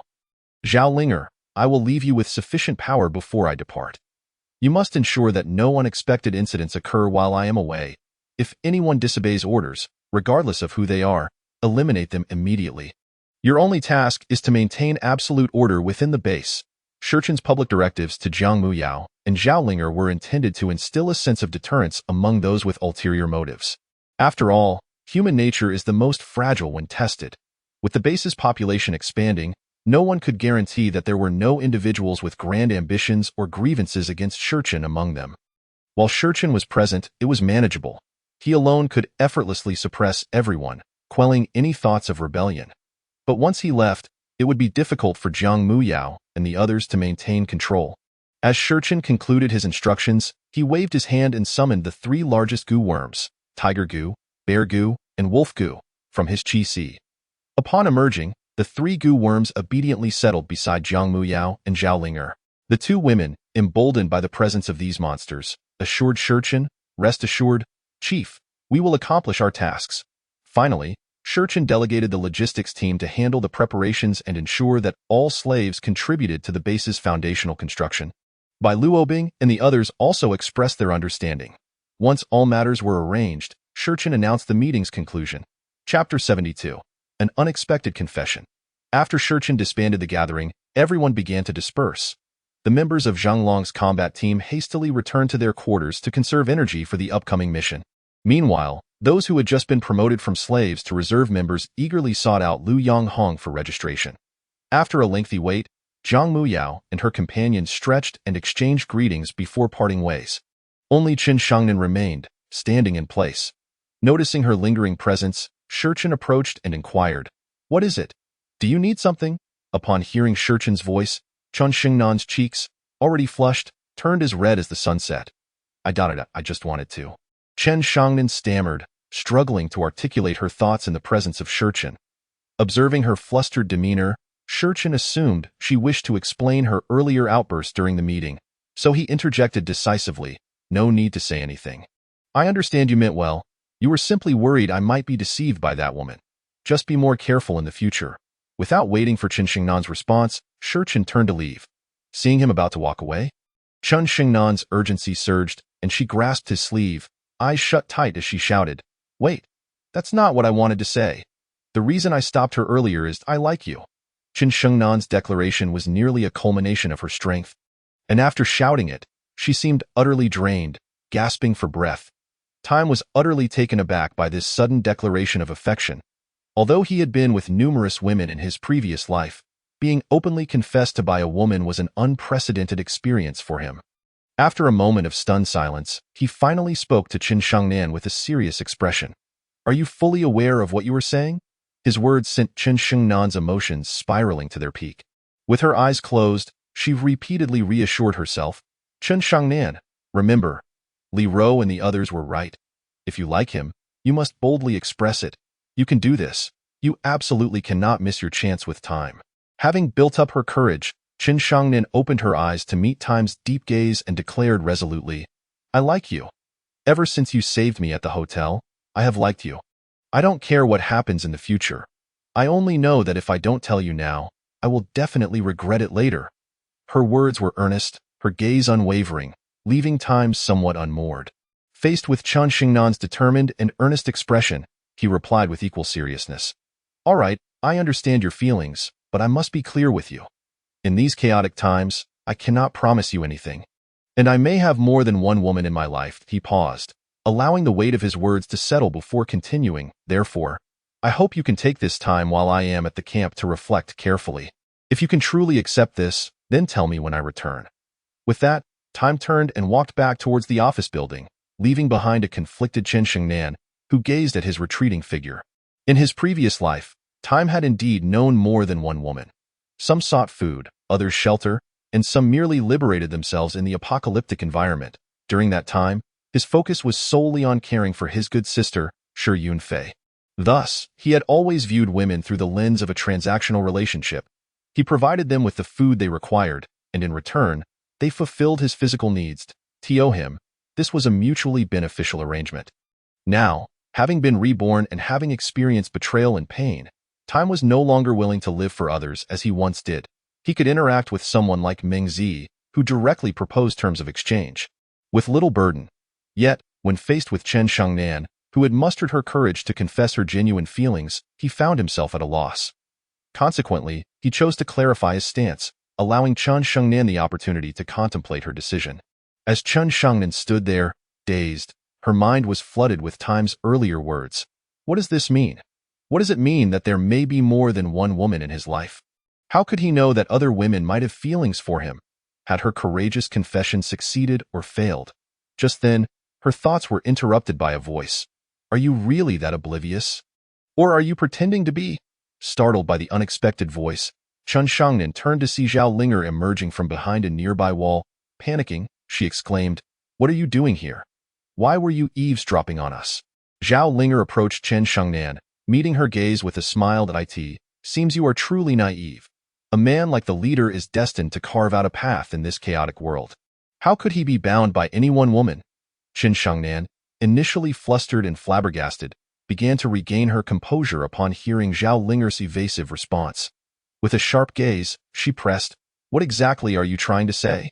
Zhao Linger, undeterred, replied with a grin, Please don't misunderstand. I merely wanted to ask the leader a few questions, and I refrained from interrupting you too. Qin Shengnan regarded her with skepticism, pondering her words. After a moment of thought, she inquired, And what did you mean by that earlier comment? Zhao Linger took a breath and elaborated. You understand the external situation is chaotic. The world is in disarray, teeming with monsters and extraordinary individuals, including the leader. Take for example the camp leader Luo Haoyu, who can spar with the leader and remain unharmed. Do you think this world resembles the one before? Qin Shengnan felt increasingly perplexed. How is what you're saying related to my question? Of course it is, Zhao Linger continued patiently. Consider this. In a perilous apocalypse where one misstep could lead to death, can you truly place your complete trust in another? Qin Shengnan instinctively shook her head, realizing that even before the apocalypse, no one would be foolish enough to trust anyone entirely. That would be madness. Zhao Linger seized upon her reaction. Since you grasp this principle, from the leader's perspective, aren't we all just strangers to him? Perhaps he has saved us, and we know we would never betray him. But he cannot read our minds. He cannot ascertain our true intentions. You declaring your feelings so suddenly, How could he immediately believe you? He is merely being considerate of your feelings by suggesting you think it over. Zhao Linger paused, casting a glance in the direction Time had departed. Before he accepts you, you are merely a member of the base, and he can use his strength and extraordinary abilities to defend against you without hesitation. But once you become his woman, can he treat you the same way? Zhao Linger's words struck Chen Shengnan like a revelation. Gazing at Zhao Linger, admiration blossomed on Chen Shengnan's face. I understand now. Thank you for sharing this with me. With that, she turned and rushed towards her quarters, determined to prepare herself to convey her sincere feelings to Time upon his return. Meanwhile, Zhao Linger watched Chen Shengnan's retreating figure, shaking her head and muttering to herself, I apologize. While I used you as an experiment, I suppose I have helped you as well. We are even now. With that, she too departed the scene, at the same time. In Time's room, he had already heard commotion from within before he reached the door. Thus, upon entering and seeing Meng Zi's flushed face, he felt no surprise. She had donned a low-cut, seductive LV dress, accentuating her long legs with a pair of black Balenciaga stockings. The alluring sight captivated Time's gaze, as any normal man would find it hard to restrain himself in such a scenario. Embarrassed by his scrutiny, Meng Zi softly spoke, I am here to uphold my promise. Time, shutting the door behind him, turned with a mischievous smile. Are you sure you're ready? Flustered, Meng Zi could only nod vigorously in response. Without further ado, Time swept her up and onto the bed. This night was destined to be anything but quiet. The following morning, as Meng Zi lay in bed, drooling in her sleep, Time had already risen and donned his attire. Watching the stunning beauty slumbering peacefully, he smiled softly. Since his rebirth and the acquisition of the Gu Dao Ju, he had been tirelessly focused on gaining strength and building his influence. Finally, he had the chance to relax, relieving some of the stress that had accumulated over time. Now that Meng Zi had truly become his woman, he was astonished to realize he was her first and, as he contemplated how to treat her in the future. Meng Zi lazily opened her eyes. Upon meeting Time's gaze, her face flushed a deep crimson. Time approached the bedside and gently asked, Are you awake? In response, Meng Zi nodded, her silence mirroring that of a chick pecking at grains. As Shurchen gazed at Meng Zi's youthful expression, he gently reached out to ruffle her hair, a smile gracing his lips as he spoke. You must have been quite exhausted last night. Feel free to rest a little longer. Before I depart, I shall inform Qiao Shui to bring your meals directly to you. Upon hearing Shurchen mention last night, Meng Zi, who had initially felt quite shy, quickly set aside her bashfulness and exclaimed, Could you refrain from going on any more adventures? Can't we just stay here and wait for the official rescue? My sister-in-law's father will surely send someone to save us. Shurchen's expression shifted slightly at Meng Zi's words, and he responded with a commanding tone, It's not as simple as you think. Besides, I've never been one to entrust my safety to others. Observing Shurchen's earnest demeanor, Meng Zi's mind conjured images of diligent men who would never accept help, prompting her to hurriedly clarify, That's not what I meant. I am merely concerned for your safety. With a smile, Shurchen reassured her, Rest easy. I understand your intentions. Just wait here patiently for my return. As he spoke, Meng Zi found herself completely captivated by his tenderness, her face radiating happiness as she watched him prepare to leave. Before he exited, she gazed at him with longing and reminded him to stay safe. Witnessing this once astute celebrity now thoroughly entranced by love, Shurchen emerged from the room with a knowing smile that only a man could understand. Yet, unbeknownst to him, Zhao Linger was observing them through binoculars from the windows of the opposite office building. Outside the base, Zhang Long had assembled the entire combat team, standing in perfect formation. As Shurchen arrived, Zhang Long and the others saluted him with a standard morning salute, their right fists placed firmly against their chests. This time, Shurchen opted for a semi-trailer truck instead of a passenger vehicle filled with seats, as the sole objective was to bring back as much weaponry as possible, making the semi-trailer the optimal choice. With the police armored vehicle leading the way, the mission to the Gaoshan military camp officially commenced. Chapter 74. The origin of the zombie tide. The armored vehicle and semi-trailer truck proceeded in tandem, departing the base towards the military camp. The camp, stationed in Gaoshan City, was located in the suburban area to the east of the former Hongzhong Electronics Factory. The choice of this location was deliberate, as the electronics factory was situated in Gaoshan's industrial zone, characterized by low personnel mobility, while the eastern suburbs were nearly deserted. This environment provided the camp with essential confidentiality while also ensuring its privacy. Initially, Shurchin and his team should have been vigilant, avoiding the wandering hordes of zombies along their route to the camp. However, to their astonishment, they encountered not a single zombie as they approached their destination without obstruction. Just as Zhang Long and the others expressed their excitement over the anticipated weaponry, Shurchin sensed something amiss. As they neared the camp, Zhang Long suddenly slammed on the brakes, halting the vehicle in an open area. Everyone inside turned their wide eyes toward the camp. Before them lay an overwhelming horde of zombies, densely packed at the camp's entrance. Peering through the gates, they could see an astonishing number of zombies within the camp.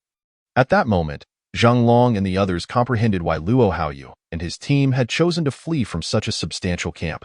Inside the camp, not only were there countless ordinary zombies, but several massive ones that Zhang Long had encountered previously in the mall. It was important to note that although Shurchin had not used his full strength when dispatching the giant zombie in the mall, the current situation was far from trivial. There were 5 or 6 giant zombies right at the entrance. Faced with this overwhelming number, even the typically composed Zhang Long displayed a look of terror. Upon grasping the situation within the camp, all eyes turned to Shurchin in the passenger seat. Yet he seemed oblivious to their gaze. As he surveyed the vast horde of zombies, Shurchin reflected inwardly, just as I suspected. In my previous life, the survivors in Gaoshan City, having defeated a few zombies, grew arrogant, believing them to be insignificant. These proud survivors soon began forming their factions, hoarding resources and indulging in the benefits the apocalypse provided. Just when they had let down their guard, the sudden onslaught of the zombie tide delivered a harsh lesson, revealing the true horror of the apocalypse. The evolved claw zombies amassed a horde of hundreds of thousands and began rampaging through Gaoshan City. Their march from the eastern side pushing westward. Along the way, they infected all survivors they encountered, continually adding scattered zombies to their ranks. Consequently, the number of survivors dwindled, while the horde size escalated exponentially. By the time the zombie tide reached the location of Shurchin's faction in his previous life, it had swelled to a terrifying count of nearly 300,000. This staggering number of zombies posed an insurmountable challenge, not only for Shurchin in his previous life, but even for the current Shurchin. Fortunately, they had been lucky at that time, having learned of the impending zombie tide from survivors fleeing the industrial zone and managed to hide. Otherwise, Shurchin might have met his demise long before any subsequent events could unfold. As Shurchin was lost in his thoughts about the zombie tide from his previous life, a voice suddenly interrupted his reverie. "Chief, what should we do?" Upon hearing Zhang Long's words, Shurchin snapped back to reality. Recognizing the fear in Zhang Long's eyes, he understood that it was only natural for them to feel apprehensive, especially since it was their first encounter with such a massive horde. In contrast, Shurchin remained remarkably composed, having anticipated the impending tide since their return from the factory. Thus, he had already devised a plan to use the situation to his advantage. However, at that moment, he was still unaware of the precise location of this terrifying horde, which had caused him to temporarily set aside his strategy. Now, witnessing the formidable horde before him, he realized that his earlier plan could finally be set into motion. This time, Shurchin intended not only to redirect the zombie tide that had swept through Gaoshan City in his previous life to the neighboring 5th Combat Zone in Weiyan City, allowing them to experience the terror of the horde, but also to use this opportunity to test Zhang Long and the others' loyalty. With newfound confidence, Shurchin replied to Zhang Long, "Rest assured, I will attempt to lure as many zombies away as possible. You all need only handle those that I cannot divert and then return the equipment to the base." Upon hearing Shurchin's words, everyone immediately voiced their objections. Zhang Long and Zhang Tsong, in particular, were so agitated that they directly exclaimed, "No. With this many zombies, even you cannot handle them. Rather than putting you in danger, we should abandon this place. The squad leader is right, Chief. You absolutely must not take this risk. If you insist on claiming the camp, let me lure the zombies away instead." Listening to Zhang Long and the others, Shurchin felt a warmth he hadn't experienced in a long time, reminiscent of when he had first been elected leader by the members of his faction in his previous life, struggling to survive the apocalypse alongside his former teammates. However, the current Shurchin was no longer that passionate youth. Having endured the trials of betrayal, he would not easily place his trust in anyone again. Although Zhang Long and the others' concern had caused him to waver slightly, he remained committed to testing their loyalty. After a brief moment of emotional adjustment, Shurchin addressed everyone once more. I know you all have my best interests at heart, but you have seen the hopelessness of the horde before us. The weaponry and equipment in the camp are absolutely essential for our safety in the future. As your leader, I must take responsibility for all of you. Therefore, I must go." Upon hearing his words, Zhang Long and the others displayed expressions of deep emotion. Zhang Tsong even felt tears welling in his eyes as he recalled the moment he first encountered Shurchen. At that time, his sister had been killed, and he had been captured. In that moment of utter despair, Shurchen had appeared like a divine savior, avenging his sister and rescuing him and everyone else at the zoo. From that moment on, he vowed to repay Shurchen's kindness for as long as he lived. Chapter 75. The plan begins while Zhang Tsong was lost in his memories. Zhang Long and the others were profoundly moved by Shurchen's words. Initially, they had viewed him as a cold, unfeeling person, yet they now found themselves re-evaluating their perceptions of him. After all, how could a heartless individual utter such a responsible declaration? They all shared a silent consensus in their hearts. If anyone were to speak of Shurchen in a cold-blooded manner again, then all present today would be the first to object. After reminiscing, Zhang Tsong hastily wiped away the tears at the corners of his eyes and sincerely addressed Shurchen. "Leader, I understand your intention. My life was saved by you, so allow me to divert the zombies this time. I assure you I can accomplish the task." As soon as Zhang Tsong finished speaking, before Shurchen could respond, Zhang Long quickly interjected, saying to Zhang Tsong, "Nonsense. Do you still see me as the team leader? If anyone should go, it should be me first. I'm not dead yet. So how can it be your turn to seek the spotlight?" Once Zhang Long had spoken, Chen Xing and the others eagerly chimed in, asserting their willingness to go as well. Shurchen observed everyone's reactions keenly. The reason he deliberately created such a solemn atmosphere was to test Zhang Long and the others' responses. As for the horde of zombies, Shurchen already had a plan in place to deal with it, and didn't he require anyone to divert them? Seeing that the moment had come, Shurchen decisively interrupted the ongoing debate. "Enough. I understand your sentiments. If that is the case, then we must sacrifice a few of them." As he spoke, he released several mouse charms from his energy reservoir. Upon seeing the mouse charms, Zhang Long and the others' eyes lit up, especially Zhao Kuan, who had been silent until now. Realizing they wouldn't need to risk themselves to divert the zombies, he immediately exclaimed, "Yes, we can use them to lure the zombies. How did I not think of that? The leader is truly remarkable." In truth, Zhao Kuan had refrained from speaking loudly earlier, as he was different from Zhang Long and the others. He had no desire to attract Shurchen's attention and be chosen to face death. Zhang Long and the others were willing to sacrifice themselves because they had been saved by Shurchen, while some were simply caught up in the fervor of youth. Only Zhao Kuan genuinely wished to survive. He had joined Shurchen with the intention of escaping Zhang Song and pursuing a relationship with Liu Yanghong. Thus, when Zhang Long and the others clamored to divert the horde, Zhao Kuan had kept his mouth shut. Now, seeing that Shurchen had a solution, he feared Shurchen would notice his earlier behavior. So he hurried to flatter Shurchen. Little did he know that Shurchen's purpose was to observe them, and how could he possibly miss Zhao Kuan's cleverness? Just as Zhao Kuan finished speaking, the single-minded Zhang Tsong addressed Shurchen once more. "No. Every one of these creatures is hard-earned. Let me divert the zombies instead. I am certain I can do it." Upon hearing this, Zhao Kuan regarded him with an expression of disbelief. He simply could not comprehend Zhang Tsong's mindset. He had never thought someone would be so reckless with their own life.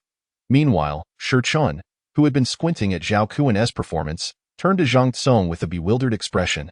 He couldn't help but worry if he had perhaps gone too far this time, leaving some psychological scar on this foolish child. With this thought in mind, Shurchen spoke to Zhang Tsong. "Have you forgotten my rule? In the dawn, I have the final say. Do not think that just because there are a few mice, I would hesitate to sacrifice all my animals for your safety. I do not wish to hear such words again. Do you understand?" After Shurchen's words, Zhang Tsong was once again moved to tears. With his objective achieved, Shurchen no longer pretended and turned around to retrieve some detonators he had obtained from Li Liang. After disassembling the bundle detonators into 4 individual ones, Shurchen turned to Zhang Long and asked, "Brother Long, can you modify these detonators to be manually detonated?" Upon hearing Shurchen's inquiry, Zhang Long took one of the detonators from his hand to examine it. These detonators were originally intended for precise demolition.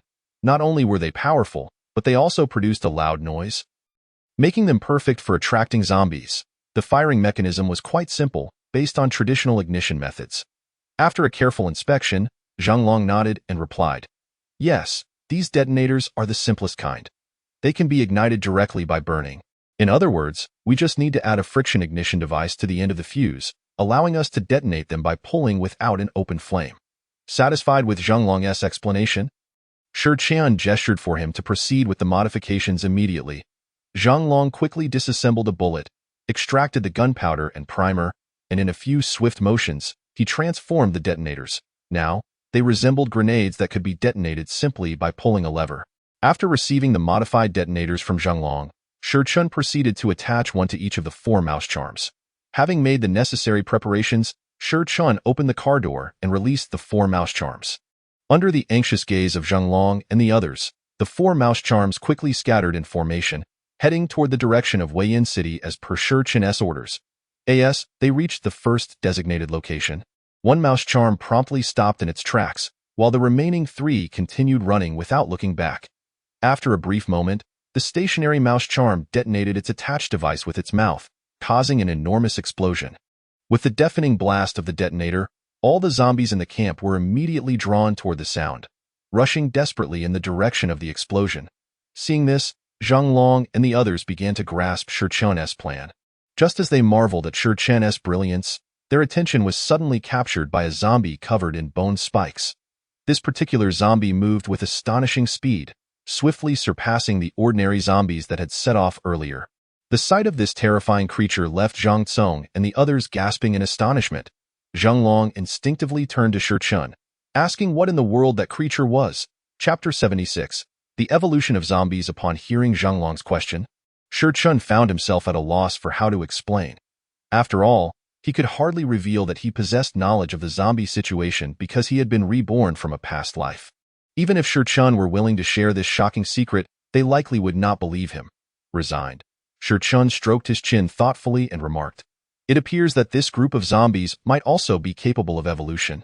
At Shi Qian's words, all eyes turned toward him in unison, curiosity evident in their expressions. Only the somewhat dim-witted Zhang Laosi blurted out, "What do you mean by evolution?" This comment instantly shattered the previously tense atmosphere. Zhang Long and the others shot disdainful glances at Zhang Laosi. Ignoring his remark, Shi Qian continued, "After defeating the zombie in the shopping mall, I began to suspect this, but I didn't pursue the thought further due to the subsequent emergence of Luo Haoyu and his group." At this point, the astute Pang Bo interjected, asking Shi Qian, "Leader, if we follow your hypothesis, what do you think these zombies are evolving from? Why do they exhibit various forms?" In response to Pang Bo's inquiry, Shi Qian regarded him with an approving gaze and replied, "Given how the zombies relentlessly pursue survivors for bites, I suspect they evolve by consuming human flesh and blood, as for their differing forms. That likely relates to their conditions prior to becoming zombies, though I cannot ascertain the exact truth at present." Upon hearing Shi Qian's words, Zhang Long and the others were left utterly astounded. It wasn't that their mental fortitude was lacking, but rather that Shi Qian's deduction was too astonishing. If what Shi Qian said was true, then these ordinary zombies had already forced humanity into a corner. What hope could there be for mankind against these ever-evolving creatures? As they wallowed in despair, Zhang Laosi once again interrupted their thoughts. "I say, leader, how do you know so much?" Zhang Laosi's question plunged the atmosphere into an awkward silence. In truth, most of the brighter minds among them had already recognized that Shi Qian held a secret. Otherwise, how could he possess such superhuman powers? However, they had not given it much thought, considering that secrets were not exclusive to Shi Qian. They had witnessed Luo Haoyu, who also harbored superhuman abilities. Thus, they assumed Shi Qian's secret pertained to the method of obtaining power rather than the bizarre concept of rebirth, and regardless of what Shi Qian's secret might be. Since he chose not to disclose it, Zhang Long and the others tacitly refrained from asking. After all, their essay saying, "The more one knows, the quicker one meets their demise." However, now that Zhang Laosi had brought the matter to light, Zhang Long and the others exchanged awkward glances, unsure of how to proceed. Observing the earnest expression on Zhang Laosi's face, Shi Qian replied with a half-joking tone, "It's simple. If you observe carefully, you could deduce these things too." The mention of time undoubtedly brought a sigh of relief from everyone present. Just as Zhang Laosi was about to speak again, boom! The second explosion of the thunderous device echoed from afar. Seizing the moment of the explosion, Shurchen directly shifted the topic. Merely guessing here serves no practical purpose. The most crucial task now is to swiftly retrieve all the equipment inside while the zombies have been lured away. After all, possessing weapons will enable us to combat the undead. Once Shurchen finished speaking, Zhang Long and the others shook off their fear of the zombies. Capitalizing on Zhang Laoxi's foolishness, Zhang Long charged into the camp with a burst of energy before the brainless Zhang Laoxi could delve deeper into questions. Upon arriving at the entrance-marked armory, Zhang Long quickly parked the vehicle, organized the gear, and commanded everyone to disembark. Once out of the vehicle, Zhang Tsong and the others immediately launched an assault on the scattered zombies remaining in the camp. Zhang Tsong and Chen Xing, whether due to the revelation that zombies could evolve or the intensity of Shurchen's earlier remarks, displayed remarkable bravery against the remaining ordinary zombies, completely shedding their previous cautious demeanor. After disembarking, Zhang Long did not rush to slay the zombies like Chen Xing and the others, but instead took advantage of their cover to hastily sprint toward the armory's entrance. Upon reaching the door, Zhang Long discovered that the entire armory was secured with a 5-digit combination lock. Without the code, no one could gain entry. Seeing this, Zhang Long anxiously shouted to Shurchen, who was leisurely observing Chen Xing and the others dispatching zombies. "Chief, we need a password to get in." Hearing Zhang Long's voice, Shurchen swiftly made his way to Zhang Long. Upon arriving at the armory's entrance, Shurchen indeed beheld the massive iron door and the two wheel-like combination locks resembling ships' steering wheels. Observing Shurchen's expression, Zhang Long assumed that this bank vault-like door had stumped him as well, and thus spoke in a slightly comforting tone. "Chief, do not worry. I shall bring the armored vehicle over to see if we can simply break down this door." Upon hearing Zhang Long's words, Shurchen turned around and pulled him back, exclaiming, "What are you thinking, Long Ge? I was merely lamenting the fact that such a splendid door cannot be brought back to the base due to the lack of a password. And you, on the other hand, want to risk my armored vehicle here." With that, Shurchen ignored Zhang Long's bewildered expression and raised his hand to release a dozen mouse puppets from his energy reserve.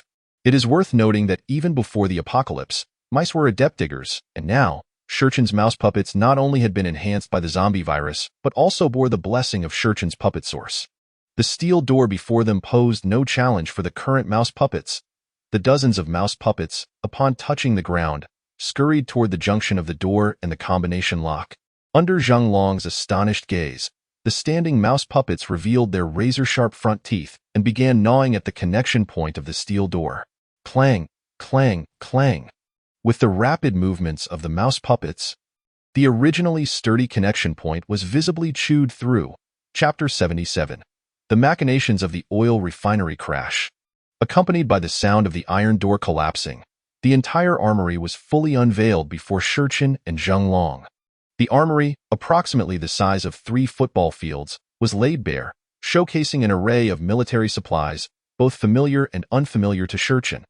Among them were the 171 heavy machine guns previously used by Luo Haoyu and his companions, the P226 military handguns, the LBT 6094 lightweight bulletproof vests, various models of night vision goggles, protective eyewear, military radios, grenades, and all conceivable military equipment one could imagine.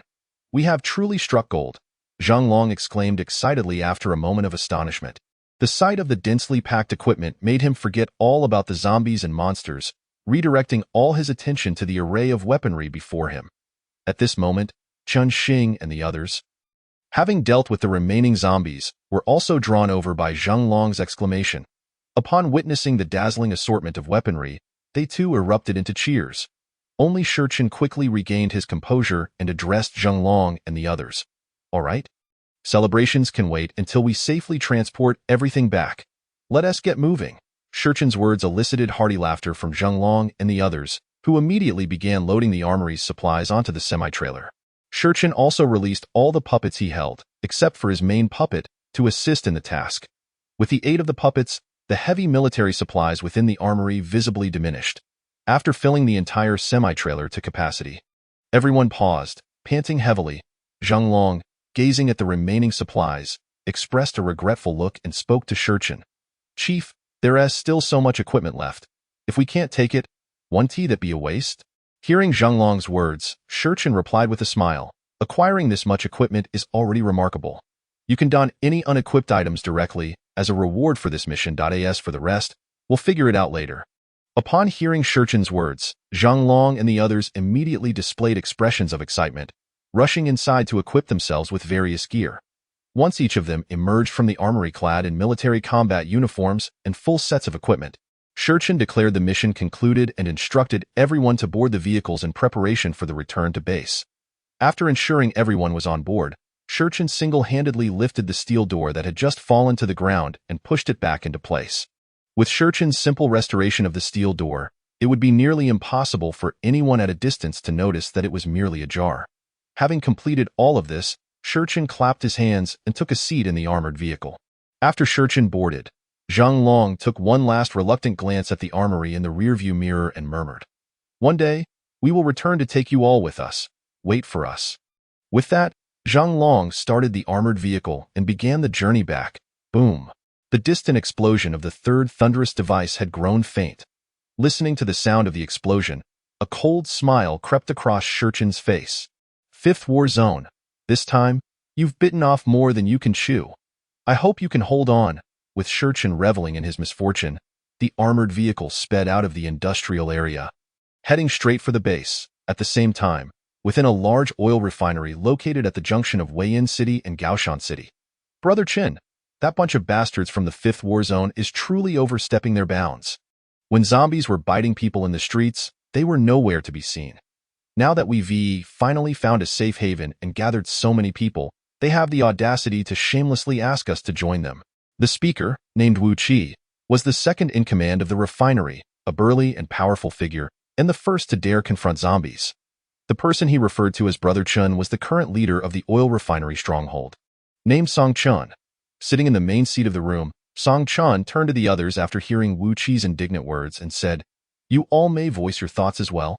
After all, the purpose of this meeting is to discuss the Fifth War Zone's demand for us to join them." Once Song Chun finished speaking, a man named Zhang Feng, sitting opposite Wu Qi, quietly chimed in, "I think Qi Ji's words are a bit extreme.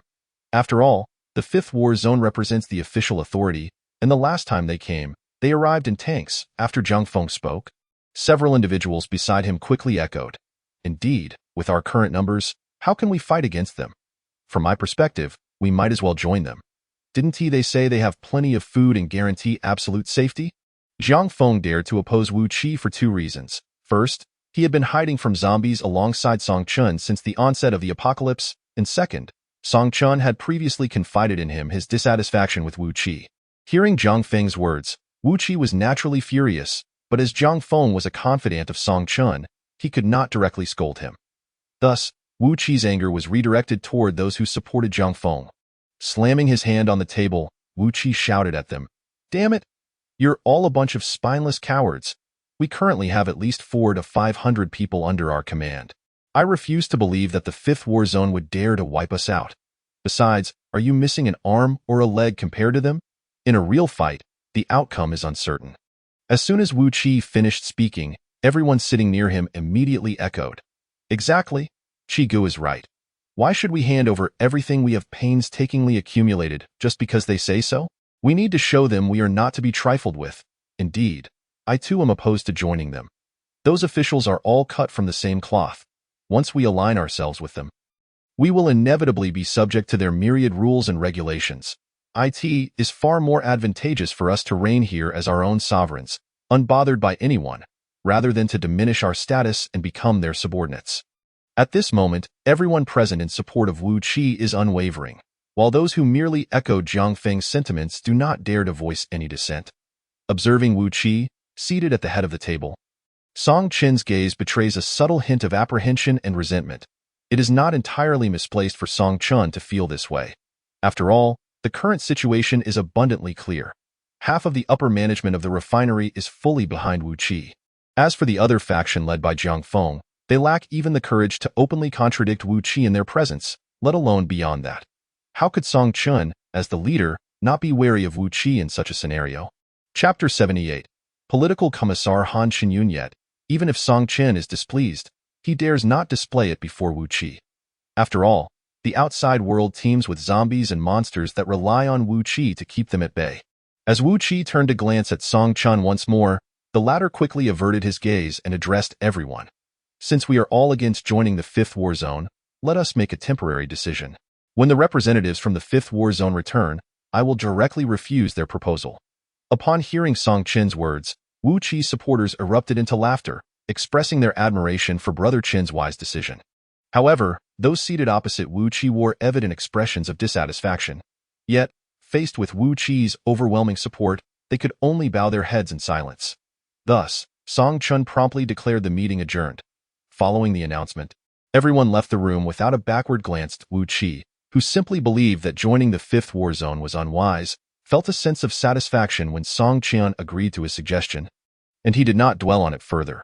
After the meeting, Wu Qi exchanged a brief greeting with Song Qian before striding off with a few companions to indulge in some drinks. Once everyone had departed, Song Qian found himself alone in the room. He finally let go of his facade of a smiling demeanor and murmured towards the direction Wu Qi had left. Wu Qi? Since you do not regard me with any esteem, do not blame me for forgetting past favors. After exiting the room, Wu Qi led his trusted aides back to his quarters. Inside Wu Qi's room, two women, their hair in disarray and their bodies reeking due to a lack of bathing, immediately knelt upon his return. One woman hastily began removing Wu Qi's shoes, while the other eagerly fetched a pair of slippers for him. Upon observing these two ragged, dirt-laden women, Wu Qi's mood soured instantly. Damn it. How long must this wretched existence continue? I haven't bathed in nearly half a month. If this continues, I'm going to start smelling pickled. Frightened by Wu Qi's outburst, the two women quickly retreated to a corner, fearing they might become his outlet for frustration. Chen Lang, who had accompanied Wu Qi, quickly interjected, "Hey, don't be upset, Qi Ge. It's just that Song Chun is incompetent. Otherwise, we wouldn't be stuck in this desolate refinery." Wu Qi darkened at Chen Lang's words and retorted, "Longzi, be mindful of your words in the future. Regardless, Brother Chen is my savior, so keep that in mind." Realizing the gravity of Wu Qi's admonition, Chen Lang quickly wore a sheepish smile and replied, "I was merely speaking off the cuff. Please don't be angry." Wu Qi regarded his loyal companions and chose not to press the matter further. Recognizing that Chen Lang had merely echoed his sentiments, if he were to take it too seriously, he might alienate those around him. Reluctantly, Wu Qi sought to smooth over the tension. "This is only acceptable here. From now on, be sure to watch your tongues outside." With that, Wu Qi produced 2 hidden bottles of erguotu and rallied his companions for a night of revelry. The moment they saw the bottles, the earlier discord vanished, and their eyes fixated eagerly on the alcohol. As Wu Qi and his companions drank, Song Chun was escorting a trusted subordinate towards the gates of the refinery, where they were met by Han Qinyun, the political commissar of the Fifth War Zone. "Commissar Han, as you just heard, it's not that I am unwilling to join your Fifth War Zone. It's simply that most of the people here do not support it, and I am powerless to act otherwise."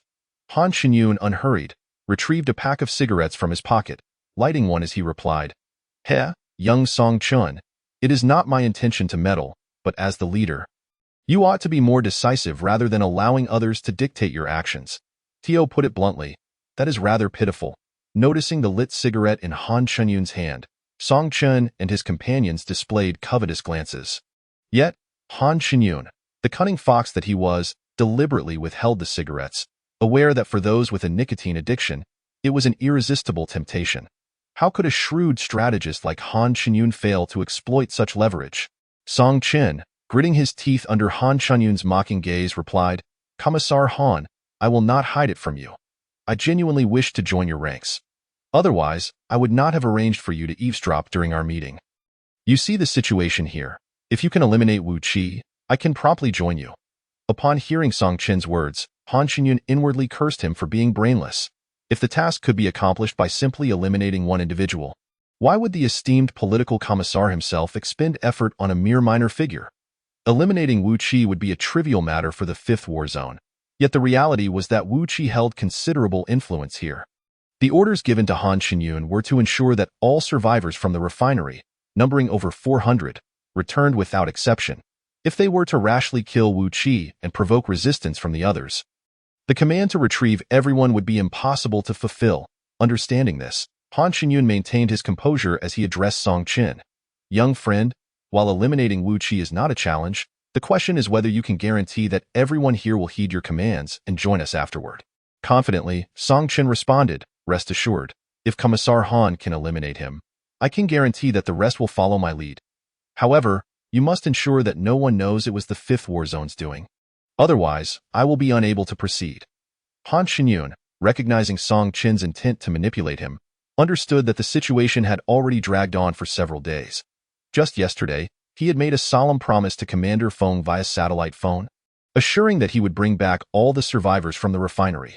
Thus, even though Han Xinyun saw through Song Chen's true motives, he found himself with no recourse. Han Xinyun handed a cigarette to Song Chen, saying, in that case, I will assist you in eliminating Wu Qi. However, should you fail to deliver satisfactory results afterward, you will have to reckon with the consequences. Eagerly accepting the cigarette from Han Xinyun, Song Chen wasted no time in lighting it, relishing the rich, spicy smoke that filled his lungs, an indulgence he had long been denied. Exhaling a plume of smoke, Song Chen grinned and replied, you can rest easy, Commissar Han. As long as you fulfill my conditions, I assure you that you will be pleased. As they approached the gates of the refinery, Chapter 79. The stubborn Luo Haoyu, take care, Commissar Han. I will be here awaiting your good news. Han Xinyun, hearing Song Chen's smug tone, chose not to respond further. He offered a perfunctory smile before promptly departing the refinery. Watching Han Xinyun's retreating figure, Song Chen, cigarette in hand, began to envision a blissful life after Wu Qi's demise and the subsequent joining of the Fifth War Zone. Suddenly, a loud explosion echoed from a distance, causing Song Chen, who was about to lead his men back, to jump in alarm, dropping the remnants of his cigarette onto the ground. A sense of foreboding washed over him as he furrowed his brow and turned to his subordinates, inquiring, what the hell was that noise? In a bid to impress, one of the subordinates quickly chimed in, Brother Chun, that must have been the sound of a nearby car's fuel tank exploding. After all, those zombies outside are mindless and often collide with parked cars, causing sparks and explosions. Song Chun, dismissing the comment, turned his attention to the fallen cigarette, lamenting its loss. Although he longed to retrieve it, he opted to maintain his dignity in front of his subordinates. Well said. You can keep the cigarette on the ground as a reward. Upon hearing Song Chen's words, the eager younger brother, who had longed to smoke, hastily picked up the half-burnt cigarette from the ground and lit it. This sight elicited both envy and self-reproach from the others nearby, who regretted their slow speech. Observing the demeanor of these younger brothers, Song Chen smiled and remarked, look at your pathetic appearances. Once we successfully eliminate Wu Qi and join the Fifth War Zone, we shall have as many cigarettes as we desire. Upon hearing Song Chen's declaration, their faces immediately lit up with excitement. Brother Chen is truly wise. How can that brainless brute Wu Qi compare to you? Indeed, that goes without saying. That fellow is utterly unworthy of being mentioned in the same breath as Brother Chen. As they indulged in their boasting, Song Chen wore a smug expression, leading them back with a sense of pride. Once outside the oil refinery, Han Xinyun swiftly returned to the temporary encampment of the Fifth War Zone. Not far from the site, moments ago, he too had heard the sound of an explosion. What is that commotion? Han Xinyun pondered aloud, glancing in the direction where the noise had originated. Luo Haoyu and his companions, having recently joined the Fifth War Zone, were eager to prove their worth. Thus, upon hearing Han Xinyun's musings, Luo Haoyu promptly responded, from the sound, it appears to be the explosion of a detonator, and it is not far from here.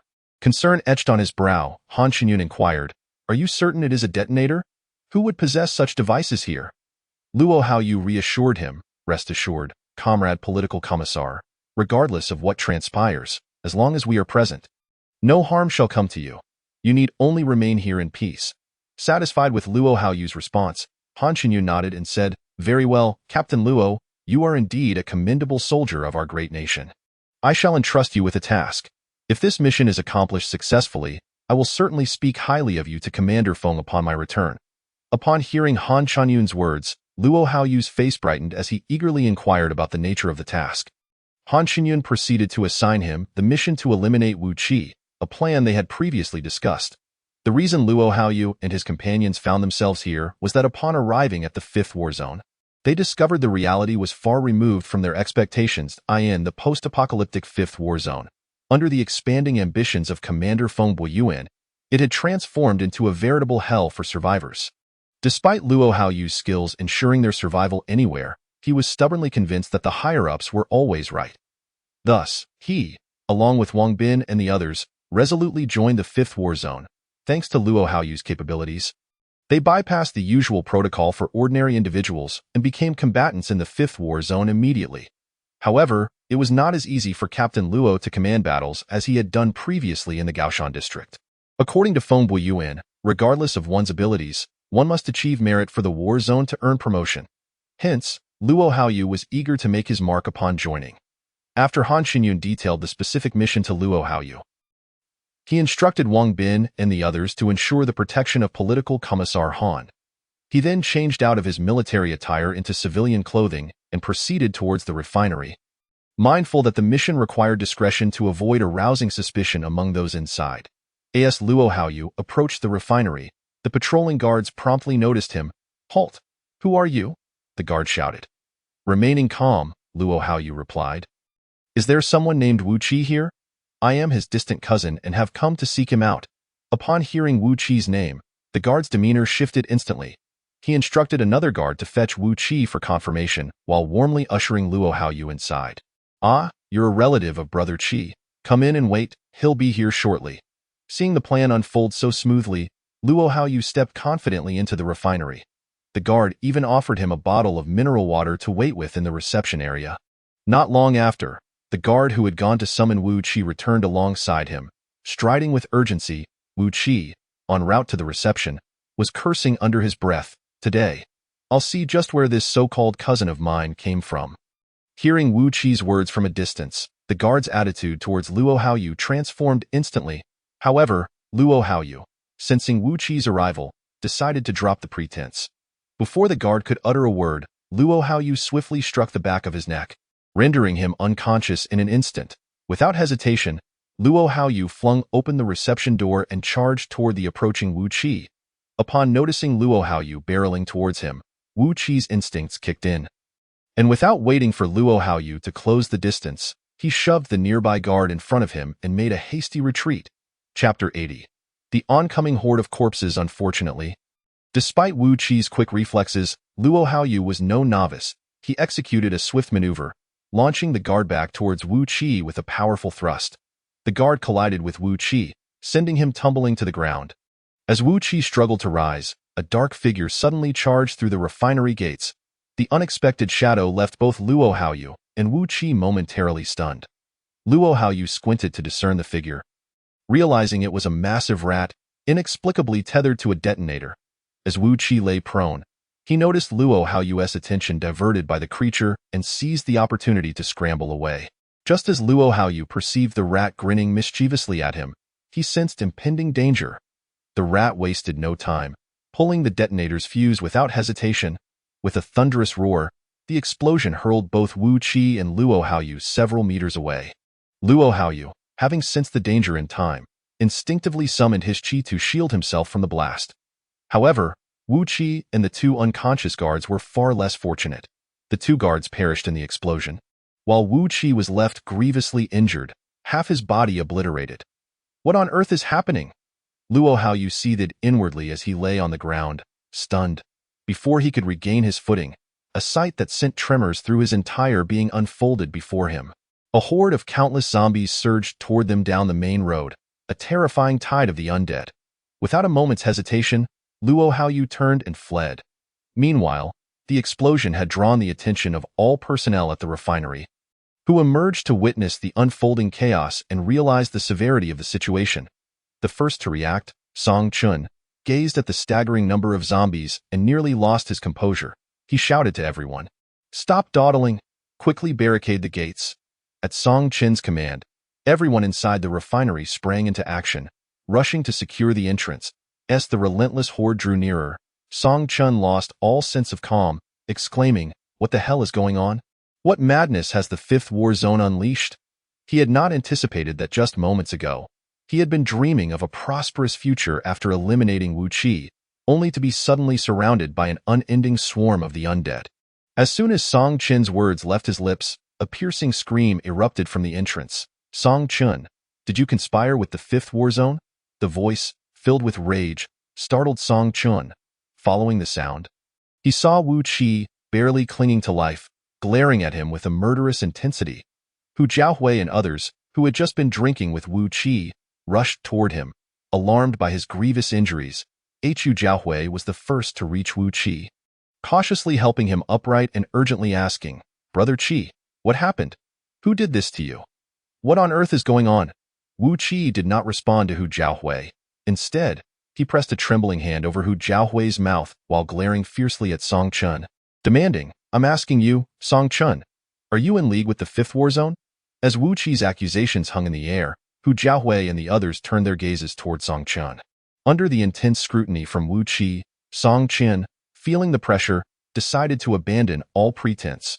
With a maniacal grin, he pointed at Wu Qi and declared, "Indeed, I have contacted the Fifth War Zone. I've had enough of your insufferable arrogance. Don't forget, it was I who saved you from the horde. I am the leader here. Since you wish to oppose me, I have no choice but to see you perish." As Song Chun concluded his words, Hu Jiahui and the others, who held unwavering loyalty to Wu Qizhong, immediately erupted in fury, pointing accusingly at Song Chun and unleashing a torrent of insults. "Are you even human? Brother Qi has not only defended you at every turn, but it is he who risks his life every time to scavenge for supplies. Indeed, without Brother Qi sacrificing his life to procure food for us, you, this worthless leader, would have starved long ago, leaving you with not a shred of existence." Upon hearing Song Chun's admission of collusion with the Fifth War Zone, Wu Qizhong was seized by a fit of rage, his body trembling uncontrollably. The adrenaline that had sustained him began to wane, and he violently coughed up a mouthful of blood. Struggling to regain his composure, Wu Qizhong weakly interjected, cutting through Hu Jiahui and the others' tirade. "Enough." Upon hearing Wu Qizhong's voice, Hu Jiahui and the others turned anxiously towards him. Wu Qizhong then addressed Song Chun. "If that is the case, then I shall accept my misfortune. Regardless, I have but one final wish. Considering our past camaraderie in battle, I implore you to spare Xiao Hui and the others." As Wu Qizhong's words fell, tears streamed down the faces of Hu Jiahui and his companions. Subsequently, Wu Qizhong appeared to expend the last of his strength, gazing skyward at the setting sun and whispering, "I never noticed before. The sunset is truly beautiful." Wu Qizhong breathed his last. At that moment, Hu Jiahui and the others could no longer contain their grief and began to sob uncontrollably. Yet, witnessing the encroaching horde of zombies, Song Chun descended into madness, hurling curses at Wu Qizhong's lifeless body. "You dream. Even at death's door, you still wish to play the virtuous man. I shall not grant you that satisfaction. Anyone who dares betray me shall not escape. Kill them. For every head, I shall reward you with a box of instant noodles." Upon hearing the reward, the eyes of everyone in the oil refinery sparkled with greed. They disregarded the zombies outside and charged at Hu Jiahui and the others. Hu Jiahui and his companions were forced to abandon Wu Qizhong's body and retaliate. Thus, the entire oil refinery was engulfed in chaos. Having escaped, Luo Haoyu had no time to concern himself with his tattered clothing, ruined by the explosion of a detonator, and he ran non-stop back to the base. Upon seeing Luo Haoyu's return, Wang Bin and the others, taken aback by his disheveled appearance, immediately inquired about his situation with great urgency. However, Luo Haoyu had no time to explain, directing Wang Bin to urgently summon Han Qinyun. "What happened to you? Did you complete the mission?" Han Qinyun, upon meeting Luo Haoyu, immediately inquired about the mission status. Luo Haoyu, disregarding his own disheveled state, urgently replied, "Report, political commissar, there was an accident." Hearing the word accident, Han Qinyun's face immediately darkened, and he inquired, "What happened?" Luo Haoyu quickly explained, "I was on the verge of success, but unexpectedly, a mutated rat bound with a detonator suddenly emerged from the main road. Before I could react, it detonated. Fortunately, I was quick enough to avoid injury, but the explosion attracted a massive horde of zombies. I hurried back to inform you." Chapter 81. Chan Shengnan's choice. Listening to Luo Haoyu's account, Han Qinyun's expression grew increasingly grim. What the hell is a rat bound with a detonator? What the hell is a massive horde of zombies? If you didn't complete the mission, just admit it. Do you take me for a fool with these excuses? Han Qinyun believed not a single word of Luo Haoyu's explanation. However, given the presence of so many people, he refrained from expressing his skepticism. He merely stated that he understood and instructed Wang Bin and the others to take Luo Haoyu back to rest. Han Qinyun's intention was to placate Luo Haoyu for the moment, planning to report the matter to the commander once they returned to the war zone. To his surprise, before Han Qinyun could finish speaking, Luo Haoyu urgently interrupted. Political Commissar, the number of zombies is no trivial matter. I suggest we return to the war zone immediately to prepare, or else. Without allowing Luo Haoyu to finish, Han Qinyun interrupted. Enough, Captain Luo, you should return to rest.as for the zombie horde. I will send someone to investigate. If their numbers are indeed as you say, I will request reinforcements from the war zone to eliminate them. Hearing Han Qinyun's words, Luo Haoyu understood that Han Qinyun clearly did not believe him. However, at that moment, Luo Haoyu had no recourse, for Han Qinyun was the highest authority present. He could only obediently follow his orders. After Luo Haoyu and Wang Bin departed, Han Qinyun turned to his guards and commanded, "Assemble the tank squad immediately. Have them check the oil refinery. If there truly is a horde of zombies, eliminate them on the spot. If not, at this point," a cold smirk crossed Han Qinyun's face. "Then we will use force to bring everyone in the oil refinery back to me." Upon finishing his orders, the guard saluted and hurried off towards the tank squad. Han Qinyun turned back towards the direction Luo Haoyu had gone, smirking to himself. "Since you are so eager to see the commander, I shall ensure you witness his methods." With that, Han Qinyun walked away, hands clasped behind his back, a look of satisfaction upon his face as he made his way to his quarters. At that moment, Han Qinyun remained unaware of the dire consequences that would arise from his disbelief in Luo Haoyu's account. Meanwhile, at the Morning Light base, the presence of diesel generators had liberated the facility from the previously unstable power supply. Not only were all the electric doors at the entrance functioning properly, but the entire base's surveillance and lighting systems had also been restored to normal. Under the illumination, everyone in the base was busy working overtime to transport all the supplies they had brought back. Sitting atop an armored vehicle, Shurchen observed various weapons and equipment being moved into storage, a knowing smile spreading across his face as he gazed toward Weiyan City. Seeing Shurchen smile, Zhang Tsong and the others naturally assumed he was pleased with their haul, and thus they couldn't help but express their excitement. "With these weapons, we at the Morning Light base have nothing to fear from now on. Brother Tsong is right. I can already envision us storming through the zombie horde with our firearms. Ha ha ha, look at you, so full of bravado. With these weapons, we won't even need to enter the zombie horde. The moment they show themselves, I'll take them down in an instant." Listening to Zhang Tsong and the others, Shurchen did not turn around, continuing to gaze toward Weiyan City. Noticing this, Zhang Long, feeling a bit puzzled, asked Shurchen, "Chief, what are you thinking about?" Hearing Zhang Long's question, Shurchen turned his gaze to him and replied, "Nothing much. Just thinking that after tonight, some people will have a hard time sleeping, and that makes me happy." Shurchen's words left Zhang Long somewhat perplexed, yet he wisely refrained from pressing further. Shurchen, aware that Zhang Long wouldn't understand, had no intention of explaining. Observing Zhang Long's bewildered expression, Shurchen swiftly changed the subject. "I'm feeling a bit tired, Brother Long. Once they finish moving everything, let us have everyone head back to rest." "All right, don't worry." After Zhang Long replied, Shurchen turned and walked toward his quarters.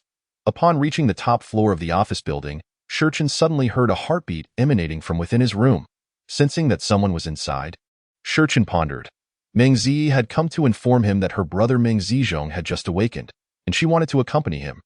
Shurchen was not the type to rush into things, and since he intended to utilize Meng Zizhong later, he had readily agreed to Meng Zi's request.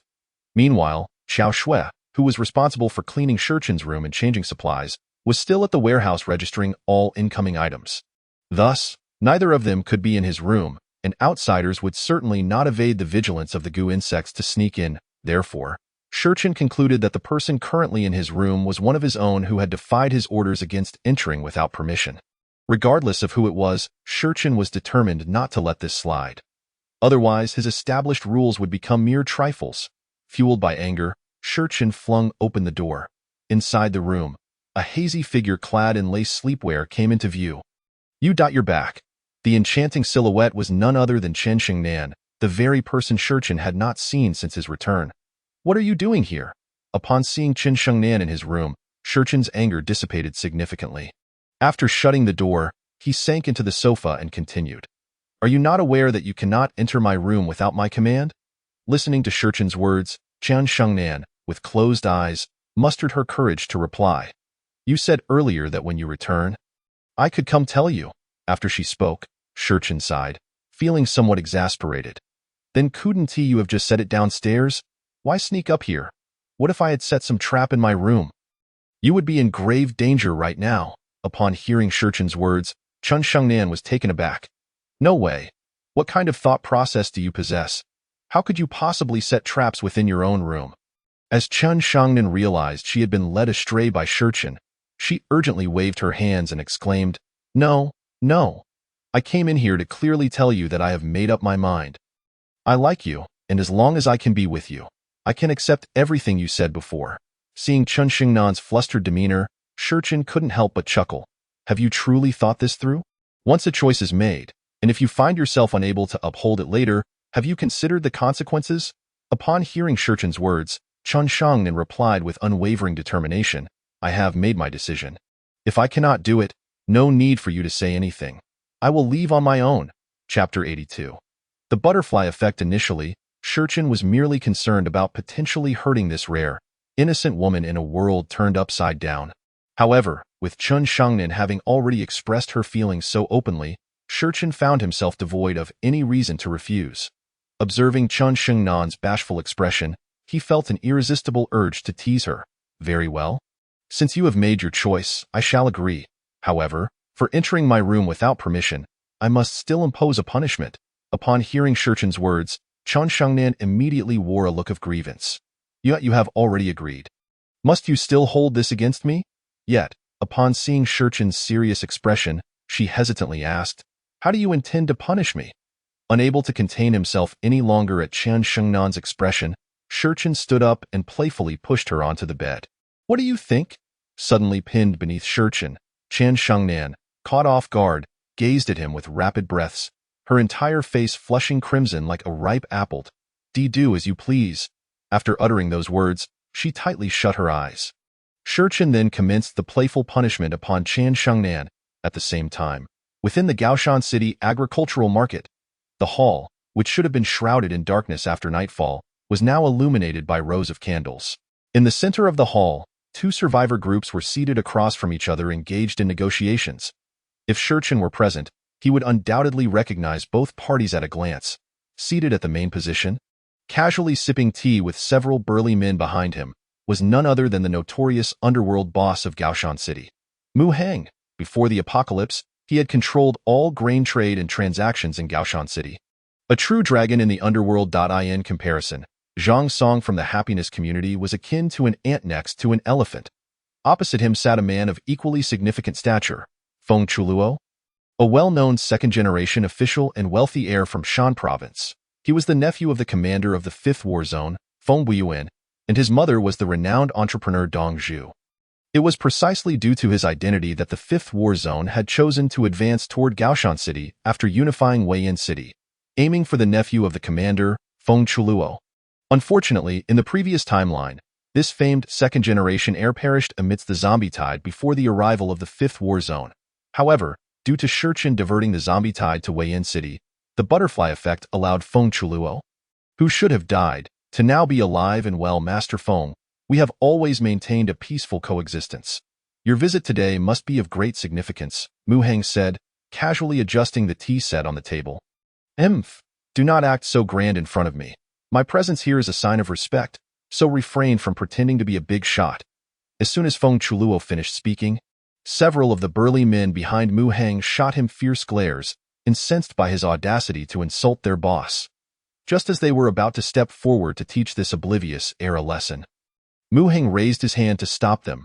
He regarded the arrogant Feng Chuluo without anger, as he was already familiar with him from before the apocalypse, aware of his notorious arrogance, of course. Feng Chuluo's lineage gave him ample reason to be so brazen.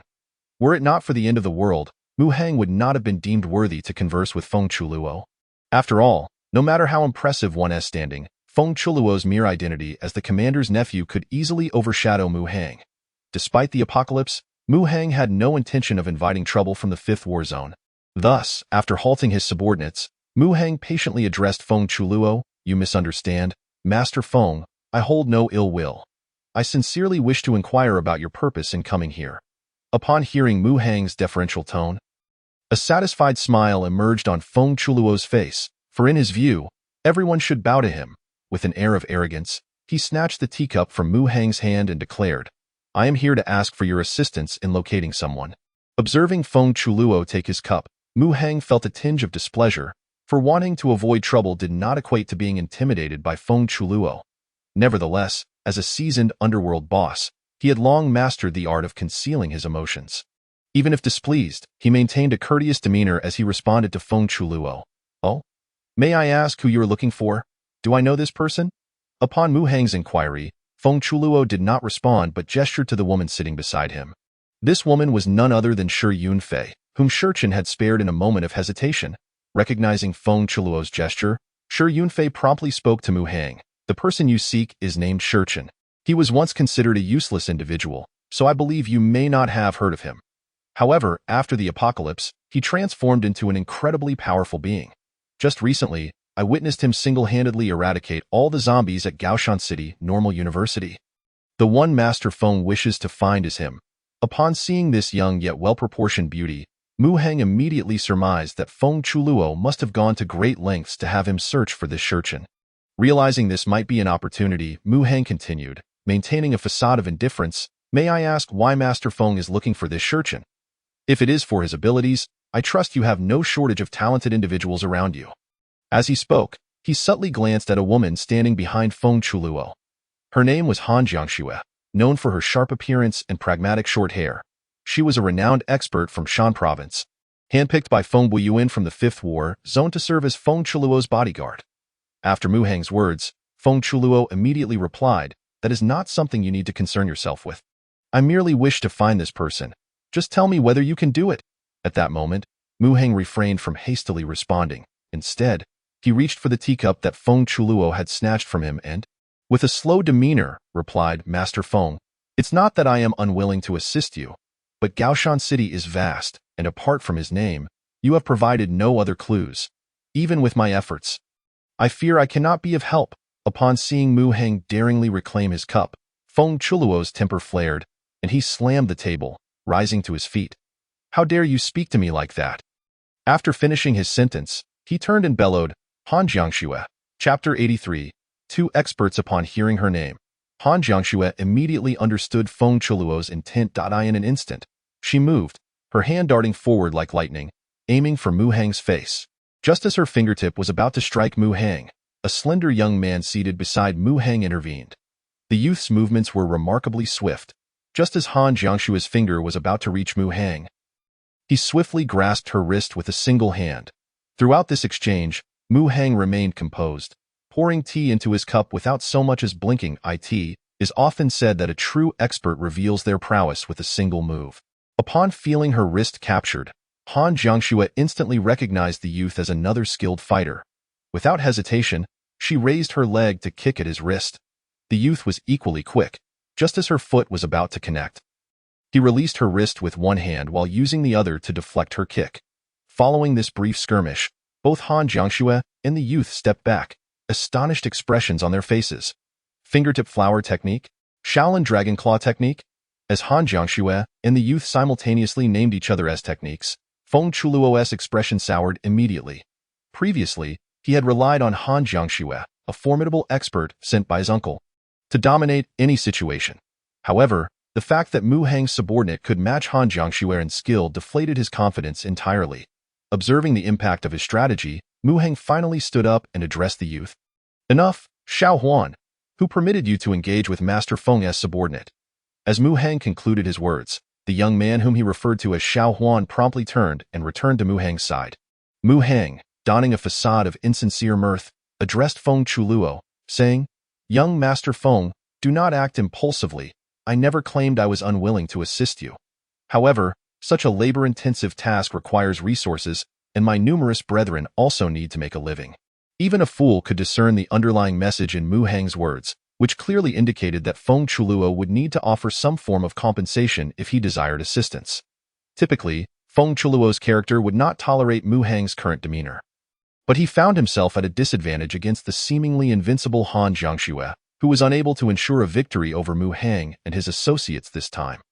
Reluctantly, Feng Chuluo clenched his teeth and suppressed his temper. Responding to Mu Hang with palpable ire, just state your demands outright. There is no need for circumlocution. Observing Feng Chuluo's teeth-gritting expression, Mu Hang's disdain for this incompetent individual, who could not even manage his own emotions, grew even more pronounced. With a cold chuckle, Mu Hang replied, well, young Master Feng, as you can see, I have a considerable number of people, yet we are severely lacking in weaponry. Your uncle is the commander of the 5th War Zone. Procuring some weapons for me should not pose a significant challenge for you, correct? Upon hearing Mu Hang's words, Feng Chuluo's face turned an ashen shade of green with fury. He could not help but inwardly lament, before the apocalypse, we lived in a harmonious society. Even if my uncle is the commander of a war zone, weapons are not something one can simply acquire at will. If that were the case, why would my uncle have sent Han Jiangxue to protect me instead of just providing me with a couple of firearms for self-defense? Contemplating this, Feng Chuluo initially intended to flatly refuse Mu Hang's request. However, upon seeing the eager gaze of Shi Yunfei, he steeled himself and addressed Mu Hang. Fine. As long as you can bring this Shi Chan to me alive, I will provide you with the weapons you desire. After Feng Chuluo spoke, Shi Yunfei immediately flashed a delighted smile in his direction. Yet Mu Hang was not one to be easily deceived. He laughed heartily at Feng Chuluo and said, Ha ha ha, young Master Feng, I am not a child of 3. You must at least provide me with some form of deposit to assure me that you have weapons. Realizing that Mu Hang had seen through his plan to snatch at no cost, Feng Chuluo gritted his teeth and revealed his trump card. I currently do not possess any weapons. But you can rest assured that if you fulfill the tasks I assign, I will take you directly to the garrison in Gaoshan City, where I can provide you with the weapons you need. Upon hearing the mention of the garrison, Mu Hang's eyes lit up. Since the onset of the apocalypse, he had been contemplating the garrison, but the distance from his current location in the agricultural market posed a significant obstacle. If Mu Hang were to recklessly lead everyone in an assault on the garrison, the sheer number of zombies along the way would inflict heavy casualties on his men. Moreover, should the number of survivors within the garrison be too great for him to contend with, it would spell disaster. This was precisely why he had refrained from acting impulsively. Young Master Feng, it's not that I do not trust you, but what if I go to great lengths to capture this individual for you, only for the garrison to refuse to cooperate? Would that not render my efforts futile? In response, Feng Chuluo immediately displayed a confident expression and replied, You need not worry. I have met the garrison commander, Luo Haoyu, before, and he is aware of my identity. If it were not for my desire to locate this Shi Chan, I would have already gone to the garrison to request his escort back to the 5th War Zone. As long as you assist me in this matter, I will take you directly to the garrison. The garrison personnel will be mine, and the weapons will belong to you. How does that sound? After carefully considering Feng Chuluo's words and confirming their credibility, Mu Hang smiled broadly and extended his right hand. Excellent. I enjoy collaborating with straightforward individuals. Hereas to a fruitful partnership, Feng Chuluo also extended his hand, shaking Mu Hang's firmly. Very well. I shall await your good news. With that, Feng Chuluo released Mu Hang's hand and turned to Han Jiangxue and the others, instructing, Let us depart. As Mu Hang watched Feng Chuluo and his entourage retreat, a sinister smile crept across his face as he thought, Fool! Once the weapons are in my possession, I shall be the first to eliminate you, you imbecile. Boss, how are we supposed to find this Shi Chan when we don't even know what he looks like? A subordinate's remark interrupted Mu Hang's musings, prompting him to turn and glare coldly at the speaker. Are you suggesting I devise a plan for you? Seeing the chilling expression on Mu Hang's face, the subordinate quickly backtracked. No, boss, I was wrong. I will take people out to find this Shi Chan right away. After hearing his subordinate's words, Mu Hang finally softened his demeanor, turning away as he walked back, saying over his shoulder, I need not emphasize how crucial this weaponry is for us. If you fail to locate this Shi Chan, do not bother returning. Simply find a place teeming with monsters and end it all. Upon hearing Mu Hang's words, the subordinate broke into a cold sweat, promising loudly to Mu Hang's retreating figure. Yes, boss. Rest assured, I will dig 3 feet into the ground to find this Shi Chan. Chapter 84. The subsequent embarrassment. Upon exiting the agricultural market, Feng Chuluo stormed into the vehicle and shouted furiously, Damn it, Mu Hang. Who do you think you are? If it weren't for the fact that I am short on manpower, I wouldn't have to humiliate myself to plead with you. Hearing Feng Chuluo's outburst, Han Jiangxue, seated in the front passenger seat, immediately turned to address him. I apologize, young master. It is my inadequacy that has caused you distress. Just as Han Jiangxue finished speaking, an unexpected scene unfolded that left everyone in the vehicle momentarily stunned. Feng Chuluo delivered a resounding slap across Han Jiangxue's face, his expression twisted with rage as he shouted, "You dare acknowledge your own uselessness. I truly do not understand why my uncle selected you, this waste, to protect me." Han Jiangxue was left dazed by this sudden blow. She could hardly believe that Feng Chuluo had the audacity to strike her. Yet, she felt powerless to retaliate, as her parents had long been held under control by Feng Buiyuan within the Fifth War Zone. Had it not been for Feng Buiyuan's grip on her parents, how could she have ended up safeguarding this incompetent Feng Chuluo? Realizing the severity of his actions, Feng Chuluo became aware that he had perhaps gone too far, especially since they were not in the Fifth War Zone.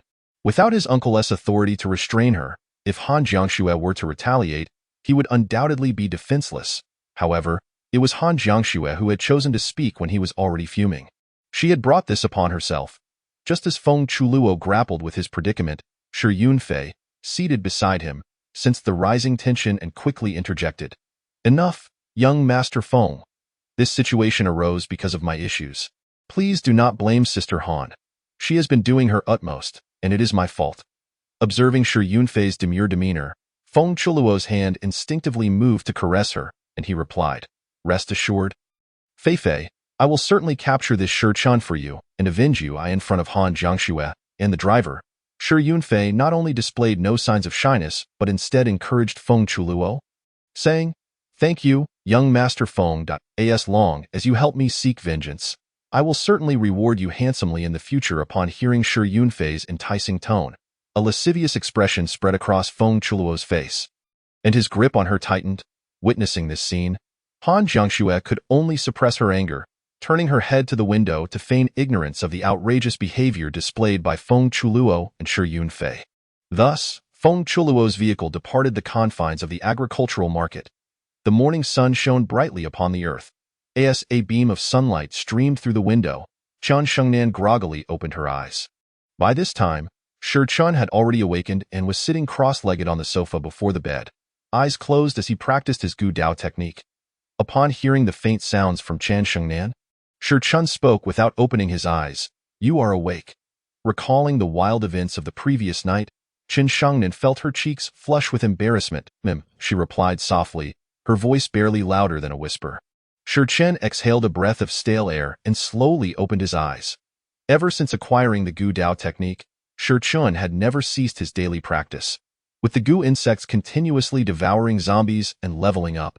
The essence of the Gu insects had allowed Shi Chen's Gu Dao technique to reach the pinnacle of the third level, just a step away from opening the fourth Qi Si and advancing to the fourth level. "Since you are awake, you should eat something. If you still feel tired, you need not go out today. I will arrange for Bai Luobing to handle the logistics." Upon hearing Shi Chen's words, Chen Shengnan eagerly responded, "No need. I am not that fragile. You do not have to go out of your way to take care of me." As she spoke, her face flushed as she threw off the covers and began to dress. Just as Shi Chen intended to say more, a knock at the door interrupted them.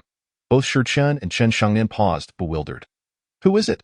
Shi Chen's tone was noticeably unfriendly due to the interruption. The person outside the door was evidently startled by Shi Chen's voice. After a brief pause, a somewhat aggrieved voice from Meng Zi drifted in from outside the door.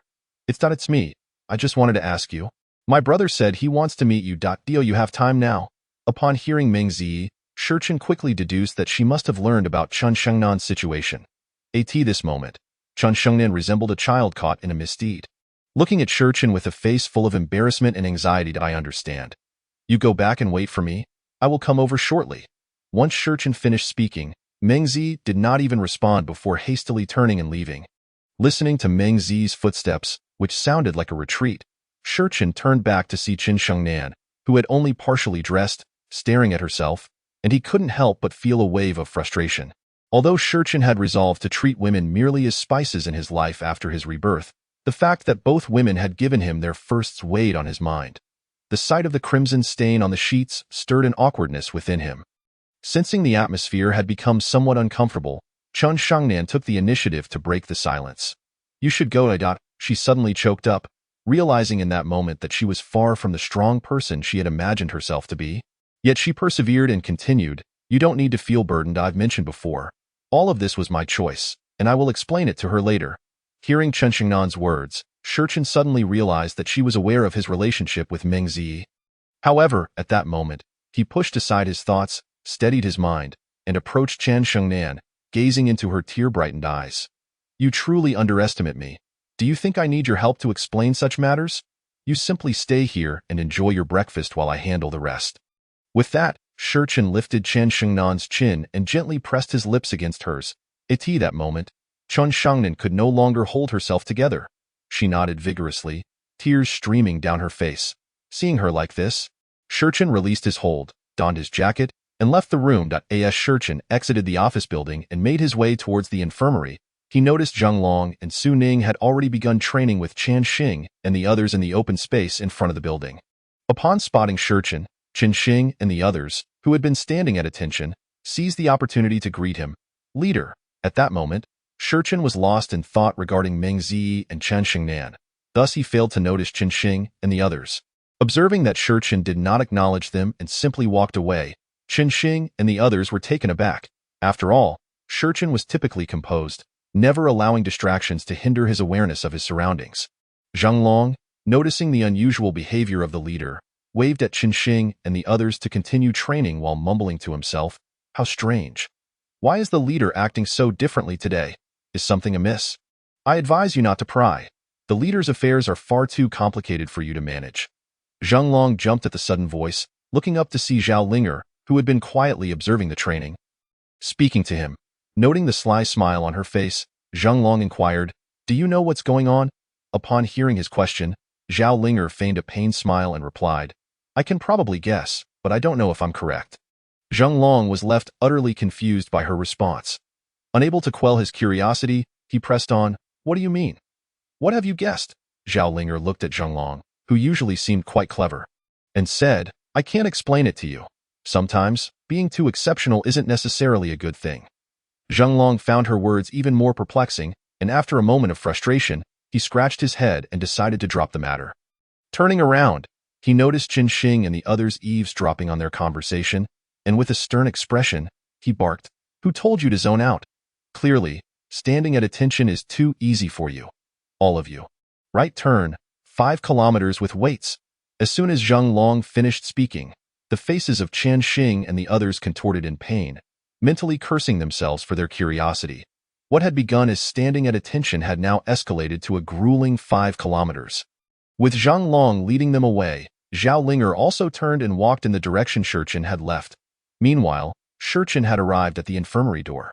Inside, not only was Meng Zi, who had just returned from the top floor and appeared quite aggrieved, but her brother Meng Zizhong, sister-in-law Zhang Feifei, and Zhang Muyao were also present.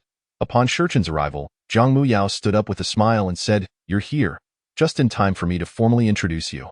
Since Zhang Muyao already knew Zhang Feifei, she naturally took on the role of the introducer.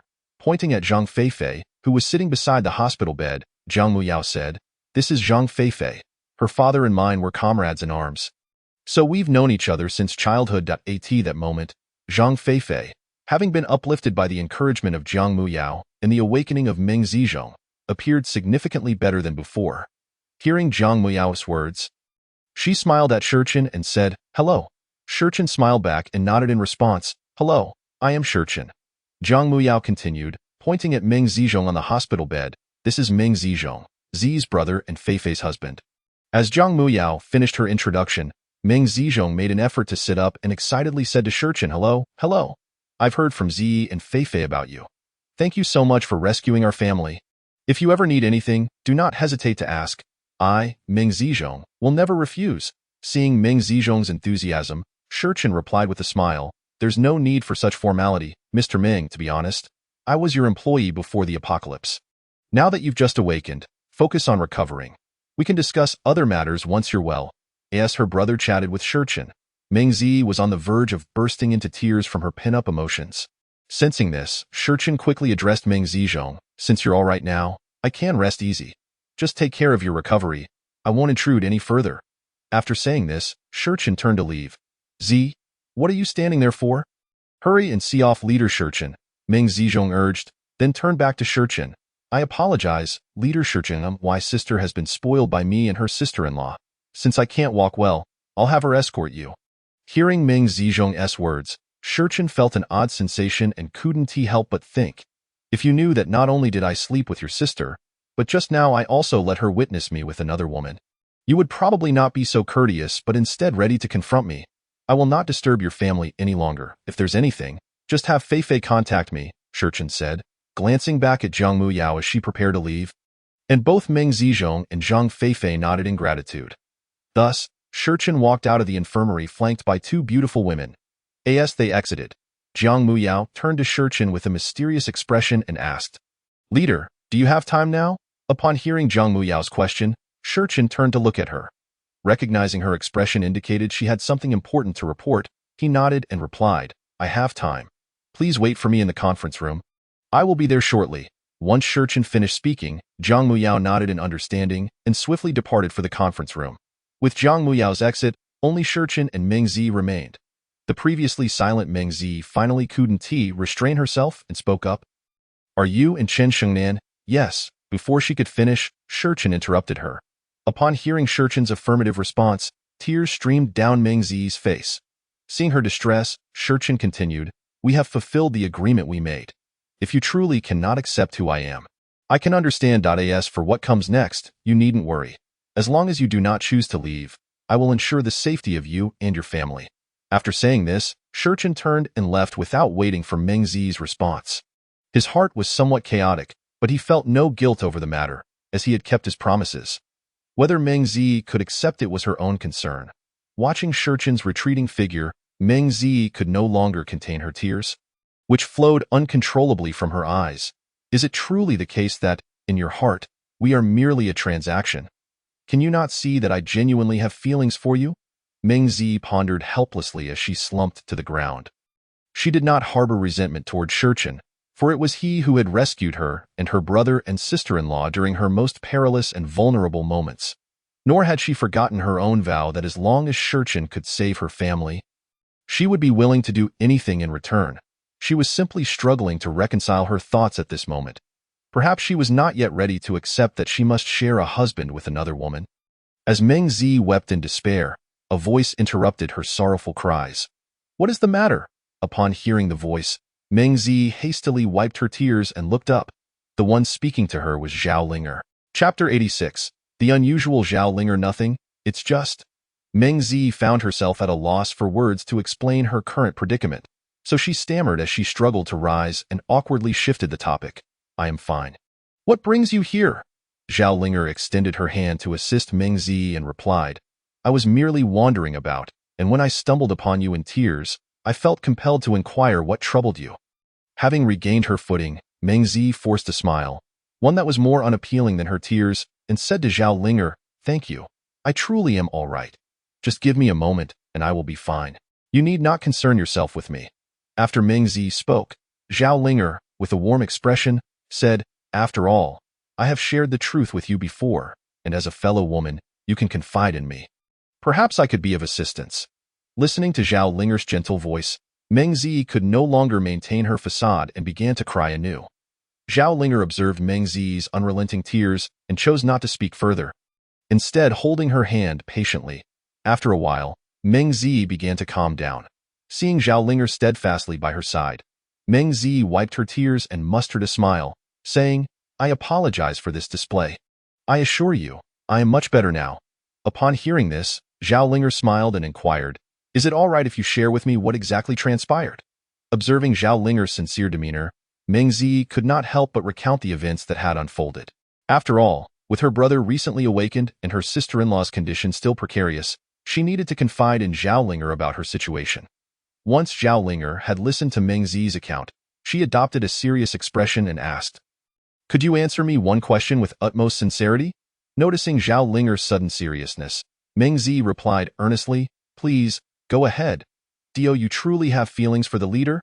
Meng Zi was taken aback by Zhao Linger's question and found herself inwardly reflecting, Do I harbor feelings for Shurchen? Certainly I do. For which woman could resist the man who came to her rescue in her darkest hour? Yet to claim that such feelings had blossomed into profound love in such a short time would be improbable. This was precisely why she struggled to accept the situation upon learning of Chen Shengnan. Seeing Meng Zi lost in thought, Zhao Linger continued, "Then I believe I understand. Your current state is merely a manifestation of fear in this apocalyptic world, compelling you to seek the protection of someone as formidable as the leader. Is that correct?" At Zhao Linger's words, Meng Zi immediately interjected in protest, "That is absolutely not the case. I have never thought that way."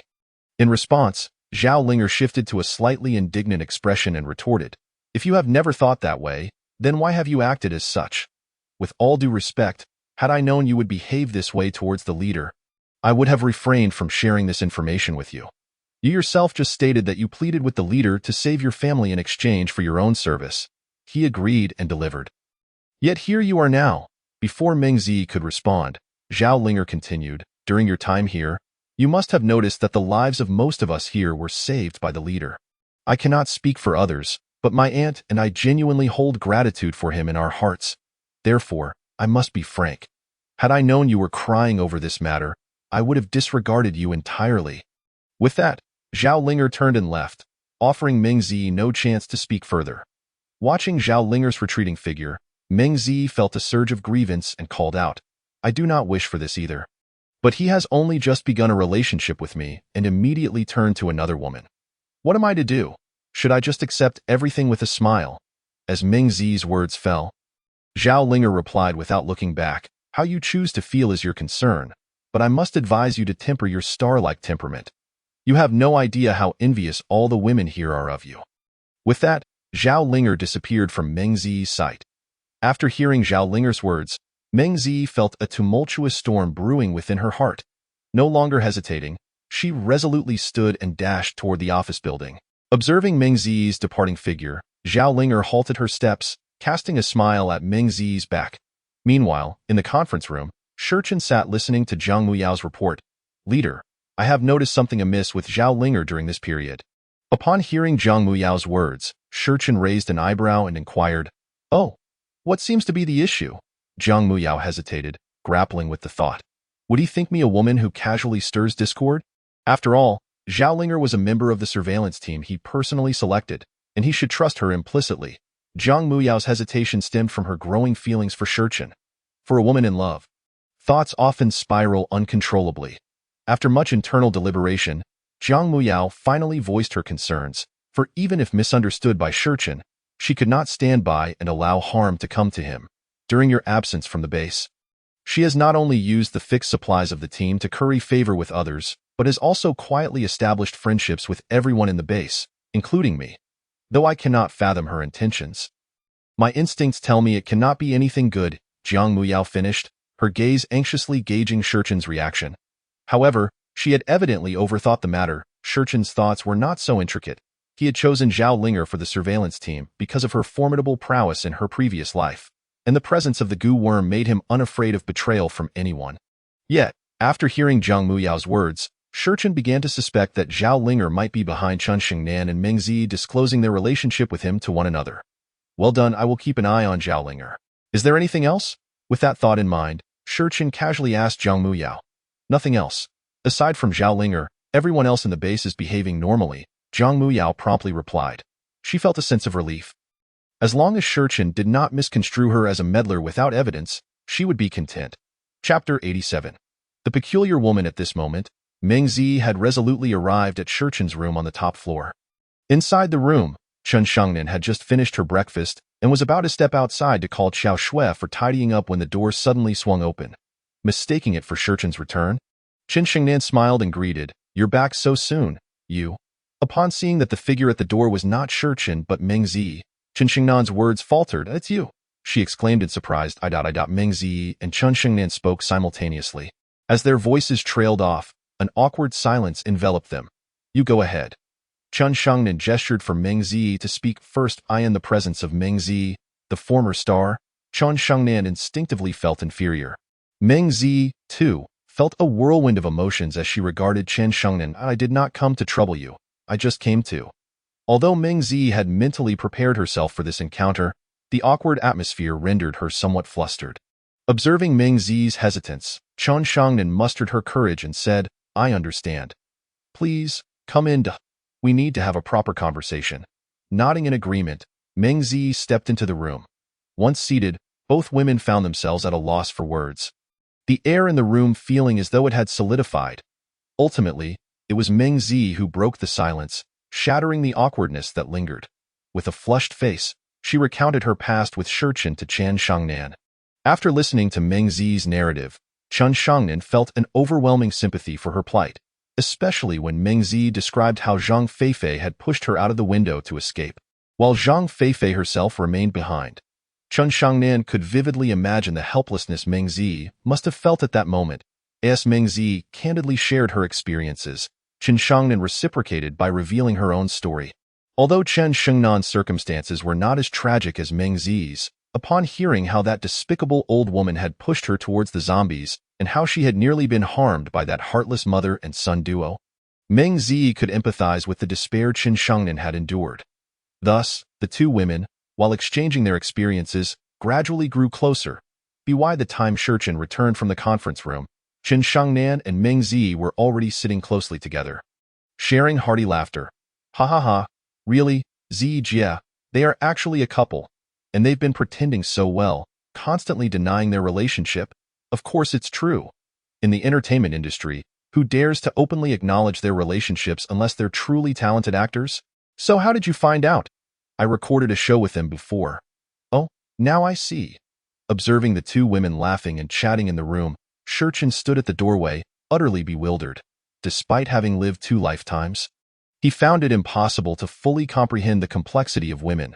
Witnessing the two, who had previously been adversaries, now sitting together and conversing cheerfully, left Shurchen at a loss regarding the unfolding situation. After Shurchen's sudden arrival, the previously harmonious atmosphere between Chen Shangnan and Meng Zi became somewhat awkward again. As the three exchanged glances, unsure of what to say, it was Meng Zi who broke the silence first. You're back. I took the liberty of coming to find Shangnan. We just agreed that from now on, we should, just let it be. As the words hovered on her lips, Meng Zi hesitated to voice the idea of the three of them being together, as traditional cultural values in Huaxia made such expressions difficult for her. Beside her, Chen Xingnan's cheeks flushed crimson during Meng Zi's speech, too embarrassed to meet their gazes. Oh, that's fine. Shurchen too felt the awkwardness. Yet he was genuinely pleased with the current situation. Meng Zi, blushing profusely, mustered the courage to address Shurchen again. I also want to apologize. It was my fault before. I mentioned that as long as you helped me save my brother and sister-in-law, I would be yours. The last 3 words were too difficult for Meng Zi to utter in front of Chen Shangnan, so she skipped them and continued. But I failed to do so earlier. I was wrong. After Meng Zi spoke, Shurchen forced himself to maintain composure and nodded, responding, It's all right, I understand. Once again, the atmosphere fell into an uncomfortable silence. Noticing Meng Zi's earnest attempts to find a topic, Shurchen, as a man, felt he shouldn't continue to burden her with the awkwardness. Thus, he compelled himself to speak to the two women. Well, since you both are here, I have something to ask you. Upon hearing this, Chen Shangnan and Meng Zi displayed expressions of curiosity, asking, What is it? Why did you both know about each other's situations previously? As Shurchen posed his question, both women simultaneously sensed something amiss. It was Zhao Linger who accidentally let it slip while chatting with me, Chen Shangnan replied. Meng Zi, looking surprised, added, Me too, but I asked her directly. With their responses, Shurchen grasped the gist of the matter. All right, I see. You two should rest for now. I have to step out for a bit. With that, Shurchen left the top floor. It was now noon, and Zhang Long and the others had just concluded their morning training. As Zhang Long gathered everyone to announce the dismissal, he spotted Shurchen walking towards him, deep in thought. Leader! Everyone called out in unison. Shurchen was startled by their chorus, and upon seeing Zhang Long, he casually nodded. Intending to leave, Leader, is something wrong? Zhang Long was puzzled. Usually, Shurchen remained unfazed even in dire situations, but today he appeared unusually distracted. Hearing Zhang Long's inquiry, Chun Xing and the others also looked at Shurchen with expressions of concern. Shurchen quickly regained his composure and put on his usual demeanor. It's nothing. How did the training go? Zhang Long immediately responded, Report, Leader, the training has proceeded as planned. We just completed physical training in the morning, and after lunch, we will have shooting practice. After Zhenglong's report, Shurchen nodded nonchalantly. However, noticing Shurchen's distracted demeanor, Zhenglong thought perhaps he had overlooked something, and so he earnestly continued, "Does the leader see anything wrong?" Shurchen was taken aback by Zhenglong's question. Upon hearing it, Chunxing and the others' expressions shifted to unease as they regarded Shurchen. Beside them, Suning, fearful that Shurchen might not appreciate Zhenglong's hard work, hurriedly suggested, "Leader, this is a rare opportunity. Why don't you join us for lunch? Afterward, you can personally guide our training." Chapter 88. Being watched. Observing the tense expressions on Zhenglong and the others, Shurchen reluctantly set aside his concerns about Zhao Linger and agreed to Su Ning's proposal. After all, Shurchen had already discerned that Zhao Linger was behind these events, so he was in no rush to expose her. Moreover, he was curious about her true motives. Attention. Approximately 200 meters ahead, 5 zombies. Open fire simultaneously after 3 seconds. Received. Bang bang bang. The sound of 3 suppressed gunshots rang out clearly. Zhenglong, looking through his binoculars, watched as 3 zombies fell to the ground. Satisfied, he pressed the intercom and instructed, "Good job, Xiaoping, Xiaobo, Xingzi, quickly change positions. Xiaocong, Laosi, Zhao Kuan, it's your turn next." As Zhenglong's commands echoed, everyone swiftly moved into action. About 400 meters ahead, near a residential building, there were 2 zombies. Laosi and Zhao Kuan, take them out. Xiaocong, cover. Received. After 2 gunshots, although the 2 zombies fell, it was evident that the bullets had not struck vital points, as the downed zombies roared and charged towards Zhenglong. Bang! Bang! Just as the zombies closed in, 2 distinct gunshots rang out simultaneously. The quieter sound came from Zhang Tsong, while the louder shot was fired by Su Ning, who was currently lying atop an armored vehicle with a sniper rifle. "How many times is this already? If you keep this up, you won't have dinner tonight." Zhenglong's furious voice crackled through the intercom. Naturally, Zhang Laosi and Zhao Kuan dared not retort, for they held a healthy respect for their meticulous leader. Zhenglong's anger stemmed from the fact that this training was far from routine. Their leader, Shurchen, could be watching them from somewhere. As the team leader, Zhenglong wanted to prove himself in front of Shurchen. "I'm sorry, team leader," Zhao Kuan and Zhang Laosi both replied in unison. Not wanting to prolong the reprimand, Zhenglong could only suppress his frustration and press the intercom button. "Continue advancing towards the target. We are nearing the fuel station and I do not wish to see any more mistakes." Received. Following Zhenglong's orders, Chunxing and the others resumed their march toward the target. This objective had been hastily set by Shurchen after he accompanied Zhenglong and the team. Since they were already out for training, Shurchen decided to add a task to collect fuel from the gas station. This would serve the dual purpose of completing their shooting practice while also replenishing the diesel generator at the base. Shurchen observed the impressive proficiency of Qin Xing and the others, feeling quite pleased. Although they could not yet be compared to regular military units, their progress in such a short time was commendable. Just as Zhenglong and his team were leaving, Shurchen leapt down from the rooftop to follow them. Unbeknownst to anyone, someone was already watching them from a short distance away. "Hurry back and inform Brother Hang that we've located Shurchen. Have him bring the men directly to the zoo." Inside an abandoned CAF by the roadside, a young man spoke without turning to the burly man beside him. "Brother Huan, are you sure that's Shurchen?" The burly man questioned the young man's orders, prompting an immediate glare from the latter. Startled by the intensity of the young man's gaze, the burly man quickly stammered, "I apologize, Brother Huan, I'm on my way." With that, the burly man hurriedly left. The young man speaking was Qi Huan, dispatched by Mu Hang to find Shurchen. As the burly man receded into the distance, Qi Huan's fierce gaze was finally retracted. Witnessing the entire scene, another robust man, though clearly intimidated, could not help but inquire of Qi Huan, "Brother Huan, could you enlighten us on how you discerned that he was the individual the boss was seeking? It would greatly benefit our brothers to learn from your insights." The speaker, evidently more astute than the previous hulking figure, posed his question without causing offense to Qi Huan. Simply put, when the useless Feng Chuluo approached Brother Hang, his woman had previously mentioned that this individual, named Shurchen, was a formidable expert capable of single-handedly dealing with an entire school's worth of zombies. Such a skilled individual would naturally not be an unknown in the apocalypse. So our approach should begin at the school, tracing the establishment of significant forces within Gaoshan City. Upon finishing his explanation, Qi Huan was once again queried by the burly man. How can you be certain that this fellow is indeed Shurchen? Considering we have encountered various factions along our journey? Hearing this, Chi Huan revealed a haughty expression as he replied, "Ha! Those previous weaklings, with their meager forces and scant numbers, could never be our targets.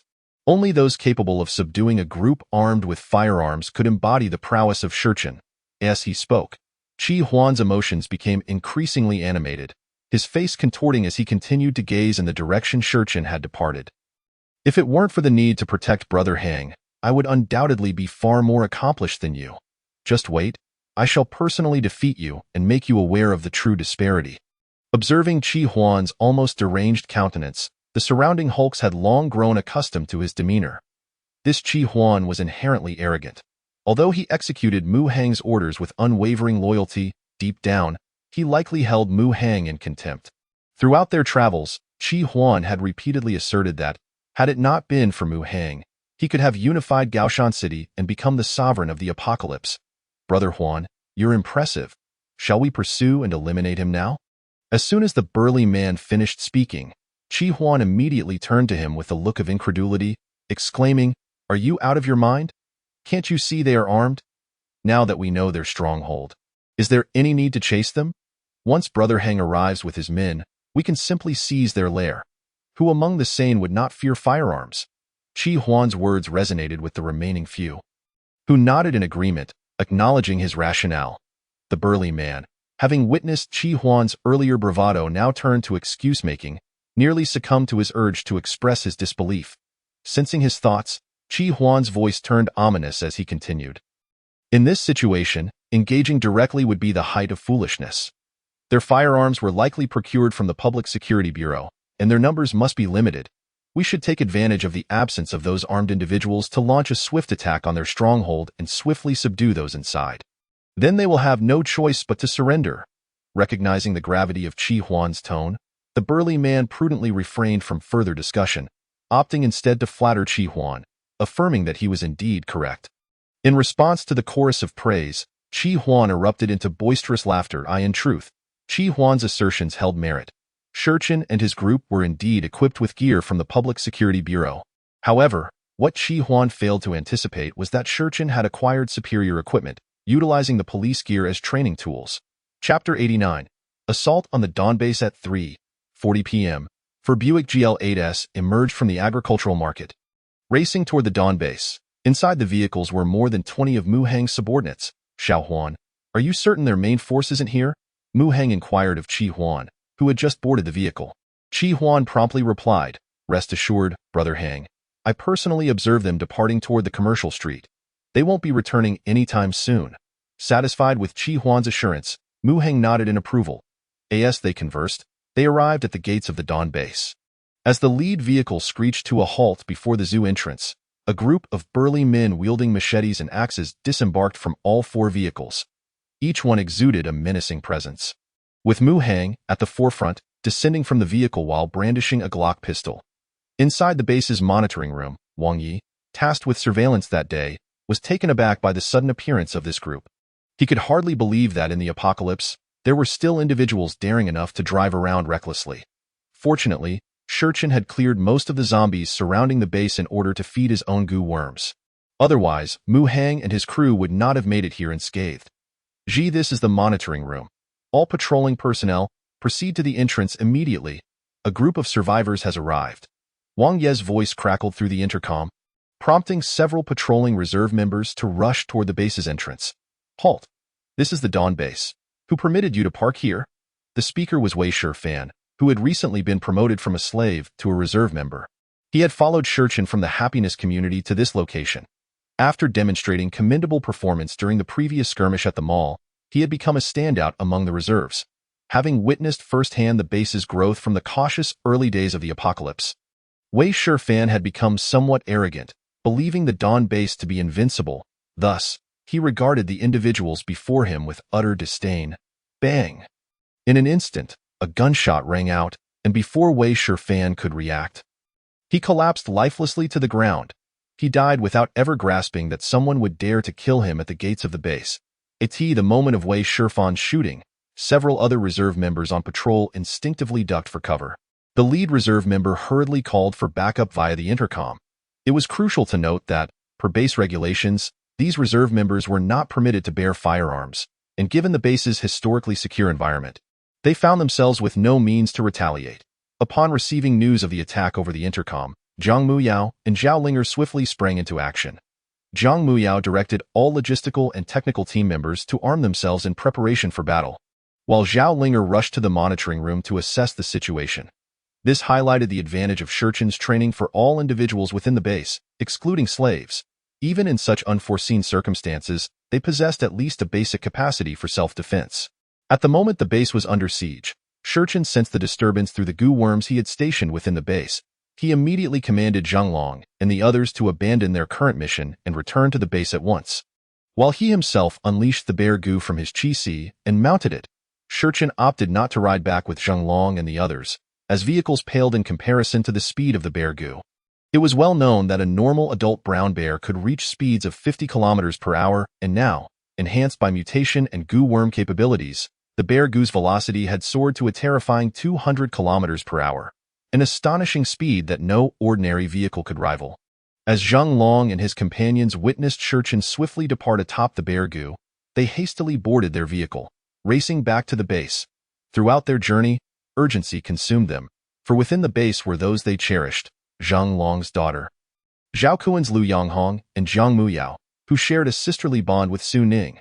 Should the base fall to invaders, the repercussions would be unthinkable. Thus, Zhang Long pressed the accelerator to the floor, while Su Ning and the others felt the pace was still too slow. Bang bang bang bang. What the hell is happening? Where did they acquire so many firearms? Brother Hang, run! That bastard Feng Chuluo is deliberately setting us up. Amidst the barrage of gunfire, Mu Hang and his group found themselves scrambling for cover. The once 30-strong team had been halved in an instant. With the base entrance flanked by a long road and devoid of cover, the remaining members now cowered behind the vehicles they had arrived in, too fearful to expose themselves. At this moment, Mu Hang had shed the composed demeanor of a dark overlord, struggling to return fire while shouting furiously at Qi Huan. Qi Huan, is this what you meant by having it all figured out? Are you trying to get me killed? If I perish, your secrets will be lost as well. Listening to Mu Hang's furious tirade, Qi Huan felt his teeth grind in frustration. He had not anticipated the base's defenses to be more formidable than what he had just witnessed. Stifled by the onslaught of insults, Qi Huan suddenly recalled the words of the little brother who had perished moments ago, his eyes lighting up as he turned to Mu Hang and declared, "Brother Hang, based on my earlier investigation, they do not possess such overwhelming firepower. This situation must be a trap." Upon hearing Qi Huan's assertion, Mu Hang erupted in anger, bellowing, "No kidding. Do you think I was unaware that we fell into a trap? The real issue is that if you had conducted a proper investigation, we wouldn't be in this predicament." Upon hearing Mu Hang's words, Qi Huan realized that he clearly had not grasped her meaning, so she proceeded to explain. "What I mean to convey is that we have fallen into the trap set by that scoundrel, Feng Chuluo." At the mention of Feng Chuluo's name, Mu Hang visibly stiffened. And then, with a chilling tone, he addressed Qi Huan. "What do you mean by that?" "What I am saying is that a faction established in this apocalyptic world for less than a month could not possibly possess such an arsenal of advanced weaponry without some form of backing." Upon reaching this point, a look of confusion also appeared on Mu Hang's face. Observing Mu Hang deep in thought, Qi Huan continued, "I am certain that this incident is a pitfall dug for us by that little bastard, Feng Chuluo, and his intention is to harm us." Once Qi Huan finished speaking, Mu Hang immediately identified the flaw in her reasoning, stating, "No. If Feng Chuluo truly had such power, why would he go to such lengths? He could simply lead his men to annihilate us. Furthermore, what advantage would it bring him to eliminate us? Your deduction is utterly unrealistic." Mu Hang, a figure adept at navigating the underworld, was not easily misled by Qi Huan's careless words. Originally, Qi Huan had merely been trying to deflect responsibility with her casual remarks, but now she found herself at a loss for how to respond to Mu Hang's counterargument. Just as Qi Huan struggled to find her words in response to Mu Hang's inquiry, the moment arrived when Shurchen, riding on a fearsome bear, returned. Upon seeing Shurchen's arrival, all those at the base who had been firing at Mu Hang's direction displayed expressions of relief and lowered their weapons. However, when Mu Hang and his companions noticed someone charging towards them on such a terrifying brown bear, They were utterly terrified, their fear palpable. After confirming that the base remained unbreached, Shurchin did not rush into action. Instead, he leapt down from the bear and addressed Mu Hang. Mu Hang, is it? Hearing his name called, Mu Hang felt a rush of disbelief. He scrutinized Shurchin's face, desperately trying to recall whether he had ever met him before. After a prolonged mental search, he concluded that he had never encountered Shurchin, and thus asked, "Do you know me?" In response to Mu Hang's question, Shurchin revealed a cold smile and said, "Of course. The infamous underworld godfather from Gaoshan City, how could I not know you?" As Shurchin's words settled, Mu Hang's mind raced with thoughts. He exchanged a knowing glance with Qi Huan and rose to his feet, a sycophantic smile adorning his face as he addressed Shurchin. "Ha ha ha, you are too kind, young brother. Since you are familiar with me, that makes things easier." As he spoke, Mu Hang gradually approached Shurchin. "We were relentlessly pursued by zombies. And without realizing it, we ended up here." To our astonishment, as soon as we arrived, your people began shooting without offering any explanation. We had no choice but to retaliate. As he continued speaking, Mu Hang had reached Shurchin's side. Noticing that Shurchin was still unguarded and listening to him, Mu Hang internally cursed him as a fool and, without hesitation, aimed his Glock directly at Shurchin's forehead, pulling the trigger. Bang! The sound of the gunshot echoed as the bullet struck Shurchin's forehead. But he exhibited no reaction whatsoever. In stark contrast, Mu Hang trembled with fear. "You?"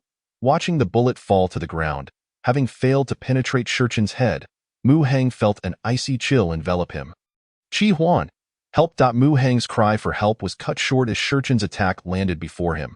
With his right hand clawing like a beast, Shurchin seized Mu Hang by the neck, lifting the nearly 200-pound man as easily as one would lift a chick. Qi Huan, who had been silently trailing Mu Hang, reacted swiftly, pivoting around him and sprinting towards Shurchin. He bent his 3 fingers into claws and aimed for the arm that held Mu Hang captive. However, his speed paled in comparison to Shurchin's. Before Qi Huan could land his attack, Shurchin's left fist shot forward, striking Qi Huan squarely in the face. Caught off guard by the lightning-fast blow, Qi Huan could spare no thought for Mu Hang, whose neck was being gripped. He quickly crossed his arms before his face, channeling all his chi in a desperate attempt to defend against Shurchin's punch. Thud! The sound of bone colliding resonated between Qi Huan's arms and Shurchin's fist. Qi Huan was sent flying 2 or 3 meters back by the sheer force of Shurchin's brutal blow. Struggling to regain his composure in midair, Qi Huan finally landed safely, but not before glancing in shock at Shurchin. Feeling the excruciating pain in his arm, he had not anticipated that someone of Shurchin's seemingly slender build could wield such immense power. Had it not been for his chi defense, his arm might very well have been shattered by Shurchin's punch. "Dragon Claw Hand, is that all you've got?" Shurchin scoffed, shaking his left hand dismissively as he addressed Qi Huan.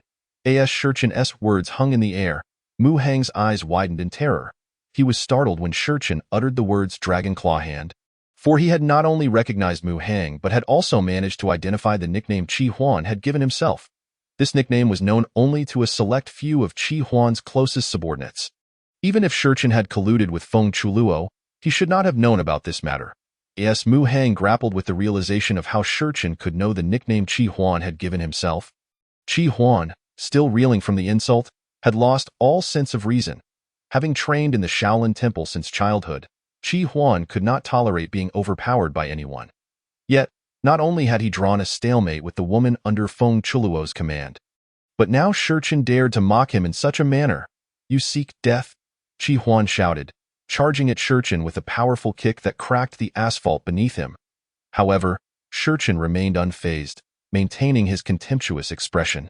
Just as Qi Huan thought he would succeed, a shadow suddenly blocked his attack.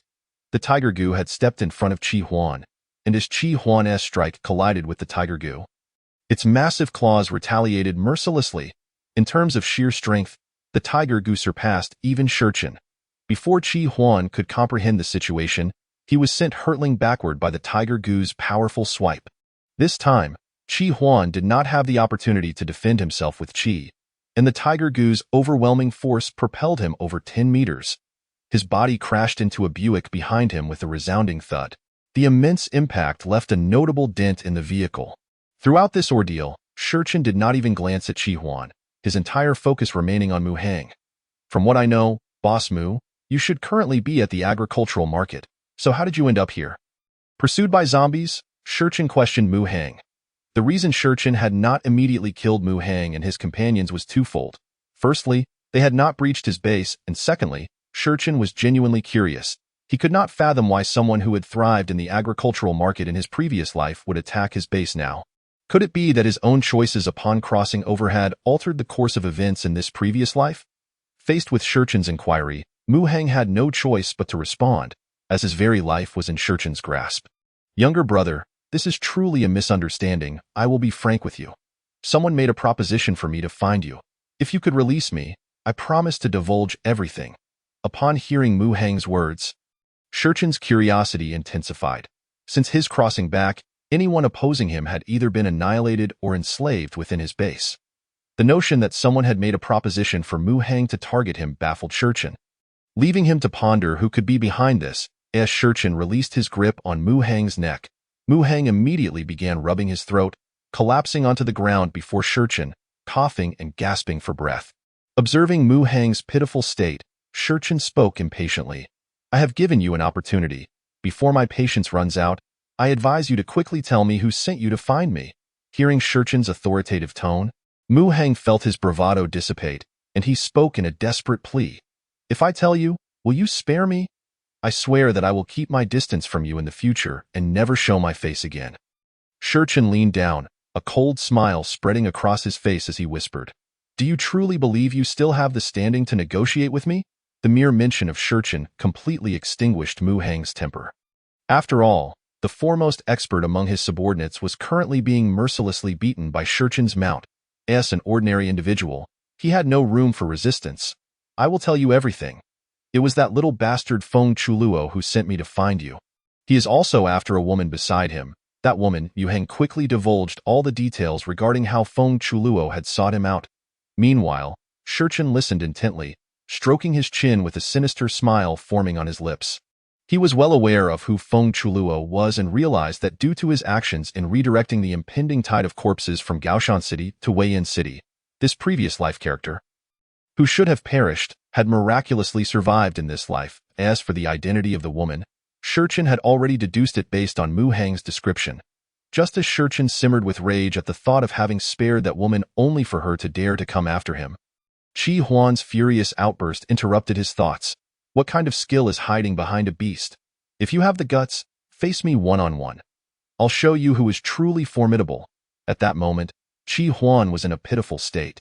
Having been thoroughly battered by the tiger spirit, his entire left arm dangled uselessly at his side, evidently broken by the bear spirit, and his clothes were ripped by the sharp claws of the tiger. Blood oozing from the corner of his mouth. Hearing Qi Huan's insults, Shurchen, already in a foul mood, seized the opportunity to vent his frustrations. He raised his right hand and waved gently at the tiger spirit, which had intended to charge at Qi Huan, obediently retreating to the side of the bear spirit that Shurchen used as a mount. With a cruel smile, Shurchen began to stroll toward Qi Huan's direction. The previously tense crowd at the base had now completely relaxed, gathering at the entrance with a spectator's attitude, gazing at Qi Huan. This kid truly did not know the heights of heaven or the depths of the earth. He dared to provoke the leader even after failing to defeat the leader's beast. Isn't that the truth? There seem to be more fools these days. And you dare criticize others? Were you not just as defiant when you first met the leader? Don't speak carelessly. My loyalty to the leader is as evident as the sun and moon. Get lost. Don't disgust me further. While the others at the base exchanged light-hearted banter, Chen Xingnan, Ming Zi, and Jiang Muyao were not so at ease. Watching Qi Huan, who could still retaliate against the tiger spirit, they exchanged worried glances with Shurchen. Only Zhao Linger watched Shurchen with eager excitement, as if afraid to miss any detail. As the mocking voices from the base reached him, Qi Huan was so enraged he nearly choked. Unable to wait for Shurchen to close the distance, he concentrated all his energy into his right hand and bellowed as he lunged toward Shurchen. Just as Shurchen prepared to unleash his pent-up anger on the unfortunate Qi Huan, a deafening bang suddenly resounded from behind. Bang! Before Qi Huan could reach Shurchen, a bullet struck his right hand. The tremendous force sent Qi Huan tumbling once more. Shurchen was momentarily stunned by this unexpected turn of events. Turning in astonishment, he discovered that Zhang Long and the others had returned. The shot had been fired by Su Ning, who was perched atop a vehicle with a sniper rifle. Damn. Can this kid be any more unfortunate? Ha ha ha, my apologies, though I shouldn't be laughing in this situation. I simply couldn't help it. Captain Su's aim is impeccable. Surely this fool won't be killed, right? Amidst the ridicule within the base, Zhang Long and his team swiftly approached, weapons in hand. Everyone, don't move. Put your hands on your heads and kneel. Qin Xing and the others moved with agility, disarming Mu Hang's subordinates while handcuffing each one with the restraints brought back from the police station. Even Qi Huan, who was sprawled on the ground, was cuffed and roughly pulled up by Zhang Laosi. You re truly seeking death, daring to attack our base while we're away. Although Qi Huan was not severely injured due to concentrating all his energy in his attacking hand, Zhang Laosi's scolding still prompted him to spit out a mouthful of blood in anger. Boss, what should we do about these bastards? Looking at the steadfast Zhang Laosi and the possibly bloodied Qi Huan, Shurchen wore a helpless expression. He anticipated that the renowned Qi Huan, known as the Dragon Claw in his previous life, would end up so carelessly captured by Zhang Laosi. First, let's escort them all back to the base. We can deal with the rest later. Upon Shurchen's command, Zhang Long promptly instructed everyone to obey. As Shurchen approached the base entrance, Qian Shengnan and Meng Zi, disregarding their shyness, leaped into his embrace. You're finally back. I was so scared just now. I thought I would never see you again. Tears streamed down Qian Shengnan's face as she spoke. Are you all right? Not hurt, right? Please don't go out on dangerous missions again. Meng Zi anxiously scrutinized Shurchen from head to toe. Caught off guard by their sudden embrace, Shurchen could only stiffly assure them that he was unharmed. Observing the expressions of Qian Shengnan and Meng Zi, the remaining individuals in the base wore varied looks. The women from the logistics team who supported Qian Shengnan wore victorious smiles. Jiang Muyao felt awkward and aggrieved at the sight, while the men, including Zhang Long, quickly averted their gazes, pretending not to notice anything. Zhao Linger, on the other hand, bore an expression of triumph and satisfaction as she discreetly observed Shurchen's reaction. Regardless of their individual sentiments, everyone shared a tacit understanding and remained silent. Chapter 92. Captured him in a luxurious villa located in the affluent district of Gaoshan City. The entire villa complex was ablaze with light owing to its independent power supply. Outside, the temperature had plummeted below zero, yet the villa remained unaffected. Through the windows, one could catch glimpses of individuals dressed rather lightly. Knock, knock, knock. Accompanied by a series of knocks, the villa's door swung open from within. I am Zhou Xiangli, sent by boss Mu Hang to find young Master Feng. Zhou Xiangli addressed the person who opened the door. Upon hearing his words, the doorman's expression turned icy as he replied, wait, slamming the door shut with a resounding thud. Left standing outside, Zhou Xiangli inwardly cursed, still putting on airs, huh? You'll regret this later. After waiting for about 10 minutes, the villa door opened once again. Zhou Xiangli stepped inside with a displeased expression. Upon entering, he was immediately struck by the opulence of the villa's decor. Feeling the warmth provided by the air conditioning, coupled with various half-eaten cans scattered across the floor, Zhou Xiangli couldn't help but reflect. Whether before or after the apocalypse, the chasm of class disparity remains an insurmountable gulf. Are you sent by Mu Hang? On a lavish sofa, Feng Chuluo, clad in pajamas, leisurely sipped a glass of red wine. Yes, the boss has instructed me to inform you that the person you seek has been found. Upon hearing this, Shi Yunfei, who was massaging Feng Chuluo's shoulders, instantly perked up. Meanwhile, Feng Chuluo wore a dissatisfied expression as he addressed Zhou Xiangli. If you found him, why not bring him directly? What do you mean by sending you here? Zhou Xiangli, wearing a cold smile, replied, young Master Feng, you jest. You promised the boss that you would exchange the entire camp's equipment for this person. Now that we have him, shouldn't you fulfill your promise? Upon hearing Zhou Xiangli's words, Feng Chuluo's expression soured. He could hardly muster any equipment from the camp. Even the emergency supplies he had hoarded in his villa before the apocalypse were nearly depleted. If not for the desire for revenge for Shi Yunfei, he would have left to seek refuge with his uncle long ago. Rest assured, as long as you can accomplish what I require, the equipment will not be an issue. But now, you come here empty-handed, claiming you've captured someone. How can I trust you? Zhou Xiangli, inwardly cursing Feng Chuluo for still trying to put on a show despite the lack of equipment, remained composed and replied, this is simple. The boss has long since planned for this, which is why he sent me to find you. The person you seek is currently detained at the farmer's market. You can verify this with me now, and once confirmed, you can settle the compensation owed to us. What do you think? After Zhou Xiangli finished speaking, Feng Chuluo found himself with no room for negotiation. Helpless, Feng Chuluo could only nod in agreement, mentally devising his subsequent plans. Once they arrived at the agricultural market and confirmed Shurchen's identity, he would immediately sacrifice his two subordinates, sending them with Mu Hang to the military camp.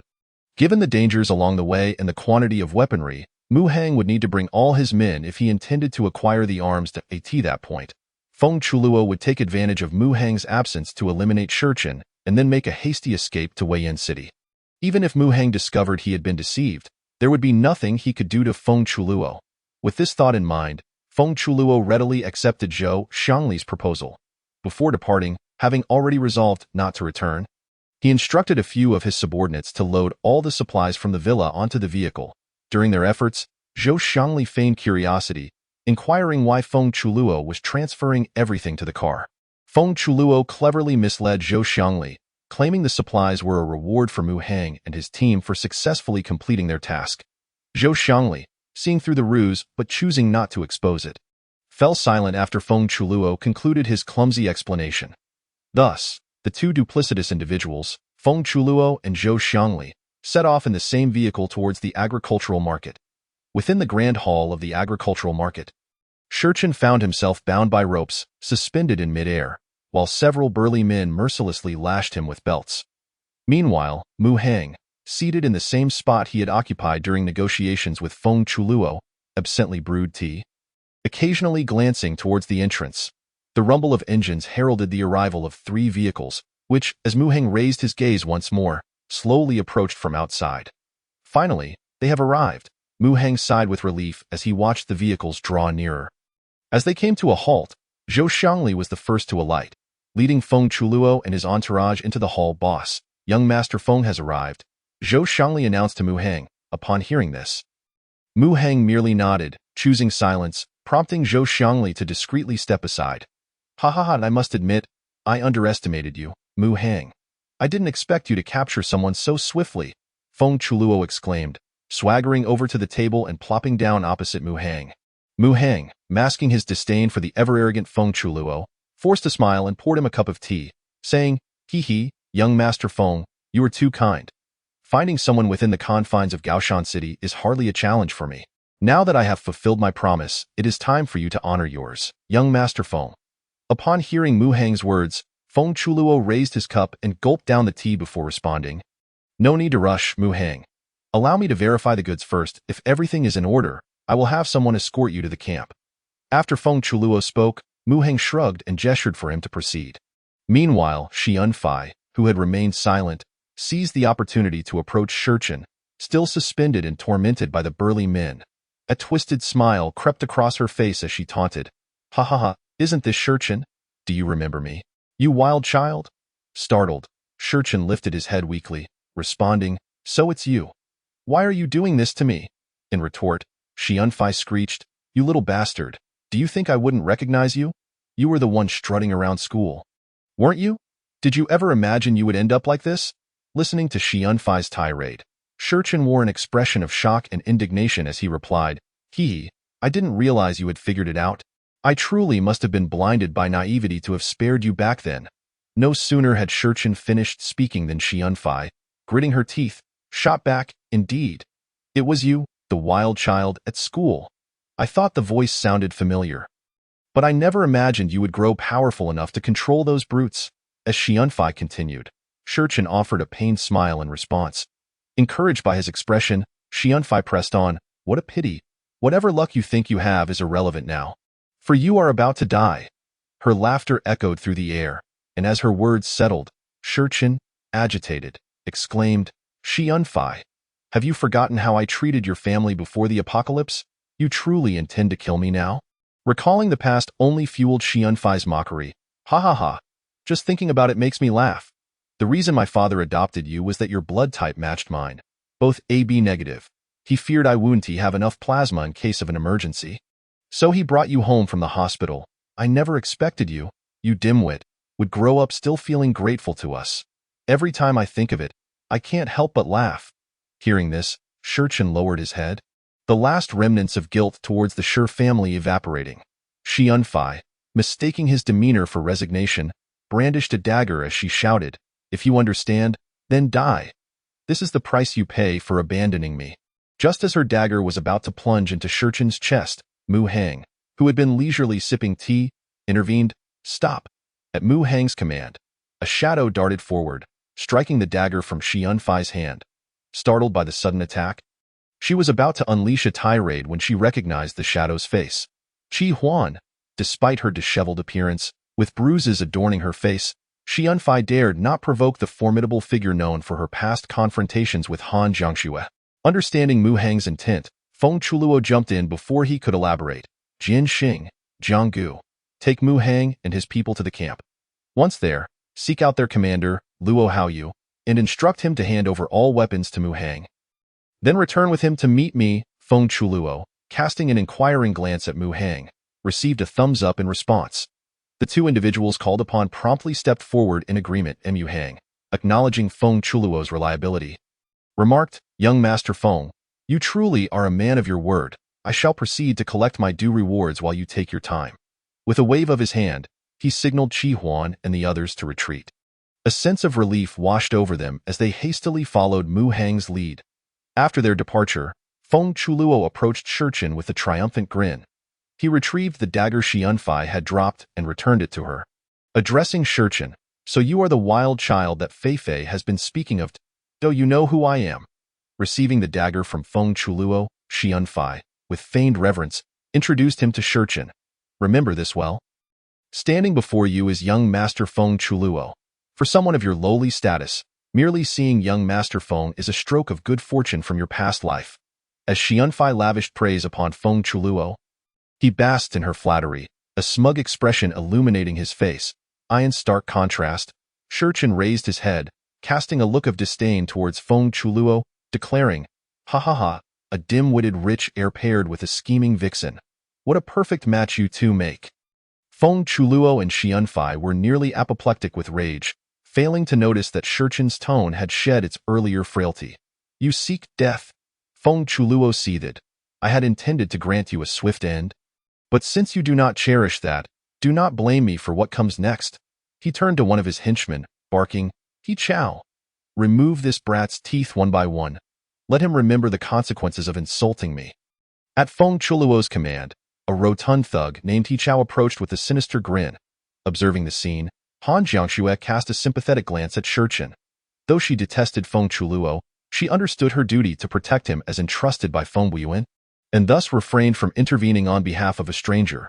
Just as He Chao reached for a pair of pliers to inflict torment upon Shurchen, the latter swiftly delivered a kick to He Chao's approaching hand. With a sickening crack, the sound of a bone fracturing echoed through the agricultural market, followed by He Chao's anguished scream that filled the air. However, time would not grant them a moment's reprieve. As he forcefully broke free from the bindings that restrained him, no sooner had he landed than his figure shot towards Feng Chuluo like a wraith. At that instant, Han Jiangxue, realizing the moment of liberation, also sprang into action. Yet, as she propelled herself towards Feng Chuluo, she was a fraction too late.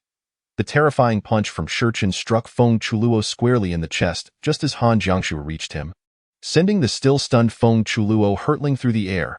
Han Jiangxue could only twist her body midair to catch the already flying Feng Chuluo. At this moment, Feng Chuluo was in dire straits. His chest was caved in from Shurchen's blow. Resembling a lifeless creature in Han Jiangxue's embrace, his breath shallow and labored, on the brink of death in desperation, Han Jiangxue swiftly channeled hurt into Feng Chuluo's chest to stabilize his breathing. Chapter 94. The fleeing Han Jiangxue. Shurchen, meanwhile, showed no mercy. Observing that Feng Chuluo had been caught by Han Jiangxue, he moved again to launch an assault on the two. With Shurchen charging once more, Han Jiangxue had no choice but to abandon her efforts to support Feng Chuluo. She shouted to the others behind her to protect him while she turned to confront Shurchen with a pointed finger. As the others, hearing her command, prepared to arm themselves, Shurchen unleashed a swarm of rat goo from his chi-si. The moment the rat goo landed, they surrounded the group entirely. Not even Xianfei, who stood nearby, was spared. Witnessing Shurchen conjure such a multitude of rats from thin air, Han Jiangshua's face betrayed her shock. She recalled her master's tales from her training days about the Gu masters. It was said that Gu techniques were founded by the Miao people, notorious for their sinister methods that required live hosts to rear the Gu insects, resulting in their universal condemnation as a vile practice across all sects in Huaxia. Just as Han Jiangshua barely managed to repel the rat Gu charging towards her, she shouted at Shurchen. A wicked Gu master, Shurchen, observing the astonished expression on Han Jiangshua's face, casually replied, "You have discerning eyes. No wonder you are the renowned Nianhua finger, Han Jiangshua." With that, he propelled his right foot towards her. Hearing Shurchen acknowledge her and recognize her cultivation of Nianhua finger, Han Jiangshua felt a wave of trepidation wash over her. On one hand, she lacked the confidence to confront Shurchen, an unpredictable Gu master. On the other, Feng Chuluo, lying on the ground, was evidently nearing death. If Feng Chuluo were to perish here, then her parents in the 5th battle zone would also face doom. Growing increasingly anxious, Han Jiangshua lost focus, and Shurchen's powerful kick sent her sprawling several meters away. As she flew back, Shurchen chose not to pursue her, but instead stomped down mercilessly on Feng Chuluo, who had lost all protection. "No!" Han Jiangshua screamed in agony upon seeing Shurchen's foot crush Feng Chuluo's head beyond recognition, killing him irrevocably. She understood that all hope was lost. Given Feng Buyuan's adoration for his nephew Feng Chuluo, no amount of pleading would save her from his wrath. Resolving herself, Han Jiangshua gathered all her chi to her feet and turned to flee. She had to rescue her parents from the 5th battle zone before the news of Feng Chuluo's death reached Feng Buyuan. Only then would her parents have the slightest chance of survival. Before departing, Han Jiangshua turned back and shouted fiercely at Shurchen, "Wicked Gu master, I will remember you. Once I complete my mission, I shall return to slay you." Watching Han Jiangshua hastily escape after her threats, Shurchen did not give chase. Firstly, because Han Jiangshua's speed was astonishing, leaving him uncertain of his ability to catch her. Secondly, he had matters of greater importance at hand. Gazing at the mangled remains of Feng Chuluo and then at Han Jiangshua's retreating figure, Xianfei realized that her hopes of survival had been utterly extinguished. After all, since escaping from school and encountering Feng Chuluo, she had not witnessed anything capable of overcoming Han Jiangshua. Even the terrifying giant zombie they had previously encountered had been effortlessly dispatched by Han Jiangshua's finger. Yet now, faced with Shurchen, Han Jiangshua lacked the capacity to engage in direct combat. Opting instead for flight, it was evident just how formidable the wild card she had previously scorned truly was. In truth, the situation was not as Xianfei perceived. With Shurchen's current pinnacle mastery of the Gu arts, he could at most be considered evenly matched with Han Jiangshua without the assistance of Gu insects. Han Jiangshua's numerous concerns made it appear as though Shurchen held the upper hand. Of course, as a Gu master, Shurchen could have easily dispatched Han Jiangshua had he wished, but he was intrigued by the possibility of enlisting her formidable prowess for his own ends. Regrettably, having heard Han Jiangshua's parting words, he realized he had been overly optimistic. Clang. At this moment, Xianfei tossed aside the dagger in her hand, adopting a pitiful demeanor as she spoke to Shurchen. "Brother Chichin, I was wronged and I was compelled by that beast Feng Chuluo to speak such words to you. Can you find it in your heart to forgive me, considering we grew up together?" While uttering these words, Xianfei's mind was racing with thoughts. "As long as I can survive, I will repay today's humiliation 100-fold. Even if you have gained power by some stroke of luck, I refuse to believe you are invulnerable." With this in mind, Xianfei instinctively reached into her inner pocket to grasp the vial of hydrogenated poison she had pilfered from the school laboratory. "As long as I get the chance, I will poison this bastard." Listening to Xianfei's pretentious words, Shurchen wore a cold smile as he replied, "Heh, my dear sister, do you truly believe I would still trust you?" As Shurchen approached her, Xianfei hurriedly accidentally revealed her generous assets. Continuing, "Brother Chichin, I truly realize my mistakes. Just forgive me, and I will do anything you desire." Xianfei had exhausted her final means of persuasion. She believed that with her mastered skills in the bedroom, Shurchen would be unable to resist after just one taste. After all, Feng Chuluo had succumbed to her charms for the same reason. Shurchen looked as the time approached. Mu Hang immediately donned a sycophantic expression and addressed Shurchen, saying, "Chief, Do you find my performance satisfactory this time? Upon hearing Mu Hang's words, Shi Chun nodded slightly and replied indifferently, it was passable. Consider yourself barely qualified this time, in response to Shi Chun's statement. A more abject smile spread across Mu Hang's face as he said, as long as the chief is pleased, what do you propose we do with these two? As he spoke, Qi Huan pushed forward the two individuals, Jian Xing and Jiang Gu, who were tightly bound. Shi Chen's gaze shifted to the two subordinates of Feng Chuluo. Both stood tall and resolute, exuding an air of righteousness, undaunted even in their current predicament. You need not exert yourself, simply kill us, Jian Xing declared firmly to Shi Chen. Simultaneously, Jiang Gu added, in the face of victory and defeat, we have prepared ourselves for this as soldiers. If you are a man, grant us a swift end. Following Jiang Gu's words, the others, who had just been held at gunpoint by Chen Xing and Zhang Tsong, echoed their sentiments, clamoring that they too would meet the same fate. Shi Chun, observing the resolute demeanor of these individuals, felt an immediate headache. These men, having followed Feng Chuluo, were soldiers of the Fifth War Zone.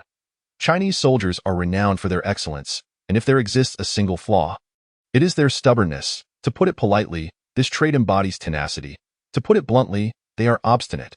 Each one of them is resolute in their beliefs, even Zheng Long is no exception. Were it not for Shi Chen's timely rescue of him and his daughter, Zheng Long would likely not have willingly bowed to Shi Chen. As Zheng Long glanced at his fellow soldiers, he felt a sense of camaraderie, just as he was about to plead for the two men's lives. Shi Chen preempted him, addressing the pair, who says, I intend to kill you. Jian Xing and Jiang Gu were momentarily taken aback, then responded with unwavering determination, Humph! You shall not extract any information from us. We will never betray Commander Feng. Faced with such obstinate individuals, Shi Chun could only shake his head in resignation and said to Zheng Long, I leave these men in your hands. If they refuse to join us, confine them to die in due time. They will come to discover the true nature of their esteemed Commander Feng. After uttering this, Shi Chun disregarded Jian Xing and Jiang Gu, turning instead to Mu Hang, as for you, you shall officially become a provisional member of my Chenxi base. Now, take all your people and retrieve every resource from the entire agricultural market, including the vehicles Feng Chuluo brought.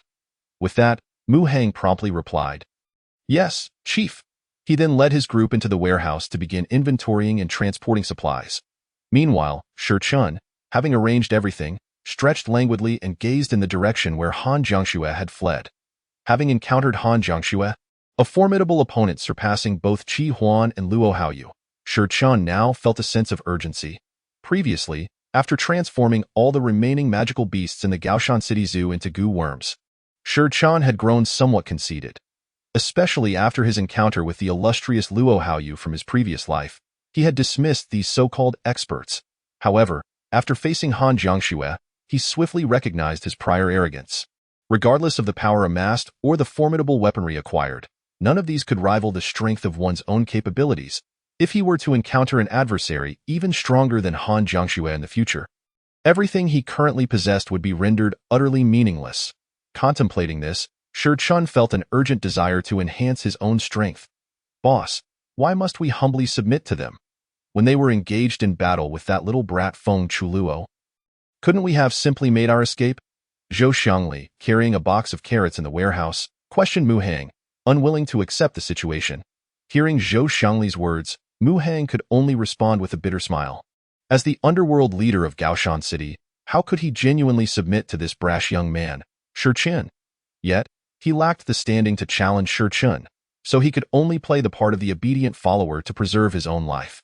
Xiangli, even if I had indeed led you all to flee, how long could we endure amidst the zombies and monsters in this apocalyptic world? Our agricultural market has already been compromised, without food and water. Even if we evade their pursuit, our survival would be fleeting. With a feigned air of desolation, Mu Hang sighed and continued, ultimately, our fate would either be to perish surrounded by zombies or be forced to join another faction. When that time comes, how can you guarantee that other factions would be any better than Chenxi base? Upon hearing Mu Hang's words, Zhou Xiangli began to comprehend the situation. Mu Hang's reasoning held merit. Setting aside the apocalyptic environment, if they were indeed compelled to join another faction, it was likely that such a faction would not offer the same security as Chenxi base. Chapter 96. Return to Weiyan City. After all, Shi Chen's strength was evident. Even without that little brat Feng Chuluo, it was merely a matter of time before they were discovered by Shi Chun. The current situation simply expedited the inevitable. Nothing had fundamentally changed, I understand now, boss. After Zhou Xiangli's realization, Mu Heng nodded in agreement, saying, good, as long as you understand. From now on, we are members of Qinxi Base. Let us diligently fulfill our responsibilities and refrain from overthinking the rest. Understood, rest assured, boss, Zhou Xiangli replied, clutching the carrots as he turned to leave. Meanwhile, Mu Heng cast a reluctant glance at Shi Qin's retreating figure. In this unforeseen incident at the agricultural market, Shi Qin's Qinxi Base undoubtedly emerged as the ultimate victor. Not only had Shi Chun secured the allegiance of all survivors led by Mu Heng, but he also acquired all the resources within the market. The accumulated food was sufficient to sustain everyone at Qinxi Base for an entire year. Meanwhile, Han Jiangxue, having escaped from the agricultural market, hastily commandeered a motorcycle and sped towards Weiyan City. As she revved the throttle, her mind raced with plans for the future. In this perilous apocalypse, her parents' best option would have been to remain within the Fifth War Zone. Alas, with Feng Chuluo's demise, this hope had become a distant dream. Now, not only was her parents' safety uncertain, but even their rescue was fraught with unpredictability. As these thoughts crossed her mind, Shi Qin's face involuntarily resurfaced in her thoughts. You'd better wait. I will not let you off easily. Just as Han Jiangxue navigated a narrow path towards Weiyan City, she arrived at the oil refinery at the border between Gaoshan City and Weiyan City. The scene inside the refinery was akin to a living hell. The ground was soaked in crimson and black blood, and the entire facility lay in ruins. The desolate state of the refinery, coupled with the eerie silence surrounding it, stirred a sense of unease within Han Jiangxue. Just as she resolved to leave after a brief glance, an eerie sound suddenly pierced the air. Creak, hearing the unmistakable sound of machinery. Han Jiangxue's instincts kicked in, and she became alert. Target suspected detected. Target locked. Tat tat tat tat tat. A mechanical voice accompanied by a hail of bullets erupted from the darkness of the refinery, aimed directly at Han Jiangxue. Fortunately, Han Jiangxue had been on guard. As the bullets rained down, she nimbly leapt off the motorcycle, evading the barrage. Who goes there? She shouted into the darkness. A chilling mechanical voice responded from the shadows. Human language detected, target lock cancelled. As the voice faded, the sound of machinery grinding resumed. Creak, click, creak, click. Recognizing the familiar sound, Han Jiangxue mustered her courage and cautiously approached the source of the noise. Upon getting closer, she finally discerned what had attacked her. There lay a mechanical dog, its body smeared with dark blood, crushed beneath fallen debris, struggling to move its remaining paw. Gazing at the mechanical dog, Han Jiangxue was taken aback. This type of mechanical canine was one of the latest technological achievements of the Chinese government, with very few allocated to the Fifth War Zone, each treated as a precious asset by Feng Buiyuan. To encounter one here sent chills down her spine. She could not fathom what circumstances would compel the Fifth War Zone to deploy such a prized weapon. What had brought this mechanical dog to this distant oil refinery from the Fifth War Zone's headquarters? Unable to make sense of the situation, Han Jiangxue resolutely decided to detach the 95-style rifle mounted on the mechanical dog. Regardless of the events that had transpired, what mattered most to Han Jiangxue was to swiftly reach the Fifth War Zone and rescue her parents. Warning, warning, weapon system lost, weapon system lost. Observing the motorcycle that had just been reduced to a mere sieve by the mechanical dog, and hearing the incessant blaring of alarms emanating from the creature, Han Jiangxue, filled with anxiety and fury, delivered a swift kick to the mechanical dog lying on the ground. After shattering the creature's battery, she chose to proceed on foot towards the Fifth Combat Zone. Along the way, she was met with a harrowing sight of countless zombie corpses littering the roadside, alongside various abandoned weapons and equipment. The increasingly dire scenes as she approached the Fifth Combat Zone gnawed at her heart. Amplifying her unease, it was only upon nearing the vicinity of the Fifth Combat Zone that she finally encountered a surviving squad from that area. Through her inquiries, she came to learn the grim details of what had transpired. The origin of this catastrophe traced back to the incident at the oil refinery. Previously, Luo Haoyu had returned from the refinery to the temporary base and had promptly informed Han Shenyun about the impending zombie tide. However, Han Shenyun had dismissed Luo Haoyu's claims, believing him to be shirking responsibility for failing to complete his mission, and thus took no immediate action, merely dispatching a tank unit to investigate the situation. Upon arriving at the refinery, under Han Qinyun's orders, the tank unit was met with a staggering horde of zombies that utterly terrified them. Within less than a minute, the zombie tide had breached the refinery. Leaving no survivors in its wake, the tank crew, paralyzed with fear, had immediately sought to retreat, but as the driver frantically attempted to turn the tank around, the normally sluggish zombies suddenly transformed, rapidly closing in on the fleeing vehicle. The crew, witnessing this surreal spectacle through the observation windows, was left in disbelief. Only the tank commander reacted swiftly, seizing a machine gun to unleash a barrage on the advancing zombies. The tide of undead was momentarily halted. The driver, desperate to escape, found that no matter how hard he pressed the accelerator, the tank remained unresponsive. Amidst the chaos, with the commander shouting retreat and the driver revealing a look of despair, colossal zombies, as imposing as small mountains, overturned the tank's turret. Ultimately, to avoid succumbing to the grotesque fate of becoming one of the undead, the entire tank crew chose to detonate the munitions on board in a tragic act of suicide. Chapter 97. The Missing Soldiers' Families. The explosion of the tank sent flames soaring into the sky, attracting the attention of Han Qinyun and Commander Feng Buiyuan at the temporary outpost. Noticing the explosion's proximity to the refinery, Feng Buiyuan immediately contacted Han Qinyun via satellite phone. Faced with Feng Buiyuan's inquiries over the phone, Han Qinyun could only fabricate excuses to buy time while arranging for Luo Haoyu to be summoned. Han Qinyun had intended to shift the blame for the mission failure onto Luo Haoyu, so when Luo Haoyu arrived, he handed him the phone. To Han Qinyun's surprise, Luo Haoyu recounted the entire sequence of events in front of him without any regard for his presence. Upon hearing Luo Haoyu's report, Feng Buiyuan erupted in fury, reprimanding Han Qinyun vehemently before stripping him of his position as political commissar. He ordered Han Qinyun to gather all units engaged in rescuing survivors and assist Luo Haoyu in eradicating the zombies. As for Luo Haoyu, Feng Buiyuan appointed him as the supreme commander of the entire temporary outpost, granting him full authority over the zombie tide crisis. Receiving Feng Buiyuan's orders, Luo Haoyu promptly summoned all available troops from the outpost, utterly oblivious to Han Qinyun's unusual demeanor. After successfully gathering the scattered units, Han Qinyun retreated to the partially constructed Paradise City, opting not to emerge again. It is worth noting that the deployed forces constituted half of the remaining troops in the 5th Combat Zone. Comprised of the elite units tasked with effectively rescuing scattered survivors, Han Qinyun's actions led to the missed opportunity to eliminate the zombie tide. Ultimately, Feng Buiyuan was left with no choice but to deploy the 5th Combat Zone's most advanced mechanical dogs and 2 missiles to barely subdue the zombie tide and apprehend Han Qinyun for his insubordination. Having gleaned the entirety of the situation, Han Jiangxue paid no further attention to the squad and quickened her pace. After enduring considerable hardship, she finally arrived at the headquarters of the 5th Combat Zone, only to be met with the sight of the ravaged base post-battle. Although the fighting had ceased, she was struck by the overwhelming presence of corpses and the pervasive stench of gunpowder. Yet, her thoughts were not on these horrors. She sought a secluded spot on the side of the base and scaled the walls to gain entry, expecting the interior to be on high alert and in a state of readiness. She was taken aback to find that no one had time to pay her any mind. Various models of armored transport vehicles were no longer ferrying soldiers, but were instead laden with an abundance of corpses. Nearby, numerous soldiers, bearing gruesome injuries, were confined within a massive iron cage, their cries and curses echoing in unison.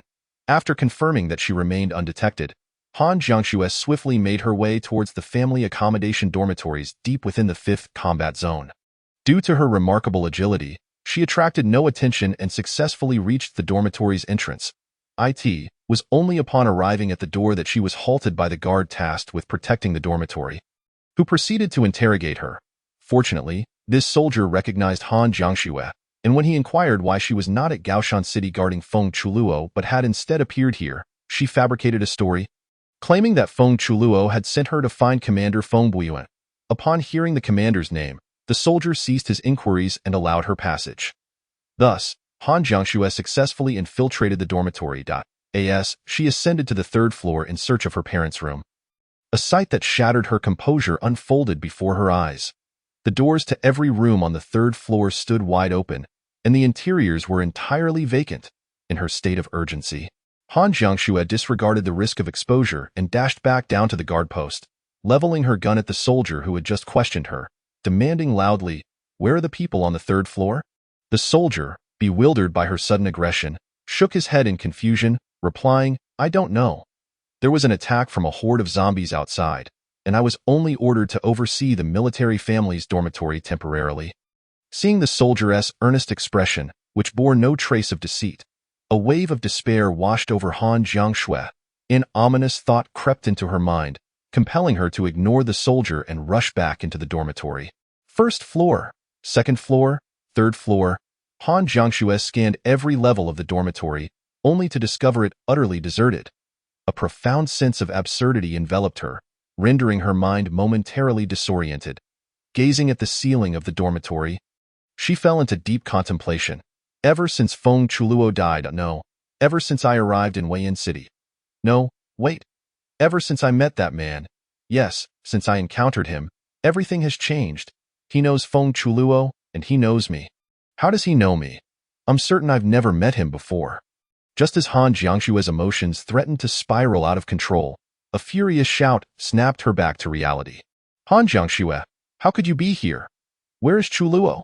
Upon seeing Feng Buiyuan accompanied by several fully armed soldiers shouting at her, Han Jiangshui felt as though she had found an outlet for her pent-up frustration and stood to confront him fiercely, demanding, "Where are my parents? Where is everyone? Where have they gone?" Upon hearing her questions, a fleeting glimmer of malice flickered across Feng Buiyuan's face before he restored his usual calm demeanor, responding, "Due to the zombie tide attack, they have all been relocated to Paradise City. Now, tell me, where is my nephew?" Hearing Feng Buiyuan's words, Han Jiangshui barely restrained herself from striking him. She had learned from the earlier squad that during the zombie tide, Han Qinyun and the deployed troops had taken refuge in Paradise City. Now, Feng Buiyuan had the audacity to assert that her parents were safe there. With a clenched jaw, Han Jiangshui replied through gritted teeth, "If you want me to tell you where Feng Chuluo is, you must first take me to see my parents. Only after I confirm their safety will I divulge the information you seek." As Han Jiangshui's words hung in the air, Feng Buiyuan's expression shifted drastically.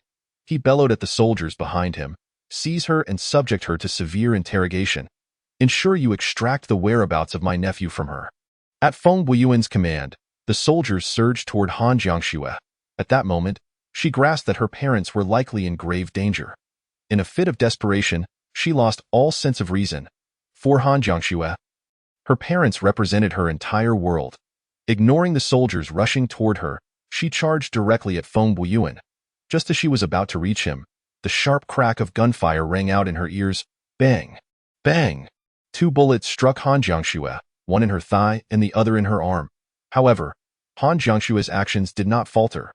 In this moment, even if it meant death, she was determined to take Feng Buiyuan down with her. Unfortunately, the assailants were not merely ordinary soldiers. Luo Haoyu, who had been standing beside Feng Buiyuan, simultaneously launched an attack on Han Jiangshui. Chapter 98. Point System and New Hierarchy. Under normal circumstances, Luo Haoyu would have been no match for Han Jiangshui. But at this juncture, her mental state was in disarray and she had been struck by bullets, enabling Luo Haoyu to effortlessly counter her assault. Despite sustaining 2 gunshot wounds, Han Jiangshui was ultimately subdued and restrained by Luo Haoyu. Observing her deteriorating condition, Feng Buiyuan, concerned for the safety of his nephew Feng Chuluo, promptly commanded Luo Haoyu to take Han Jiangshui for medical treatment, insisting that she must not die. It was only after confirming that Han Jiangshui was out of immediate danger that Feng Buiyuan felt at ease to continue overseeing the subsequent affairs of the 5th War Zone. The recent zombie tide incident, triggered by Shurchen, had severely depleted the 5th War Zone's strength, buying Shurchen considerable time for his own development. In Gaoshan City, within the Dawn base, Shurchen convened a meeting in the conference room. As was his customary practice, this time, not only were group leaders like Zheng Long and Jiang Muyao present, but all formal and reserve members were also seated, marking the complete attendance of everyone in the base. Save for the slaves. The purpose of gathering everyone was to announce a significant development. The base's population had reached sufficient numbers, and Shurchen aimed to refine the previously temporary base system.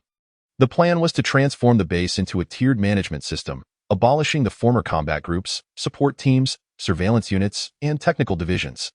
The new hierarchy would be structured as follows, from lowest to highest: slaves, newcomers, reserve members, formal members, elite members, management members, and rulers. Each tier would have clearly differentiated entitlements. Slaves would receive 2 meals a day, 1 bowl of thin gruel and a bottle of mineral water for each meal. Newcomers would have a similar arrangement, except their thin gruel would be replaced with thick porridge and a bottle of drinking water, along with a small allotment of seasoning. The next tier, reserve members, would enjoy 3 vegetarian meals a day, with 2 bottles of drinking water per meal, but no meat.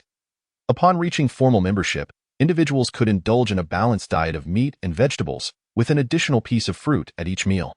Elite members would receive the same food as formal members, plus a daily allowance of alcohol and cigarettes. As for the rulers, there would be no specific standards.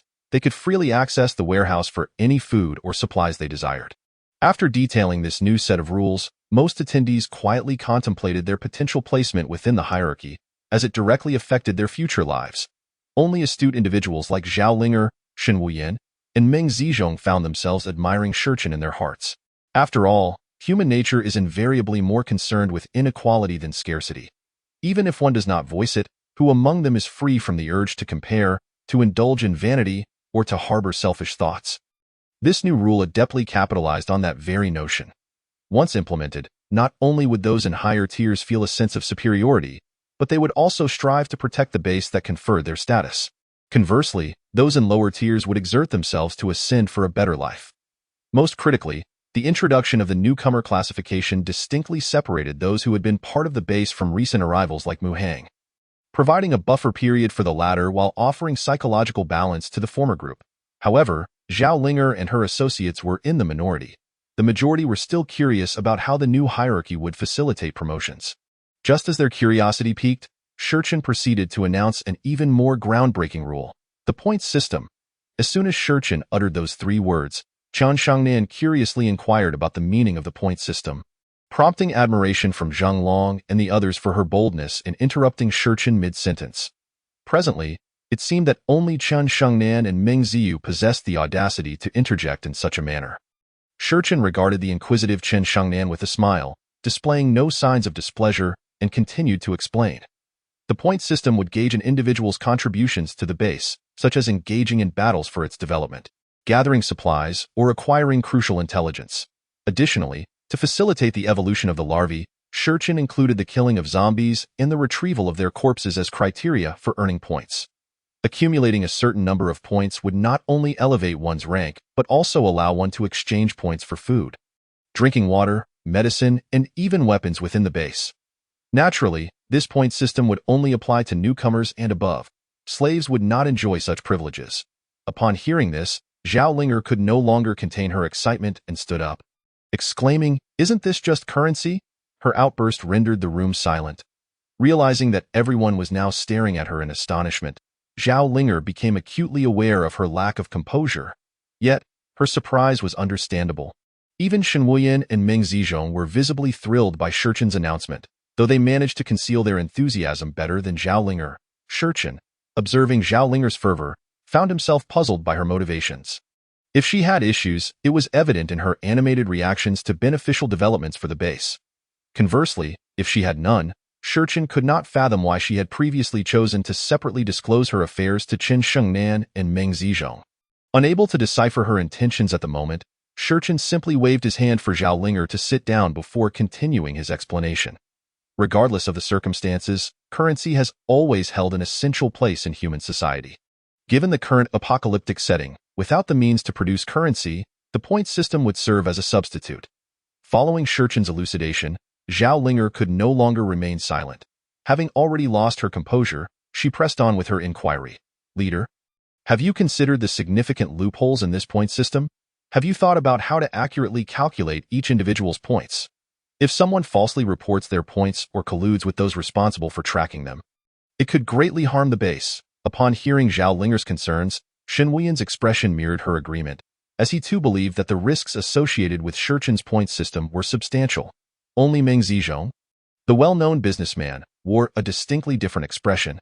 Noticing Meng Zizhong's demeanor, Shurchen refrained from directly addressing Zhao Linger's remarks and instead asked if he had grasped something.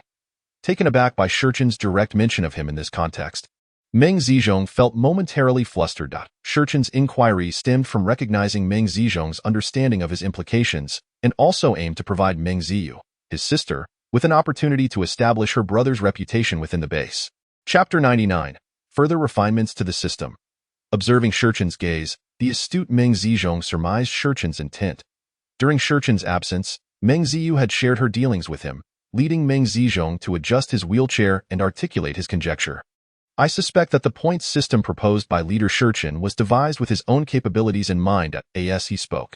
Zhao Linger glanced back at Shichen, noting his lack of objection, which encouraged her to attentively listen to Meng Zizhong's explanation. I believe that, currently, no one within our base would dare to falsify points under leader Shichen's authority. Furthermore, if we assign the responsibility of tracking points to individuals who can earn substantial rewards for accurate documentation, while those who fail to comply face penalties, then the scenario of collusion mentioned by this young lady would largely become improbable. Upon concluding his remarks, Meng Zizhong received an admiring glance from Zhao Linger.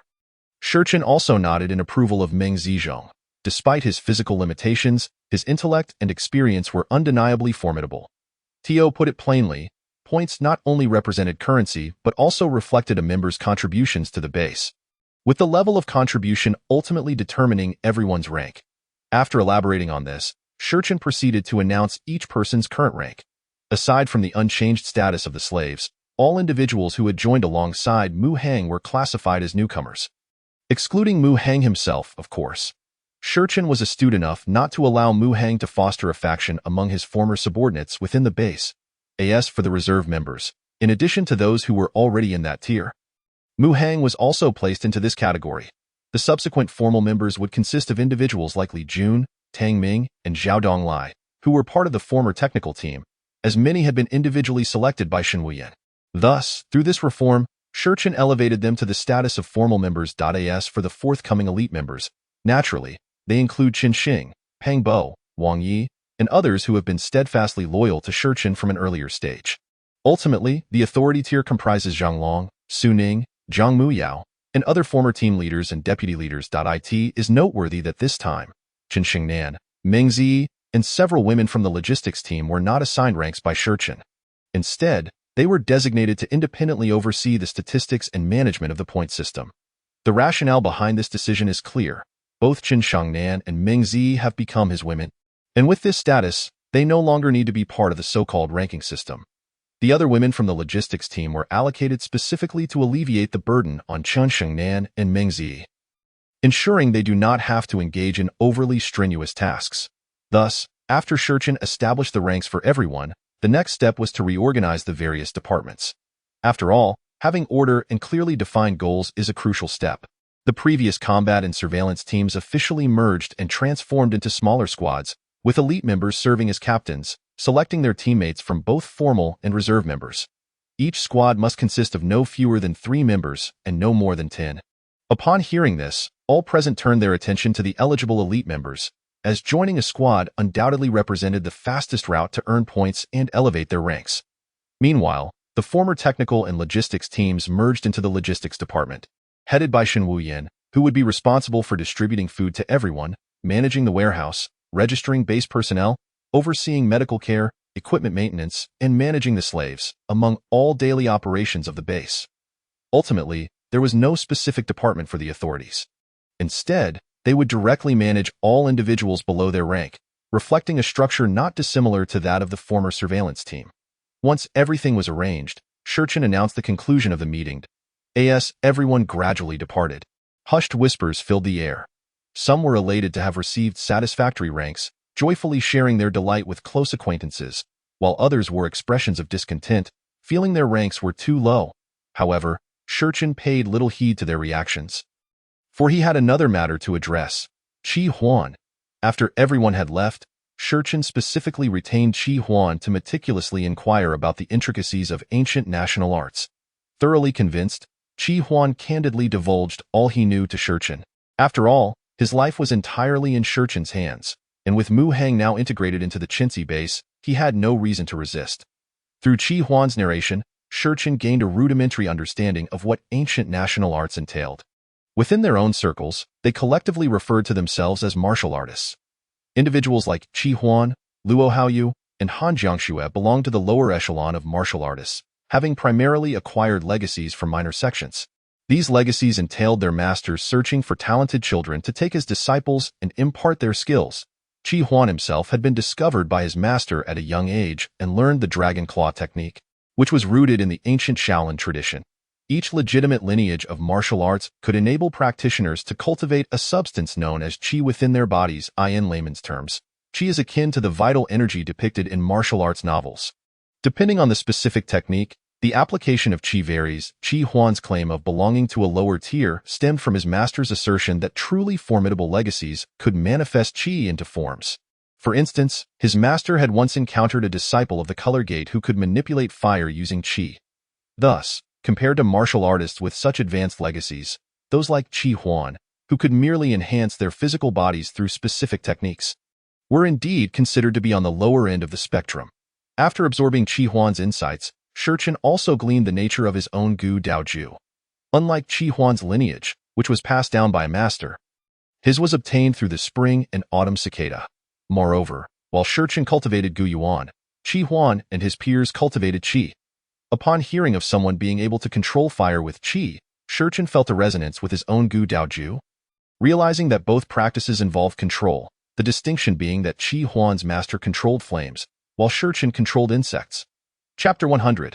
The weakness of martial artists. After establishing a clearer understanding of his situation, Shurchen inquired about why Qi Huan was so loyal to Mu Hang. According to Qi Huan, Mu Hang was the behind-the-scenes benefactor of his master in the early days, a common occurrence in their martial artist community. After all, martial artists are still human. They need to eat, drink, and relieve themselves. Consequently, each martial artist must choose their means of livelihood. Some formidable martial artists naturally opt to align with the authorities, while those not as powerful must seek favor with influential figures in society. Following his master's death, Qi Huan's vulnerabilities were disclosed to Mu Hang, effectively bequeathing Qi Huan to him. Upon hearing this, Shurchen understood that the cunning Mu Hang still held reservations about him and became curious about what these vulnerabilities entailed. Qi Huan did not conceal anything, revealing that every martial artist possesses a weakness. While their vulnerabilities remain unknown to others, practitioners of national arts can generally defend against various attacks using the qi they have cultivated. Even at the pinnacle level, the qi within them can shield their entire body at any moment. However, once a weakness is exposed and targeted in battle, a martial artist's qi cannot be effectively condensed for defense in a short time.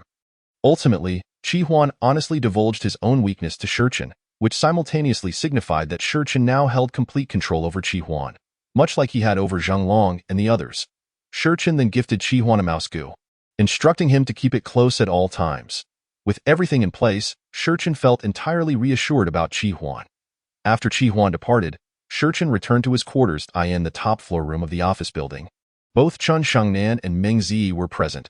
Having accepted each other's existence, the two women had simultaneously moved in.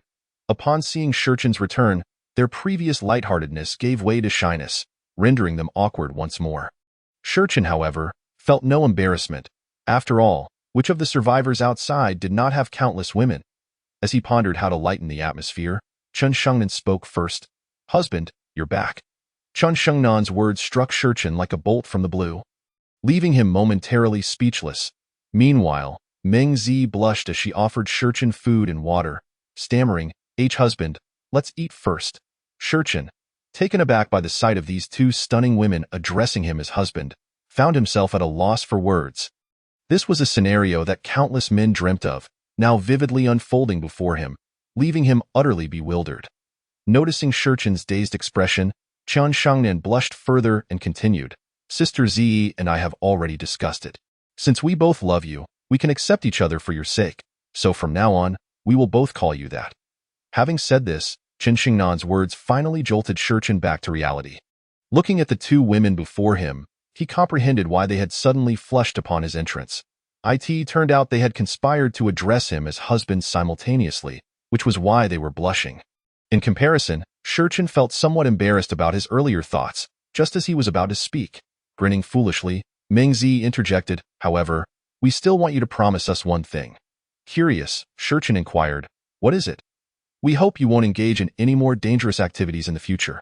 You can pursue other women, as long as you don't hide it from us, and as long as she isn't a bad person, we can accept it." Upon hearing Meng Zi's request, Chun Shengnan nodded earnestly in agreement. Shurchen regarded Meng Zi's serious demeanor with a hint of discomfort. Initially, he had only viewed his relationship with Meng Zi as a mutually beneficial arrangement akin to their previous lives. Little did he know that Meng Zi had not only proactively sought to mend relations with Chen Shengnan, but now expressed genuine concern for his well-being. This realization filled Shurchen with a sense of guilt. However, in the pursuit of strength, he could not acquiesce to Meng Zi's current request. After all, even if Shurchen desired a quiet life, the lurking zombies and beasts outside would not allow him such peace. He accepted the food and water Meng Zi offered, placing them on the table as he calmly addressed the two women. "How about this? You both come with me to a place. And if you still feel the same afterward, I will agree to your request." Upon hearing Shurchen's words, Chen Shengnan and Meng Zi exchanged puzzled glances. However, knowing he would not harm them, they nodded in agreement. Thus, Shurchen summoned the tiger goo from his qi, allowing the two women to mount it. With the two women displaying expressions of trepidation, Shurchen opened the window and leaped out with astonishing speed. Shurchen whisked the two women, Chen Shengnan and Meng Zi, towards the city center. Observing their departure from the shadows, Zhao Linger revealed a faint smile. It seemed the time was ripe. After muttering to herself, Zhao Linger turned and left her concealed position. The combined weight of Chen Shengnan and Meng Zi was quite light, barely amounting to 200 pounds, which posed no threat to the tiger goo. Soon, Shurchen led the two women into the heart of the city. It had been over a month since the onset of the apocalypse. The survivors still alive were now confronted with more than just man-eating zombies and perilous magical beasts. The acute scarcity of resources, the various decayed or spoiled foods littering the roadside, and the imminent threat from their fellow humans due to the lack of sustenance created an atmosphere fraught with tension and anxiety. One moment, a companion could be cooperating with you, and the next, they might turn against you for a mere morsel of bread. Shurchen brought Chen Shengnan and Meng Zi out to show them what the apocalypse truly entailed. Before long, they arrived at a towering office building, across from which stood a small supermarket named Jiala. This was also a survivor stronghold Shurchen had encountered previously. At this moment, standing on the 12th floor, Chen Shengnan and Meng Zi remained unaware of Shurchen's intentions for bringing them here. Fearful, they gazed down from the dizzying height and could not help but inquire, "Husband, why have you brought us here?" Without immediately answering, Shurchen ordered the tiger goo to maintain vigilance at the stairwell while retrieving two military binoculars from his backpack and handing them to the women. Upon receiving the binoculars, the two women looked at Shurchen with renewed curiosity. He gestured towards the supermarket across the street and instructed, "Take a good look at what lies before you." Following his words, Chen Shengnan and Meng Zi simultaneously raised the binoculars to observe the scene. As the sun had not yet fully set, they stood at an elevated position, allowing them to see clearly into the supermarket. After a brief scan, they quickly spotted a group of survivors inside the store, numbering around 30 to 40, comprising men, women, and children. However, as soon as they identified the group, both women's faces flushed with embarrassment. "You brought us here to see this?" Chen Shengnan exclaimed, hastily lowering the binoculars and glaring at Shurchen. At that moment, Shurchen lit a cigarette, turning to Chen Shengnan and replying, "Is this all that captures your attention?" "Look more closely," in response. Chen Shengnan made a face at him before raising the binoculars again, this time avoiding the more embarrassing sights and instead observing the surroundings. Soon, shock and complexity etched their expressions. The survivors hiding within displayed a stark class disparity. Although they appeared to coexist, they had clearly formed distinct groups. The elderly and children sat near the supermarket's entrance, while a cluster of young men and women gathered deeper inside. The remaining women, who bore unattractive appearances, were relegated to the outskirts, some gnawing on moldy biscuits while vigilantly glancing around, and others fighting over a small, gnawed bone, resembling starving dogs scavenging for scraps, a scene both tragic and terrifying. "How can they behave so atrociously? Have they no humanity left?" Chen Shengnan exclaimed in outrage. Unlike Meng Zi, who had at least experienced the grim realities of a factory incident, Chen Shengnan had been fortunate to remain sheltered under Shurchen's protection since the apocalypse began. Though the people at the hotel had not been virtuous, she had never encountered such blatant darkness. "What do you see?" Shurchen inquired, having finished his cigarette and exhaling the last puff of smoke. Chen Shengnan, now visibly furious, took a deep breath before responding. "Those brutes have placed collars around those women's necks. They even beating the old and the children." Hearing her outburst, Meng Zi also set down her binoculars, casting a complex gaze towards Shurchen. She had thought her own previous ordeal was horrific, only to realize that in comparison to the group across the street, her experiences seemed trivial. I said hard to accept, but this is the reality. Shurchen tossed the cigarette butt to the ground and crushed it underfoot. In this apocalypse, those with power can act as they please. They are unrestrained, doing whatever they desire, while the powerless are subjected to oppression. Not only must they endure humiliation and servitude, but they also have to feign contentment. Otherwise, they will find it impossible to survive in this world. As Shurchen's words hung in the air, both Qian Shengnan and Meng Zi lowered their heads in contemplation, in stark contrast to the group below. Those who followed Shurchen at the Morning Dawn base were undoubtedly fortunate. Initially, when Meng Zi had arrived at the base, she struggled to comprehend Shurchen's rationale behind ranking people into hierarchies, especially feeling sympathy for those labeled as slaves. Yet today, witnessing those who willingly submitted to degradation for a mere bottle of water or food, she finally understood the extent of Shurchen's leniency towards them. Now do you understand why I am so relentless in gathering weapons and supplies? Shurchen continued. Chen Shangnan and Meng Zi lifted their gazes to meet his. Meng Zi, her voice tinged with guilt, addressed Shurchen. I'm sorry, husband, I was too naive before. I will wholeheartedly support you from now on. Upon hearing Meng Zi's words, a satisfied smile spread across Shurchen's face as he nodded at her before turning to Chen Shengnan. Meanwhile, Chen Shengnan, breathing heavily with reddened eyes, implored, Husband, can you save them? Even if it means bringing them back to the base as slaves. Shurchen regarded Chen Shengnan, whose chest was heaving with emotion, clearly agitated. Do you think I can save many? Even if I were to rescue them today? Do you believe they would be grateful to me? With Shurchen's words, Chen Shengnan realized the flaw in her plea. After all, he had warned her not to act as a savior since the beginning. Yet, witnessing the tragic scene below, her heart ached to assist them. Shurchen noticed the conflict on Chen Shengnan's face and turned his gaze towards Meng Zi. Upon seeing Shurchen's attention shift to her, Chen Shengnan quickly followed suit. Meng Zi, understanding the unspoken request in Chen Shengnan's hopeful eyes, reluctantly spoke up, Husband, I too wish to try and help them. After all, my sister-in-law once experienced a similar despair. So, considering her future relationship with Chen Shengnan, Meng Zi steeled herself and continued. So, I share the same sentiment as Shengnan. Observing the determination in their expressions, Shurchen sighed in resignation. If that is the case, I will take you to meet them. However, let me be clear. I cannot guarantee their rescue. I will only offer them a choice. How they choose to proceed is beyond my control. Moreover, once we arrive, you must follow my lead and stay close to me. As soon as Shurchen finished speaking, Chen Shengnan rushed forward to embrace him. Yay, that's wonderful. Thank you, husband. You're the best.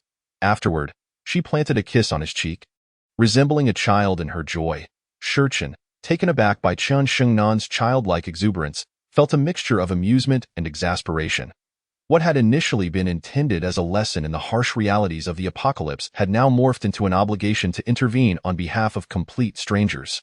Summoning the tiger goo back, Shurchen ensured both women were securely seated before leaping from the 12th floor, descending with the grace of a staircase. The sudden sensation of weightlessness elicited startled screams from Chen Shengnan and Meng Zi. As they fell, Shurchen deftly released and retracted the mouse goo to serve as stepping stones, allowing them to touch down on the ground as if descending a flight of stairs.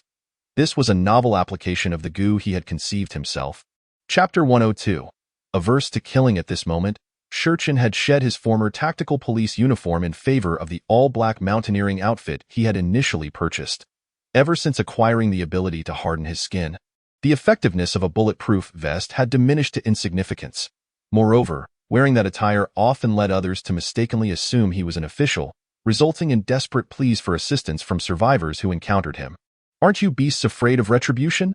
Before Shurchen could utter a word, Chen Shengnan shouted at Li Tianyang. Upon hearing her outburst, the group accompanying Li Tianyang cast her unfriendly glances. Although they were apprehensive about the tiger goo, they had all traversed the blood-soaked landscape of this apocalyptic world. From their perspective, aside from the tiger, Shurchen appeared soft and unthreatening. Considering their numerical advantage, Li Tianyang boldly responded to Chen Shengnan, Ha ha ha. Where did this saintly figure come from? Do you truly believe there is any retribution more severe than the monsters outside? Li Tianyang's retort left Qian Shengnan momentarily speechless. She was at a loss for how to counter his words. Observing her silence, Li Tianyang discreetly signaled to his followers behind him. Understanding his intent, they slowly drew their weapons and surrounded Shurchen and his companions. I do not know your intentions, but since you've entered my territory, you shall leave something behind. Li Tianyang's gaze fixated on the backpack behind Shurchen. Following his declaration, the survivors encircling the trio began to advance slowly. I have no desire to cause trouble, so I shall grant you one chance. Surrender and lay down your weapons. As Shurchen's words fell, the Tiger Gu emitted a fierce roar. The burly men surrounding the trio halted and turned to Li Tianyang, as the presence of the Tiger Gu instilled considerable pressure upon them. Hearing Shurchen speak, Li Tianyang chuckled and addressed him. Boy, do you really think that having a pet cat makes you invincible? I have slain monsters far larger than your little feline, with so many of us here. Do you truly think your small cat can protect you? At this juncture, he turned to the remaining survivors and commanded, all of you, attack together. I will not keep a single item for myself. Everything we seize will be shared among you. Once I'm finished with those two women, they will be yours as well. With Li Tianyang's words echoing, the previously hesitant survivors, along with the women, charged at Shurchen and his companions with frenzied intensity, their faces contorted in rage as if they intended to devour them alive. Why do you still wish to help him? As long as you surrender, we can take you back to our base, where you can live with dignity. Qian Shengnan cried out anxiously to the approaching mob. Her concern stemmed not from fear for her own safety. After all, with Shurchen present, no one could threaten her, but rather for the plight of the unfortunate survivors. Yet, her words fell on deaf ears. To them, her pleas held no allure. After enduring the struggles of this apocalyptic world for so long, they had abandoned hope and resigned themselves to their fate. As they charged forward with makeshift weapons, Shurchen swiftly swung a punch at the closest assailant. The blow landed squarely on the steel pipe she wielded, producing a resounding bang. Not only did Shurchen bend the pipe, but the woman wielding it was also sent sprawling backward, crashing into the wall with a thud. The unfortunate woman left a spiderweb-like crack in the wall, leaving onlookers in stunned silence. Shurchen, expressionless, turned to Qian Shengnan and said, Do you understand now? Upon hearing Shurchen's words, Qian Shengnan looked at him with a mix of grievance and confusion. Meanwhile, Li Tianyang, recovering from his shock, glanced at the lifeless woman on the ground and then at Shurchen, who remained composed while conversing with Qian Shengnan. A sense of turmoil stirred within him. On one hand, he had just issued a harsh ultimatum. If he were to be intimidated by Shurchen now, it could jeopardize his future standing. On the other hand, he was at a loss as to how to deal with a being capable of killing with a single punch. Just as Li Tianyang stood there, his expression betraying his inner conflict, Shurchen's next move interrupted his thoughts. He drew a handgun from his waist and fired a shot into the air. The deafening gunshot cleared everyone's minds with startling clarity. Kneel. Seeing the black barrel of the gun aimed at him, Li Tianyang instantly tossed aside his blade and dropped to his knees, realizing that while they could potentially overcome zombies or beasts, facing the gleaming carbon-based life exterminator in Shurchen's hands was an altogether different matter. Big brother, I was wrong. Please don't kill me. Witnessing the previously arrogant Li Tianyang now kneeling in submission, the oppressed survivors displayed expressions of mixed emotions. Do not be alarmed. I am not a bloodthirsty demon. I merely wish to ask you a few questions, and once I am done, I shall take my leave. Upon hearing Shurchen's words, Li Tianyang's face twitched, averse to killing. Had it not been for the recently deceased woman, he might have almost believed it. Big brother, you are right. Ask away, and I will answer truthfully. To the best of my ability, Li Tianyang replied with a forced smile. Meanwhile, Qian Shengnan and Meng Zi turned to look at Shurchen, equally uncertain of his intentions. Ignoring their gazes, Shurchen produced a pack of cigarettes and asked Li Tianyang, Care for a smoke? The moment Li Tianyang saw the cigarettes, desire flickered in his eyes. However, mindful of the gun in Shurchen's hand, he obediently shook his head, saying, No, big brother. You enjoy yours. As Shurchen lit a cigarette, he smiled at Li Tianyang and said, Do not be so tense. Just answer my questions honestly, and I shall spare you. Do you understand? Big brother, ask away, and I will certainly speak the truth, Li Tianyang affirmed. Satisfied, Shurchen exhaled smoke and began his inquiry. I see that your food supplies seem sufficient. Why do you not share some with them? Though Li Tianyang was unsure of Shurchen's motives, he complied and responded, Big brother, I assure you, it is not that I do not wish to share. Even if I did, they would still complain that it is not enough. You lie. I saw with my own eyes that some of you not only eat well but also deliberately threw a half-eaten bone outside to incite competition among them. Chen Shangnan interjected passionately, pointing at the women who had just fought over the bone. Hearing her words, Li Tianyang took a deep breath and retorted, Miss, it is easy for you to stand and speak boldly alongside someone as formidable as him. But we are not him. Do you understand how perilous it is for us each time we venture out for supplies? My brothers and I risk our lives. Some must even distract the zombies, while the rest labor to bring back what we can. Before Li Tianyang could finish, Chen Shengnan interrupted again. These are all excuses. Since you have already brought back the supplies, you would not suffer any loss by sharing some. Why do you deliberately provide them with food that resembles dog food? Ha! Li Tianyang cast an irritated glare at Chen Shengnan and, unafraid of offending Shurchen, retorted, Miss, we risk our lives every time we go out. We handle the most dangerous tasks, and we are the ones who fight the zombies. Shouldn't we enjoy the fruits of our labor? At this point, Chen Shangnan's expression had darkened considerably. Li Tianyang, finding his outlet for frustration, continued to confront her. As for the elderly and children, how many do you think could survive outside without our help? This is the apocalypse. Even having something to eat is a blessing. If you can guarantee that we can have food without facing those monsters, then we would be willing to eat anything, even what dogs would not. Li Tianyang's words caused Chen Shengnan to falter, her gaze wavering. But why do you mistreat those women? Mistreat women? Li Tianyang turned to the nearby women and asked, Have we mistreated you? Upon hearing his question, the women shook their heads in unison. Chen Shengnan clearly did not believe it. She earnestly addressed the group of women. You need not fear. As long as we are here, he would not dare to harm you. If you have any grievances, feel free to voice them. One of the women replied, Thank you, miss, but we truly have no grievances. Regardless of the circumstances, we are at least alive. We dare not confront those monsters outside, so they venture out in search of food. Naturally, we must bear the consequences. The words of several women left Chen Shengnan in a state of disbelief. She then turned to the elderly and the children. And what about you? Do you think the same way? Upon being questioned by Chen Shengnan, an old man holding a child sighed deeply and said, It is all the fault of this damned world. To be alive at all is already a blessing from the heavens. Young lady, I know you mean well, but sometimes one must learn to be content.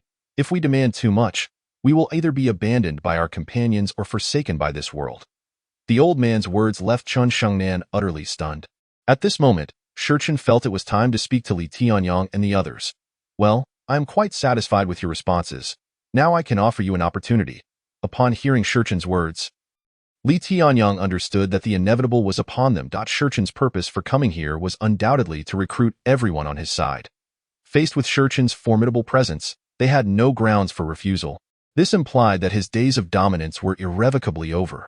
From now on, he would be no different from those he had once bullied, trampled underfoot by others. I have established a base at the Gaoshan Zoo. If anyone among you wishes to join me, I will take you all there. Of course, if you prefer not to, that is also fine. I am merely offering you a choice. After Shurchen's statement, hope rekindled within Li Tianyang. Tentatively, he asked Shurchen, If I refuse, you want to just kill me, right? Hearing his question, Shurchen chuckled as he holstered his pistol and replied, Of course not.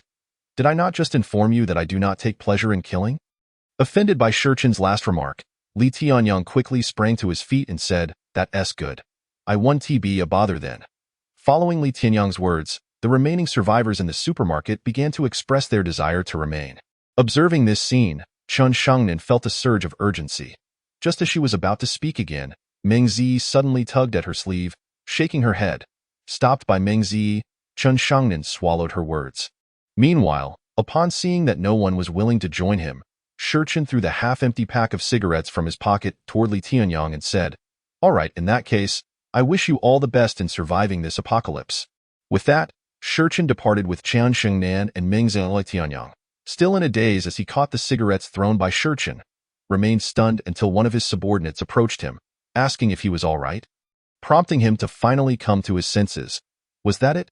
Chapter 104. The cry next door at it seemed so.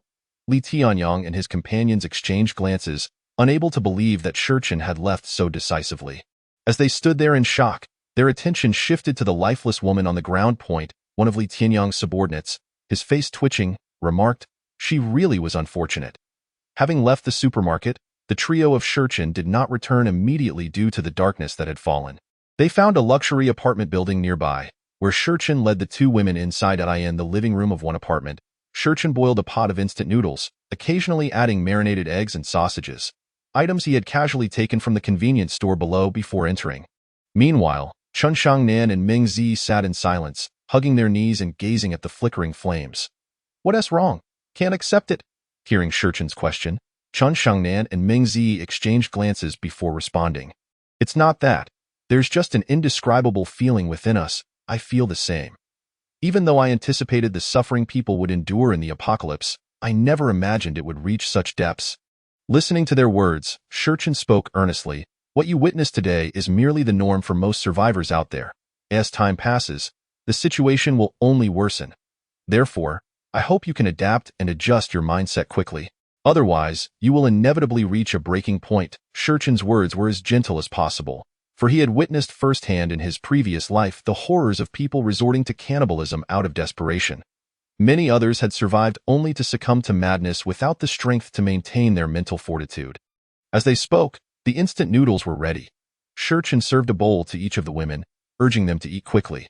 With him around, they would have plenty of time to adapt in the future. Gratefully accepting the noodles from Shurchen, the two women looked at him with appreciation. Had it not been for this strong and confident man, they might have found themselves little different from the unfortunate women in the supermarket. "Thank you, darling," Ming Zi said, before devouring her noodles. Although Chen Shengnan nodded in understanding of Shurchen's words, she still felt little appetite.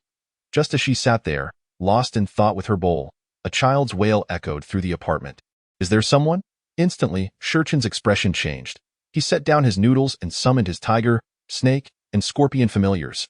The tiger familiar immediately shielded Chen Shengnan and Ming Zi, commanding, "Stay here and do not move with that." The snake and scorpion familiars, along with Shurchen, darted out like arrows released from a bowstring. There was no need for Shurchen to search the apartment, as the cries were evidently coming from the adjacent room. Shortly thereafter, he arrived at the corresponding door, raising his foot to deliver a powerful kick to the lock. Ah! The sound of the door being kicked startled those inside.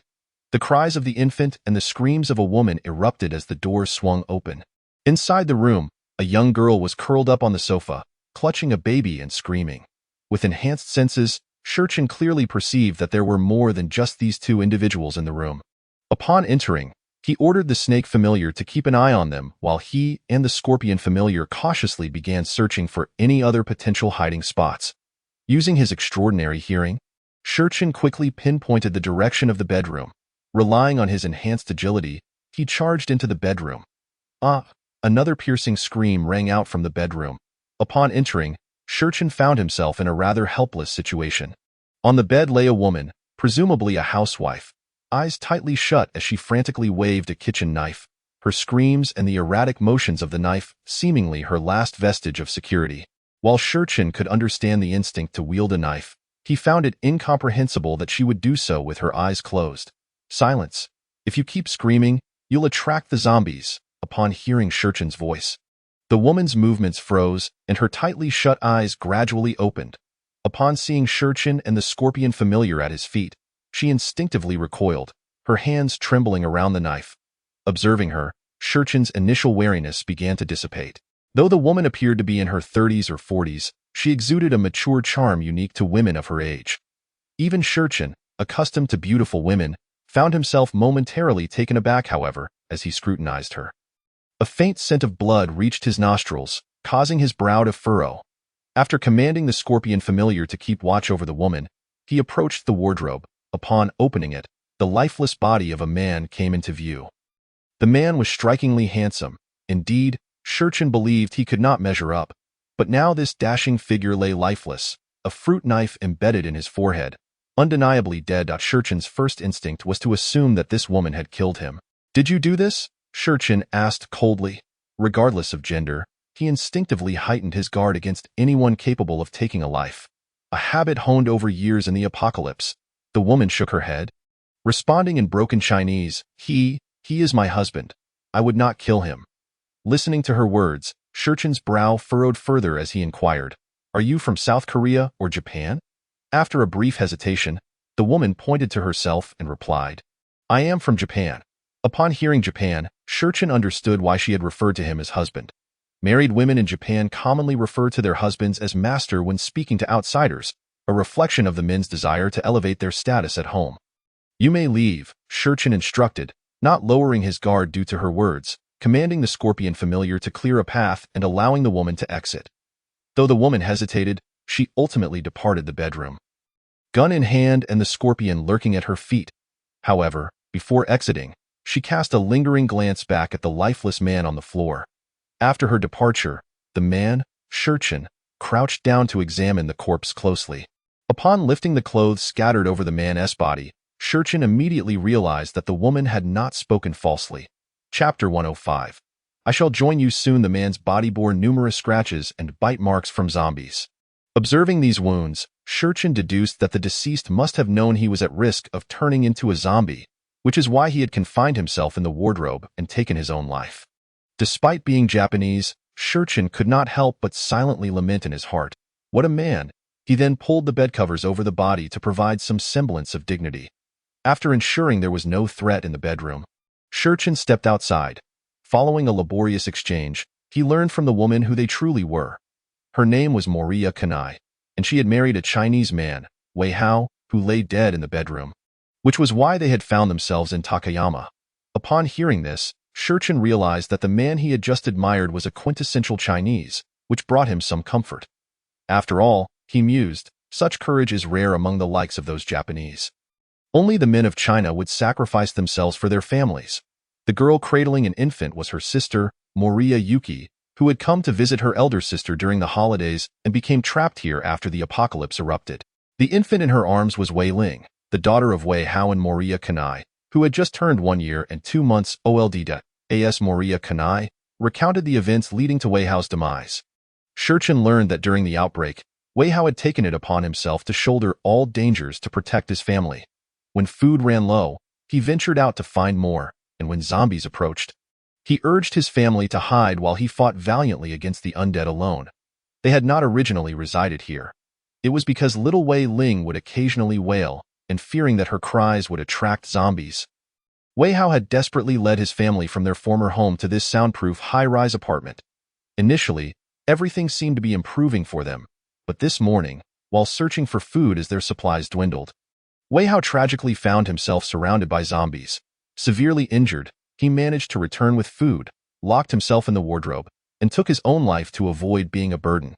Had it not been for Moria Kanai's concern, compelling her to force open the door with a kitchen knife, she might never have discovered that Wei Hao had ended his own life to spare them suffering. Wei Hao was indeed a true man. Such responsibility is a rarity in this apocalyptic world. Perhaps he was weaker than Shurchin, but Shurchin felt a profound respect for his actions. Sir, may I ask you a favor? Moria Kanai implored. What is it? Shurchin nodded in response to her inquiry. I beg you to take care of my sister and daughter. With Hao gone, I cannot manage alone. Pleased as she spoke, Moria Kanai knelt before Shurchin, bowing her head.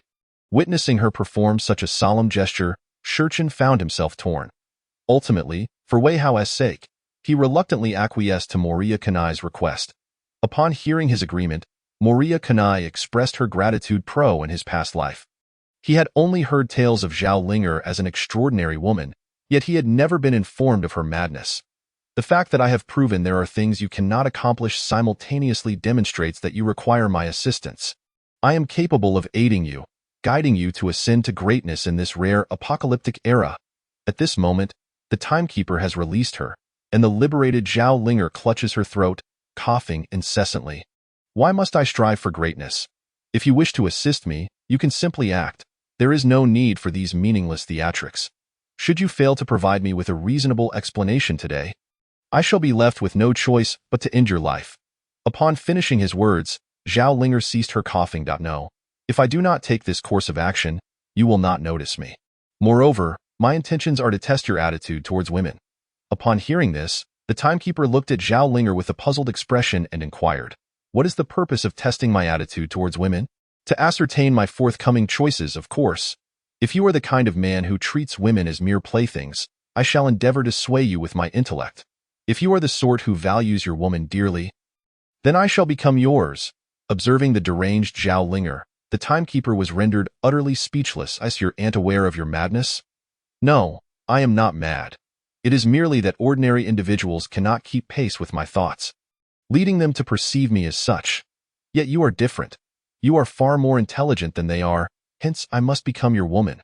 With that, Zhao Linger began to undress. "If you are so astute, have you considered that by expressing these sentiments so openly, I would be foolish enough to comply?" Although Zhao Linger possessed an admirable figure, the timekeeper managed to restrain himself, preventing her actions, confounded by his resistance. Zhao Linger looked at him, perplexed, and asked, "Why not? I am still a virgin, and I believe I am more beautiful than Chen Shengnan and Meng Zi." The timekeeper was now completely at a loss. He could not fathom Zhao Linger's thought process.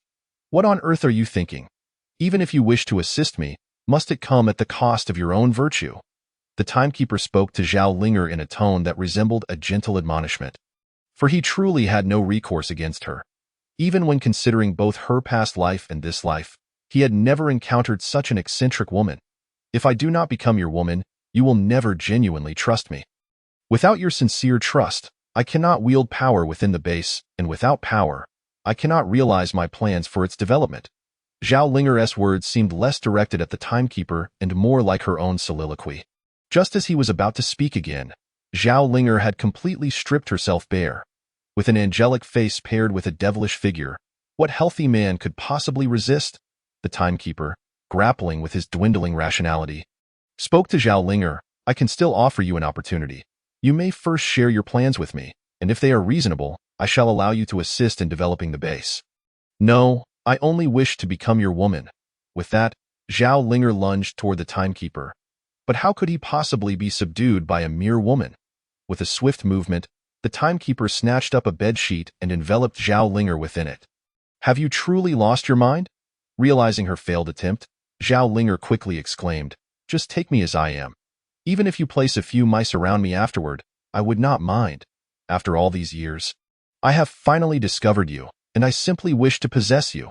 Observing the fervent determination of Zhao Linger to become his, the timekeeper finally reached a conclusion. This woman was undoubtedly a Yandra. Moreover, her words momentarily instilled in him a feeling of contempt for himself. Her remarks also served as a reminder that, given his possession of the goo worms, she could not play any clever tricks. As the adage goes, if you do not come knocking, do not expect to be welcomed. Resolute in his decision, the timekeeper seized the Yandra Zhao Linger and pulled her onto the bed, initiating a tumultuous encounter. Under the strength of the timekeeper, the sounds within the room gradually faded only when the first light of dawn began to pierce through the windows. As he gazed at the exhausted Zhao Linger, who had succumbed to slumber, a complex expression crossed his face. Chapter 107. The Goo Path Technique Upgrades Again. After a moment of contemplation, the timekeeper left Zhao Linger's room and returned to his penthouse. He informed Chen Shangnan and Meng Zi that he had some matters to attend to, allowing them to take Moriya Yuki around the base for the day. Feeling somewhat guilty, he returned to Zhao Linger's room. Once he confirmed that Chen Shangnan and Meng Zi would not inadvertently discover his presence there, the timekeeper felt a sense of relief. "Today, I shall leisurely accompany you and observe what other tricks you may possess." The timekeeper spoke to the slumbering Zhao Linger, then crossed his legs and entered a meditative state. Perhaps it was due to the recent encounter that fortune smiled upon him. The Goo Path technique, which had stubbornly remained at the third level, began to break through. While the primary reason for this upgrade was the goo worms continuously devouring zombies around the base, the timekeeper could not deny the element of luck involved. As the expansion of his third energy sea ceased, the goo essence he subsequently refined began to impact the formation of a new energy sea in his dantian. With a low growl, the fourth energy sea was finally established. As the Goo Path technique upgraded, the timekeeper's physique began to undergo a sustained enhancement. He could distinctly feel the increase in his body's strength. It was no wonder that as one progressed further in the Goo Path technique, the training became increasingly arduous. The mere conversion of goo essence was a monumental task. Nevertheless, all of this paled in comparison to the enhancements brought about by the upgrade. The timekeeper now felt fully confident that he could subdue Han Jiangxue in 3 moves without employing goo worms. After savoring the sensation of his enhanced physique, it was time for the moment of truth. Selecting his destined goo, he released all his goo worms from the energy sea. Observing the now 7th level goo worms, he began his careful selection. At this juncture, the timekeeper believed he lacked offensive capabilities. Aside from various firearms, his fists were formidable weapons in their own right. Furthermore, considering that once a goo was chosen as his destined goo, it could not be easily released for battle, he first dismissed the tiger goo. This decision was not only because he already possessed the beastly cat as his destined goo, but also due to the tiger goo's formidable combat prowess. Subsequently, he dismissed the snake goo, wasp goo, scorpion goo, and wolf goo for similar reasons, as he did not wish to select an offensive skill. Ultimately, he was left with the robust and powerful bear goo. One significant reason for this choice was that the timekeeper's previous 3rd skill, skin hardening, only enhanced his skin in prior battles. He had noticed that while his skin could withstand attacks, it could not prevent the subsequent force from permeating his body. The timekeeper believed the bear goo would provide him with a pleasant surprise. Even if it did not offer defensive skills, it would at least enhance his strength. With his decision made, he did not hesitate to absorb the bear goo into his 4th energy sea. As the goo path technique operated, the bear goo officially became the timekeeper's 4th destined goo. To his astonishment, the bear goo bestowed upon him the skill of skeletal reinforcement. Eager to experience the new skill, the timekeeper immediately activated it to examine its effects. As skeletal reinforcement took effect, he could distinctly feel the density of his bones increase several-fold. The previous limitation that had prevented him from exerting his full strength due to the burden of his bones was flawlessly resolved by the bear goo skill. Unable to contain his excitement, the timekeeper struck a punch against the wall. Bang boom. The first sound was the noise of the wall being shattered by his blow. This noise completely roused Zhao Linger from her sleep. The second sound was that of debris crashing to the ground. This noise awakened everyone in the base. As he beheld Zhao Linger gazing at him with starry eyes, the timekeeper quickly realized he had let his pride get the better of him. Zzz, calling the leader. I have seen on the surveillance that it was you who broke down Zhao's wall. May I inquire what occurred? Hearing the voice from the walkie-talkie hidden in his clothing, the timekeeper turned in a panic and pulled it out to respond. Nothing, I was just, helping Zhao with a mosquito problem. You need not concern yourselves. Zzz, what month is it? Where on earth are there mosquitoes? And if you don't want to explain, why must you treat me like a fool? Zzz received. Leader. The monitoring room's duty officer, Pangbo, replied through gritted teeth before falling silent. Hee, I have finally become your woman. Hearing Zhao Linger's words, the timekeeper was startled once more. He quickly confirmed that he had not accidentally pressed the walkie-talkie button and shot an angry glare at Zhao Linger, given that communication signals had been disrupted following the apocalypse. The base relied on these military walkie-talkies as a substitute for telephones. Most importantly, both Chun Xingnan and Ming Zi possessed their own walkie-talkies. Now that you are awake, please share the words you left unspoken yesterday. If you cannot provide a reasonable explanation, that wall shall be your fate. As the words of Shurchen fell, Zhao Linger turned to him and replied, Very well, but I have devised plans for various aspects of the base. Which specific area would you like to inquire about? Let us begin with the management system. Shurchen, indifferent, merely mentioned it in passing. However, Zhao Linger suddenly adopted a serious demeanor and addressed him earnestly. Then I shall commence with the point system you previously suggested. Observing the transformation in Zhao Linger, who appeared as if she had become an entirely different person when discussing formal matters, Shurchen listened intently. Upon my return, I meticulously contemplated the entire point system, ultimately concluding that points should be calculated through the issuance of specific tasks by the base. Each task will have a precisely defined point value, which significantly mitigates the potential loopholes in the system. At this juncture, Zhao Linger, disregarding her lack of attire, rose abruptly and retrieved a notebook from the table, presenting it to Shurchen as she continued, I intend to register all individuals within the base who are eligible to utilize points, documenting their respective earnings and expenditures. As for the method of recording, I propose using a computer in the form of electronic documents, as this functionality does not require internet access. As Shurchen observed the excited and animated Zhao Linger, he could not help but nod in agreement. Indeed, this was an excellent approach. While speaking, he perused the notebook she had handed him, which was densely filled with numerous loopholes of the base and corresponding solutions.